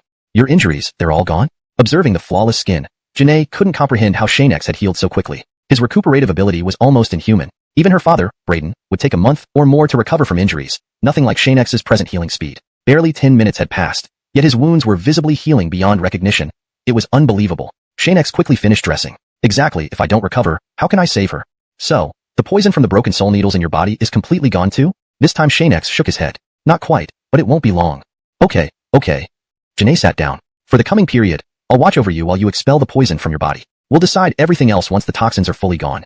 Xianxia ignored her, sitting on the bed and activating the Gyuan Shundi technique to continue guiding the poison from the broken soul needles out of his body. This time, he had enough time to focus on this task. Previously, I was close to completely expelling the poison, but it's strange that I can't purge it all at once, which is unexpected. Normal poisons could be expelled over time using special techniques, but here in the Jojo continent, even just a type of poisonous needle proved challenging for Xianxia, a former supreme deity. This time, if I don't completely purge it from my body, I won't call myself a deity again. He had paused several times during previous detoxifications, something Xianxia was well aware of. To finish this process, he expected 1 or 2 more interruptions, based on past patterns. At this moment, Xianxia's perception of every meridian within his body was crystal clear. Watching the toxins slowly being expelled gave him immense satisfaction. Unfortunately, such gratification didn't last long. Soon, the toxins started retreating back into his system, nearly returning to their previous state. You think you can reverse course? Not that easily. A mere poison. I became a deity alongside brothers skilled in toxicology. You can't best me. Xianxia exerted more force, instantly enhancing his spiritual energy with special secret techniques, rendering the toxins powerless. By manipulating key acupoints, he then expelled a mouthful of congealed blood and regained consciousness. Janae rushed over immediately. How did it go? Smoothly? From now on, the poison from the broken soul needles has been completely expelled from my body. If no one uses it again, I should return to full strength within 3 days. It was evident that Xianxia was both happy and relieved. This was the first serious challenge he faced after his rebirth, and if he hadn't taken proper measures earlier, he might have lost his life at the very first step. You really are something else. By the way, these items were sent by my father from the Hope Sanctum, related to Xianxia. Since we're now in the same boat, you should know some details. Janae placed the evidence and documents before Xianxia for him to review, but Xianxia pushed them back. No need to go through all this. Just tell me directly, it's faster that way. Janae asked. Where do you want to start? Keep it short. Just tell me, what does Xianxia intend to do now? Braden had mentioned that significant changes might occur in Dujue Peak soon, primarily due to Xianxia. Xianxia came to Dujue Peak about a decade ago. With his intelligence and talent, he was quickly noticed by the former Hope Sanctum Xianxia, who personally explained that he would be the future standout of the Hope Sanctum. After the death of the former controller of Dujue Peak, he attempted to seize control but ultimately lost to my father. Everyone thought he was too ambitious and inexperienced, fearing he would falter. Since then, his personality changed drastically, gradually revealing his ambitions. Things unheard of began happening. Within just a few years, there were hundreds to thousands of mysterious deaths involving several thousand people in Dujue Peak. If not for lack of evidence, Xianxia would already be imprisoned in the Hope Sanctum dungeons instead of enjoying freedom. As it progressed, he tried various schemes to make my father resign. That way, taking over Dujue Peak would seem justified, avoiding bias. His secret army seems prepared for a direct power grab at Dujue Peak. My father uncovered this clue.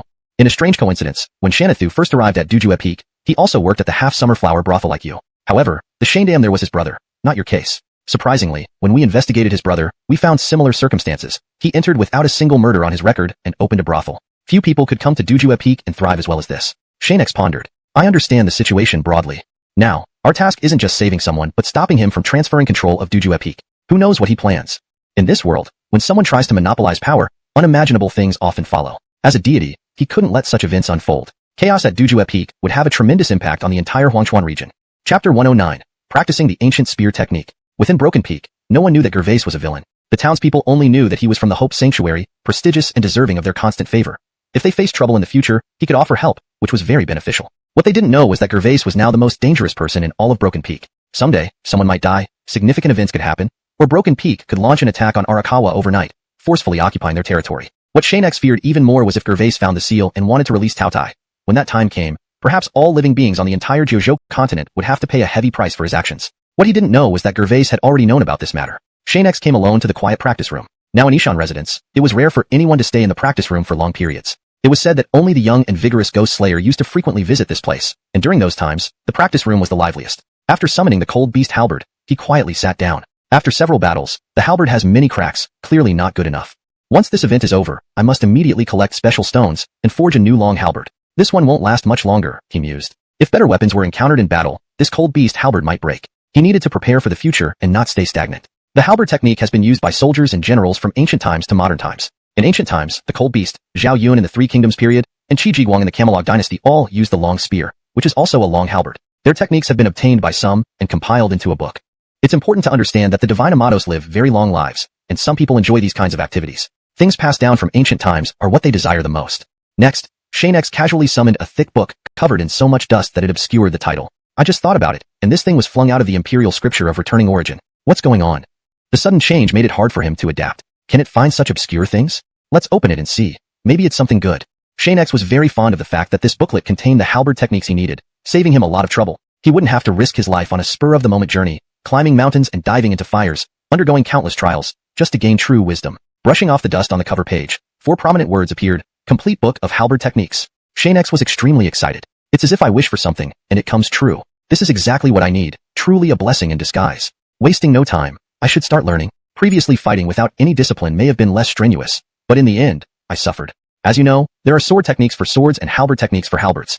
Mastering them can become a great asset in combat, Xianxia continued. As the complete book of halberd techniques flipped through itself in the air, key sections flooded his mind. These golden characters are the basic halberd techniques. Today, I'll start by mastering them.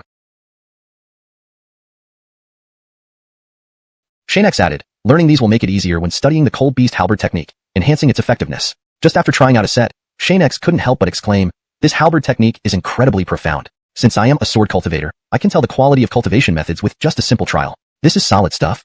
Any cultivator who gets the chance to learn a weapon skill can quickly determine that when used in battle, the martial skills displayed will be far more efficient than before. Power and proficiency can double or even triple, depending on individual talent. Thinking back to those days, Xianxia felt a bit nostalgic. After practicing for half a day, progress finally showed. Just as Xianxia left the practice room, he ran into Joshua. Xianxia, I didn't expect you to be here in the practice room. Seeing Xianxia, he was slightly surprised. I came to practice martial arts, but there was no one inside. Is Ernst also here to practice? Yeah, right, Joshua suddenly realized. It makes sense you're here. I overthought it. Xianxia was a bit puzzled. Where did he get that idea? Seeing him walk away, Xianxia didn't bother asking. The 10 forms of the cold beast halberd must not be revealed, even to Senior Ice. No one should discover it. This was Xianxia's first huge secret since he crossed over, and he must keep it buried.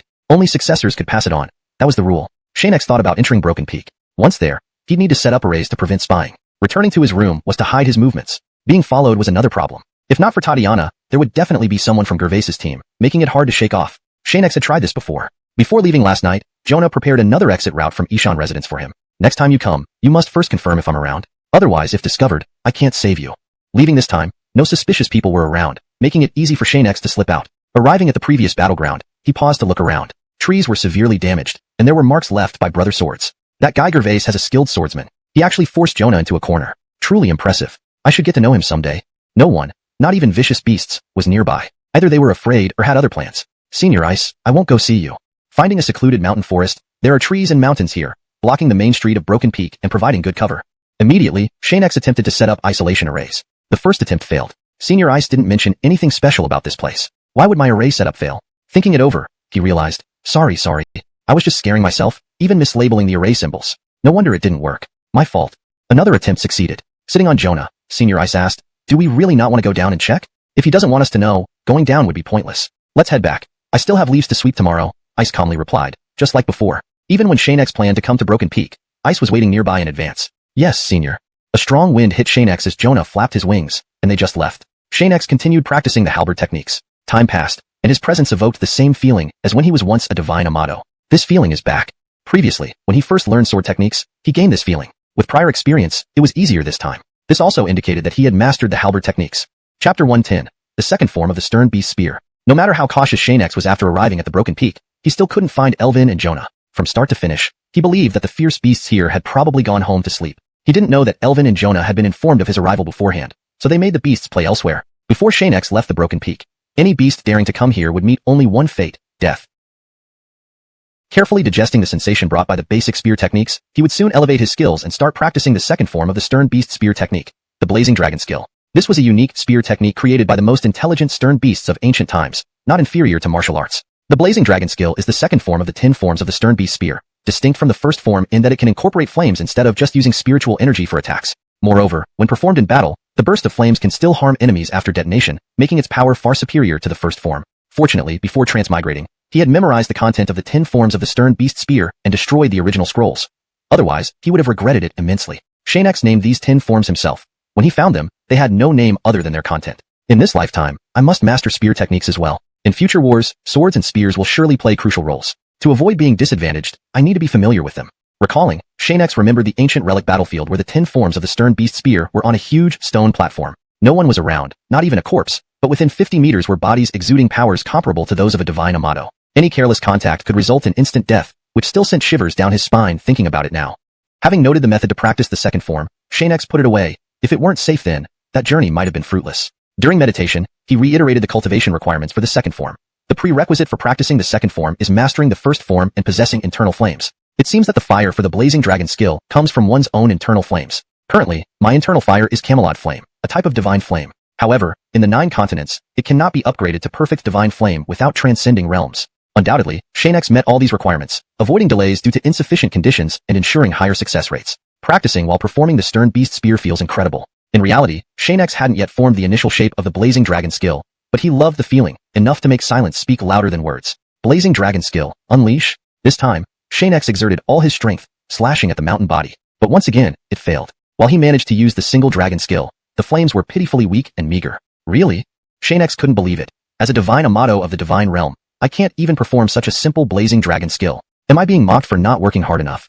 Doing this? You must stay a few days and drink properly with me, or you won't leave. Xianxia was caught between laughing and crying. Senior, this is forcing me. I have matters outside. Staying isn't feasible. What could be more important than saving someone? Drinking can wait. Human lives are precious. Miss this chance and there may not be another, Xianxia said seriously, unwilling to miss the rescue opportunity. Senior Elvin replied. Who harmed you? I'll send people to handle it immediately. Your goodwill is appreciated, Xianxia said. Your people need to guard the seal here. If anything happens, I would bear great responsibility.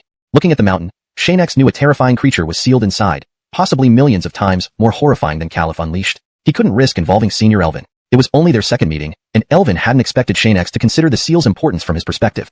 Well, if I could leave, I'd go help immediately and get you drunk right after, said Elvin. Xianxia laughed. When I'm done, I'll bring good wine and your favorite roast chicken for us to enjoy together. Elvin's eyes lit up. You said it. Don't back out, ha ha ha. Of course. Elvin asked. What happened that you can't drink with me? Xianxia can help. Then don't thank me. Just bring food and drinks up the mountain. You're too thorough. Xianxia explained his sister's capture, and Elderishan then took out a large rock. No, a massive and extremely rare strange stone, one of the rarest in the 9 continents. This strange stone is for you first. After things are settled, Amador Rian still has another one. Without my involvement, he will give it to you. Xianxia examined it repeatedly. Wow, Elder, I didn't think you had such a thing. Why didn't you show it before? If I had seen this, I wouldn't have been so focused on choosing martial techniques. If I showed all of them at once, you'd take them all at once. What would be the fun in that? I know you like this sort of thing, so naturally, I need to hide them away. When we drink to our heart's content, I'll give you one then. There's no rush. Knowing that Xianxia was an accomplished alchemy craftsman, Elderishan thought of using these stones to entice him to drink with him. Rest assured, I have several more here. We can slowly drink over time. If you want them, you can exchange drinking sessions for them. If other people knew that Elder used these rare stones just to get someone to drink with him, those high-level alchemy craftsmen would be heartbroken. Drinking could earn them what they might spend a lifetime searching for. Drinking. Initially, Xianxia didn't want to drink, but now he had to. He didn't know how many of these strange stones Elderishan had, and as long as he could get them, drinking as much as he wanted was fine. That's not my concern. He acted like an old child. Just as he arrived at the outskirts of Desolate Peak, Xianxia was attacked. In the darkness, darts flew from all directions. Xianxia instinctively used the Hansenjin ghost step to dodge, but he caught one with his hand. Almost got hit there. He glanced around. Can you show some decency? Always attacking like this, what shameless behavior. After these darts were launched, the surroundings fell silent as if no one was there. If you're not going to come out, stay there. I'm leaving. Taoist brother Xianxia, sorry for the trouble. My subordinates were impolite and offended you. As their Josue, I apologize. Xianxia turned around to see a man dressed in elaborate women's clothing standing there. Normally, one would assume he was an actor. His voice had a theatrical tone, making it hard to miss. Why did you come out from Desolate Peak? It's very dangerous. Could you tell me your name? What kind of person are you to dare ask my name? Xianxia gave a sidelong glance and continued. Where I came from is none of your business. You seem part of an organization, and I'm not a member. Why should I answer you?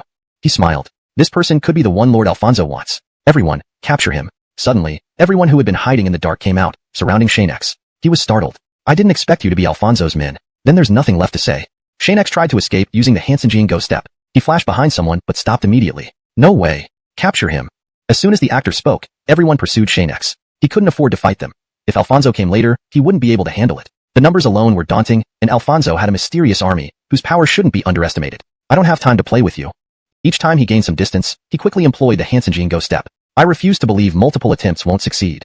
During flight, Xianxia had to be wary of darts flying from behind. Those he couldn't dodge, he caught, and those he missed caused injuries. Brother Taoist, stop, or we won't be responsible if we end up killing you. You fop, back off and stop talking so disgustingly. Xianxia thought, how are Alfonso's underlings always like this? They seem to infiltrate every field, omnipresent and relentless, like cockroaches. Heh, you dare speak to me like that? In the acting world, I am top tier. I won't let an ignorant child ruin my reputation. Everyone, don't let him escape. The actor sounded almost manic. If it weren't for his feminine appearance, Xianxia would have felt ominous vibes. With repeated practice amid life-threatening situations, Xianxia's success rate gradually increased. In moments, he could run far using the Xianxia ghost step without worrying about the deadly darts behind him. Faster, faster. I'll soon master this skill. Once successful, I can shake them off and leave. Can't keep getting chased like this. Perhaps Alfonso had sent reinforcements from Banza Flower House Brothel. If they arrived early, Xianxia's situation would be dire. Time passed, and now Xianxia could dodge the darts using the Xianxia ghost step as they were thrown. He also controlled its duration, making the darts behind him ineffective. The actor angrily remarked, "What sorcery is this? How can he be so strong?"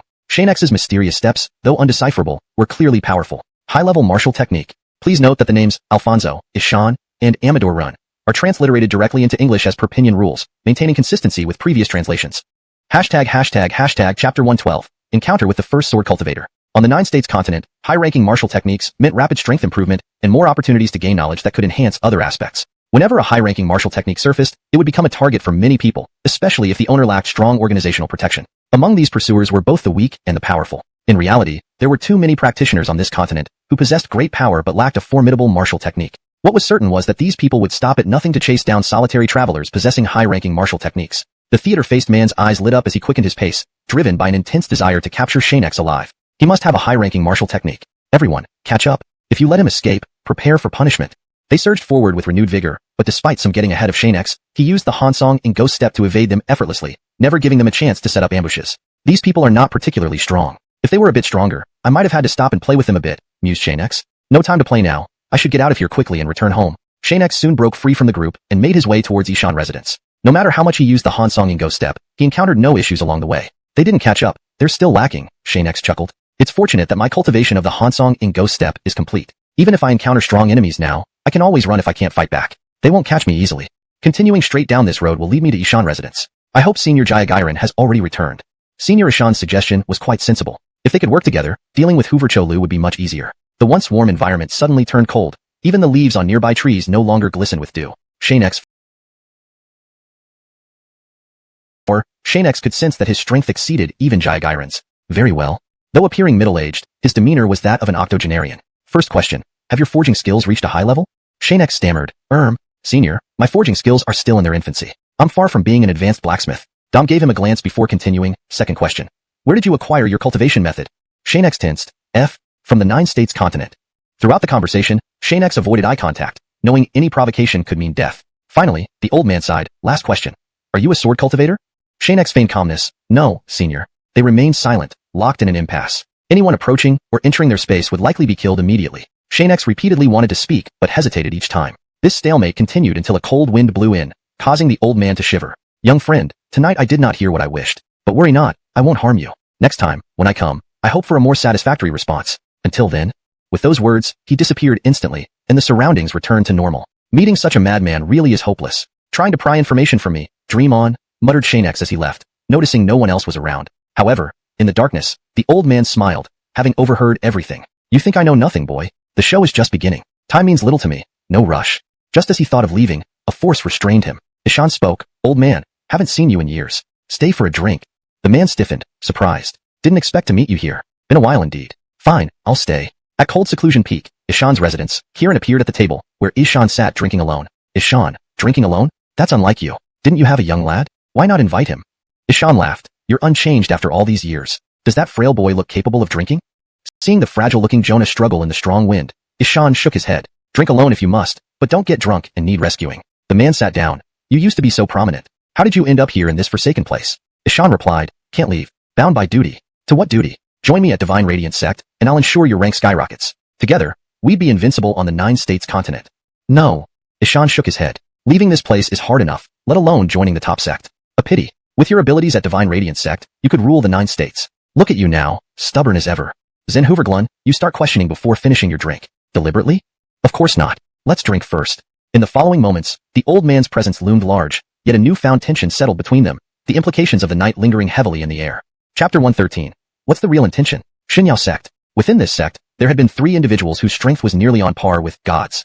They were the 2 current elder founders and the Xianxia of Xianxia sect. Among them was XuanHuan, who was one of these elders, his strength needing no explanation. If the hidden old monsters of the 9 provinces continent didn't join forces to attack, openly, they 3 were the strongest. Back in the days when someone wanted to challenge Xianxia sect's position, they made that rival sect disappear from the 9 provinces continent with just a flick of their hands. Nowadays, Xianxia sect is supreme in the 9 provinces continent, and no one dares to provoke it unless they are fearless of death. Inside Duanju Peak, 2 people were drinking deep into the night. By now, Jonah, who usually could only do cleaning duties, had already fallen asleep. No one knew when he started snoring so loudly that it echoed through the silent mountain. Ishan finished the remaining liquor in his hand and looked at the drowsy XuanHuan, laughing out loud. To come to my territory and attack a junior, a mighty Xianxia saint attacking a mere junior.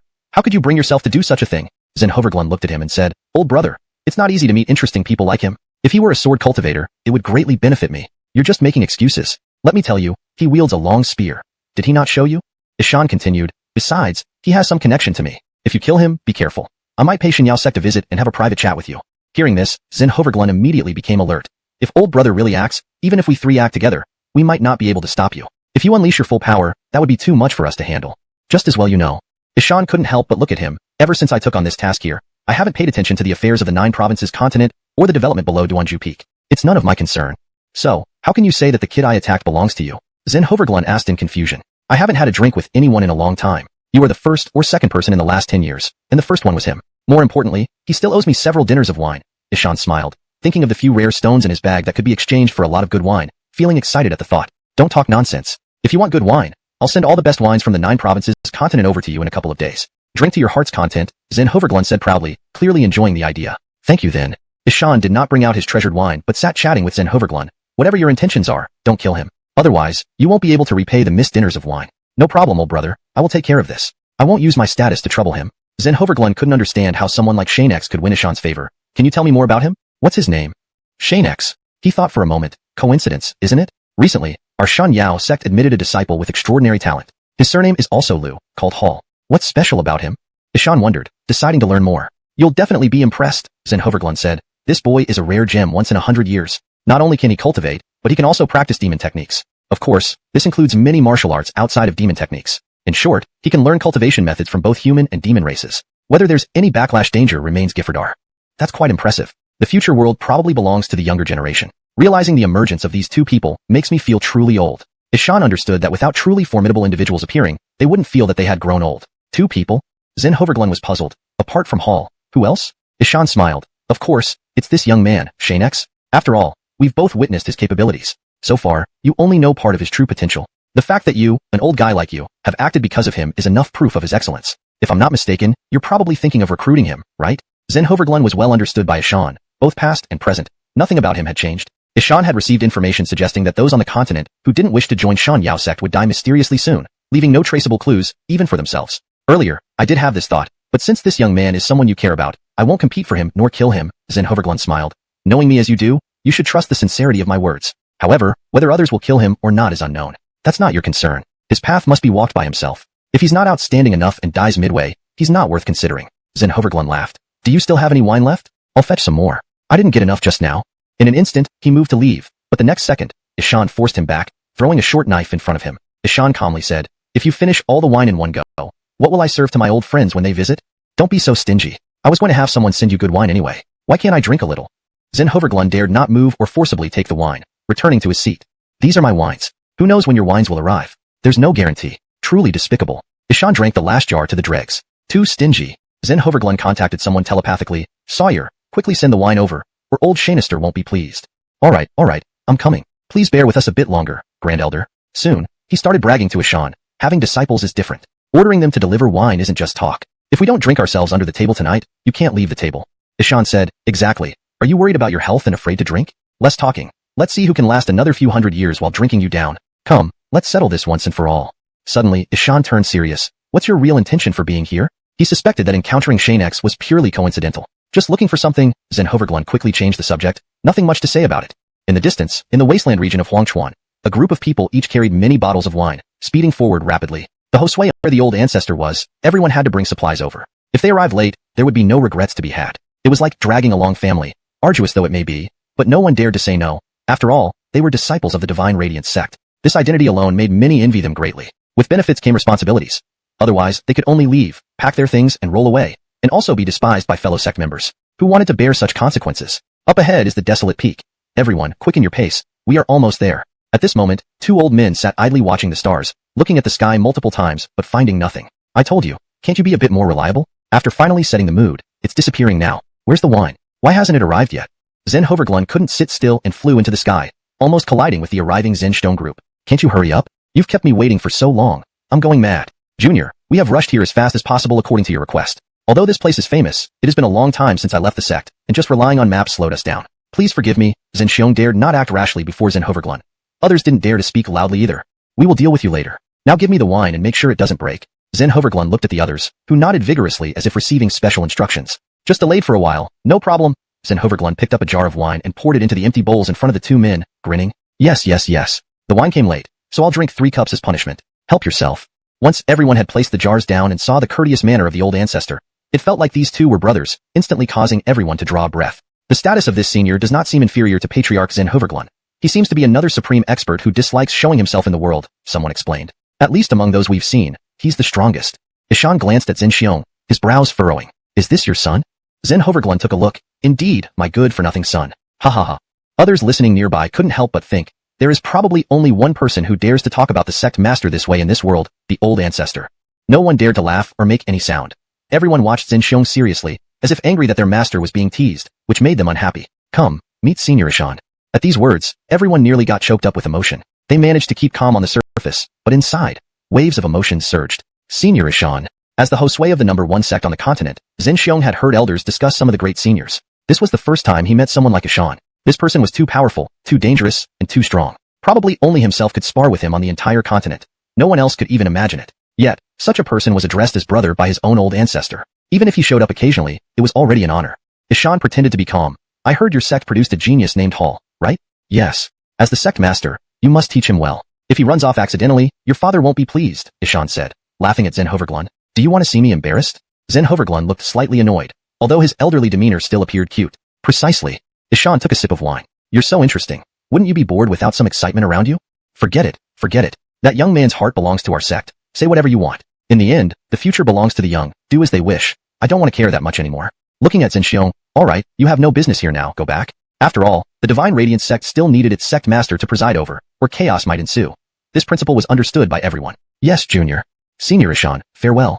Xianxia led the group away, not directly back to the Divine Radiance sect, but brought them to the foot of Desolate Peak, blending into the streets as commoners. It's very late now, inconvenient to travel further. We will stay here tonight and discuss tomorrow. It was already deep into the night, and many inns had closed, but some were still open. They headed towards one. There's only one inn still open here. Let's stay here. Just as they entered, a few drunk tough guys wobbled out, leering at the beautiful girls as they passed. Strangely, Xianxia did not have his subordinates push them aside, but led the group to make way, letting them pass first. Server, give us 5 rooms, quickly. Coming right up. Seeing many people still drinking and enjoying themselves, Xianxia got interested. He told the rest, I still need to eat something. You all rest, I'll stay here. One of them worried, Quentin, why don't we let a few of us stay behind in case of emergencies? No need. Xianxia replied, finally out once. Can't I have a little freedom? Shanking you do everything. It's boring for me. But, lady ordered. That's enough. I'll call if there's trouble. Now rest. If you lag behind tomorrow, you won't enjoy it. Understanding. He turned to call others, everyone. Go upstairs in this rare moment of leisure. Ever since I became the patriarch and got married, I seldom see scenes like this. Sometimes when I think about it, all I can do is daydream. Even if I see it, I can't just act impulsively because my daughter manages me quite strictly. After a brief pause, he continued talking to himself. But this girl is pretty good. She handles everything well and always considers her husband's needs. Apart from being a bit too domineering, she's quite perfect. With a laugh, he drank another cup, one bowl after another, as if he could never get enough. The customers in the inn had changed several times, but he remained there, eating and drinking alone without pause. Whenever he heard something amusing, he would lean in closer to listen. This was something Xianxia loved doing. Suddenly, there was a fight breaking out nearby. It wasn't hard to guess that someone had gotten drunk and started a brawl with a friend. A common occurrence here. Xianxia called over a waiter and asked, "Why are people still causing trouble? Isn't anyone managing them?" The waiter, puzzled, replied, "Quentin, you might not know, but fights between guests are common at night. There's no need to worry if you don't provoke them."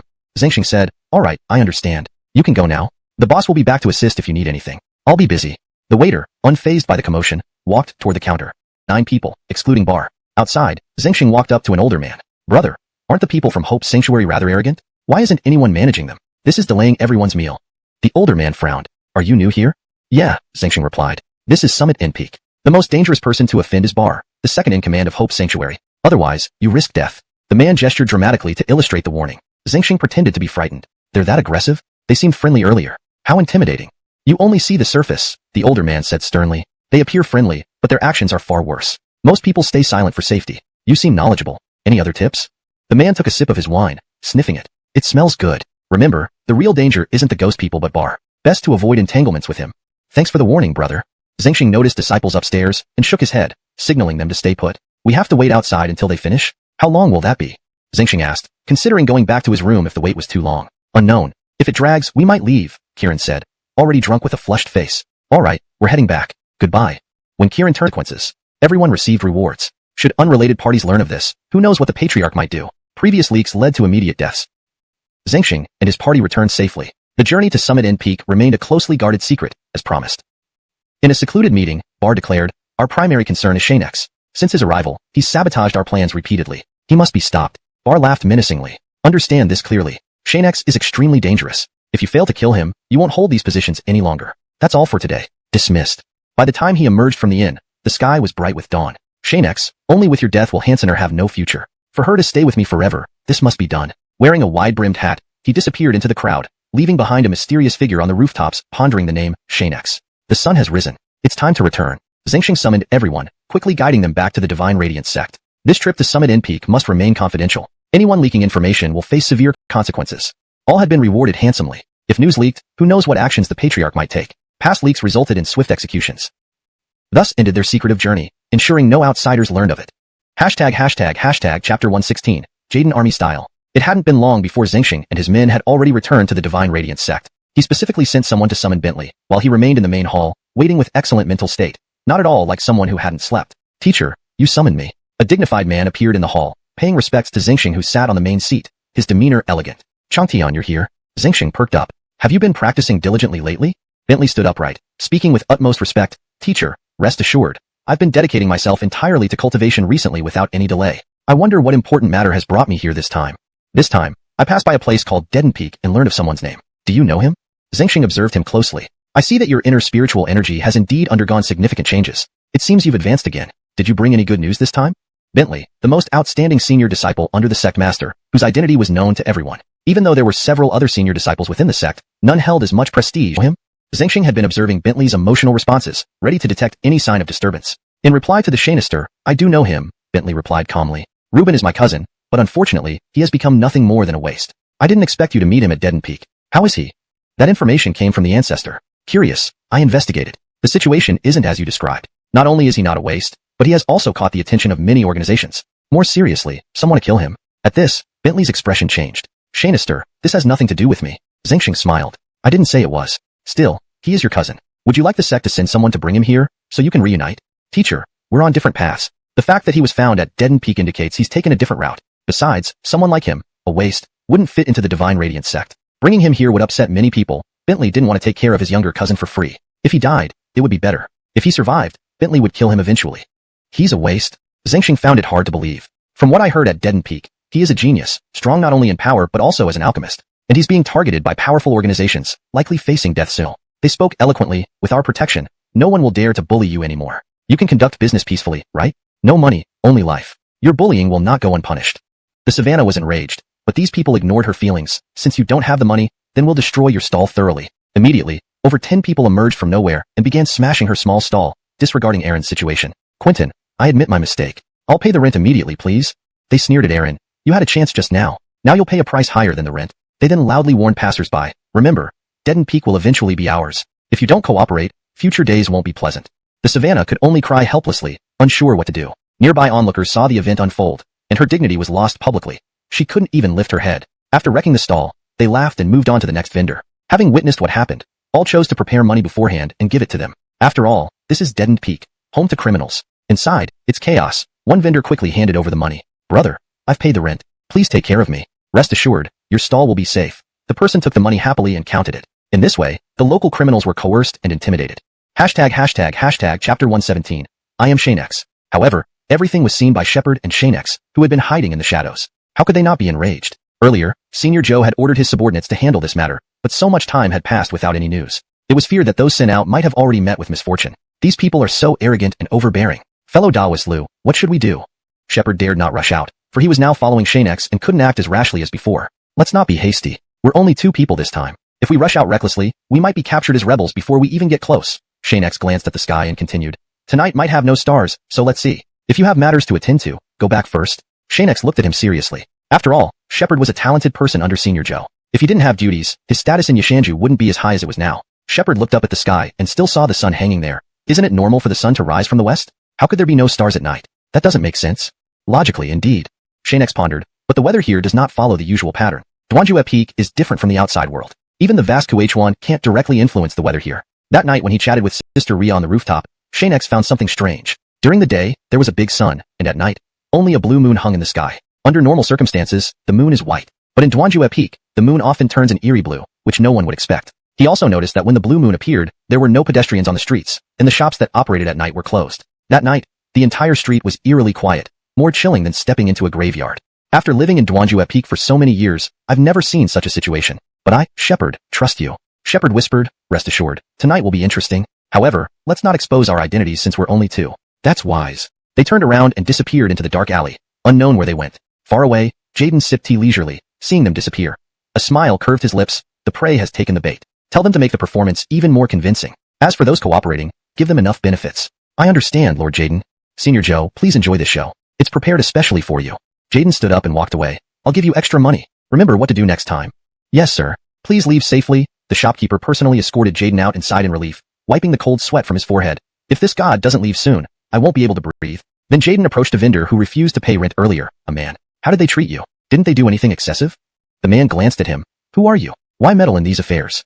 The man beside him showed his identification token, and the vendor immediately softened. It's you. My eyesight isn't good. Forgive me. Rest assured, I haven't said anything. The man with the token said, answer whatever Lord Jaden asks, and don't say irrelevant things unless you want to die. The man waved his hands. Rest assured, I will fully cooperate. I only hope that after XuanHuan Peak changes, I can continue doing business as an ordinary person. Nothing else.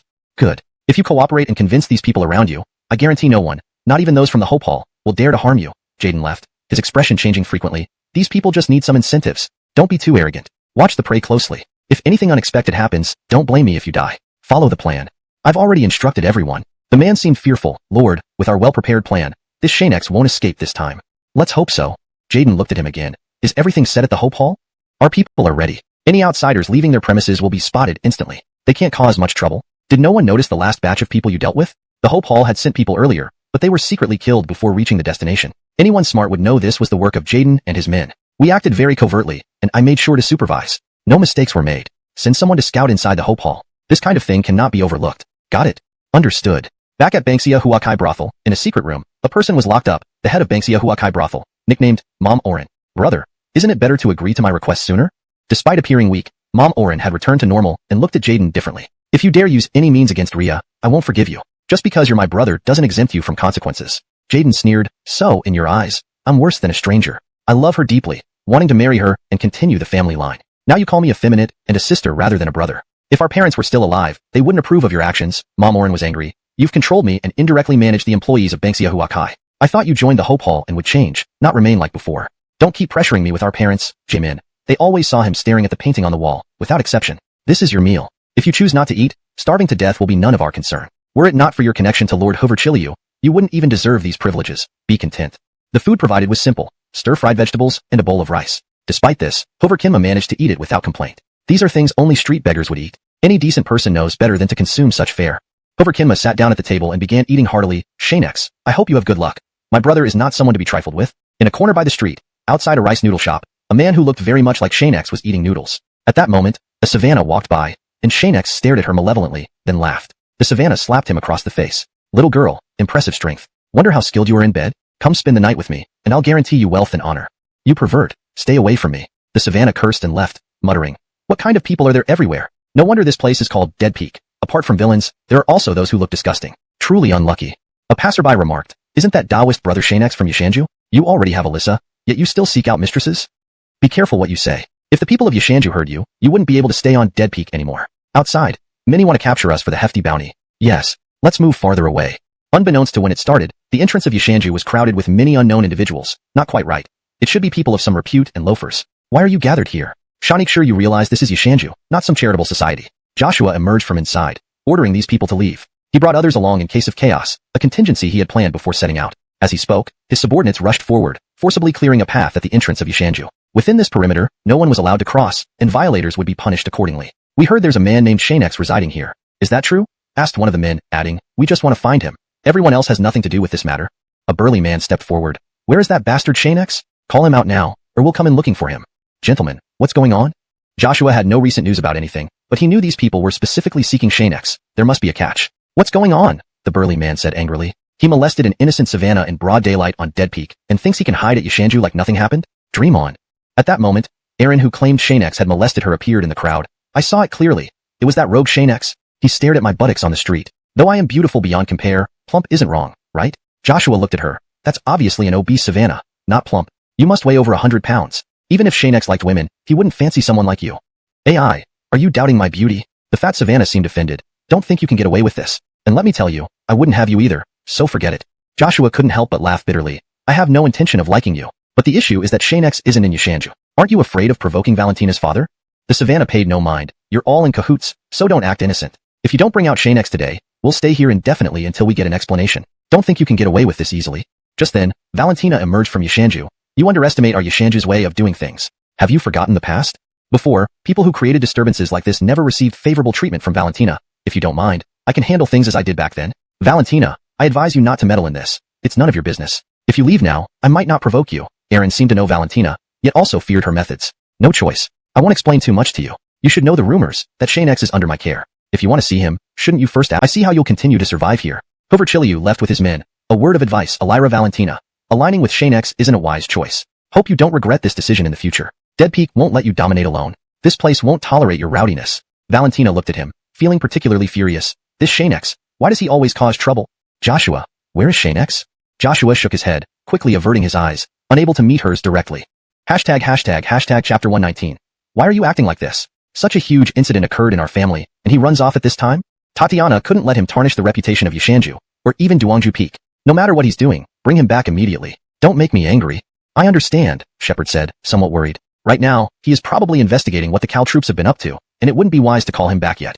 Shepard would not bring Xianxia back. He might already be in the territories of the nobility, trying to find out Lindsay's whereabouts, the only thing Shepard truly cared about. He could not have Xianxia return. Leaving Xianxia, he headed toward where the noble youths were gathered. Xianxia, don't disappoint me. Not following Elira Tatiana's orders this time is a risk I'm willing to take. At the residence of the J clan, the other 5 noble families had also arrived. The place was vast enough for everyone to stay comfortably. Whenever the nobles gathered, they always met at the home of the J brothers, and this wasn't the first time. Lords, Lorkel just came by. He has summoned you all because Shepard and his people are planning something that might disrupt us. We must ensure Aaron in the dungeon is closely watched. Upon hearing Jay say this, everyone drew a sharp breath. Lloyd remarked, isn't this Xianxia someone we met once at Xianxia? Wasn't he there looking for Shepard, preparing to settle an old score? Hansen Huobao stood up. I'll go check on her in the dungeon. I'm quite interested in whoever comes to save her. Let's see how easily they can get her out. With that, Hansen Huobao left the group and went down to the dungeon. He looked at Lindsay, who was still in disheveled clothes. Hansen Huobao dismissed the guards. All of you go downstairs. I will watch over her here. No one should enter unless ordered. Yes. He then crouched near the dungeon door, looking at Lindsay. It seems life here isn't as comfortable as you might have imagined. Perhaps I should ask them to treat you better. Zenny coming from a dog's mouth. Since you've locked me up here, you expect me to serve you? Nice try. Lindsay turned away, refusing to face him. Her words were directed at no one but herself, and Hansen Huobao didn't seem to see clearly due to the dim lighting. Long time since anyone spoke to me like that. Quite interesting, Hansen Huobao laughed. If you can please me, perhaps I can make your stay here a little more comfortable. Interested? You, with your human-like appearance and dog-like behavior, do not deserve my effort. If you have any plans, carry them out quickly. Once I'm dead, there will be no such opportunity again. Facing her defiance, Hansen Huobao felt oddly pleased. A spirited girl like you is exactly my type. Unfortunately, I can't play with you as I wish, but no worries, the dungeon is no pleasant place. Hope you enjoy your stay. Lindsay replied silently into the air, Han Xiao, in this lifetime, I may not be able to become your wife, but if there's another life, I will surely marry you again. Remember, you still owe me a grand wedding. Outside the complex, Xianxia clung to the wall, peeking over cautiously. These people are so vigilant. Even the outer guard is so dense. You'd think they were holding a national conference, Xianxia thought, glancing behind him. A large tree with thick foliage hid him from the patrolling guards below. After they passed, Xianxia sighed in relief. Once I figure out their patrol timing, things will be much easier. He scanned the lavish residence, trying to locate the area where Lindsay might be held. Seeing the Cal forces inside, he realized, so these people are here too. No wonder they dared to cause trouble at Xianxia. They have Cal as their backing, which makes things complicated. Inspecting the surroundings further, Xianxia noticed there were no signs of heavy artillery, but their presence couldn't be ruled out. Cal must have anticipated that Shepard would send someone to rescue her. Down below, Jay addressed everyone. Listen carefully. Something will happen soon. If anything goes wrong, Lord Cal won't spare us. Make sure you're prepared. Understood? Yes. Starting now, conduct another thorough search from inside out to ensure no strangers slip through and to prevent any moves by Shepard's people. These were strategies Cal had taught him. Previously, Cal had said, with Shepard and Xianxia together, we must add more manpower to ensure success. Any mistakes will impact my plans. Jay had pledged allegiance to Cal, and Cal had left some of his men to assist them as a precaution. Cleverly, Jay noticed the thick trees outside. He told a few others, you each take a group and inspect those trees. If you find anyone, either kill them or imprison them, don't let them escape. The noble officers nodded and dispersed. Lloyd approached Jay. We've prepared for so long and gathered so many people. Do you think they stand a chance? Even if they come, they'd be caught by the outer guards before getting close. No need to be so cautious. You're mistaken. Jay's gaze was serious. Lord Cal's plan won't fail. Imagine the consequence even brighter than the day. Gustavus sat in the main hall facing the entrance, flanked by two women attending to him. He had his eyes closed, humming a tune under his breath. Suddenly, someone burst in hurriedly. Quentin Gustavus, there's something happening outside. Gustavus opened his eyes. What's going on? The person said, we noticed a group of people drinking outside our perimeter. I'm worried they might have ulterior motives. Should we gather some men to drive them away? Are you panicking over just some drinkers? Gustavus didn't believe these concerns. Quentin, it's just that no one usually comes here at this hour. Even if someone passes by, they move very quickly. These people are suspicious. Otherwise, we could. The person wanted Gustavus to send men to chase them away or arrest them on the spot to prevent them from knowing what was happening here. Never mind, Gustavus said. As long as they don't cause trouble, focus on your duties. No need to create unnecessary problems. Yes, sir. Gustavus, accompanied by the two women, stepped outside. The night sky was pitch black. A night like this makes it hard to sleep. If anything happens later, hide immediately and stay out of harm's way. Thank you, sir. Gustavus still had a shred of conscience. He didn't want these women, uninvolved in his affairs, to suffer along with him. All right, you may go. Gustavus stood up, no longer in the mood to sit. I'll take a look around to ensure nothing goes wrong. The two women left under escort, making sure they wouldn't spread any information about what was happening. When Gustavus arrived at the entrance of the compound and looked out onto the street, other nobles who had completed their searches approached. Brother Gustavus, we've spent considerable time searching, ensuring no one is nearby. Can we rest now? Don't be careless. You can rest, but not for too long. We must keep vigilant. If anything happens, we'll all die. Gustavus explained, tomorrow, Gervais will get married. Nothing must go wrong before then, understood? Yes. At that moment, Hansen Huobao emerged from the dungeon, adjusting his pants, looking somewhat unsatisfied. Once tonight is over, we'll gain more power, and in Duanjue Peak, we'll be among the most powerful. Gustavus said disdainfully, you went to ravage some girl, did you? The nobles exchanged glances, barely holding back their laughter. Hansen Huobao quickly defended himself. Don't say such things. I just needed to relieve myself. That Savannah isn't even as attractive as those in the brothel. If she weren't useful, no one would pay her any attention. A noble doing such things would bring shame upon them all. It wasn't worth it. Fine, if you did nothing, get back to work. Gustavus pointed toward the street. Take some men and check the area. If anything unusual happens, notify us immediately. Hansen Huobao felt uneasy. They just finished checking. Aren't you being paranoid? What could possibly happen now? Do as I say. Hansen Huobao led a group of men out, sitting lazily in a sedan chair, inspecting the streets for security. Seeing the deserted streets, Hansen Huobao grumbled. Not a soul in sight. Really making a big fuss over nothing. Since I've been asked, I'll take a look. Listen up, patrol the compound, stay alert. And if you find any suspicious characters, detain and interrogate them immediately. Got it? Understood. Outside the Anders's residence, on the opposite street, in the shadows, a small group stood hidden. There were only 100 or so men, led by Joshua without Tatiana's assistance this time. These people must have received advance notice. What should we do? Joshua was concerned. If we make a move, they'll discover us instantly, and we won't have time to rescue anyone. Plus, there might be powerful individuals inside. Hard to deal with. Xianxia pondered for a moment. Rescuing them shouldn't be difficult, but the aftermath is uncertain. What do you mean? Asked Joshua. I checked earlier, and there aren't any exceptionally strong individuals inside. Rescuing them should be fine, but we need a decoy to draw their attention, buying us time. It's a risky plan. The nobles weren't overly powerful, and Xianxia could handle them, but without a distraction, if the nobles or Anders himself intervened, Xianxia might be overwhelmed. During our meeting at Xianxia, some capable individuals were present among the nobles. Although they haven't shown their true strength, I feel they pose the biggest threat. Indeed, whenever complications arose, the opponents always seemed stronger than Xianxia expected. Though he considered himself exceptional, others might be equally talented, having started their training much earlier. The person you're referring to must be Anders. Among these nobles, only he warrants special attention according to Darren's father. Joshua knew who Xianxia meant. Besides Gervais, Anders was the most daunting figure in Duanjue Peak. This was his domain, not like other nobles. Even Gervais trusted him implicitly, indicating his significance. It must be him, Xianxia glanced at the time. I'll lead a group to distract them while you rescue Lindsay. Act swiftly. Joshua shook his head. You'd be more useful as a decoy. I'll lead the distraction, and you rescue her. Half the men will follow me to create a diversion, and the rest will enter with Brother Xianxia to save Lindsay. Our sole objective is to rescue and escape. Yes. Xianxia initially planned to take the risk himself, but unexpectedly, Joshua volunteered to lead the distraction. All right, Xianxia said. Prepare to move out. Time is of the essence. Let's act quickly and safely rescue Lindsay. Everyone, remember the plan, Joshua added, initiating the nighttime operation. Xianxia looked at Joshua. Creating a diversion is more dangerous than rescuing her. Are you serious? Joshua smiled. Dead serious. Translation complete. Adhering to the provided guidelines and maintaining the original structure and style. Chapter 121. The Troublemakers. Led by Hansen Hubioi, the group had just returned to the building complex where they lived, purchased by the Enders. As soon as they entered, a crowd appeared from the street corner outside. Each person held a stick, and some even wielded weapons. Their attire didn't match that of Xianxia residents, and all faces were unfamiliar except for those like Joshua, who wore masks. Xianxia watched this unfold and said to those around him, once they succeed in creating chaos, we'll rush in to rescue them. Everyone must be prepared. We need to resolve this matter as quickly as possible. Everyone should be ready and show our determination. We can't let this operation fail again, Justino added, recalling their previous failure at the half-summer flower brothel. He knew clearly that another failure could shake their position in Duangju Peak. Before setting out, Tatiana had also mentioned, if necessary, we won't shy away feeding for, arrest them all, especially the one who hit me. Let me teach him a lesson he won't forget.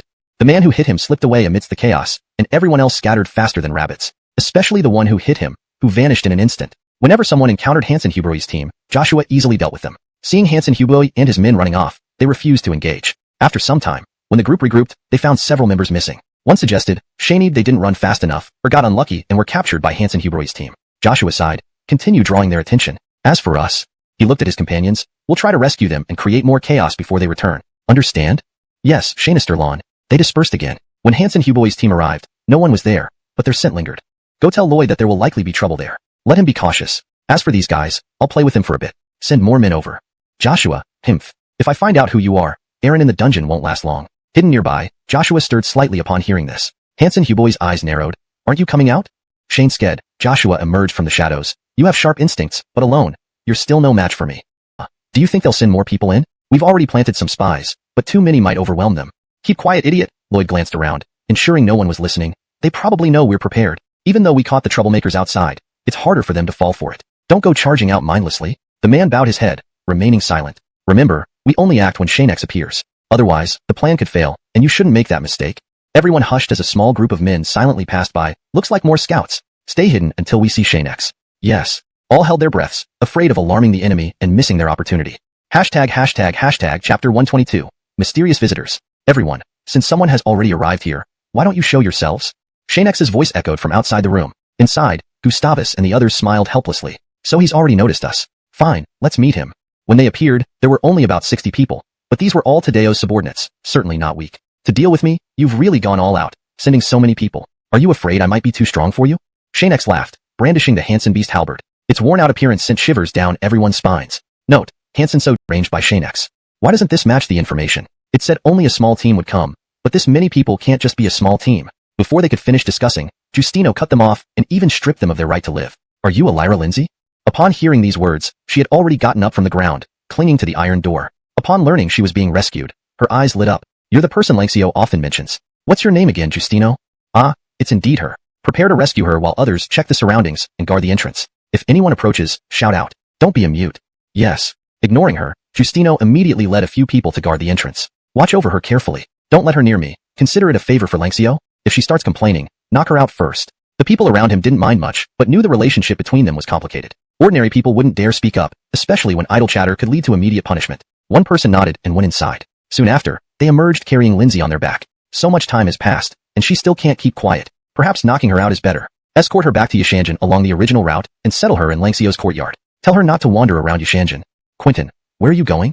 I'm going to. Felt helpless. What I feared came true. With the spear broken, I can't continue the Inferno Dragon technique. Pointing the broken spear forward, he declared, even with a damaged spear, you can't kill me. You seem quite confident in your strength. Everyone, form the death trap formation. Following Gustavus's order, the formation was quickly set up, each person within it having a specific protective role. Without hesitation, Xianxia charged at them. Since there were only a few of them, Xianxia should have been able to dismantle the formation easily in a few moves. You're too late. Xianxia burst from the center. Without real power, don't attempt this. After all, Jaden doesn't have many people to spare for you. Enraged, Gustavus ordered, "Go kill the others. I want to defeat Xianxia personally." Jaden's troops weren't much help against Xianxia, but were overwhelming for the others who couldn't defend themselves. Since the start of the fight, the only casualties were from Xianxia, including those who tried to flee. "Hold on. Someone will come to save us. When that happens, we can all survive. Don't run around recklessly. If someone stronger came, they might prevent these unnecessary deaths." This was Xianxia's last hope. But now, no one could rush to help him. Don't forget what I said earlier. We are the mysterious guests. Had the plan not changed, they wouldn't need to reveal themselves. They would rescue Lindsay directly without risking their lives here. Ha ha ha ha. Mysterious guests? You call yourselves mysterious when you act like this? Gustavus realized that exposing himself allowed the others a chance to rescue Lindsay. You've already saved the Lindsay in the dungeon. Good. You don't need to leave, just stay. You figured it out, Xianxia admitted, surprised by the noble's intelligence. Not all nobles are fools. Some are indeed smart. There seems to be an unsung wise noble. Since you're not interested in Lindsay, I'll take her away without further ado. Now, these people wouldn't let him go easily. Their primary target was always Xianxia. Whether he could escape was the most pressing concern. Perhaps I can handle you without him needing to intervene. I have to admit, anyone who can get past Lord Jaden isn't easy to provoke. But with me, it's a different story. You'll pay for your arrogance. I'm not someone to be trifled with. Xianxia wasn't afraid of him. Don't even think about understanding if you're too weak. In an instant, Xianxia charged forward again, forcing Gustavus to draw his ornate sword, which contrasted sharply with Xianxia's battered spear. Damn brat, you've angered the wrong person. You deserve to die. Suddenly, Gustavus's sword started growing, becoming larger than his body yet still firmly held in his hand. You are the first to face this blow and survive, lucky you. If it happens, my life won't be enough to compensate. You return first. I can manage alone. Sue Phoebe had warned him to watch over Xianxia carefully if called upon. They left. Seeing the ongoing battle, Justino flew toward it. Hope you're tough enough to survive this. At this moment, Gustavus abandoned all martial decorum, ordering all of Tadeo's people to attack Xianxia en masse. Despite facing multiple opponents, Xianxia handled it effortlessly. Your target is actually me. As for Lindsay, who cares about her? Even a fool could see now that the focus wasn't on protecting Lindsay but targeting Xianxia. It seems you truly are Tadeo's lapdogs. Your days might be numbered.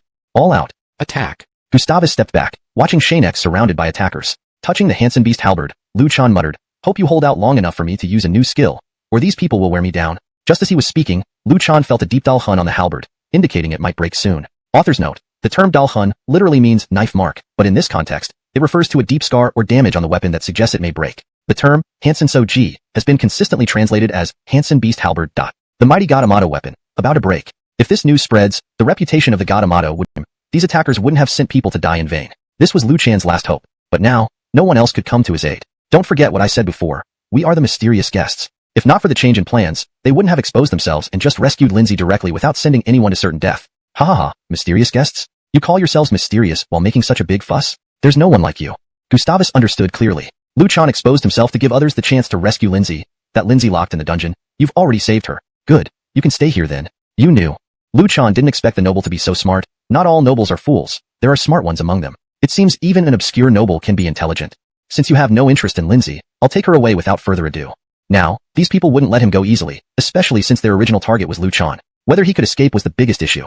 I might be able to deal with you without him coming out. I have to admit, anyone who can get past Shanister Hooverine isn't easy to provoke. But with me, it's uncertain. You'll pay the price for your arrogance. I'm not an easy opponent. Lu Chan wasn't afraid of him. Just then, Xianxia felt a deep scar on the spear, likely to break soon. A mighty God Emperor's weapon, breaking. If word got out, the reputation of the God Emperor would be undermined. Blazing Dragon Technique. Crack. Before the skill was fully unleashed, the Hansen Soji snapped. Xianxia, holding the two pieces, sighed in resignation. Speak of the devil with the spear broken, I can't continue the Blazing Dragon Technique. Note, Hansen Soji seems to be a specific term or name that may not have a direct English translation. If you have more context on what this should be named in English, please provide it for better accuracy. For better fluency and natural reading in English, some parts were slightly adjusted while retaining the original meaning. The phrase, fear what comes to pass, was changed to speak of the devil, which is a more common English idiom expressing the same sentiment. Pointing the remnants forward, he declared, even an incomplete spear can't be used to kill me. You're confident in your strength, I see. Everyone, set up the killing array. Gustavus's command triggered the formation of the array, each person with a protective role. Xianxia rushed forward, intending to dismantle the array before it was fully formed. Since only a few were setting it up, Xianxia should handle them easily, dismantling the setup swiftly. You're too late.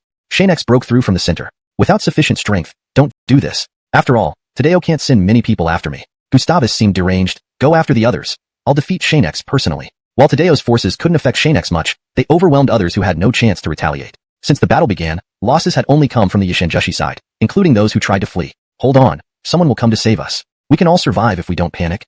Xianxia's last hope was for reinforcements to prevent unnecessary deaths, but no one else was coming to aid him. Don't forget, we're the mysterious visitors. Had the plan not changed, they wouldn't have revealed themselves but simply rescued Lindsay and left. Instead, they faced certain death. Ha ha ha, mysterious visitors? With all this commotion, You call yourselves mysterious? No way.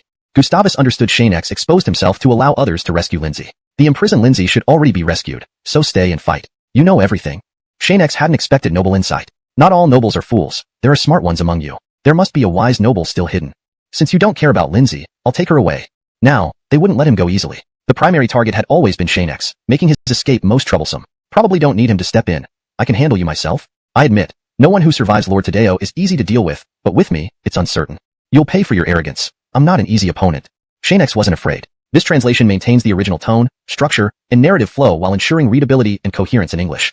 Hashtag chapter 123, the Xianxia J. Inside the secret cavern. Apart from the red lights, there were only stone walls. None of the walls were reinforced with special materials. They were merely smooth stone surfaces. On a stone platform, Jay was in deep meditation, and the purple mist emanating from him was a clear testament to his power. At this rate, it won't be long before I successfully ascend to the Xianxia realm, he muttered to himself. He paused, listening to the sounds outside. Intense fighting could be heard. Sounds that seemed to be coming from Gustavus and his men engaging in combat. Could it be Xianxia? Whoever can make Gustavus take action personally must not be simple. After some thought, he considered his options. If I haven't fully broken through to the Xianxia realm yet, going out now might affect my progress. But if I don't go out, dealing with someone like Xianxia will be difficult for them. And who would care about Lindsay in the dungeon? He stared at the box on the ground before him and fell into deep thought. If you've made up your mind to use my method to quickly advance to the Xianxia realm, otherwise with your current innate warrior strength, it's not enough to handle him.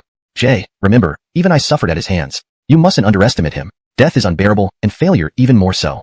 This box was given to him by Gervais as a shortcut to break through his current realm. However, the choice was ultimately his, and Gervais wouldn't force him. Is this the only way? Suddenly, the sounds of battle outside stopped, completely muffled despite the lack of soundproofing in the cave. Gustavus, hang on a little longer. Once I break through, I'll take care of things. Ultimately, Jay chose to open the box. Inside was a pill, not an ordinary medicinal pill but rather some kind of beast's magic core. This thing will perfectly boost the spiritual energy within me. Without hesitation, Jay swallowed the pill, recalling Gervais's words, once you've made your choice, there's no turning back. Think carefully. Jay declared firmly, even if I become a monster, I accept it. If I can kill Xianxia and secure the future, it's worth it. His body began to change. Even beneath his clothes, sensations indicated transformations. It feels like something is growing inside me. Though the process was excruciating, Jay did not cry out or lash out in madness. He gritted his teeth, enduring the pain while blood trickled from the corners of his mouth onto the platform below. Xianxia, he shouted in a low voice. Don't run away. My strength has just increased, and I need you to test my new power. Time passed, and everything returned to normal. Jay's face no longer looked fierce but rather calm. A moment later, an overwhelming burst of power erupted from him, stopping only after several outward explosions. He didn't open his eyes immediately, but instead touched the newly grown scales on his body. It feels like scales. This must be because of what Gervais gave me. Absorbing such a vast and wondrous substance, I'm fortunate to have survived. Jay was amazed. These magical cores are hard to obtain. Truly, Gervais is formidable. I feel filled with power. Undoubtedly, Jay had reached the Xianxia realm. Even against Xianxia, he now had the strength to fight and possibly defeat him. Of course, Xianxia was hard to kill. Even Gervais had been at a disadvantage against him. A single mistake could lead to Xianxia gaining the upper hand. Caution was essential. The battle sounds have diminished. As a Xianxia, Jay's senses had significantly improved. Even the faint sounds of the ongoing battle above were now perceptible. They haven't left yet. Maybe Xianxia hasn't either. Gustavus was likely holding back his true strength earlier. Otherwise, he couldn't have lasted this long. Jay smiled, concealing the scales on his arms and wearing extra layers of clothing before rushing out. Now that we've rescued everyone, let's not waste more time here. With me present, you won't stand a chance against the remaining people. Xianxia stood before the remaining members of the group, gripping the severed Hansen beast halberd in his hands. The translation has been adjusted to ensure it reads more naturally in English while maintaining accuracy to the original text. The term, remnants, has been changed to remaining members for better clarity and flow. Additionally, Elnin Soji, Hansen beast halberd, has been simplified to Hansen beast halberd to maintain consistency in terminology. From the recent battle, his strength was nearly depleted. He had only defeated a few of Gervais's reinforcements aiding the noble army. Without a better plan, he risked being overwhelmed here. Not for nothing that even Gervais has suffered at your hands. I admit you're strong, but that's not enough. Gustavus observed the broken Hansen beast halberd in Xianxia's hands. Based on my observations, your powerful martial techniques require the use of that spear. Now that it's broken, your last trump card is gone. Kneel before us, and perhaps we'll spare your life. You're clever. Xianxia tightened his grip on the two pieces of the Hansen beast halberd. Even if you know this, you still can't defeat me. I know your capabilities well. Do you think I'd lose to someone familiar to me? Ah. Gustavus looked skyward. You said there's one noble who hasn't shown up yet. If you don't want to die, you can try running, but first, ask him if he agrees. With him here, you won't leave tonight. Jay, hiding in the shadows, shook his head. This guy loves revealing information. I wanted to surprise you, but now, you already know. He glanced at Xianxia, feeling something was amiss. Perhaps Gustavus shouldn't have spoken. What?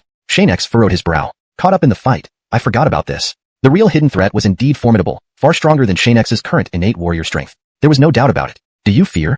Gustavus noticed Xianxia's change in demeanor. In such bright light, Any move was futile. If I feared you, I wouldn't be Xianxia. He exchanged glances with those behind him, preparing to retreat. Stop them quickly.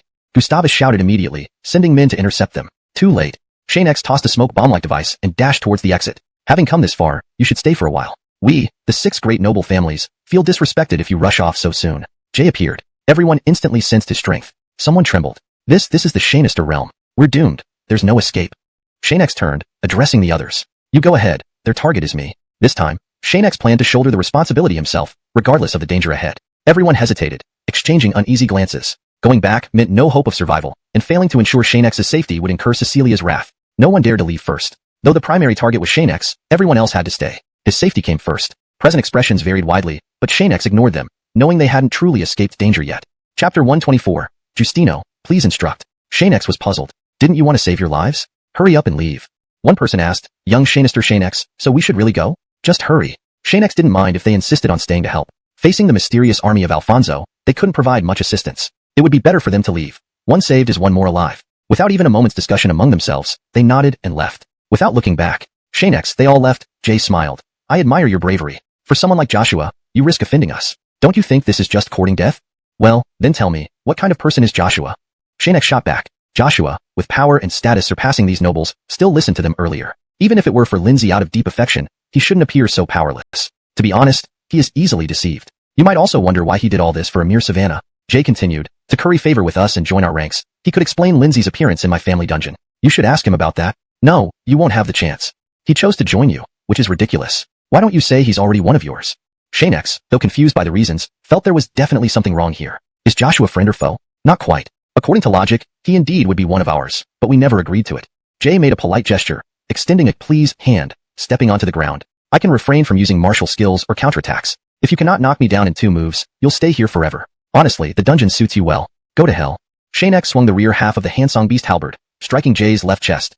Normally, with the unique capabilities of the Hansong Beast halberd, it should have injured him. Unexpectedly, it struck as if hitting iron, instantly ricocheting and embedding into the nearby soil. What's happening?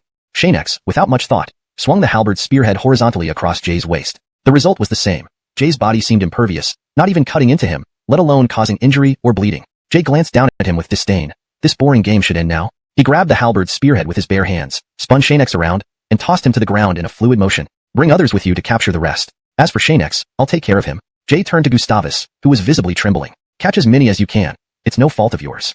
Gustavus regained composure. He knew the real issue wasn't this task. Don't worry, Brother Jay. Neither Joshua nor his people will escape unscathed. Capturing those we caught before will force him to expose himself, leading to a complete fallout. This is normal. Our purposes diverge, making it impossible for us to cooperate. Though Joshua had his reasons, the current dire situation ruled out recruiting him any longer. At least from now and into the future, this wouldn't happen. Gustavus understood what needed to be done and hurried away. With Jay's increased strength, less interaction meant fewer problems. Xianxia, it's just us now. Jay looked at him. You've had conflicts with Alfonso. I remind you, even with Senior Joe backing you, you'll only delay the inevitable. Alfonso said eliminating Xianxia was necessary to sever Ria's hopes and dreams. Failure tonight would cause trouble during tomorrow's wedding. Talking about Alfonso like he's your father or grandmother. So protective. Xianxia mocked them. Anyway, you won't live long backward upon impact. Dust clouded the area. The Hansong Beast halberd needs special stones to forge. Otherwise, it's useless. Xianxia leaped to evade another attack but failed. As he prepared to retaliate, an incoming strike loomed. No. A shockwave cleared the dust, revealing Justino arriving to aid Xianxia. Supporting Xianxia, Justino faced Jay. I am Justino, please instruct. Tatiana mentioned Justino's unique identity, unknown to most and operating covertly within Hope Sanctuary, known only to her. I've never heard of Justino, Jay puzzled. Whether one or two, it doesn't matter. Will you fight together or die together? Justino, just me is enough. Xianxia worried but was reassured by Justino. Fellow Taoist Xianxia, trust in her, alright? Xianxia understood. Okay. With Justino's arrival, Xianxia could recover. Should further incidents arise, he could assist. As for weapons, none were available. The Hansong Beast halberd lacks sufficient material. Only retrieving the broken pieces to reforged it remains. Xianxia picked up the broken halberd to begin recovery. Chapter 125. 2 equally Xianxia individuals. Since the Anders had confidently dismissed everyone, including Gustavus and the others, no one could interfere with Xianxia who was recovering nearby. With Justino present, the Anders' attention remained solely on him, leaving Xianxia alone. In the spacious residential area, there were 3 people, Xianxia, Justino, and the Anders. 2 of them were fighting while the other was recovering, making it feel natural and unforced. Of course, during this time, the Anders had attempted several times to attack Xianxia directly, but failed each time due to Justino's presence. Finally, he resigned himself to fighting only Justino, ignoring what Xianxia was doing. He currently had no opportunity to strike at Xianxia, and could only wait. He couldn't let Xianxia and this person named Justino leave, as it would disrupt Xianxia Jaden's important matters for tomorrow. Your strength is quite impressive, actually managing to prevent me from getting near Xianxia. Usually, an extra person wouldn't matter much, but now, I must deal with you first before harming Xianxia. The Anders couldn't understand how such a formidable helper could be with just a young man. Why couldn't that helper be his? Now that you know, don't waste time. No matter how we fight, you have no chance of winning. Justino snapped his fingers. Xianxia's Taoist friend, you should leave first. The Anders won't dare chase you. At this point, under Justino's cover, Xianxia had successfully recovered part of his spiritual power. Now if he left, he wouldn't run into trouble unless he encountered someone even stronger. But he refused to leave. Justino, following Xianxia Jaden's precedent, he wouldn't just send these nobles to deal with us. If there are others, my departure will put you in danger. This plan doesn't work. He then picked up the sharp end of the Hansong Beiji from the ground, staring intently at the Anders in front of him. If we can join forces and defeat him, I'd be interested. Justino, since Tatiana trusted you enough to follow me, let's leave together. After all, we came in here together. I, Xianxia, do not have the heart to abandon my companions midway. If you're unhappy, vent your anger on the Anders. Note, Lin Soji is translated as Hansong Beiji, assuming it is a proper noun or specific weapon name. If it should be described rather than named, please provide context for a more accurate translation. Xianxia, you're already dead, yet you still dare to spout nonsense. Do you think I became a noble for nothing? The Anders attacked him, but Justino blocked it. I am a noble. My starting point is higher than yours. What right do you have to defeat me? Throughout my life, I will always stand at the top. You can never reach this height. Surrender. Losers. Xianxia retorted. Noble.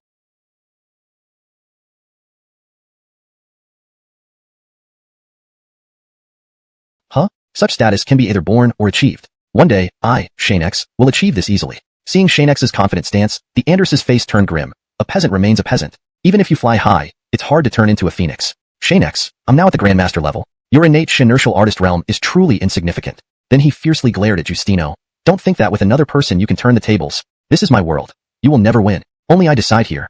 Ah. The Anders burst out again, the surroundings immediately becoming dark as the light gradually disappeared into the darkness. His strength is clearly increasing. We need to be careful. Justino, noticing the Anders' silhouette blending with the darkness, hurriedly warned Xianxia. This person might practice heretical methods, otherwise, there would be no way to continuously break through in such a short time. Counting the breakthrough to the Grandmaster realm earlier, this would be his second. Could it be burning essence blood? Xianxia questioned. Justino shook his head. Not necessarily.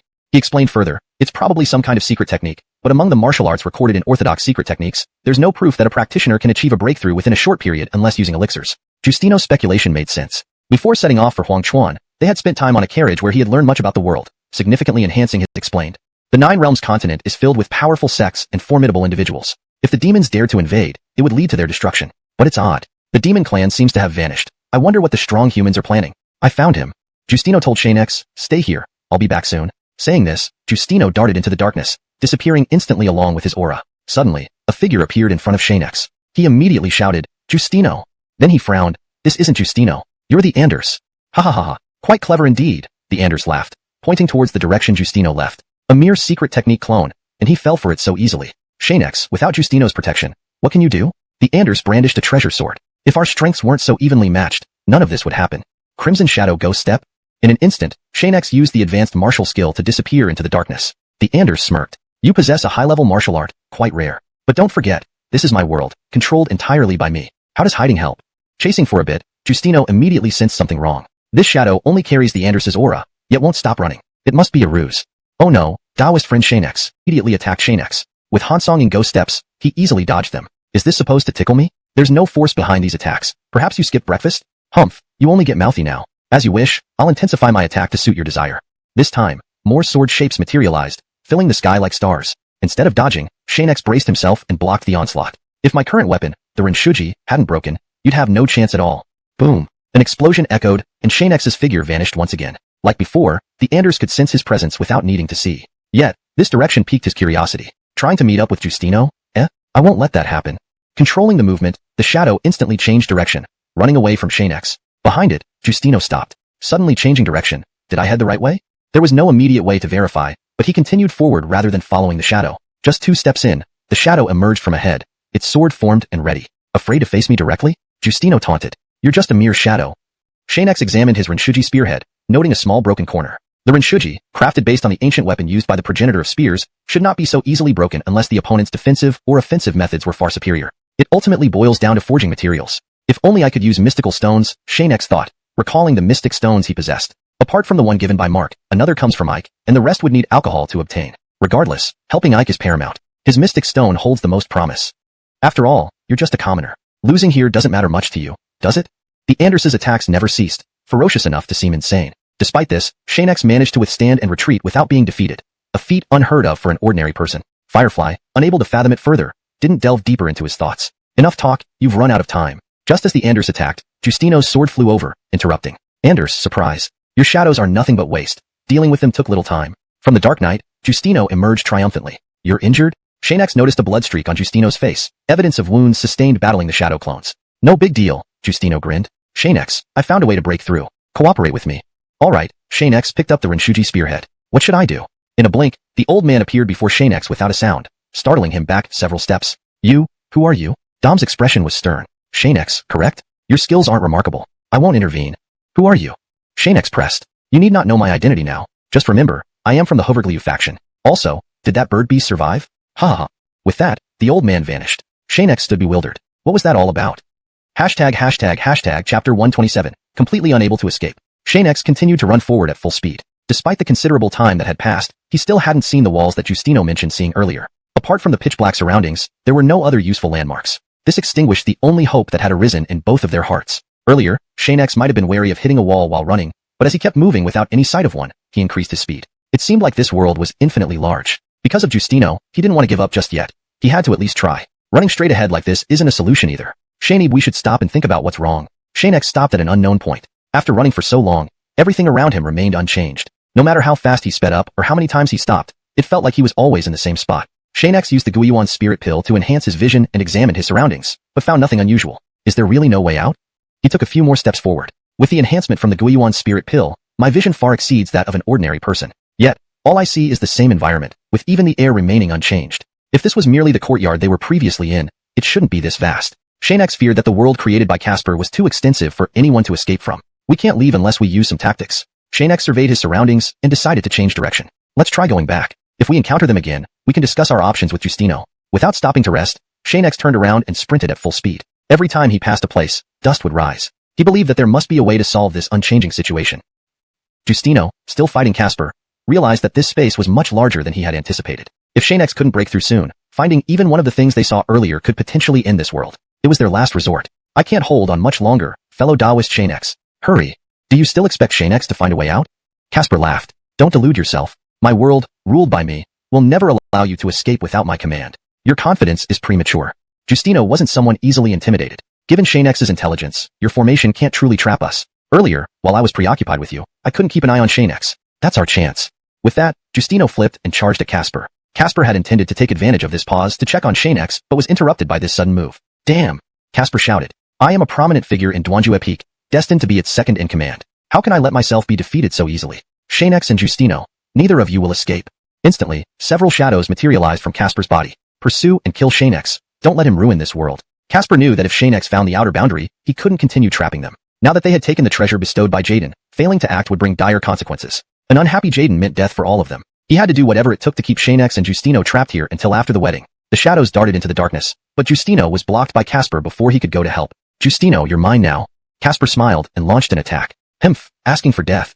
Justino couldn't help but worry about Xianxia. Being tangled up with Casper left him powerless to assist. However, Xianxia should be able to handle a few mere shadows. In the dark night, Casper's shadows moved incredibly fast, knowing Xianxia's exact location thanks to Casper's control over this strange world. It was as if they had omniscient vision. Xianxia ran back relentlessly but still couldn't find Justino or hear any battle sounds, making the silence around him terrifying. Now we're really in trouble. Xianxia frowned. Logically, I should have encountered them by now. Without even hearing the sound of battle, how can I possibly find them? Casper's bizarre world not only blocks sound but also changes specific locations. Even with a method, escaping becomes nearly impossible. Xianxia wondered, how does he do this? Humanity knew little about the formidable and unique secrets of the demon clan. Since the ancient battle, demons had disappeared into the demon realm without causing further trouble to humans, which was quite suspicious. Suddenly, the XuanHuan spirit pill within Xianxia's body reacted. The pill gave off a signal he sensed immediately since it resided in his heart. Yes, light itself has the power to dispel darkness. Using the force of the XuanHuan spirit pill might actually solve these problems. Xianxia proceeded accordingly. Justino and Casper fought each other evenly. After a long battle, neither could gain the upper hand. Continuing this way will only result in mutual destruction. Why don't we each step back? I'll remove this environment and let you leave. What do you say? Casper's body. Hashtag chapter 128. Imprisoned in the Anders's dungeon. Gustavus led everyone forward, pointing at Xianxia and Justino. Your people have all been apprehended. Since you managed to rescue Ella, as a condition for her release, you too must stay behind. If you resist, we won't mind exhausting you.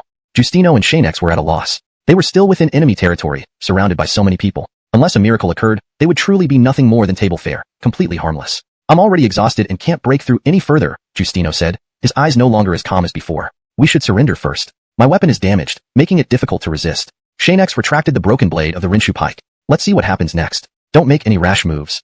Justino didn't plan on fighting to the death either, so he agreed and put away his weapon as well. In an instant, 4 men came over, escorting them into the dungeon, locking the door before leaving. The Anders followed over. You two step back. I know you're capable, but this is my specially designed dungeon. Ella chose not to use these special settings, but for you two, things will be different. Speaking, the Anders walked to one side, touching the wall, which dramatically altered the structure of the dungeon. Justino gasped. I can't mobilize my spiritual energy. How about you? Xianxia tried and found that he couldn't use his spiritual energy either, but the Guatian pill remained unaffected. He decided not to mention this and shook his head hastily. Neither can I. Looks like the Anders was telling the truth. Helpless, they watched the Anders laugh loudly outside the door. Enjoy your stay here. If Xianxia Gervais's wedding ends tomorrow, he might come to see you.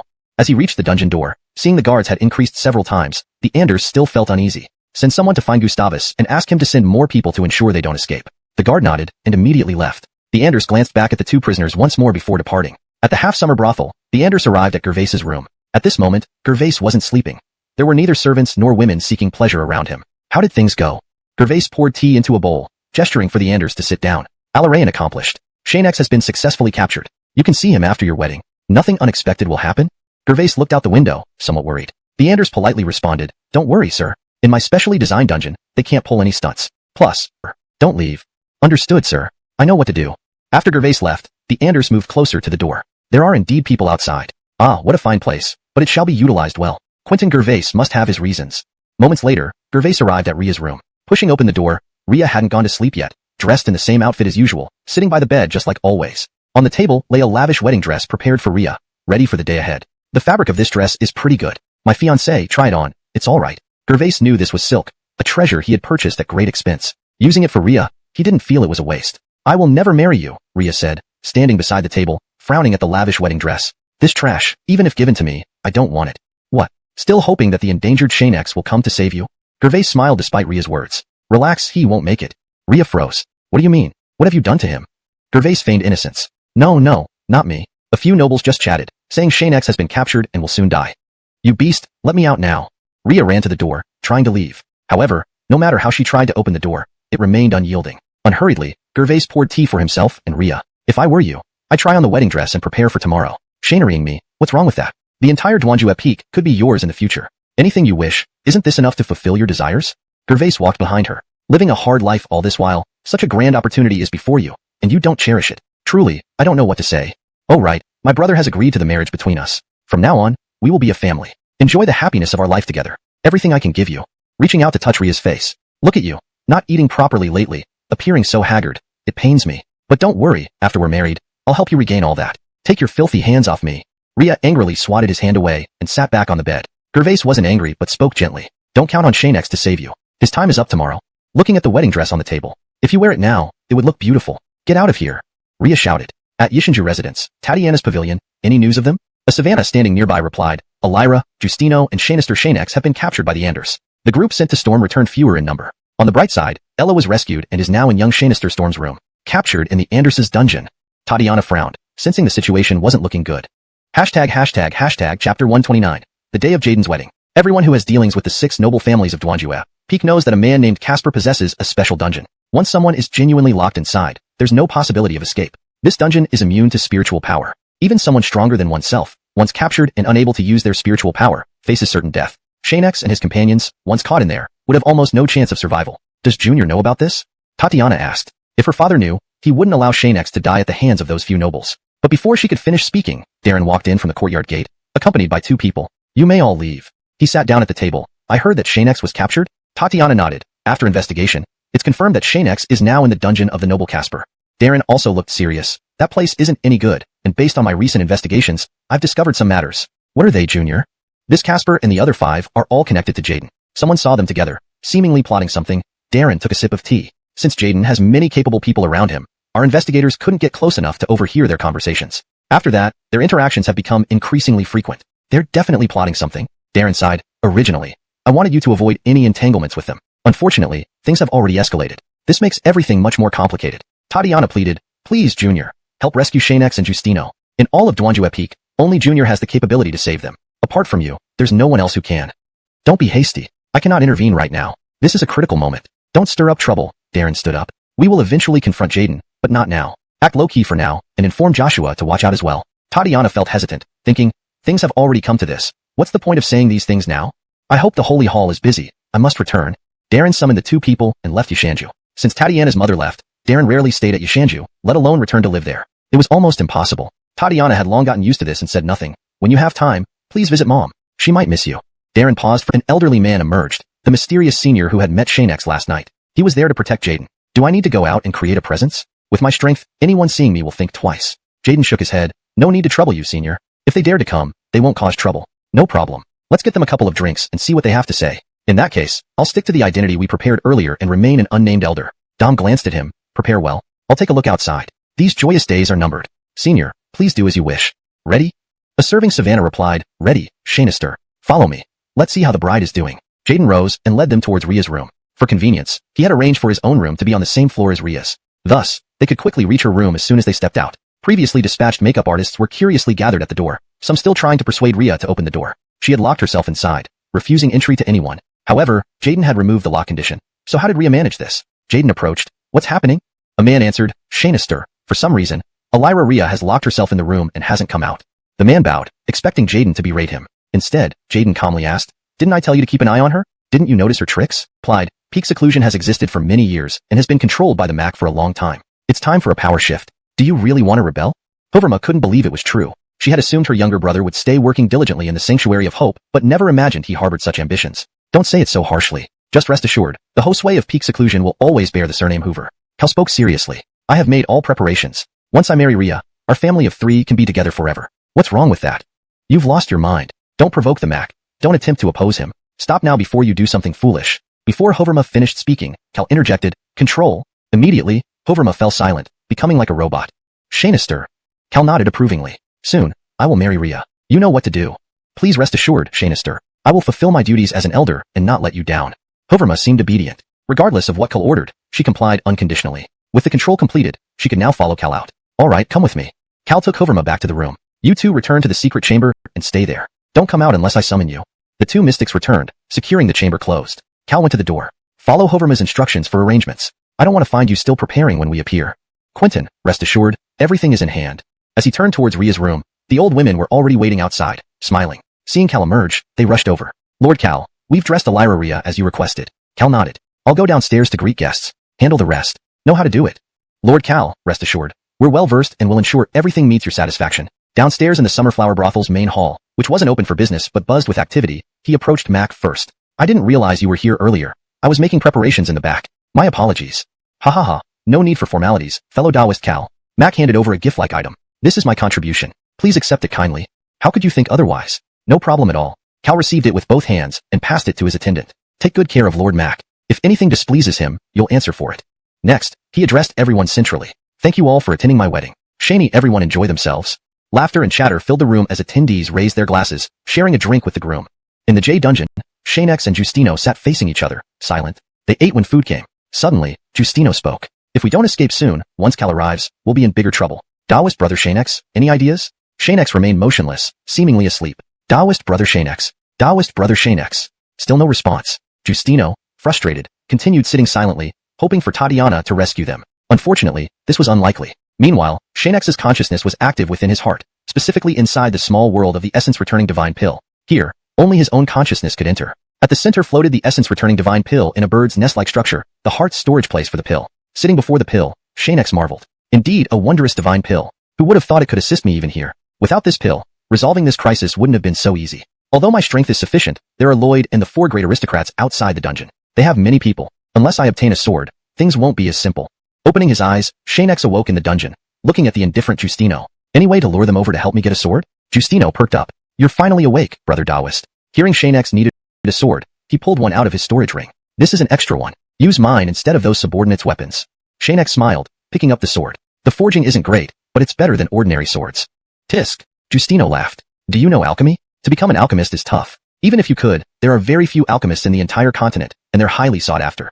He sized up Xianxia. Looking at you, I'd never guess you're young enough to be an alchemist. Xianxia chuckled bitterly. And if I were? Forget it. Justino summoned his weapon. If you have a plan, let's execute it immediately. Alright. Xianxia stood at the iron-barred dungeon door, which was exceptionally sturdy, impervious to common force. Justino observed. Want to break these iron bars? Exactly, Xianxia replied confidently. Has prison life deranged you? We can't use spiritual energy. We're practically normal humans. How long do you think it would take to cut through iron bars? Stop dreaming, Justino said, preparing to sit back down. Xianxia swung the sword forcefully, shattering the iron door instantly. Justino stared. Impressive. Xianxia urged, let's get out first. They rushed out of the dungeon at incredible speed, joined in as well, causing an intense battle to erupt. The situation escalated rapidly, and before long, several men were already knocked down. Xianxia, what do you plan to do? Xianxia smiled. Isn't today Alfonso's wedding? I'll cause a commotion. Justino was taken aback. Are you planning to snatch the bride? Not a bad idea, it's worth a try. Xianxia mused as he continued to knock people down, then rushed toward the exit. Don't fall behind. If you lose me, I won't wait for you. Time was pressing. Every second wasted might mean the wedding was already over. Trying to cause trouble later would be extremely difficult. Once the ceremony was done, Alfonso would surely increase his guards, making it nearly impossible to approach. Justino ran to the door, looking back at the crowd that hadn't stopped chasing them. He looked at Xianxia, bring Hansongling back safely. I'll hold them off here. Go. Xianxia paused. I consider her like a sister. Justino laughed and shook his head. Forget about it. Xianxia ignored him and finally said, if we get out alive, I'll buy you a drink. Deal. Inside the inner hall of the half-summer blooming brothel, the venue was packed with wedding attendees. At the moment, Suellen sat in the main seat, while Alfonso and Hansongling, dressed elegantly in their wedding attire, stood at the front as the happiest couple of the hour. The wedding is about to begin, the MC announced. This is the wedding ceremony of Lord Alfonso and Elira Hansongling. Everything is prepared. Let's begin. Alfonso gave a signal, causing the MC to shudder and exclaim, the auspicious hour has arrived. After shouting that, he quickly added, let's welcome the bride and groom. Not waiting, he continued, bow to heaven and earth.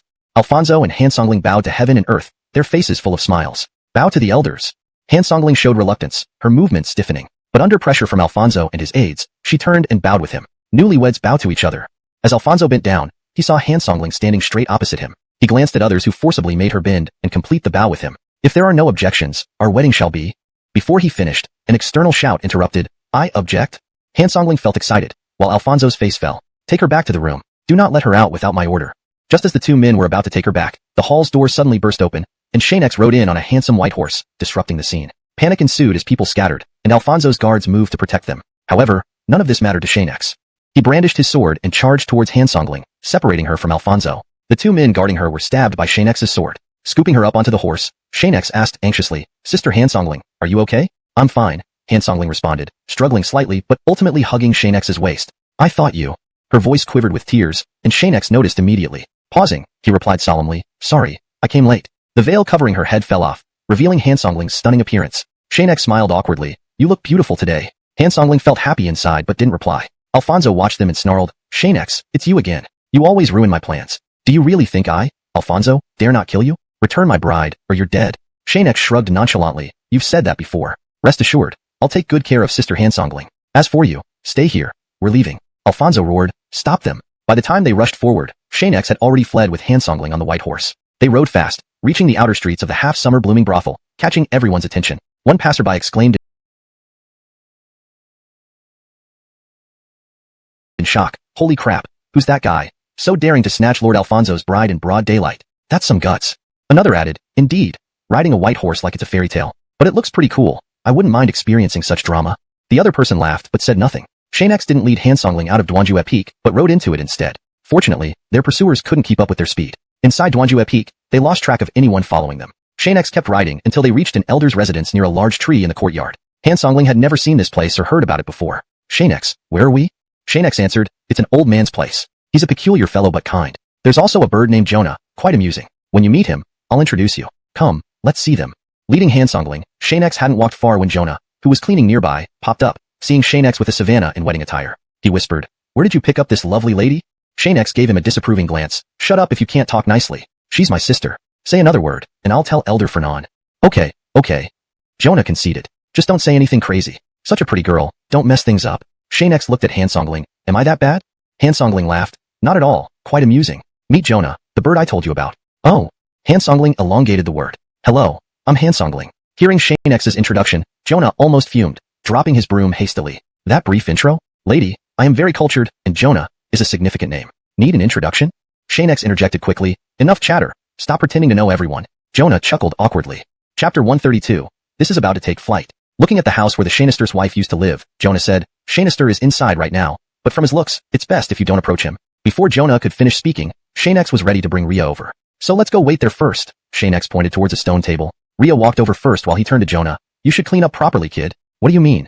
Jonah was confused. Never mind. Xianxia moved toward where Ria stood. I'm quite curious. I wonder if the senior living here is human or demon? Xianxia explained, don't worry, this elder is as human as we are, not some demonic race or evil clan. Ria looked at him. I didn't think you knew so many people. Stubborn one for entering a brothel like half summer blooming. Ria had been running too quickly, her wedding dress was already in disarray, but it somehow added a special charm without looking out of place. No problem, Xianxia explained. That was indeed my first time coming to the peak of Severance, and I entered half summer blooming merely to earn a living. I don't believe that. You must have other identities, otherwise you wouldn't know these people. Jonah brought out some tea from the house and poured it for both of them. Teacher Ishan might come out soon. Wait a bit longer, perhaps you'll even get dinner prepared by teacher himself today. Ah. Xianxia felt worried. Once here, an inevitable feast awaited, and Xianxia had no choice but to drink wine. He couldn't leave unless he drank enough. Ria was puzzled again. Why are you sighing? Beside him, Jonah laughed aloud. Ha ha ha. Isn't it because you have to drink wine again, yet you can't handle it well? Teacher Ishan insists on drinking together with you, which makes you unhappy. You drink? Ria looked at Xianxia, eyes wide open. Xianxia glanced away. It's been a long time since I last drank. Now, I can't match those elders anymore. Actually, I don't want to drink. Ha ha ha. With these words, both of them burst into laughter. Xianxia's expression was truly adorable, causing everyone to laugh. What are you kids laughing about? At this moment, Senior Ishan emerged from the house where the master's wife lived, gently closing the door behind him and walking over. Jonah immediately picked up a broom. Senior Ishan told him, stop sweeping. The floor is clean. If you have nothing to do, just go inside and prepare me some food. Jonah put down the broom and went inside to cook. Senior Ishan came over to the two of them, sitting beside Xianxia and looking at Ria who sat on his other side. This girl is quite pretty. You brought her here so quickly? Does your family know? Can you be serious? Xianxia asked, looking at Ria's wedding dress. You little rascal. You dared to snatch someone from the wedding hall in broad daylight. Not bad at all. You already know? Xianxia questioned. Now with Jonah around, it was easy for Senior Ishan to get information. Any news on the street would be relayed back to him. When you're in trouble, you know to hide here. This place is almost exposed due to you. You better think carefully. Attracting people here won't be forgiven. When angry, Ishan acted like an old man, scolding with unkind words, yet secretly delighted. Xianxia would accompany him to drink, which was important. Since knowing Xianxia, he had always looked forward to their drinks. Senior Ishan, with your skills, you'll surely solve this issue. There's no need to worry. Alright, I know you're sharp. This trick won't work on you. Looking at the two, Ishan continued. Looks like neither of you have eaten. Let me, this old man, treat you. Try my cooking. Sure. Thank you, Senior. At least you're polite, young lady. This boy doesn't consider himself a guest anymore. Ishan also went into the kitchen to prepare dishes. Ria's sister, please stay here for a while. Don't worry, with Elder here, no one will discover us, nor dare to cause trouble here. Ria looked at her wedding dress. I wish I could change it now. It's too eye-catching. Xianxia almost stared blankly at how beautiful she was. In modern times, she could rival Hansen Dayu from stories. There seems to be no regular clothing nearby, so please bear with it. After all, there are only 4 of us here. No worries. Alright. Ria said nothing more. Looking at Xianxia, it feels like a dream. It's good to escape Chilling's control. Don't worry, once rescued, you won't return, Xianxia assured. Ria's sister, I promise to give you freedom, as promised. Ria nodded, yes, I trust you. Jonah brought out numerous dishes from the kitchen, placing them on the table along with plenty of wine, all arranged by Senior Ishan. When Jonah sat beside Xianxia, he commented, are you two preparing to flee far away? It's not what you think, Xianxia ignored him, opening a jar of wine and gulping it down immediately. Senior Ishan came out with the final 2 dishes. Seeing Xianxia, you're impolite, drinking without waiting for me. Just whetting my appetite. Xianxia replied, if I don't show some ability, I won't get the stones from you. Tisk. Ishan set the dishes down and immediately grabbed a jar, drinking eagerly. This hasn't started yet. Why drink first? Jonah was confused but then looked at Ria. Ria, do you drink? Ria shook her head. No, thank you. She leaned closer to Xianxia, and Jonah said nothing more. Instead, Ishan said, girl, don't be shy, eat freely. Before they began eating, Xianxia and Ishan each opened another jar. This wine tastes different from the last time. Did you buy more supplies privately? Some old man brought a few bottles over. They're all the same. We'll talk about the rest later. Hehe, you're still hiding stuff here. What opportunities will there be later? Xianxia laughed. Once your stones are gone, I may not visit. Can you be serious? Only thinking about my stones. Ishan looked at Ria. Girl, you should manage him. Ria glanced at Xianxia. Drink as much as you can, but don't overdo it. Everyone chuckled. Xianxia replied, relax, thinking to himself, since death began. It's been thousands of years since I've drunk wine, but coping is fine. Jonah was just learning to drink, and Ishan warned him. Don't waste if you can't drink, and if you can, enjoy it well. Understand? Jonah nodded, not wanting to speak with the bitter taste still in his mouth. By the 4th jar, Ishan asked, you two are planning to flee far away. Xianxia paused, looking at Jonah. He lowered his head, trying to avoid something, eating furiously. Xianxia instantly understood. Hashtag chapter 133, The Legend of the 5 Elements Mystic Stones. This isn't my fault. I can assure you, I didn't tell Teacher Fernan about your conversation. Jonah appeared innocent. Yates, enjoy your meal. I'll go cook a couple more dishes for you. He wiped his mouth, straightened his clothes, and walked into the house without looking back. Yates looked at Senior XuanHuan and said, "You shouldn't try to pry information from me. When talking with Jonah earlier, it was clear that this is my elder sister. If you keep pushing like this, I might as well give up on those stones." XuanHuan laughed. "Come on, kid. You're just upset over a few words? What's gotten into you?" Seeing Yates genuinely upset, XuanHuan immediately opened another jar of wine and drank it down. "It's old man's fault. Consider this drink an apology." The two quickly reconciled and drank a lot more. Yates had many things on his mind. What kind of mystic stone could fully harness the potential of the Frost Beast halberd? This became a critical issue. With the current broken state of the Frost Beast halberd, only the spearhead remained intact, and ordinary mystic stones wouldn't suffice. Against powerful foes, it still wouldn't stand a chance. It was important to understand that while there were many blacksmiths in the 9 provinces continent, truly capable ones were rare. Most of them resided in major sects, dynasties, or special regions, leaving very few unnamed ones. They rarely appeared in public, leading most people to believe they didn't exist. Only those of high status would possess powerful blacksmiths, making them exceedingly rare. Even if he combined the mystic stones obtained from Senior XuanHuan and Absolute Ghost, he could barely refine enough material to forge a new Frost Beast halberd, but the result wouldn't be as good as before. Yates casually summoned the broken spearhead of the Frost Beast halberd and placed it on the table. XuanHuan seemed puzzled. "Drink wine and chat, sure, but why bring out your weapon, especially a defective one? I don't have what you're looking for here." "Quentin, I was just wondering if there are any particularly important mystic stones in the 9 provinces continent that can forge formidable weapons," Yates asked. XuanHuan thought for a moment and countered, "Why? You just need mystic stones, right? Isn't that enough?" Yates shook his head. "As you can see." He pointed to the broken spearhead. "Poor quality materials make a huge difference. My future enemies may be very powerful. They have sect resources and assistance from blacksmiths, making them tough to handle. Simple mystic stones won't suffice." Yates knew the pros and cons of the Frost Beast halberd all too well. Without top quality materials, par with divine artifacts. There are 5 such stones, each representing one of the 5 elements: metal, wood, water, fire, and earth. It's said that if one can gather all 5 types of these mystic stones, it's possible to create weapons close to divine artifacts, though it's not easy. Throughout history, only 3 people have successfully forged weapons close to divine artifacts. As for recent times, who knows if anyone else has achieved this? The world is vast. Anything is possible. For XuanHuan's side, anyone who can forge such weapons is a supreme master. Becoming invincible is just a matter of time unless killed by an enemy. 5 elements mystic stones. Yates paused. "I never thought such stones existed. Could this be a joke? Apart from elements, objects, and energy, what else could it be? Stones having elements. How is that possible? Stones are typically ordinary species, common everywhere, but finding such unique stones would be difficult. Rest assured, old man's words are based on facts," XuanHuan explained. "These 5 elements mystic stones are special stones born in unique environments, very rare. Initially, someone spent over 100 ordinary mystic stones just to obtain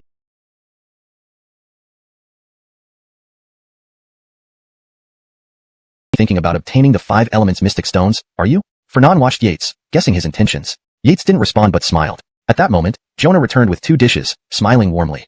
Chapter 134. They have come up the mountain. The moment she opened the door, Rhea did not sense dust everywhere or a foul stench in the air. This environment was completely different from what she had imagined. It was entirely opposite. When she pushed the door open, the house inside was spotlessly clean. The air was filled with the fragrance of flowers, making one immediately feel welcome and drawn to it. In a daze, Rhea walked inside. "This place is clearly lived in every day."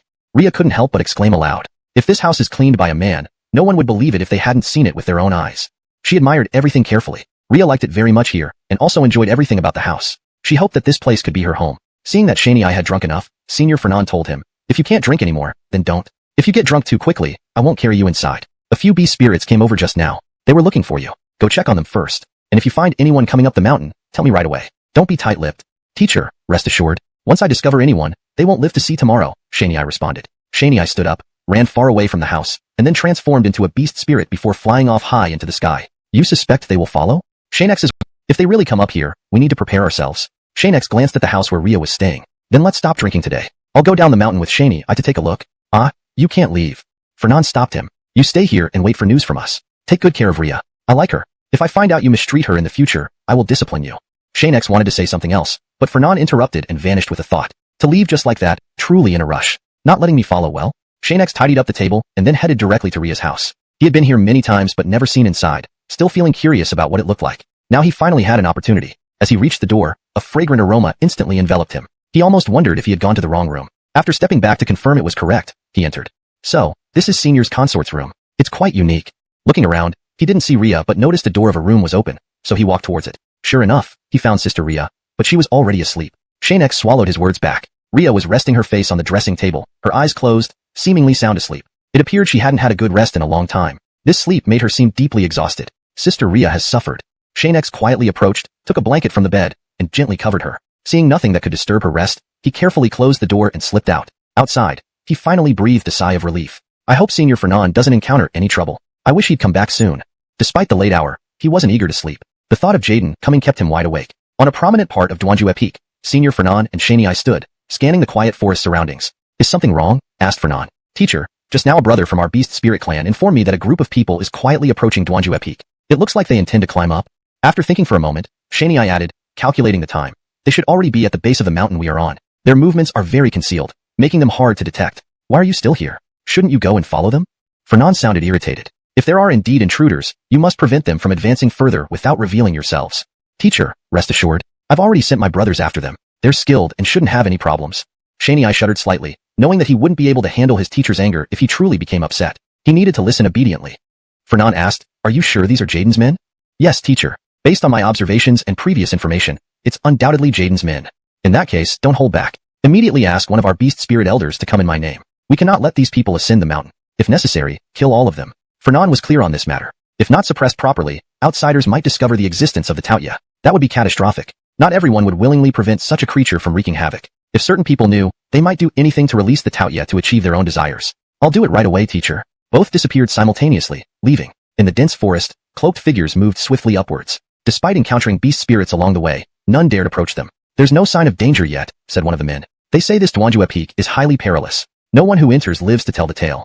Another person remarked, Leader, this feels strange. Logically, since we ventured so deep with such a large group, we should have encountered trouble by now. Our Josue spoke sternly, be careful and keep quiet. This place is eerily silent and strange. Move cautiously and don't panic. A forbidden area is never this simple.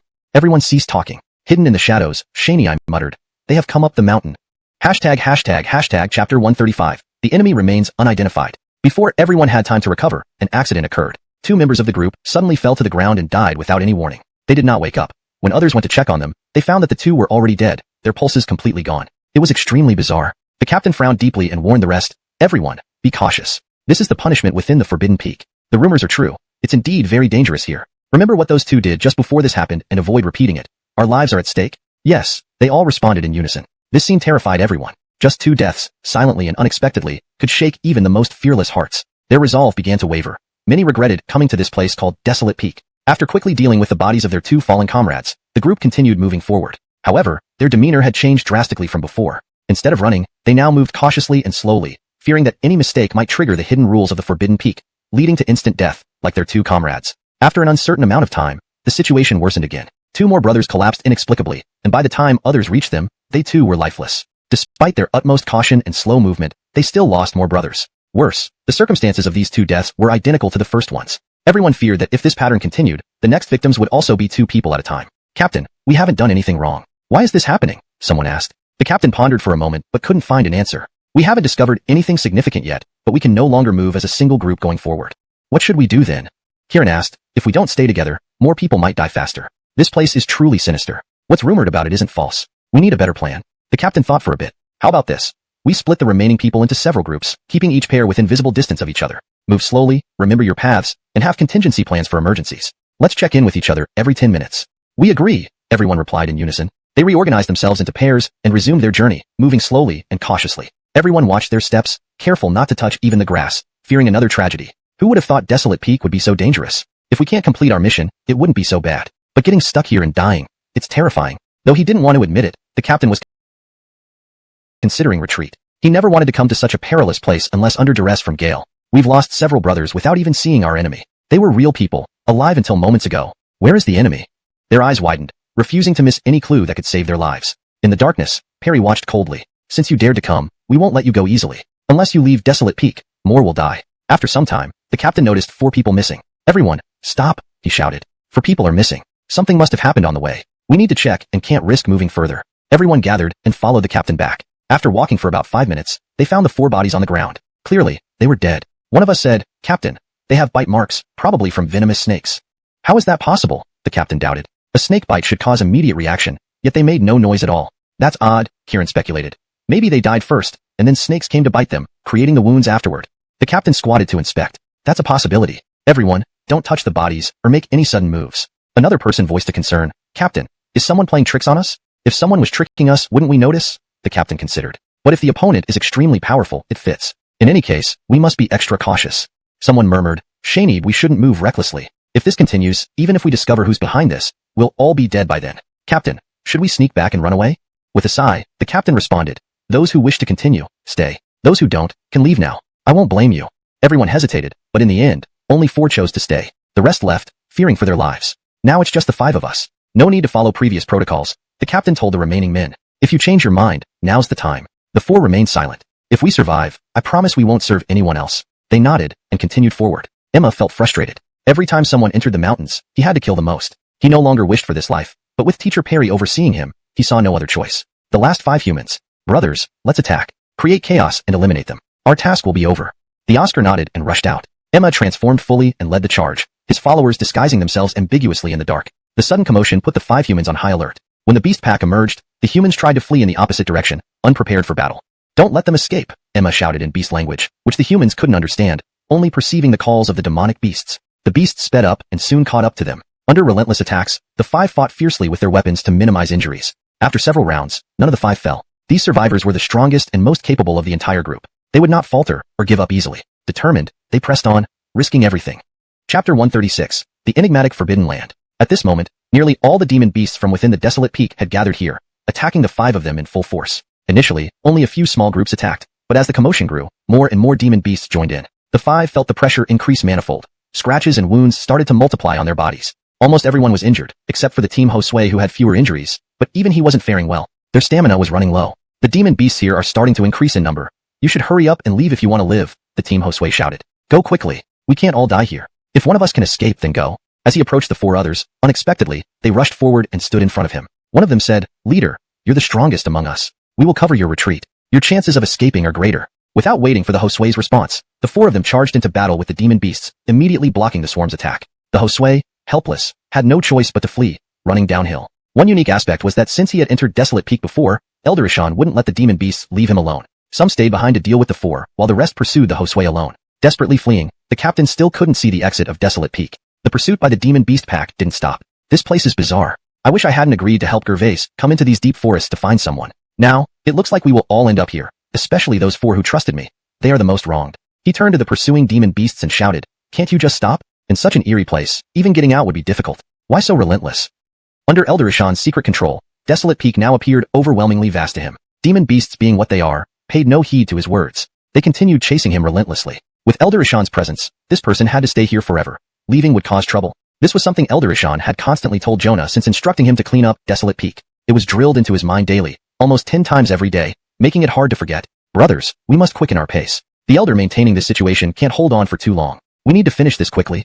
Following the captain, Jonah launched fierce attacks, but for some reason, they dodged. Ishan's voice sounded in the distance. If you can't handle this, your days won't be easy going forward. Use your real strength against him. What if he escapes?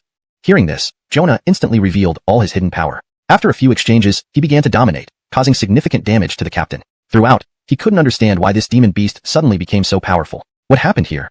He suddenly thought, could there really be someone controlling these demon beasts inside Desolate Peak, preventing anyone from getting close? Understanding this as he fought Jonah, he shouted towards the sky, Fellow Taoist, I did not mean to offend you. If you let me go now, I will surely repay you in the future.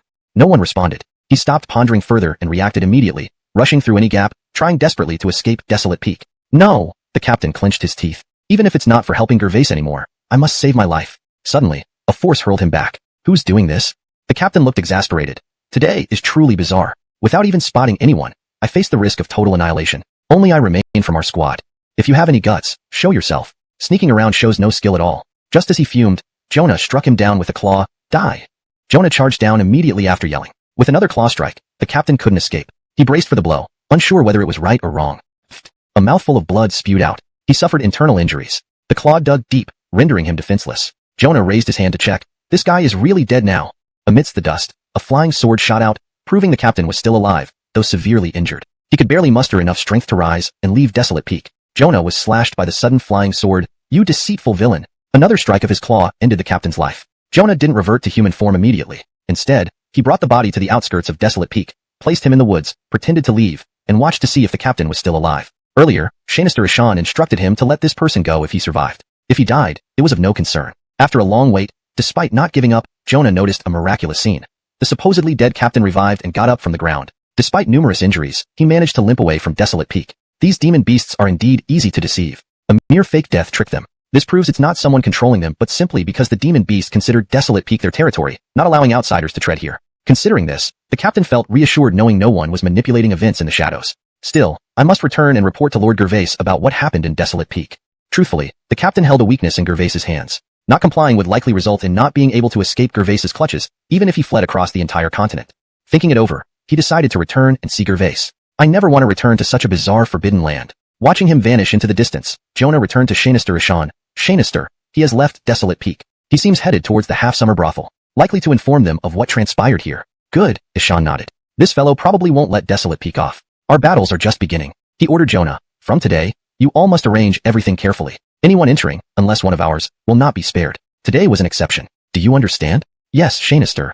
I should return and check on Yates. You must ensure this matter is handled. When Desolate Peak becomes mysterious, it might discourage them. But beware of Gervais. He is very dangerous and may not fall for the trap. Be cautious. With that, he disappeared. Jonah addressed his comrades. In the coming period, we'll need to work harder. Once this period passes, I'll secure benefits from the master for all of you. Please support me. Promised benefits made them all nod without hesitation.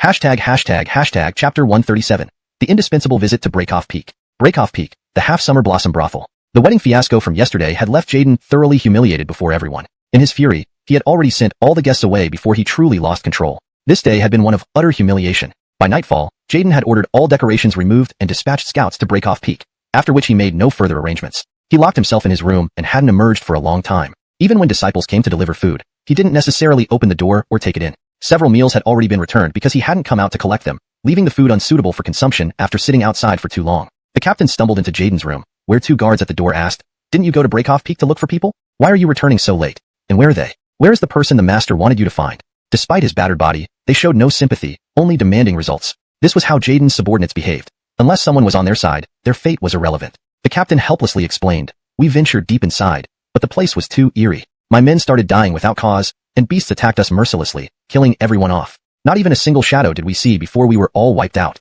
You escaped, didn't you?" One guard said coldly, showing no concern. "If you want to die, go ahead, but don't drag us with you.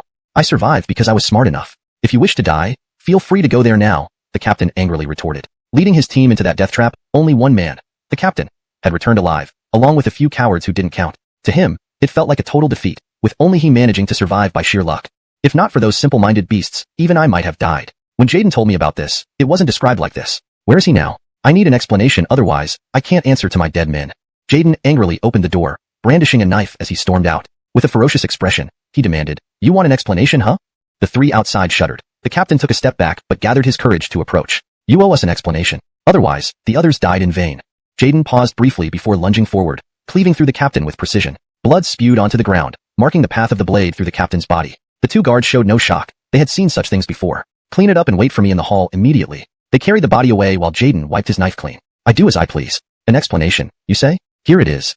In the main hall of the half-summer blossom brothel, everyone assembled, waiting for Jaden to arrive last. But there were no complaints, not even from Ganon, who sat patiently, having grown accustomed to such occurrences. "This Xianxia has utterly disgraced me. This cannot end here."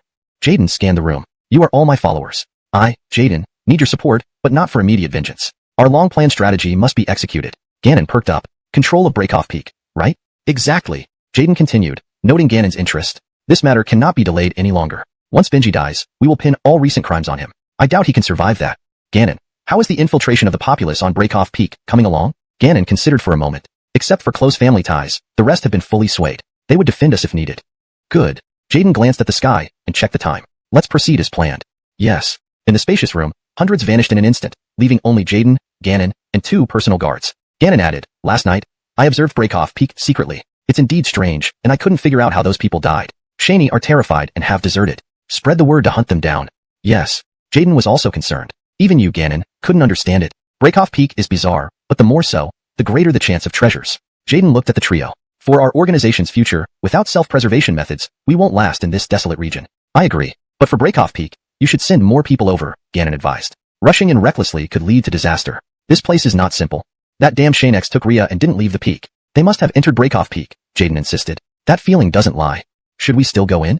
Ganon worried about hasty actions affecting their control over the peak. "We must visit Breakoff Peak, but not yet. After securing control, then we'll send scouts. Something feels off about this whole situation."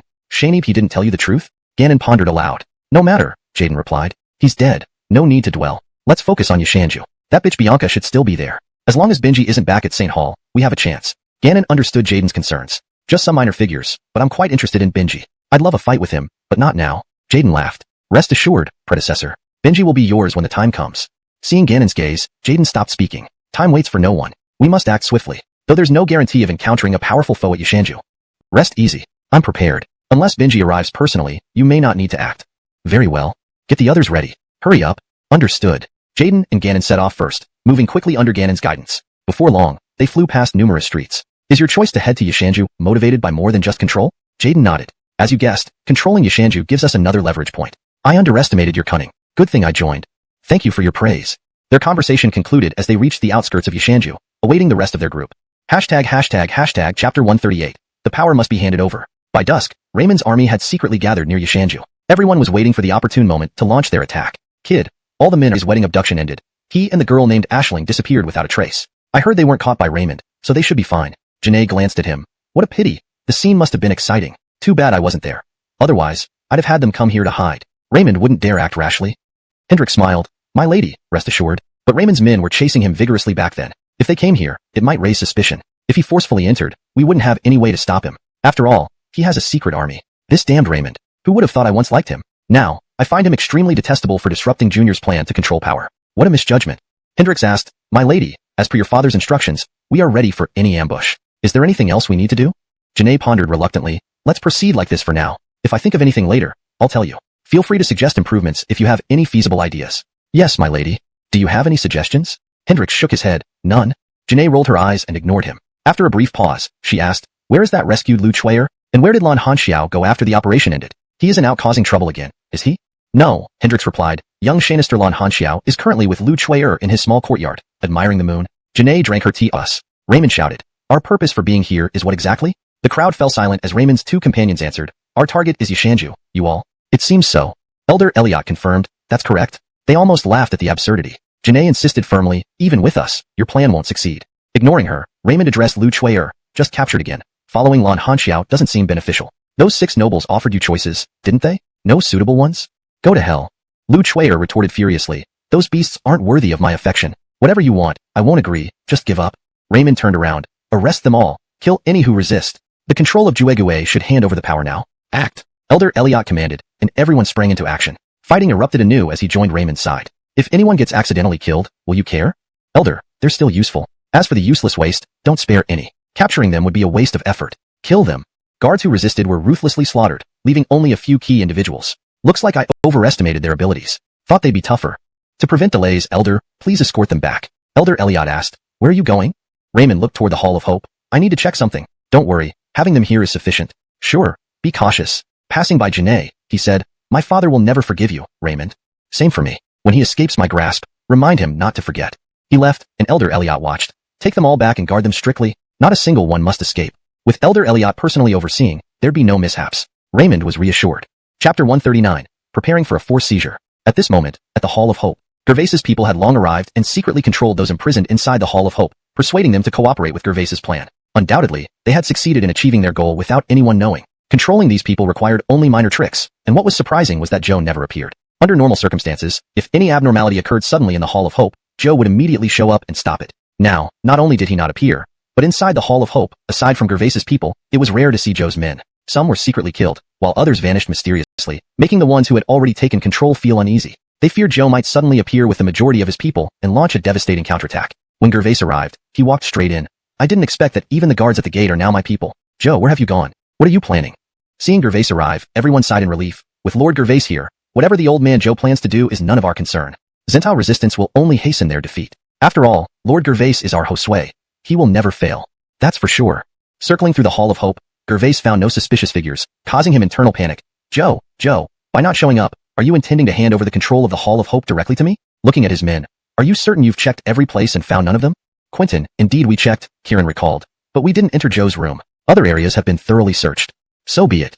Gervais thought for a moment. You take some brothers with you and come along. Let's confront him directly and see what he has to say. Even if he tries to hide, I must find out his whereabouts, understood? Yes, sir. The Hall of Hope was still the entire core of Duanjue Peak. If it fell into others' hands, it would signify a change in the control of Duanjue Peak as well. Whoever took control of the Hall of Hope would own Duanjue Peak. As Ace's bodyguard emerged, bloodstains visible on his clothes. Quentin, it's done. The man whispered. There's no one inside, and many items we saw before are missing. The room is empty. Also, these two guards weren't Joe's. Something feels off. Let the others wait outside. We'll go in first. Leaving two guards outside, Gervais entered the room. The space used to be filled with various items, but now it felt like no one lived there. Though clean, it offered no useful information, leaving him feeling as if something was amiss. Joe, are you really that smart? Predicting my rebellion and fleeing in advance, thinking everything is fine? Gervais looked at one of his men. Go tell them to release all prisoners from the dungeon. Offer them a choice. Those who submit live. Those who refuse die. Do not let anyone escape. To another man, he said, go check the other side. The second man was sent away, leaving Gervais to sit in Joe's usual seat. He carefully observed the surroundings, not missing a single corner. There must be something hidden here. Joe, you can deceive others, but not me, Gervais. However, despite his thorough search, he found nothing. His patience was wearing thin. If I can't find anything, I will truly get angry. Gervais approached the door. How's your search going? No findings, sir. Did they take everything? Gervais shook his head. No point searching further. We have found something. Where? In Joe's room, our people discovered a secret passage. Lead the way. Returning to Joe's room, the cleanup effort finally bore fruit. Hashtag chapter 140. The break between Jew and Hoover. Just as they returned to Clement's room, the secret passage had already been opened. However, there were Hoover's men guarding the entrance. Gervais looked at the person who had led him here and asked, has anyone gone inside yet? The man nodded obediently. Quentin, without your permission, we wouldn't dare enter. Besides, if there's any danger inside, it might be a near-death experience for us. Did you let anyone else in? No, Quentin. Gervais thought for a moment. You two stay here with them. I'll go in alone. Quentin Gervais, isn't this too dangerous? Or let our brothers accompany you. If anything happens, we can help without holding you back. Gervais smiled. There's no need to worry. If you hear fighting from inside, then come in. For now, just guard the entrance, understood? Yes, Quentin. Gervais went in alone. The passageway wasn't wide enough for more than one person. However, as he ventured deeper, the tunnel opened up significantly. Torches lit the path, making the way wider. This place has never been mentioned or seen by me. So, he glanced at the trio. Senior Clement, you wanted to manage Hope Cathedral. Well, I have a plan. Would you like to hear it? Clement knew he was lying. Coming this far and finding the hidden passage, Gervais must have done something. Since you found my secret passage and come here, it means you've taken control of Hope Cathedral, am I right? Seeing that Clement had figured it out, Gervais stopped hiding the truth. You are truly formidable, able to see through this. But even knowing it, what can you do? Gervais looked at the two men beside Clement. So, you're here. That explains why dealing with those two guards earlier was so easy. What? Clement jumped up. You killed people? Gervais, are you planning a rebellion? Gervais nodded. Rest assured. I'll manage disconnection, peak well. Don't concern yourselves with what I do. The two rushed at him. Gervais slashed with his sword, easily repelling them and killing one. Don't approach recklessly. Gervais has been hiding his true strength all along. As Clement tried to strike back, Gervais fled immediately. They chased him tirelessly, especially in the narrow corridor where all their speed slowed down. Meanwhile, those outside heard the commotion within. Seeing Gervais rush out, they quickly sealed the entrance, ready with sword. He would appear to ensure that any issues were swiftly resolved without further complications. He was like a godlike presence whose mere existence ensured the safety of Duanjue Peak. Even outsiders who ventured into Duanjue Peak dared not act recklessly in his territory. This was the unique authority of Darren. The area now appeared tranquil with no signs of imminent disturbances, and the residents continued their daily lives without a hint of worry. These people are truly complacent. If the Hall of Hope had already fallen into Jaden's hands, how would these people react? The guard couldn't help but comment sarcastically, feeling disappointed by the oblivious crowd around him. Darren quickly silenced him. Don't say such things about them. Whether it's the people of Duanjue Peak or those from XuanHuan, they're all like this. People only take notice when trouble directly affects them. Until then, they try to avoid it. Let's return to Xianxia first and gather Tatiana and the others before we decide what to do next. You don't need to worry. There are many guards in Xianxia who will ensure Elira Tatiana's safety, the guard said proudly. With them around, even the strongest attackers will be useless. Do not be overconfident. If Jaden strikes, they won't stand a chance. Darren continued, since we left, I felt uneasy. We must hurry back. If anything happens, we must be prepared. Don't underestimate his determination. He has certainly prepared thoroughly to deal with me.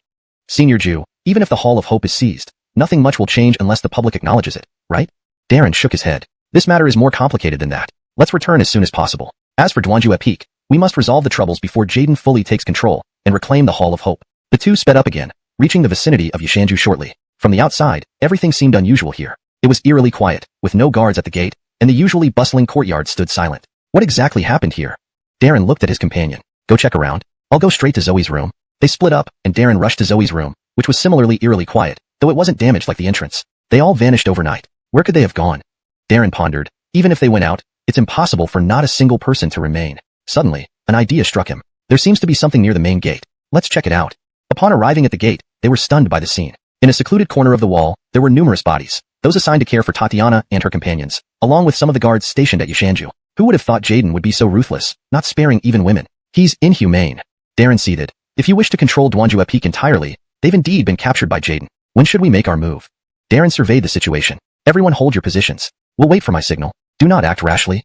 Yes. Shortly, Court arrived at their location, and everyone watched closely. No one detected any ambushes nearby, including Court, who felt unease but dismissed it. Stop, he shouted, looking around and then at the Hall of Hope's entrance. Have Lord Jaden come out to greet us immediately. The staff at the Hall of Hope complied without delay. Hidden, Darren thought. If Jaden emerges again, our plan will fail. Yet, based on Court's strength, it's clear that Jaden intends to use him against me. Before long, Jaden emerged with his entourage, accompanying Court and surrounding the area, creating a formidable front. Darren knew there was no longer an opportunity to attack. Inform everyone to stay put and let them pass, Darren instructed, unwilling to send his men to their deaths. Once they leave, we'll move out as well.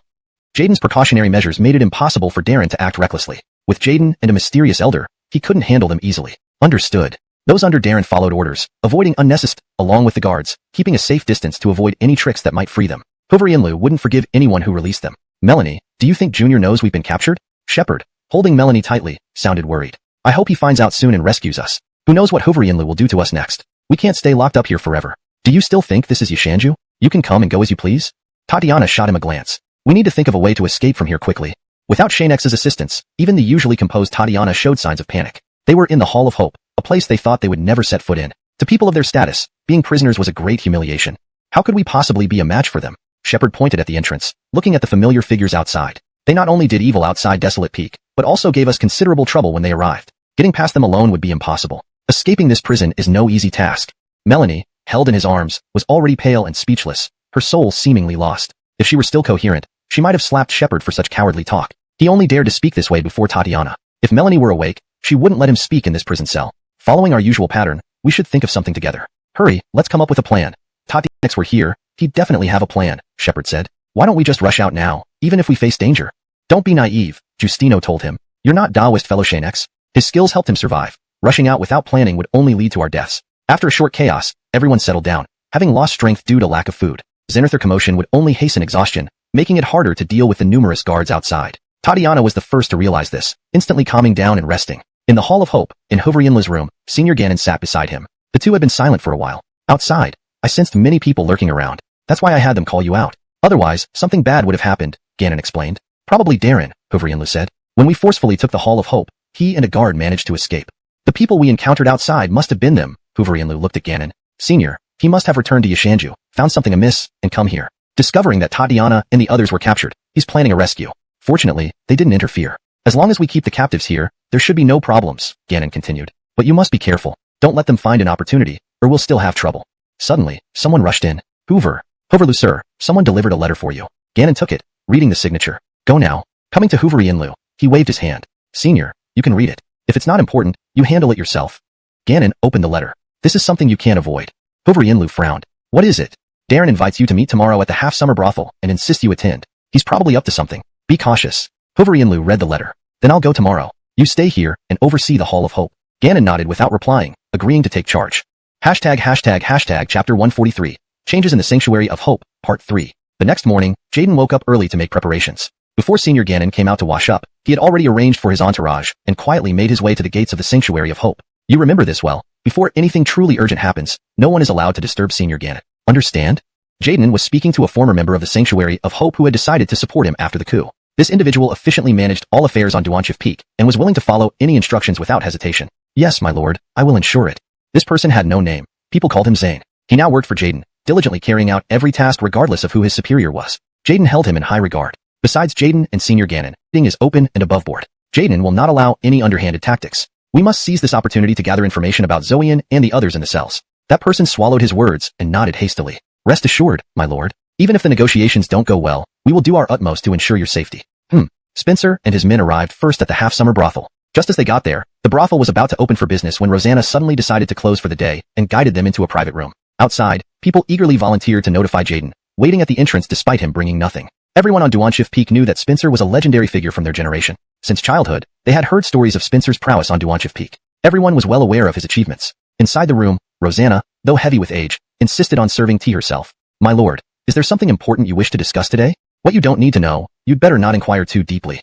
Spencer warned her. You've just been through a lot. Less knowledge is safer for you. I apologize for the offense. Rosanna retreated respectfully, only daring to approach when Spencer's cup needed refilling. Unbeknownst to her, her brother Jaden was on his way, and tensions between them had escalated. A slight misstep could lead to an altercation within the half-summer brothel, disregarding any losses incurred. At the entrance, Jaden arrived with his men. Spencer has already arrived, hasn't he? The volunteer trembled inwardly. He hadn't forgotten how poorly Jaden treated him during the previous encounter. Yes, Senior Ghostman and his men have arrived. Without waiting for a response, Jaden entered. Except for the two of you, everyone else remains outside. Only 2 men followed him inside. Upon meeting, the air grew heavy. Moments later, both groups of guards drew their swords, ready to fight. Spencer and Jaden quickly intervened. Not yet. They stopped, and Rosanna tightened her grip on the teapot upon seeing Jaden. Spencer noticed but said nothing. Everyone, leave us. We'll handle things ourselves. Rosanna bowed and led her staff out, closing the door politely. Jaden, don't think our brotherly bond means I won't hold you accountable for what you did to Ria. As your elder brother, I haven't forgotten a thing. Rosanna retired to her room, relieved of duties for the day. Both sets of guards waited at the door until everyone departed, then nodded to their hosues, signaling readiness. So, why did you summon me, Senior Ghostman? Jaden poured himself tea and sipped leisurely. I have limited time. If you have something to say, speak quickly. Don't think delaying will give you more time to save anyone. Without my consent, they're going nowhere. Spencer smiled. It seems you've long coveted the hosueship of the Sanctuary of Hope. No longer hiding. I've always treated you well. Why hurt each other now? I'm not like you, full of pretense. I took your children as leverage. Your daughter and foster son are in my hands. If you're truly capable and dare to confront me, I, Jaden, am ready. Spencer remained calm. So you're set on antagonizing me. Not only seizing control of Duanchif Peak, but also capturing my people. There's no turning back for us now. Don't worry, it's just Duanchif Peak. You're getting old. It's time for the younger generation to take over. Retire and enjoy life. It's the wise choice. Jaden spoke without hesitation or fear, composed like an old veteran. Spencer turned away, his face darkening. Chapter 144. The Transformation of Hope Sanctuary, Part 4. Unexpectedly, Gervais killed and captured the people in Ishan residence without any concealment, openly stating everything in front of Clement without fear of him retaliating right then and there. In reality, Gervais was acutely aware. He knew Clement would not act here, nor did he believe that Clement had his men lurking to ambush him. According to Clement's habits, he was not such a person. Over the years, living under the same roof with him, Gervais had thoroughly understood him. He had a reason for coming here today. Without preparation, it indeed would be walking into death. Now that Gervais dared to come, he did not fear him at all. No one could take his life, not even Clement or Xianxia. Only Gervais himself could end his own life, something he firmly believed. Humph. I'll let you sit in charge at Hope Sanctuary first. But managing Disconnected Peak won't be as easy as you think, Clement said, anger evident, but not fully unleashed. If a single hair of Zoeo or the others is harmed, you know my wrath. If you don't want a mutually destructive outcome, do your job well. Let's go. With those words, he left with the guards through the door, leaving the 3 still in the room, who hadn't departed yet. Quentin, should we? Gervais, wait a bit, let them prepare. If we leave now, it would be too anticlimactic. Another person was puzzled. Quentin, aren't you afraid they might attack us outside? If we are captured, they will have the chance to negotiate with Hope Sanctuary using us as hostages. Is this really wise? It's not that simple. Gervais laughed. We're just keeping them on tenterhooks. If he didn't seize such an opportunity, it wouldn't be like Clement. I need to understand his intentions better. Understood. The 2 moved to the door, ready to intercept anyone trying to approach. It wasn't until Hoover Shanima arrived that they hesitated. I've come especially to see him. Go tell him, or else I'll stay here indefinitely. Hoover Shanima took out a small chair, sat down in front of them, and stared while munching sunflower seeds. The 2 sighed. Tell him inside. If Quentin agrees, we'll let him in. The guard nodded and went in. Soon, he returned with good news. Gervais agreed to meet his brother and had tea prepared, even though these supplies were originally arranged by Hoover Shanima herself. What did you come for? Gervais asked immediately before sitting down. Hoover Shanima sat across from him. If this mission fails, you will no longer be my brother, and I will not recognize you as such. Our family has no place for someone like you. Do you understand? Gervais responded indifferently. Do as you wish, it's none of my concern. Besides, you've already promised Ria to me. Don't worry. Though she has run away, I won't give up. Once I find her back, she won't be able to escape again. Ah. Hoover Shanima truly did not want to say more. I've said my piece. From now on, we walk our separate paths. If our paths cross again, it will be a dead end. Take care of yourself. Trying to control me. Even in the afterlife, Junior and Portia won't forgive you. Hoover Shanima turned to leave, and Gervais shouted angrily. You have no right to lecture me. Without Junior and Portia, I can still make something of myself. Without you, brother, I can still accomplish great things. No matter who you are, you cannot stop my actions. After Hoover Shanima left, Gervais exited the room. Gather the brothers. It's time to strut out boldly. Everyone left half-summer flower house, strolling leisurely down the street, unhurriedly, as if window shopping without a care. Clement watched them from his room in the inn, remaining composed. He's trying to lure me into attacking. Order everyone to hold their ground and not fall for his trap. Quentin, isn't this a good opportunity? Capture them, and we'll have leverage to exchange for Elira Zoeo. The guard, unable to contain himself, wanted to rush out and capture them to use as bargaining chips. You underestimate Gervais. If we move now, his plan will succeed, Clement explained. He understands my usual behavior very well. This is clearly a bait, he said deliberately. If this operation fails, we will lose our chance. Clement implied that if they failed to capture them successfully, Zoeo and the others in Hope Sanctuary cells would be in even greater danger. We shouldn't have helped Gervais in the first place. What a misjudgment. How infuriating. Clement consoled him. Rescue operations cannot be rushed. You are responsible for keeping an eye on them. I must leave for a short while. During this time, do not make any rash moves. The guard asked, Where are you going, Quentin? That's none of your concern, Clement replied. Perhaps with his help, rescuing Zoeo and the others stands a much higher chance. That person is someone even I respect. With his support, we have a real shot. You spoke out of turn, the guard said. Rest assured, Quentin. Unless Elira, Zoeo, and the others are in immediate danger, I won't let the men act rashly. Be at ease. The upheaval at Hope Sanctuary and the transfer of Disconnected Peaks control mandate action from me. And I need him to know. Clement knew about Ashan since childhood. Their relationship had always been master and disciple, unlike Xianxia's informal manner, but still maintaining proper status. However, he couldn't mention this to anyone, not even Tashineo or Joshua, let alone this guard. Meeting Ashan had to be done secretly, one-on-one. No one else could follow, nor discover his identity, a huge secret. During their interactions, they never behaved as freely as Xianxia, so naturally, Ashan was not inclined to drink with him. With Xianxia's arrival, however, they finally had a drinking companion, which made Ashan quite happy. The boy knows what to do. Rest assured, Quentin. Return soon? Yes. Clement instructed him, you will lead here for now. Remember my words, don't do anything foolish, and avoid confronting Gervais directly. He is not someone to be underestimated. Rest assured, Quentin, I am mindful of that. The guard promised he wouldn't seek confrontation with Gervais until Clement returned. Well, time waits for no man. Watch the situation at Hope Sanctuary closely. When I return, this information will be crucial. Before leaving, Clement reiterated many instructions. Gervais, if that senior chooses to act, with your current strength, you will stand no chance against him. Clement was confident. Senior Ashan's power was far beyond their capacity to resist. Farewell, Quentin. Soon, Clement took off from the spot and left. Chapter 145. The Turning Point of Desolate Peak, Part 5. On the mountain path of Desolate Peak, knowing that Hakim was climbing up, Elder Fernan naturally wouldn't watch him encounter trouble. He had already let the mist disperse the nearby beasts and cleared a path for him to ascend directly. In Elder Fernan's residence, Xianxia and Ria were sitting at a table with Elder Fernan, leisurely drinking tea. The moment Hakim stepped onto the peak, Elder Fernan immediately said to them, Hakim is on the mountain now. He's probably here to ask me for help, but you understand that I can't leave easily. This matter will likely fall on you. Who would have thought the changes on Desolate Peak would come so soon? First time. It was hard not to stutter. After all, he held the founder's status on Desolate Peak. Anyone who met him would feel some reverence. Ria was no exception. Hakim glanced at them and naturally recognized her. As for Xianxia, he seemed unfamiliar since they hadn't had any substantial interaction. Nevertheless, he had heard of him. It just hadn't been the right time to meet personally. Elder Fernan chuckled. Come, little Chuan, little Jew. Don't be so formal. You've both heard of each other. Why act as if you don't recognize each other now? Greetings, Elder Hakim. Xianxia composed himself and bowed politely, without showing any signs of unease. This caught Elder Hakim's interest. Unexpectedly, their first meeting turned out this way, yet Xianxia didn't falter, which surprised him. Hakim smiled. Hello, Taoist Xianxia. Before meeting you, there was no one on Desolate Peak who didn't know of you. Looking at Ria in her wedding attire, he seemed pleased. Good job. Riding a white horse to snatch a bride in public. Were you afraid the impact wouldn't be enough? Xianxia laughed. Rest assured, if he tries anything funny, I dare to do more than just snatch a bride. Even Elder Fernan couldn't help but laugh and hurriedly poured good wine for both of them. Little Jew, this time Taoist Xianxia will accompany you down. I cannot leave here, but rest assured, he won't hold you back. With Xianxia's help, rescuing people is just a matter of time. Taoist Xianxia is indeed excellent. Hakim considered for a moment. Given his abilities, he might be able to help me. Moreover, this secret must be kept. Rest a bit, then come down with me. Listening to Hakim, the situation was very urgent. Especially since even Zoe had been captured by Gervais, the number of people who could coordinate actions with Hakim on Desolate Peak was limited. Seeing Ria's worried expression, Xianxia stood up. Come with me for a moment. Excuse me.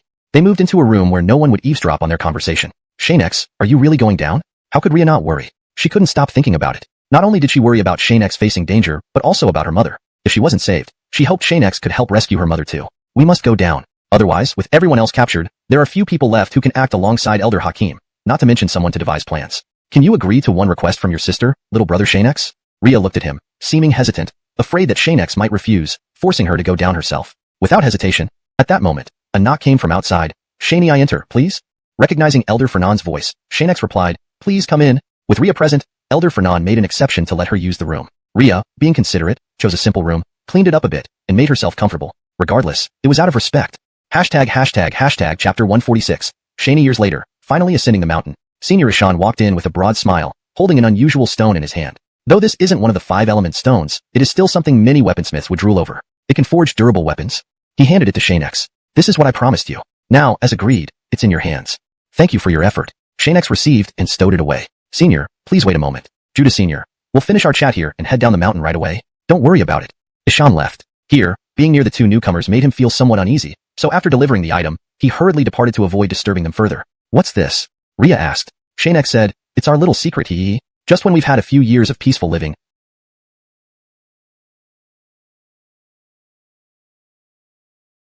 Who would have thought that such a big event would happen so soon? Senior Ashan remarked. You don't like alcohol because you're all composed and proper. Well, I dislike drinking with you too, so let's just have tea. Ashan gestured to Shani to pour tea for both of them. As soon as they were alone, Ashan began talking to Judah. Despite Ishan's reluctance to drink, there was no other way around it. Senior, I'm not sure why you know him. Regardless of who helped, I've already come up with a good plan. We just need a trusted person to lead the troops and coordinate with my plan. Judah drank some tea, looking frustrated. With all his children captured, he wasn't about to sit idly by without preparation. I wonder what kind of experts are around that Tadeo kid? At Ishan's question, Judah immediately answered, there's an old man near him with power comparable to mine. If we engage in battle, he won't be able to focus on other matters. That's troublesome. According to what I've heard, the soldiers around him are stronger than ordinary cultivators. Are you sure those people will suffice? Judah smiled. If Taoist brother Xianxia joins us, we might really turn the tables. Given Xianxia's nature, he won't fall for their tricks or suffer at their hands. Seems you're not bad yourself, knowing some inside information. Indeed, with someone as shrewd and powerful as Xianxia, it would be hard for you to suffer any losses. Looking towards his partner's room, he continued, let them have a moment alone. Wait here patiently and don't rush. Yes, senior. How is Ishan residence? Besides the broken main gate, there are no other damages. There were quite a few deaths inside, but I've arranged for them to be handled. Judah patiently explained. The attacks came from Tadeo's special forces. Once they attacked, they wiped out my protective guard at Ishan residence. They're not to be underestimated.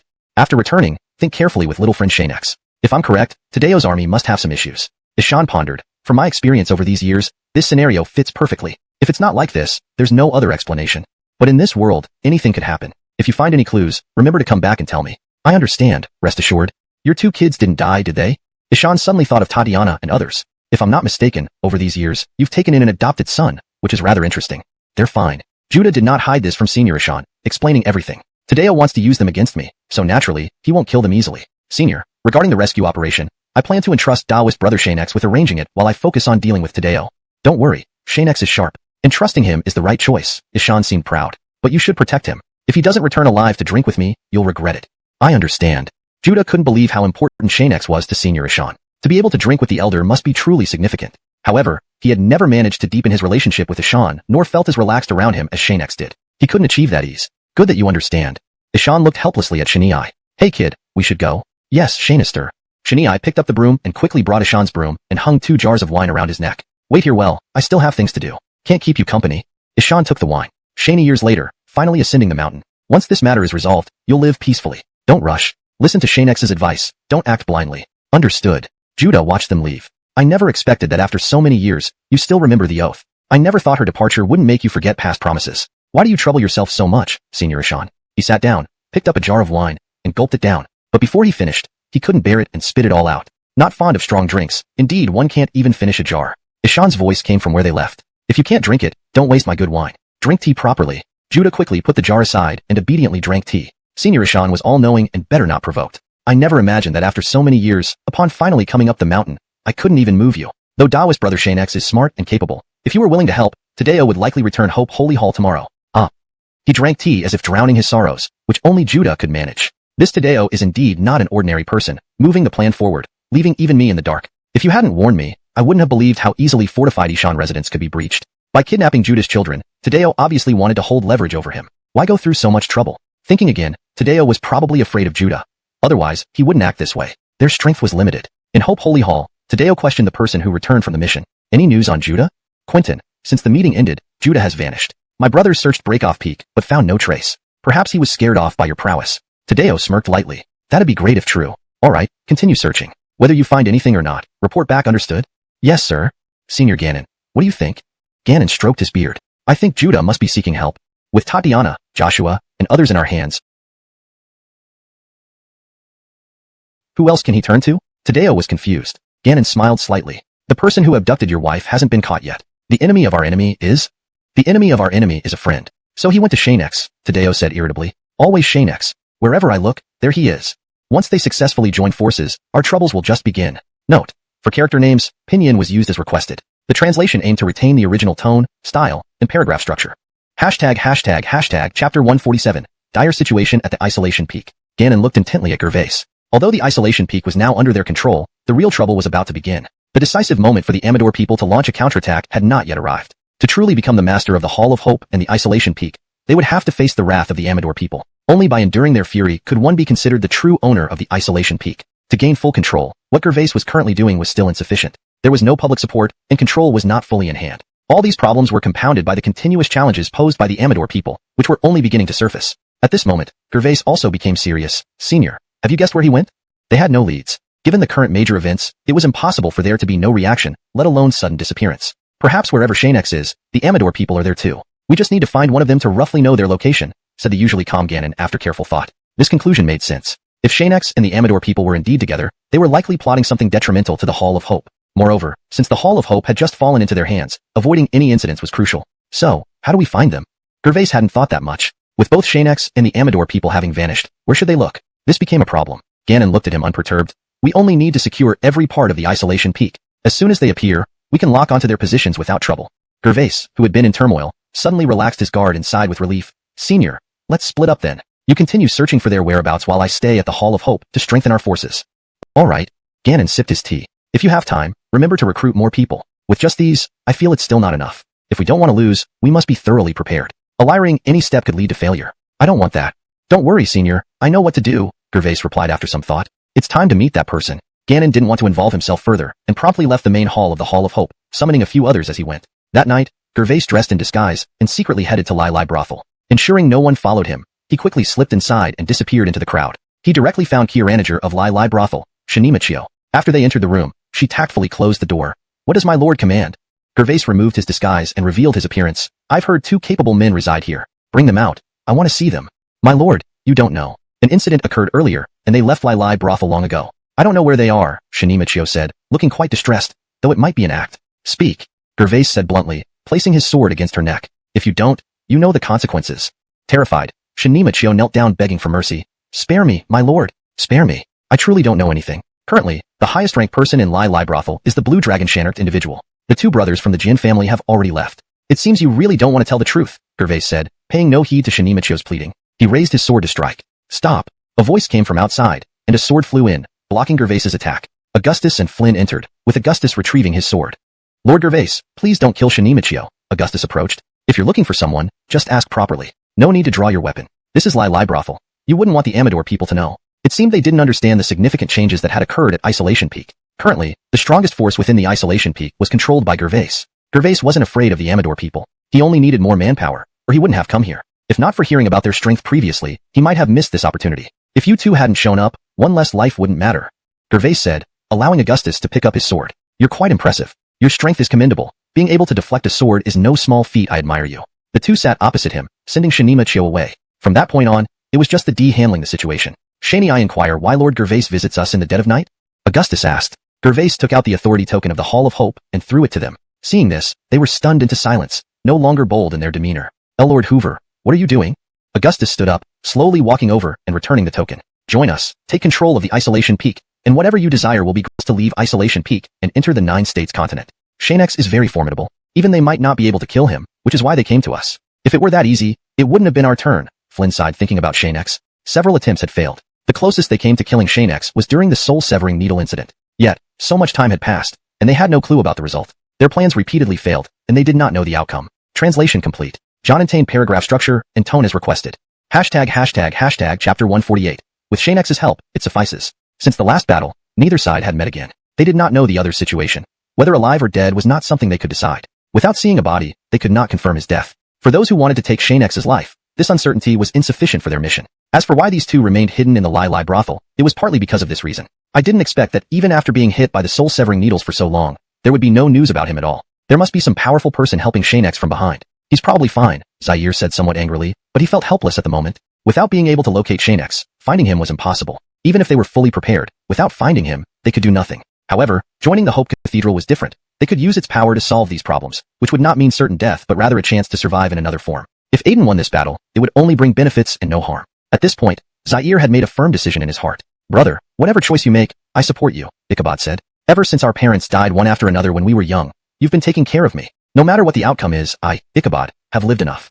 To be honest, the 2 brothers had been forced into Duanda Peak and bore so many lives on their shoulders due to their own reasons. Those people whose lives they took were all responsible for their parents' deaths. On the 9 states continent, those officials had nothing to do with them, leading to their being framed. Reluctantly, they came to this Duanda Peak. Who wouldn't want to live well? But they simply did not have such an opportunity. Foolish brother, your big brother will never let anything happen to you, Zaire consoled. This time, we'll follow Lord Aiden. If we can use their hands to eliminate Xianxia, then this course of action is worthwhile. All right.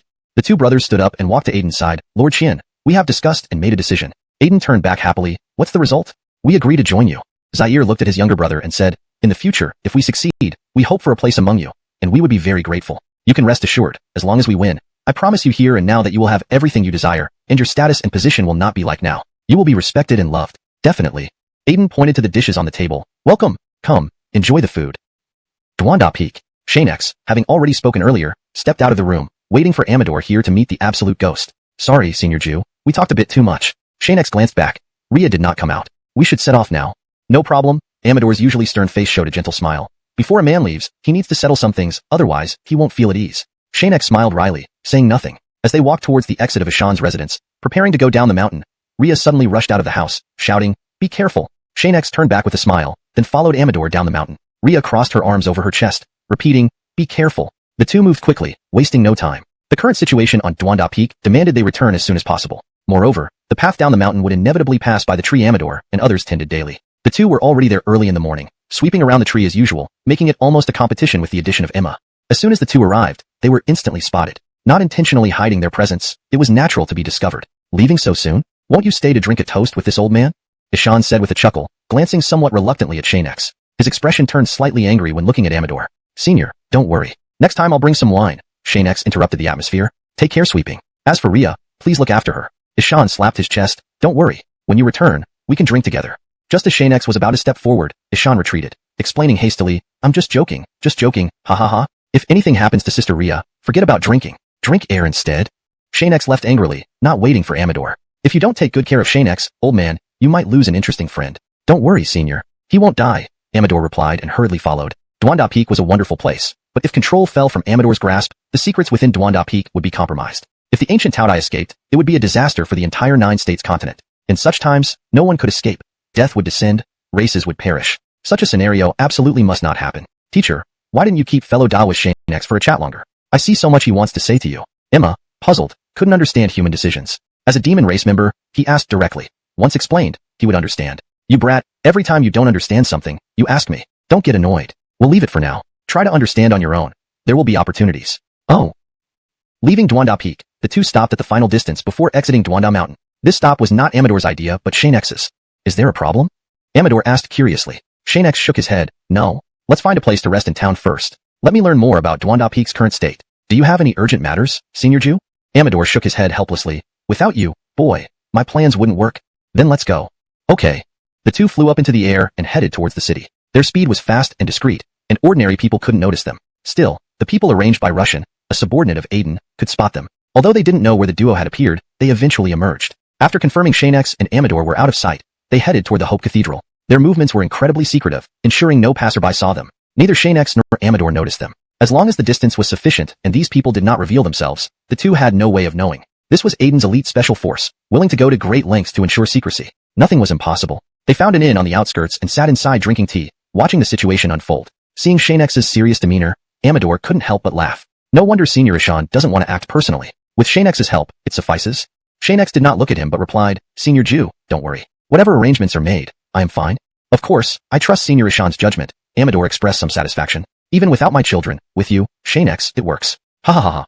Xianxia ignored him and used his divine sense to observe the surroundings carefully, unwilling to miss any detail. Details determine success or failure. Chapter 149. Secret capture by a special force. Inside the workshop of Hope St. Hall, he didn't do anything else. He wasn't slacking off, loafing around, or even sleeping. Ganon sat cross-legged on the ground, surrounded by surging spiritual energy, cultivating himself. Knock, knock, knock. Suddenly, after a long period of silence, the knocking at the door started. He quickly stabilized himself and asked, What's going on? A voice from outside answered, Elder Ganon. Xianxia and Joe were seen together in the street. Our people are currently following them. Should we make a move to capture them?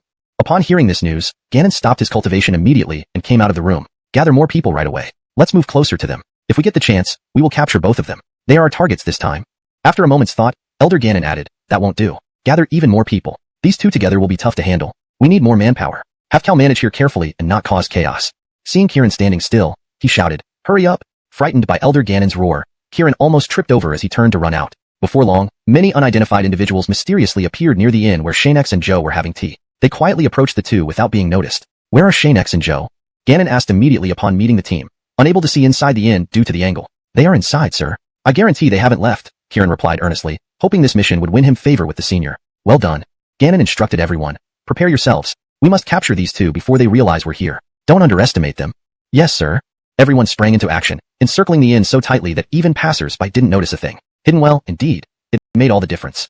Seeing Xianxia and Zhou, Elder Ganon smiled. Listen to my command. If there are no special circumstances, once I give the signal, you all act immediately to take them down. All nodded in agreement, positioning themselves for the operation. Xianxia is likely searching for us. Everyone, stay hidden. Don't be discovered. After some time, Xianxia felt it was futile to sit there searching indefinitely. I think I should go for a walk. Xianxia Zhu, why don't you return first? Zhou yawned and stretched. Why don't we head back today? We can investigate further when we find more clues. Xianxia shook his head. It seems we have no choice. As soon as they stepped out of the inn, they sensed someone tracking them. No matter which way they went, those people stuck closely behind. Their target unmistakably Xianxia and Xianxia Zhou. Exchanging glances, they quickened their pace. Those people might be arranged by Cal. Be careful, Xianxia. Don't worry, Xianxia. I know what to do. Though Cal is formidable, these people aren't that clever without his direct supervision. Xianxia glanced around. They've been tailing us all along. Let's lure them into an empty alley. If they don't show up, this ordeal ends. But the likelihood of that happening is very low. What do you think, Xianxia? We can try, said Zhou. If they dare show themselves, let's create confusion first, then find Cal to rescue Tatiana and the others. Let's go. Luring the trackers into an empty alley, they initiated the plan. Each of us takes one side. Stay sharp. Zhou moved aside as planned. Xianxia leaped behind a wall to hide, waiting for their arrival. True to form, Elder Ganon paused with his team, observing the area suspiciously. Send a few men to scout. This place feels off. If we all rush in, we risk ambush. Do not be reckless. Understood. 2 trusted men led 4 others cautiously forward. Aware they faced Xianxia and Zhou, they remained highly alert. Any slip-up could cost their lives. Despite the distance, Xianxia and Zhou could communicate thanks to Zhou's secret technique. Xianxia Zhu, they aren't falling for it. Should we attack? Xianxia knew now wasn't the right time. Direct combat would only put them on guard. Slaying more would be difficult afterward. This isn't the moment to strike. They have skilled individuals among them. Let's let them go today and settle scores another day. Agreed. Xianxia's sudden movement caught attention, and Zhou froze momentarily. Before they reacted, Cal's men pounced. All were drawn to the commotion. Still got caught, Zhou sighed, recalling Fernand's words. He hesitated, then stayed. I owe you for my past life, but I won't rush in. Let's see what you're made of. Preparing to check on Xianxia, he found Xianxia running elsewhere, pursued by Ganon's powerful team. Stopping now would mean certain trouble. Quick, follow him. We can't afford any mishaps. If something happens, how do I explain to Senior Fernand? All troops, commence the secret capture operation. Heavy rewards for anyone who captures Xianxia. Motivated, Cal's men sped up, nearly outrunning even Ganon. Instead of leading them into the streets, Xianxia headed toward the entrance of Duanjue Peak, the least crowded spot despite its occupancy. Just as he was about to exit the street, Cal's men vanished. Turning back, Xianxia froze. Where did they go? Zhou followed. Are you alright? Don't worry, Xianxia. I'm fine, Xianxia said, puzzled. I don't understand why Cal's men stopped pursuing us. Perhaps they want to save face before the public. Acting too drastically might lose them popular support. Xianxia sighed. Had I known, I should have led them to a crowded place. This wouldn't have been so exhausting. You must be cautious. If they catch you alone, they'll strike again. Someone's surely following us. Don't let your guard down. Zhou drank his tea. We should return early. My plan is ready. To deal with Cal, we need a strategy. Xianxia observed the surroundings. Where are you stationing everyone? Xianxia, just a base relocation. Zhou explained. Since Cal doesn't want it occupied, why shouldn't I return? It's home, after all. Xianxia agreed. Indeed. The two returned to Duanjue Peak. Hashtag Chapter 150, the first confrontation after the cataclysm. After thorough repairs, Xianxia had returned to its former appearance. The incident of being attacked, as mentioned by Amador Ren, was already in the past. No one else could have restored it so quickly and thoroughly. When Xianxia walked in, he couldn't help but look around, hoping to find any signs of a struggle or even bodies, just to get a clearer picture. He thought, respect the dead. This is no way to treat them. The two did not engage in much conversation, stopping only when they reached the hall of Xianxia. Ha ha ha, fellow Taoist Xianxia, please forgive the mess, Amador Ren said with a laugh. No problem. Xianxia knew Xianxia all too well. I've stayed here before. If I didn't know my way around, it would be like dealing with strangers. Then please find a room and settle in for now, don't be shy. Sure. At this moment, Amador Ren ordered someone from outside to enter. It was the sole guard he had left behind during his absence. This person had been handling everything at Duanjue Peak. You should provide a detailed account of what happened during this time, Amador Ren instructed. Yes, Quentin. The guard began. Recently, Xianxia returned to Aggie's courtyard. Amador Ren already knew what choice Xianxia would make, ensuring there were guards both inside and outside the courtyard. He sure put some thought into this. The stone table did not have freshly brewed tea as before. Xianxia touched the teapot. It was cold. No one is around to keep it warm. Times are tough. I shouldn't have such high expectations. Xianxia placed the teapot down and went upstairs. Everything remained unchanged, just as it was when he left. Although Gervais's people investigated this area, no one was here. He wouldn't do something pointless. Gervais, with Amador Ren personally overseeing Xianxia, no matter how powerful you are, you can't touch me here. I can still rest tonight. Tomorrow, the real work begins. Suddenly, the box containing the soul-severing needles in his storage ring slipped out. Confused, Xianxia bent down to pick it up. Could these people be part of Gervais's forces? The brothers from the Jin family were formidable. Xianxia had fought them before and suffered losses. He resecured the needles, thinking, the sudden appearance of the soul-severing needles must mean something unusual. I must be cautious when taking action. Entering his previous room, Xianxia changed into night clothes and lay down to sleep. At the main hall of Xianxia, Quentin, do you really think he can help us rescue Elira Zoe and others? Amador Ren shook his head. I'm not entirely sure, but he certainly has talent. Being able to join me on this mission speaks volumes about his abilities. You should heed his advice, as making such a person an enemy would be unwise. Will I be working with him on tomorrow's operation? No. Amador Ren explained. You'll stay with me. As for Xianxia, let him handle his own group. Facing Gervais's forces will be complicated enough. I understand. However, we can't send underqualified disciples with him. It would look bad. You understand that, right? Yes. Go on then. Amador Ren leaned back in his chair and fell asleep immediately. Sawyer, now that Amador Ren and Xianxia have returned, if not for the crowd, I would have seized him, Court Senior said angrily, placing his teacup down hard. I knew Amador Ren was watching, but I wasn't afraid of him. Senior did the right thing. Representing Duangju Peak, we can't appear openly. What you did was correct, Gervais sipped his tea. With their return, the conflict between us officially begins. Court stared at him. They will try to rescue those in the prison. We just need to hold firm, and nothing will go wrong. No. Gervais replied, if they come tomorrow, face them directly. As for the prison, I found someone. Don't worry. With me here, Amador Ren can't make any moves, Court reassured him, though still concerned. But are you sure you're prepared? Senior, rest assured. Everything is set. They'll walk in but never leave, Gervais smiled. Tomorrow, the nobles will follow you. How things play out depends on your arrangement. Court finished his tea with a smile. Rest well, tomorrow may be a tough battle. We can't afford to be distracted. Understood. Knowing Xianxia and Amador Ren had returned, Gervais was restless. For some reason, he felt wide awake. Two guards approached. Quentin, do you know where they are? At the old site, Xianxia. Xianxia is there. Stop monitoring them, Gervais instructed. Tell everyone to rest well tonight. Tomorrow, we need everyone focused. Yes. The guards left, and Gervais gazed out the window. Too peaceful. But this peace will soon be shattered. Here at Duangju Peak, I, Gervais, am the strongest. Xianxia, Amador Ren, you shall not return alive. He couldn't sleep, feeling increasingly agitated. Picking up a branch, he crushed it into ash, which dissipated into the air. Deep down, he sensed that as long as Xianxia and Amador Ren lived, he would never find peace. Returning to his room, he pulled out several books, reading intently without any sign of fatigue. A few sips of tea kept him fully alert, wide awake. This boy, Court observed from outside. We will win this war. I'll do whatever it takes to help you conquer this land and repay your parents' kindness. Court left after saying that. End of chapter. Hashtag chapter 151. The clash begins. The next morning, on Desolate Peak, the Hosues of the two most powerful organizations were restless. Only Gervais had not slept all night, sitting in the grand hall of the Hope Sanctuary until dawn without a moment's rest. During this time, everyone else had returned to their rooms to rest. No one came to check on him or ask if he needed anything. This night had been long and boring for him. He read through all the books he had brought out the previous night, but the darkness lingered. He sat idly for several hours more until dawn, then instructed his early rising brothers to prepare some food and send it over quickly as he was hungry. Aaron arrived when the sun came up. Without hesitation, he knew that Gervais was still sitting in the hall. He hadn't returned to his room all night, as the two guards outside confirmed. Didn't sleep all night? Are you sure you're okay? Aaron was concerned about Gervais's state. Lacking energy was not a good thing. Falling asleep during a fight could cost a life. Don't worry, I'm fine, Gervais replied, showing no signs of fatigue. Prepare everyone. They might be coming soon. Aaron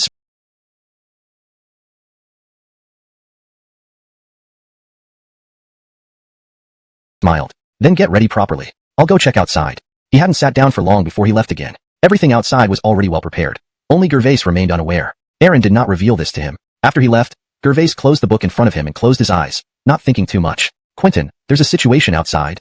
Gervais remained unperturbed. Let Senior Aaron handle it. Keep an eye on the prisoners. Report immediately if anything happens. Yes. Outside, Darren had already led a large group to the entrance of the Hope Sanctuary. Their numbers were greater than when Gervais's group had been unaware. A secret Darren kept close. Facing them were Aaron and others, who sat leisurely. Since they want to play, let's play with them. Remember, if you can kill them, do so. Don't hesitate. On Desolate Peak, we are the strongest. All the newcomers today were strangers. Darren reminded everyone, these are Gervais's elite forces. Everyone must be careful. These weren't minor players. It would likely take 2 or 3 of them to handle just one of these elites. Fortunately, they had brought many people this time. I was right. Xianxia isn't in this group. His target is probably the prison. No matter. Aaron remained calm. Darren, I've long wanted to test my strength against you. Today, the opportunity has finally come. Darren leaped into the air, swinging his blade as he flew, instantly killing several men before him. But this was just the tip of the iceberg. For the second strike, Aaron unleashed his power. Seeing so many killed, his emotions surged. I said your opponent is me, huh?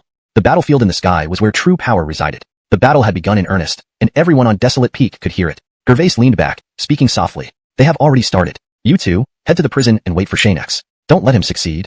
The twins of the Jin family smiled. We know what to do. In the shadows, the two retreated. What a coincidence. Near the prison, Xianxia observed the situation. Though we now have a map, the layout inside is surely complex. Everyone, stay alert. We're preparing to move. Apart from Xianxia, the others were barely a match for the opponents. If anyone else appeared, they might not stand a chance. And Gervais never lacked for capable allies. At any moment, they could appear and easily turn the tide in his favor. Part of the group will distract them while the rest follow me into the prison to rescue our people. What was once a peaceful prison gate suddenly faced an attack. The guards panicked. Defend quickly, the enemy is here. Everyone entered combat mode, and the chaos began. Xianxia, observing from the side, noticed nothing unusual. Are they inside? Looking into the prison, it wasn't obvious. He needed to enter. Follow me. The remaining group rushed into the prison with Xianxia. Just as they reached the cell where Xianxia was held, a new group appeared, including the 2D. You've indeed joined Gervais, but without him personally handling things, it shows how cowardly he is.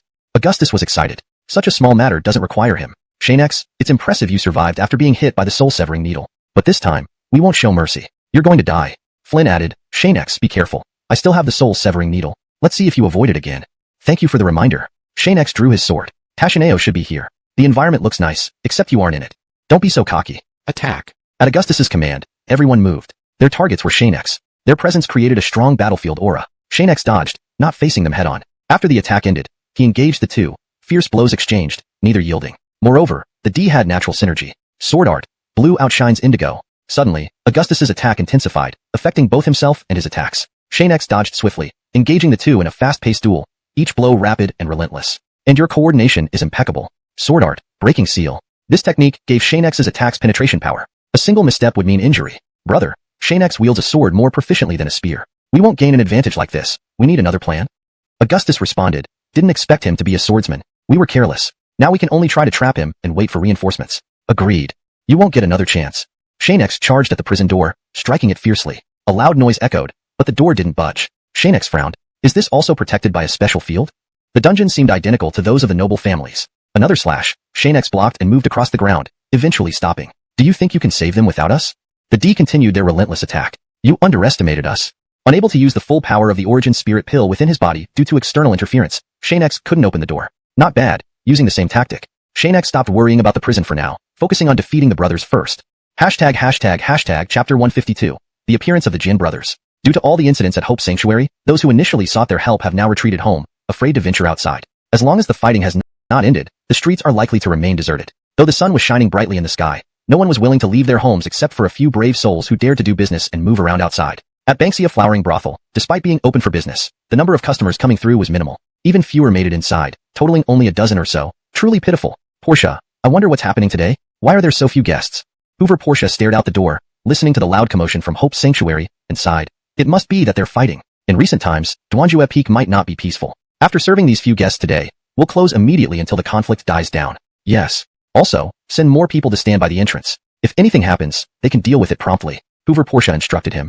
And whether you go out or stay in, be cautious. Stay far away from anyone associated with Hope Sanctuary and the ghost people. I understand. She was immensely worried about her younger brother, Gervais, fearing he would suffer a loss. I hope after you're defeated, you can properly explain to Sinister Jew and ask for mercy rather than death. She wanted to check on him but knew that place was too dangerous. If she went there, she might be framed. Besides, those people wouldn't let passers-by off easily. She didn't dare go. There are too few people today. Doing business won't bring in much income. We should close early once they leave.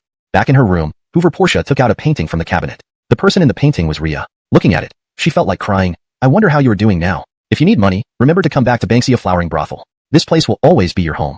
Inside Xuanhua Peak, Ria had asked Seniorishan for her Taoist partner's clothes and fashioned herself a broom. While the two were absent, she swept the yard, feeling both tired yet content. Xianxia, rest assured, I will not cause you any trouble. When the ghost people returned and saw her sweeping, they quickly tossed the broom to Megan and rushed over to her. Seeing her face smudged like a big cat's, they exclaimed, Oh dear, you just rest. Let him handle this kind of work. They snatched the broom from Ria's hand and put it aside. I just wanted to help Senior, that's all. Now Megan obediently cleaned up, finishing what Ria hadn't, making everything spotlessly clean. He was used to it. No need. You are Xianxia's sister. Your presence here livens things up. I'm delighted. There's no way I'd let you do this. The ghost people gestured for her to sit down. There's no need to sweep. We two are enough here. Ria felt a bit wronged. Senior, then why don't I cook today? Girl, can you even cook? Of course. Ria smiled. I can cook, really? Seniorishan thought for a moment. That's not bad. Eating your cooking first, then Xianxia's later. It's perfect. All right. Ria came alive again, hopping into the kitchen to start preparing the meal. In the blink of an eye, Seniorishan watched coldly at Megan. Don't let Ria do any cleaning anymore, got it? Yes. Megan was the one feeling wronged, but now living with Ishan and recognizing him as his teacher, cleaning was part of his duty. His grievance wasn't too great. Still, Ishan was concerned and glanced towards the kitchen. Let me go help her. Finish your tasks early, or it'll affect our meal. Really? Arriving in the kitchen, he began helping but let her do the frying, boiling, and steaming, refraining from taking over. Dom, you think you can handle me? Go practice a few more years, otherwise, you'll suffer without realizing it. The ghost people sneered, seeing his exhausted state, feeling victorious. You haven't won yet. Don't celebrate too soon, Ghost people. After such a long fight, you haven't gained any advantage. As Ganon spoke, he swallowed several pills, instantly restoring his spiritual energy, appearing as vigorous as when they started. With just a few pills, you think you can turn the tide? You're overestimating yourself. Ghost people exerted more effort, increasing his strength without any assistance. In Hope Sanctuary's prison, Xianxia could clearly feel his exhaustion from the relentless attacks of the two. Do you still want to fight after suffering so many losses? Xianxia panted heavily, his sword resting in the ground for support while he leaned against it. Augustus laughed, touching his wounds. You've run out of energy. What's the point of struggling? Flynn added, Xianxia, you're done for. Both brothers, covered in wounds, rushed forward. Though you have talent in swordsmanship, don't forget there are two of us. We can wear you down. Xianxia wasn't unscathed either, but his injuries weren't as severe. Each had strengths and weaknesses. The winner would depend on who held out longer. Feeling his own injuries, Xianxia said, not strong enough, unable to defeat even both of you. You've earned my respect. Now die. The three clashed again, the battlefield chaotic, filled with constant fighting. But amidst this turmoil, sitting calmly in the hall, Gervais read a book and sipped tea, completely ignoring the chaos outside. Oh, finally tiring out. He listened carefully to the noise outside. The fight has gone on long enough. It's time to end it. You two come in. Two guards entered, and Gervais seriously instructed them. Go tell them to finish quickly. This was just a test. Neither Xianxia nor Ghost people used full strength. Resolve the battle sooner. Understood? We will inform them right away. Waving them off, Gervais muttered. What a mess. These people are invaluable to me. He lit a fire, burning all records related to those who had already pledged allegiance to him. This way, no matter what happened next, they wouldn't be arrested again. Following Gervais would keep them safe. Now with the appearance of the Xianxia, you suffered before and will continue to do so. But today, you won't get away scot-free. Opening another file, Gervais reviewed information on Xianxia collected by Hope Sanctuary after he arrived at Duanjue Peak. An artificer, HM? Using such weapons, how could he be an artificer?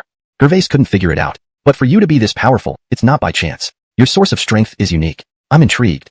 Gervais wanted to uncover Xianxia's secrets, using his abilities to strengthen himself. This was exactly what he desired. Hashtag chapter 153. Rescuing Tatiana alone. When the guard relayed Jaden's message to Ganon and the two brothers of the Jin family, the soldiers who had been playfully taunting their opponents suddenly became fierce. Their strength surged, swiftly overwhelming and killing the men Darren had brought along. Within seconds, everyone felt a sense of dread creeping over them. All began retreating, stopping only when they reached behind Darren. They were visibly uncomfortable, their hands trembling as they gripped their swords. Don't be afraid, just stay cautious. They aren't that strong. Don't let their momentum overwhelm you. Despite the words from Darren's guards, none of them dared to move forward, merely glancing at each other in fear. Darren knew in his heart that this battle was already lost. The two sides simultaneously told Xianxia and Darren, we have no more patience for your antics. This fight should end now. Their forces suddenly turned ruthless and chaotic, quickly decimating most of both sides. Even Xianxia felt a chill run down his spine, realizing these brothers had grown even stronger. Now, not only did he need to prevent them from using the soul-severing needles again, but he also had to stop them from attacking others. If they struck, how could anyone under his command possibly retaliate? Sometimes, even within the same realm of power, few could match their opponent's strength. The abilities displayed by some clearly indicated they would emerge victorious in unpredictable battles. They unleashed unprecedented force together, shocking both Darren and Xianxia into hurriedly retreating. Confronting them now might mean taking a loss. Both men stood ready, neither willing to advance first, which filled Ganon and the D with excitement. Without Xianxia and Darren's resistance, the outcome of this battle was already clear. Though neither side appeared rushed, both secretly wanted the other to suffer serious harm. You've already lost, said Ganon as he leaped forward. Your strength is nothing before me. Despite Darren's valiant efforts to resist, his actions proved futile. A massive strike sent him flying back, unable to mount any counterattack. Darren was genuinely stunned, still reacting to the tremors up his arm from the sword in his hand. His hand shook uncontrollably. Ganon laughed. One must know when to admit defeat in old age. Your attempts are worthless against me, Darren. You should retire and enjoy your twilight years instead of seeking death. Darren instructed his guard. Take the men and leave. Quentin Ju, we'll go together, the guard replied, unwilling to abandon his lord. He would not desert Darren. Go. Darren spoke sternly. If all of you stay, it would be suicide for my men. While I still have strength, take them away, or else no one will escape. The guard reluctantly steeled himself and commanded everyone to leave. They barely managed to flee before Jaden's army approached, with Darren holding them off. Go. Ganon was puzzled. By doing this, you cannot escape. Sacrificing yourself to save those irrelevant lives, do you really think this is wise? This is not for you to judge, Darren responded, trying to devise another plan to break free from Ganon's control. It seems you're not much of a threat after all. Jaden overethical strength would dissipate upon release. This should work. Xianxia signaled for the others to escape while he followed. But as they moved, many were killed by Jaden's special troops. Xianxia barely managed to rescue a few before dodging Flynn's attack using the Hansenjing Shadow Step, heading straight for the cell. He discarded his sword, clenched his fists, and focused his energy. Break. His punch caused Flynn to laugh. You've tried this before, and it won't work again. To everyone's surprise, Xianxia's fist shattered the cell door. How is this possible? Stunned, Flynn watched as Xianxia pulled Tatiana out and ran. Not yet free from the prison's influence, Xianxia flew upward, urging the remaining fighters below to retreat. The battle near Ju Elder has ended. If you don't leave now, none will escape. His cry roused them from their stupor, and they followed him hastily. Someone questioned Flynn. Lord, should we pursue them? No need, he replied indifferently. Ganon hasn't made a move, and we shouldn't either. Given the current situation, they might have contingencies. Let's rest and send fresh guards to watch. Also, keep the cell incident quiet. I'll report this to Lord Jaden shortly. Yes, sir. The battle finally ceased. Jaden emerged, eyeing a small squad hiding in the woods, though he couldn't discern their faces clearly. Time for you to act, Jaden observed as Xianxia led Tatiana away. Let's hope they don't disrupt our plans in the near future. Now is the best time to reorganize the Broken Peak. We cannot allow them to interfere. Your goal is to annihilate them completely. Only one figure nodded and vanished into the growing darkness. Although night hadn't fully descended, the atmosphere here was eerily unsettling. Hashtag chapter 154, the strategy of retreat to advance. Xianxia, you did not win. Saving Tatiana was indeed unexpected. Ignoring the prison's barrier, your methods have surprised me. Gervais said this without any pretense and then walked toward the main street. Even though he knew that under the current circumstances, few in Dujue Peak dared to move around outside, it wasn't an exaggeration to say that the main street was sparsely populated. He took out his communication device. Senior Ganon, Brothers Jin, our plan can begin. Understood. No sooner had the message been sent when several people from the Holy Hall emerged, led by Senior Ganon and the D. Though their numbers were not large, they carried items of varying quantities and went door to door, politely engaging with the residents and offering them gifts after each conversation. Once these visitors left, more people began to emerge from their homes, gradually restoring the usual hustle and bustle to the streets. People no longer feared to come out bravely from their houses. Those associated with the Jew clan were excluded, but Ganon brought a group to Half Summer Flower House, assuring the owner there would be no trouble if they resumed business. At first, Jillian was hesitant, but reality eventually convinced her. Many depended on Half Summer Flower House for their livelihoods, and she couldn't let a wrong decision ruin everyone's income and living standards. Having returned Tatiana to Darren, Xianxia idly observed the moon from a high vantage point, keeping watch over everything Gervais's people were doing. I didn't expect Gervais to start reorganizing Dujue Peak so soon. You're too impatient. Seeing someone approaching to knock on the door, Xianxia immediately left. These people were not ones to be trifled with. Getting caught would likely bring trouble, so he avoided confrontation by leaving early. Instead of returning directly to Yishan residence, he entered a tavern and disguised himself as a stranger. No one recognized him, and no one knew why this person had suddenly appeared here. However, in a place like Dujue Peak, outsiders were commonplace, and no one questioned it. They simply drank their own drinks and minimized interactions with strangers to avoid trouble. Xianxia occupied a table alone, and the tavern was just filling up. A few burly men outside, unable to find seats, grew angry. Seeing only Xianxia sitting at a large table alone, they approached. New to Dujue Peak, kid? Yes. People nearby whispered, these guys are picking on newcomers again. Looks like we'll have some entertainment tonight. Newcomers need to grow, and they must pay the price. Everyone laughed, knowing these troublemakers made them fearless of newcomers. Each time a newcomer arrived who wasn't connected to influential figures in Dujue Peak, no one cared. Xianxia raised an eyebrow. Haven't you seen someone is already here? Xianxia retorted. Or does this tavern belong to you? The man became furious. Brat, show some respect while I'm still in a good mood. If you anger me, you won't leave Dujue Peak alive. Xianxia glanced at the time. It wasn't yet the right moment to back down. The food has just arrived, and I haven't eaten yet. Wait until I finish, and I'll give you my seat. The man interrupted Xianxia, who was about to eat, and flipped the table. Eat your head off? If you won't let me eat, neither will you. All right, Xianxia sighed calmly. Looks like you're set on making trouble. He glanced at the kitchen. The tavern owner hadn't come out. I didn't expect Dujue Peak to be like this. Those without strength don't deserve to sit here. That's right. Unless you can beat me, you won't get a peaceful meal. Got it? The man, emboldened by his usual impunity, prepared to teach this brash newcomer heavy. Xianxia accepted the box silently and opened it before her, revealing the radiance of a unique stone. Only a rare stone could emit such brilliance. Tatiana identified it instantly. I didn't think Junior would give you this treasure. Xianxia clarified, he probably shouldn't have given it to me so soon. Right, Xianxia, Junior also wanted me to tell you that we'll adopt a strategy of retreat to advance. We won't confront Gervais's people directly. He believes you'll understand. Xianxia nodded. If that's the case, things will be busy from now on. I should go rest. Seeing him take the stone and prepare to leave, Tatiana hurriedly followed. Xianxia, what's happening? Do you need help? Focus on securing Yishan residence. Your father won't want you involved in outside matters, Xianxia advised. But don't be careless. Guard well here. If anything happens, it will depend on you. Great. Another troublesome task falls to me, Tatiana sighed, wanting to follow Xianxia's example. Don't worry, everything will be fine. They returned to their respective rooms, but in Xianxia's room, he ensured strong defenses were in place to detect anyone entering immediately. Hashtag chapter 155, the mysterious enemy at Xianxia. Both returned to their rooms, neither in a hurry to sleep. They sat strangely by the table, with Tatiana pondering the events of the day. Xianxia, on the other hand, opened the box containing the peculiar stone and examined it intently, as if searching for something. At some point, an unusual silence fell over Xianxia. There were no sounds of guards patrolling or maids bustling about. Even the mysterious protector had vanished, leaving Tatiana increasingly restless, unable to sleep. I wonder if he's asleep? In his room, Xianxia lit a lamp, casting a narrow beam of light that did not fully illuminate the space. The brightness was dim, almost as if the room remained in shadows. At least we've set up a special energy field beforehand. Most people wouldn't know anyone is still awake in here. Any rash intruders will regret their decision. Having finished admiring the stone, he placed it back in the box and took out a book. This contains basic information about Cal from the Hope Sanctuary. I wonder what use Darren had in mind when he gave me this. Xianxia detested reading, especially when it involved personal information. He barely glanced at the book before setting it aside. Now that Tatiana is back, the guards in the courtyard have increased. She should be safe. Blowing out the lamp, Xianxia lay down on the bed, closing his eyes. He drifted off to sleep, having not rested since drinking with Senior Fernan. His spirit had been fatigued, but there was nothing for it. The night was dark and stormy, an eerie calm prevailing outside. Pedestrians had long returned home. Even those who usually stayed up late were nowhere to be seen. Nightclubs, which normally operated around the clock, were tightly shut. There was no fear of thieves tonight. Suddenly, a group of individuals with strange behavior appeared from the opposite direction of the Hope Sanctuary. Cloaked in black robes, their faces obscured by darkness, they were nearly invisible. Their goal was clear, to charge directly toward Xianxia. They aimed to strike under cover of night, catching everyone off guard and delivering a fatal blow. Cal hoped to disrupt the peaceful atmosphere of Xianxia, at least temporarily immobilizing Darren and his people. This would buy time to reorganize plans for Duju Peak. Cal wanted to control Duju Peak's personnel completely, earning their trust and establishing himself as the true Josue before Darren launched any attack. In no time, they arrived near Xianxia's perimeter. They dared not approach too closely, knowing that Darren personally guarded the place. A closer advance would likely alert them. The Josue was astute, having anticipated this from the start. After waiting for everyone to assemble, he specifically warned against approaching Xianxia recklessly. Time dragged on, and some members began to succumb to fatigue. They only roused themselves upon being awakened by others, reminding each other of the mission ahead, rather than returning home. The Josue spoke, "No matter how much we resist, sleep will eventually catch us. Brothers, get ready. Once we've thrown Xianxia into chaos, our mission will be complete." Excitement surged among the men, weapons brandished, eager to pounce and surprise their enemies. Remember, if captured, do not betray your brothers or our Josue. If you survive by chance, I will not forgive you.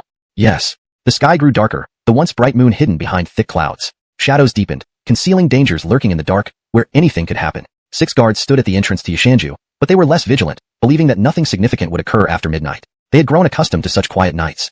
One guard told a joke, and the mood lightened. Laughter broke the tension. Apparently, Wang Er's wife was beautiful, yet ended up with a slob. Both died after her husband found out. I've heard that version too, but it seems someone else was responsible. The kicker is, she was so stunning, yet wore a huge green hat for him. When discovered, she tried to explain herself. Another chimed in, true. Her husband even greeted them kindly when he returned from drinking. Ha ha ha. The laughter dispelled the strange atmosphere until someone remarked, brothers, the moon is obscured tonight. Something doesn't feel right. We need to be cautious. The enemy might take advantage. Wow, what can happen this late? Those Hope Sanctuary kids are probably fast asleep. You're just being paranoid. Another replied dismissively. As if on cue, movement nearby startled the guards, their smiles fading instantly. Did you hear something? It's gone now. Shanib, they're hiding? The 4 guarding the door called out. What are you 2 doing over there? Come back if everything's fine. Senior Darren will inspect us. Return quickly if there's nothing happening. Without the moonlight, visibility was non-existent. Only the entrance was illuminated. Understood. The 2 inside responded, but failed to return. Sensing something amiss, 2 more guards moved to investigate. They're dead, came a voice from the darkness. The remaining guards felt an intense sense of danger. Come back quickly. Before they could react, sounds of struggle echoed through the darkness, followed by thuds as bodies hit the ground. Alert Senior Darren immediately. Someone's here. They sent a signal into the sky. By the time 2 guards reacted, attackers had silently closed in, dispatching them with swift strokes. And thus they died. The objective, find Tatiana and Xianxia. Kill the rest if possible. Splitting into smaller teams, they infiltrated various parts of Xianxia. Darren received word immediately, rushing to the entrance and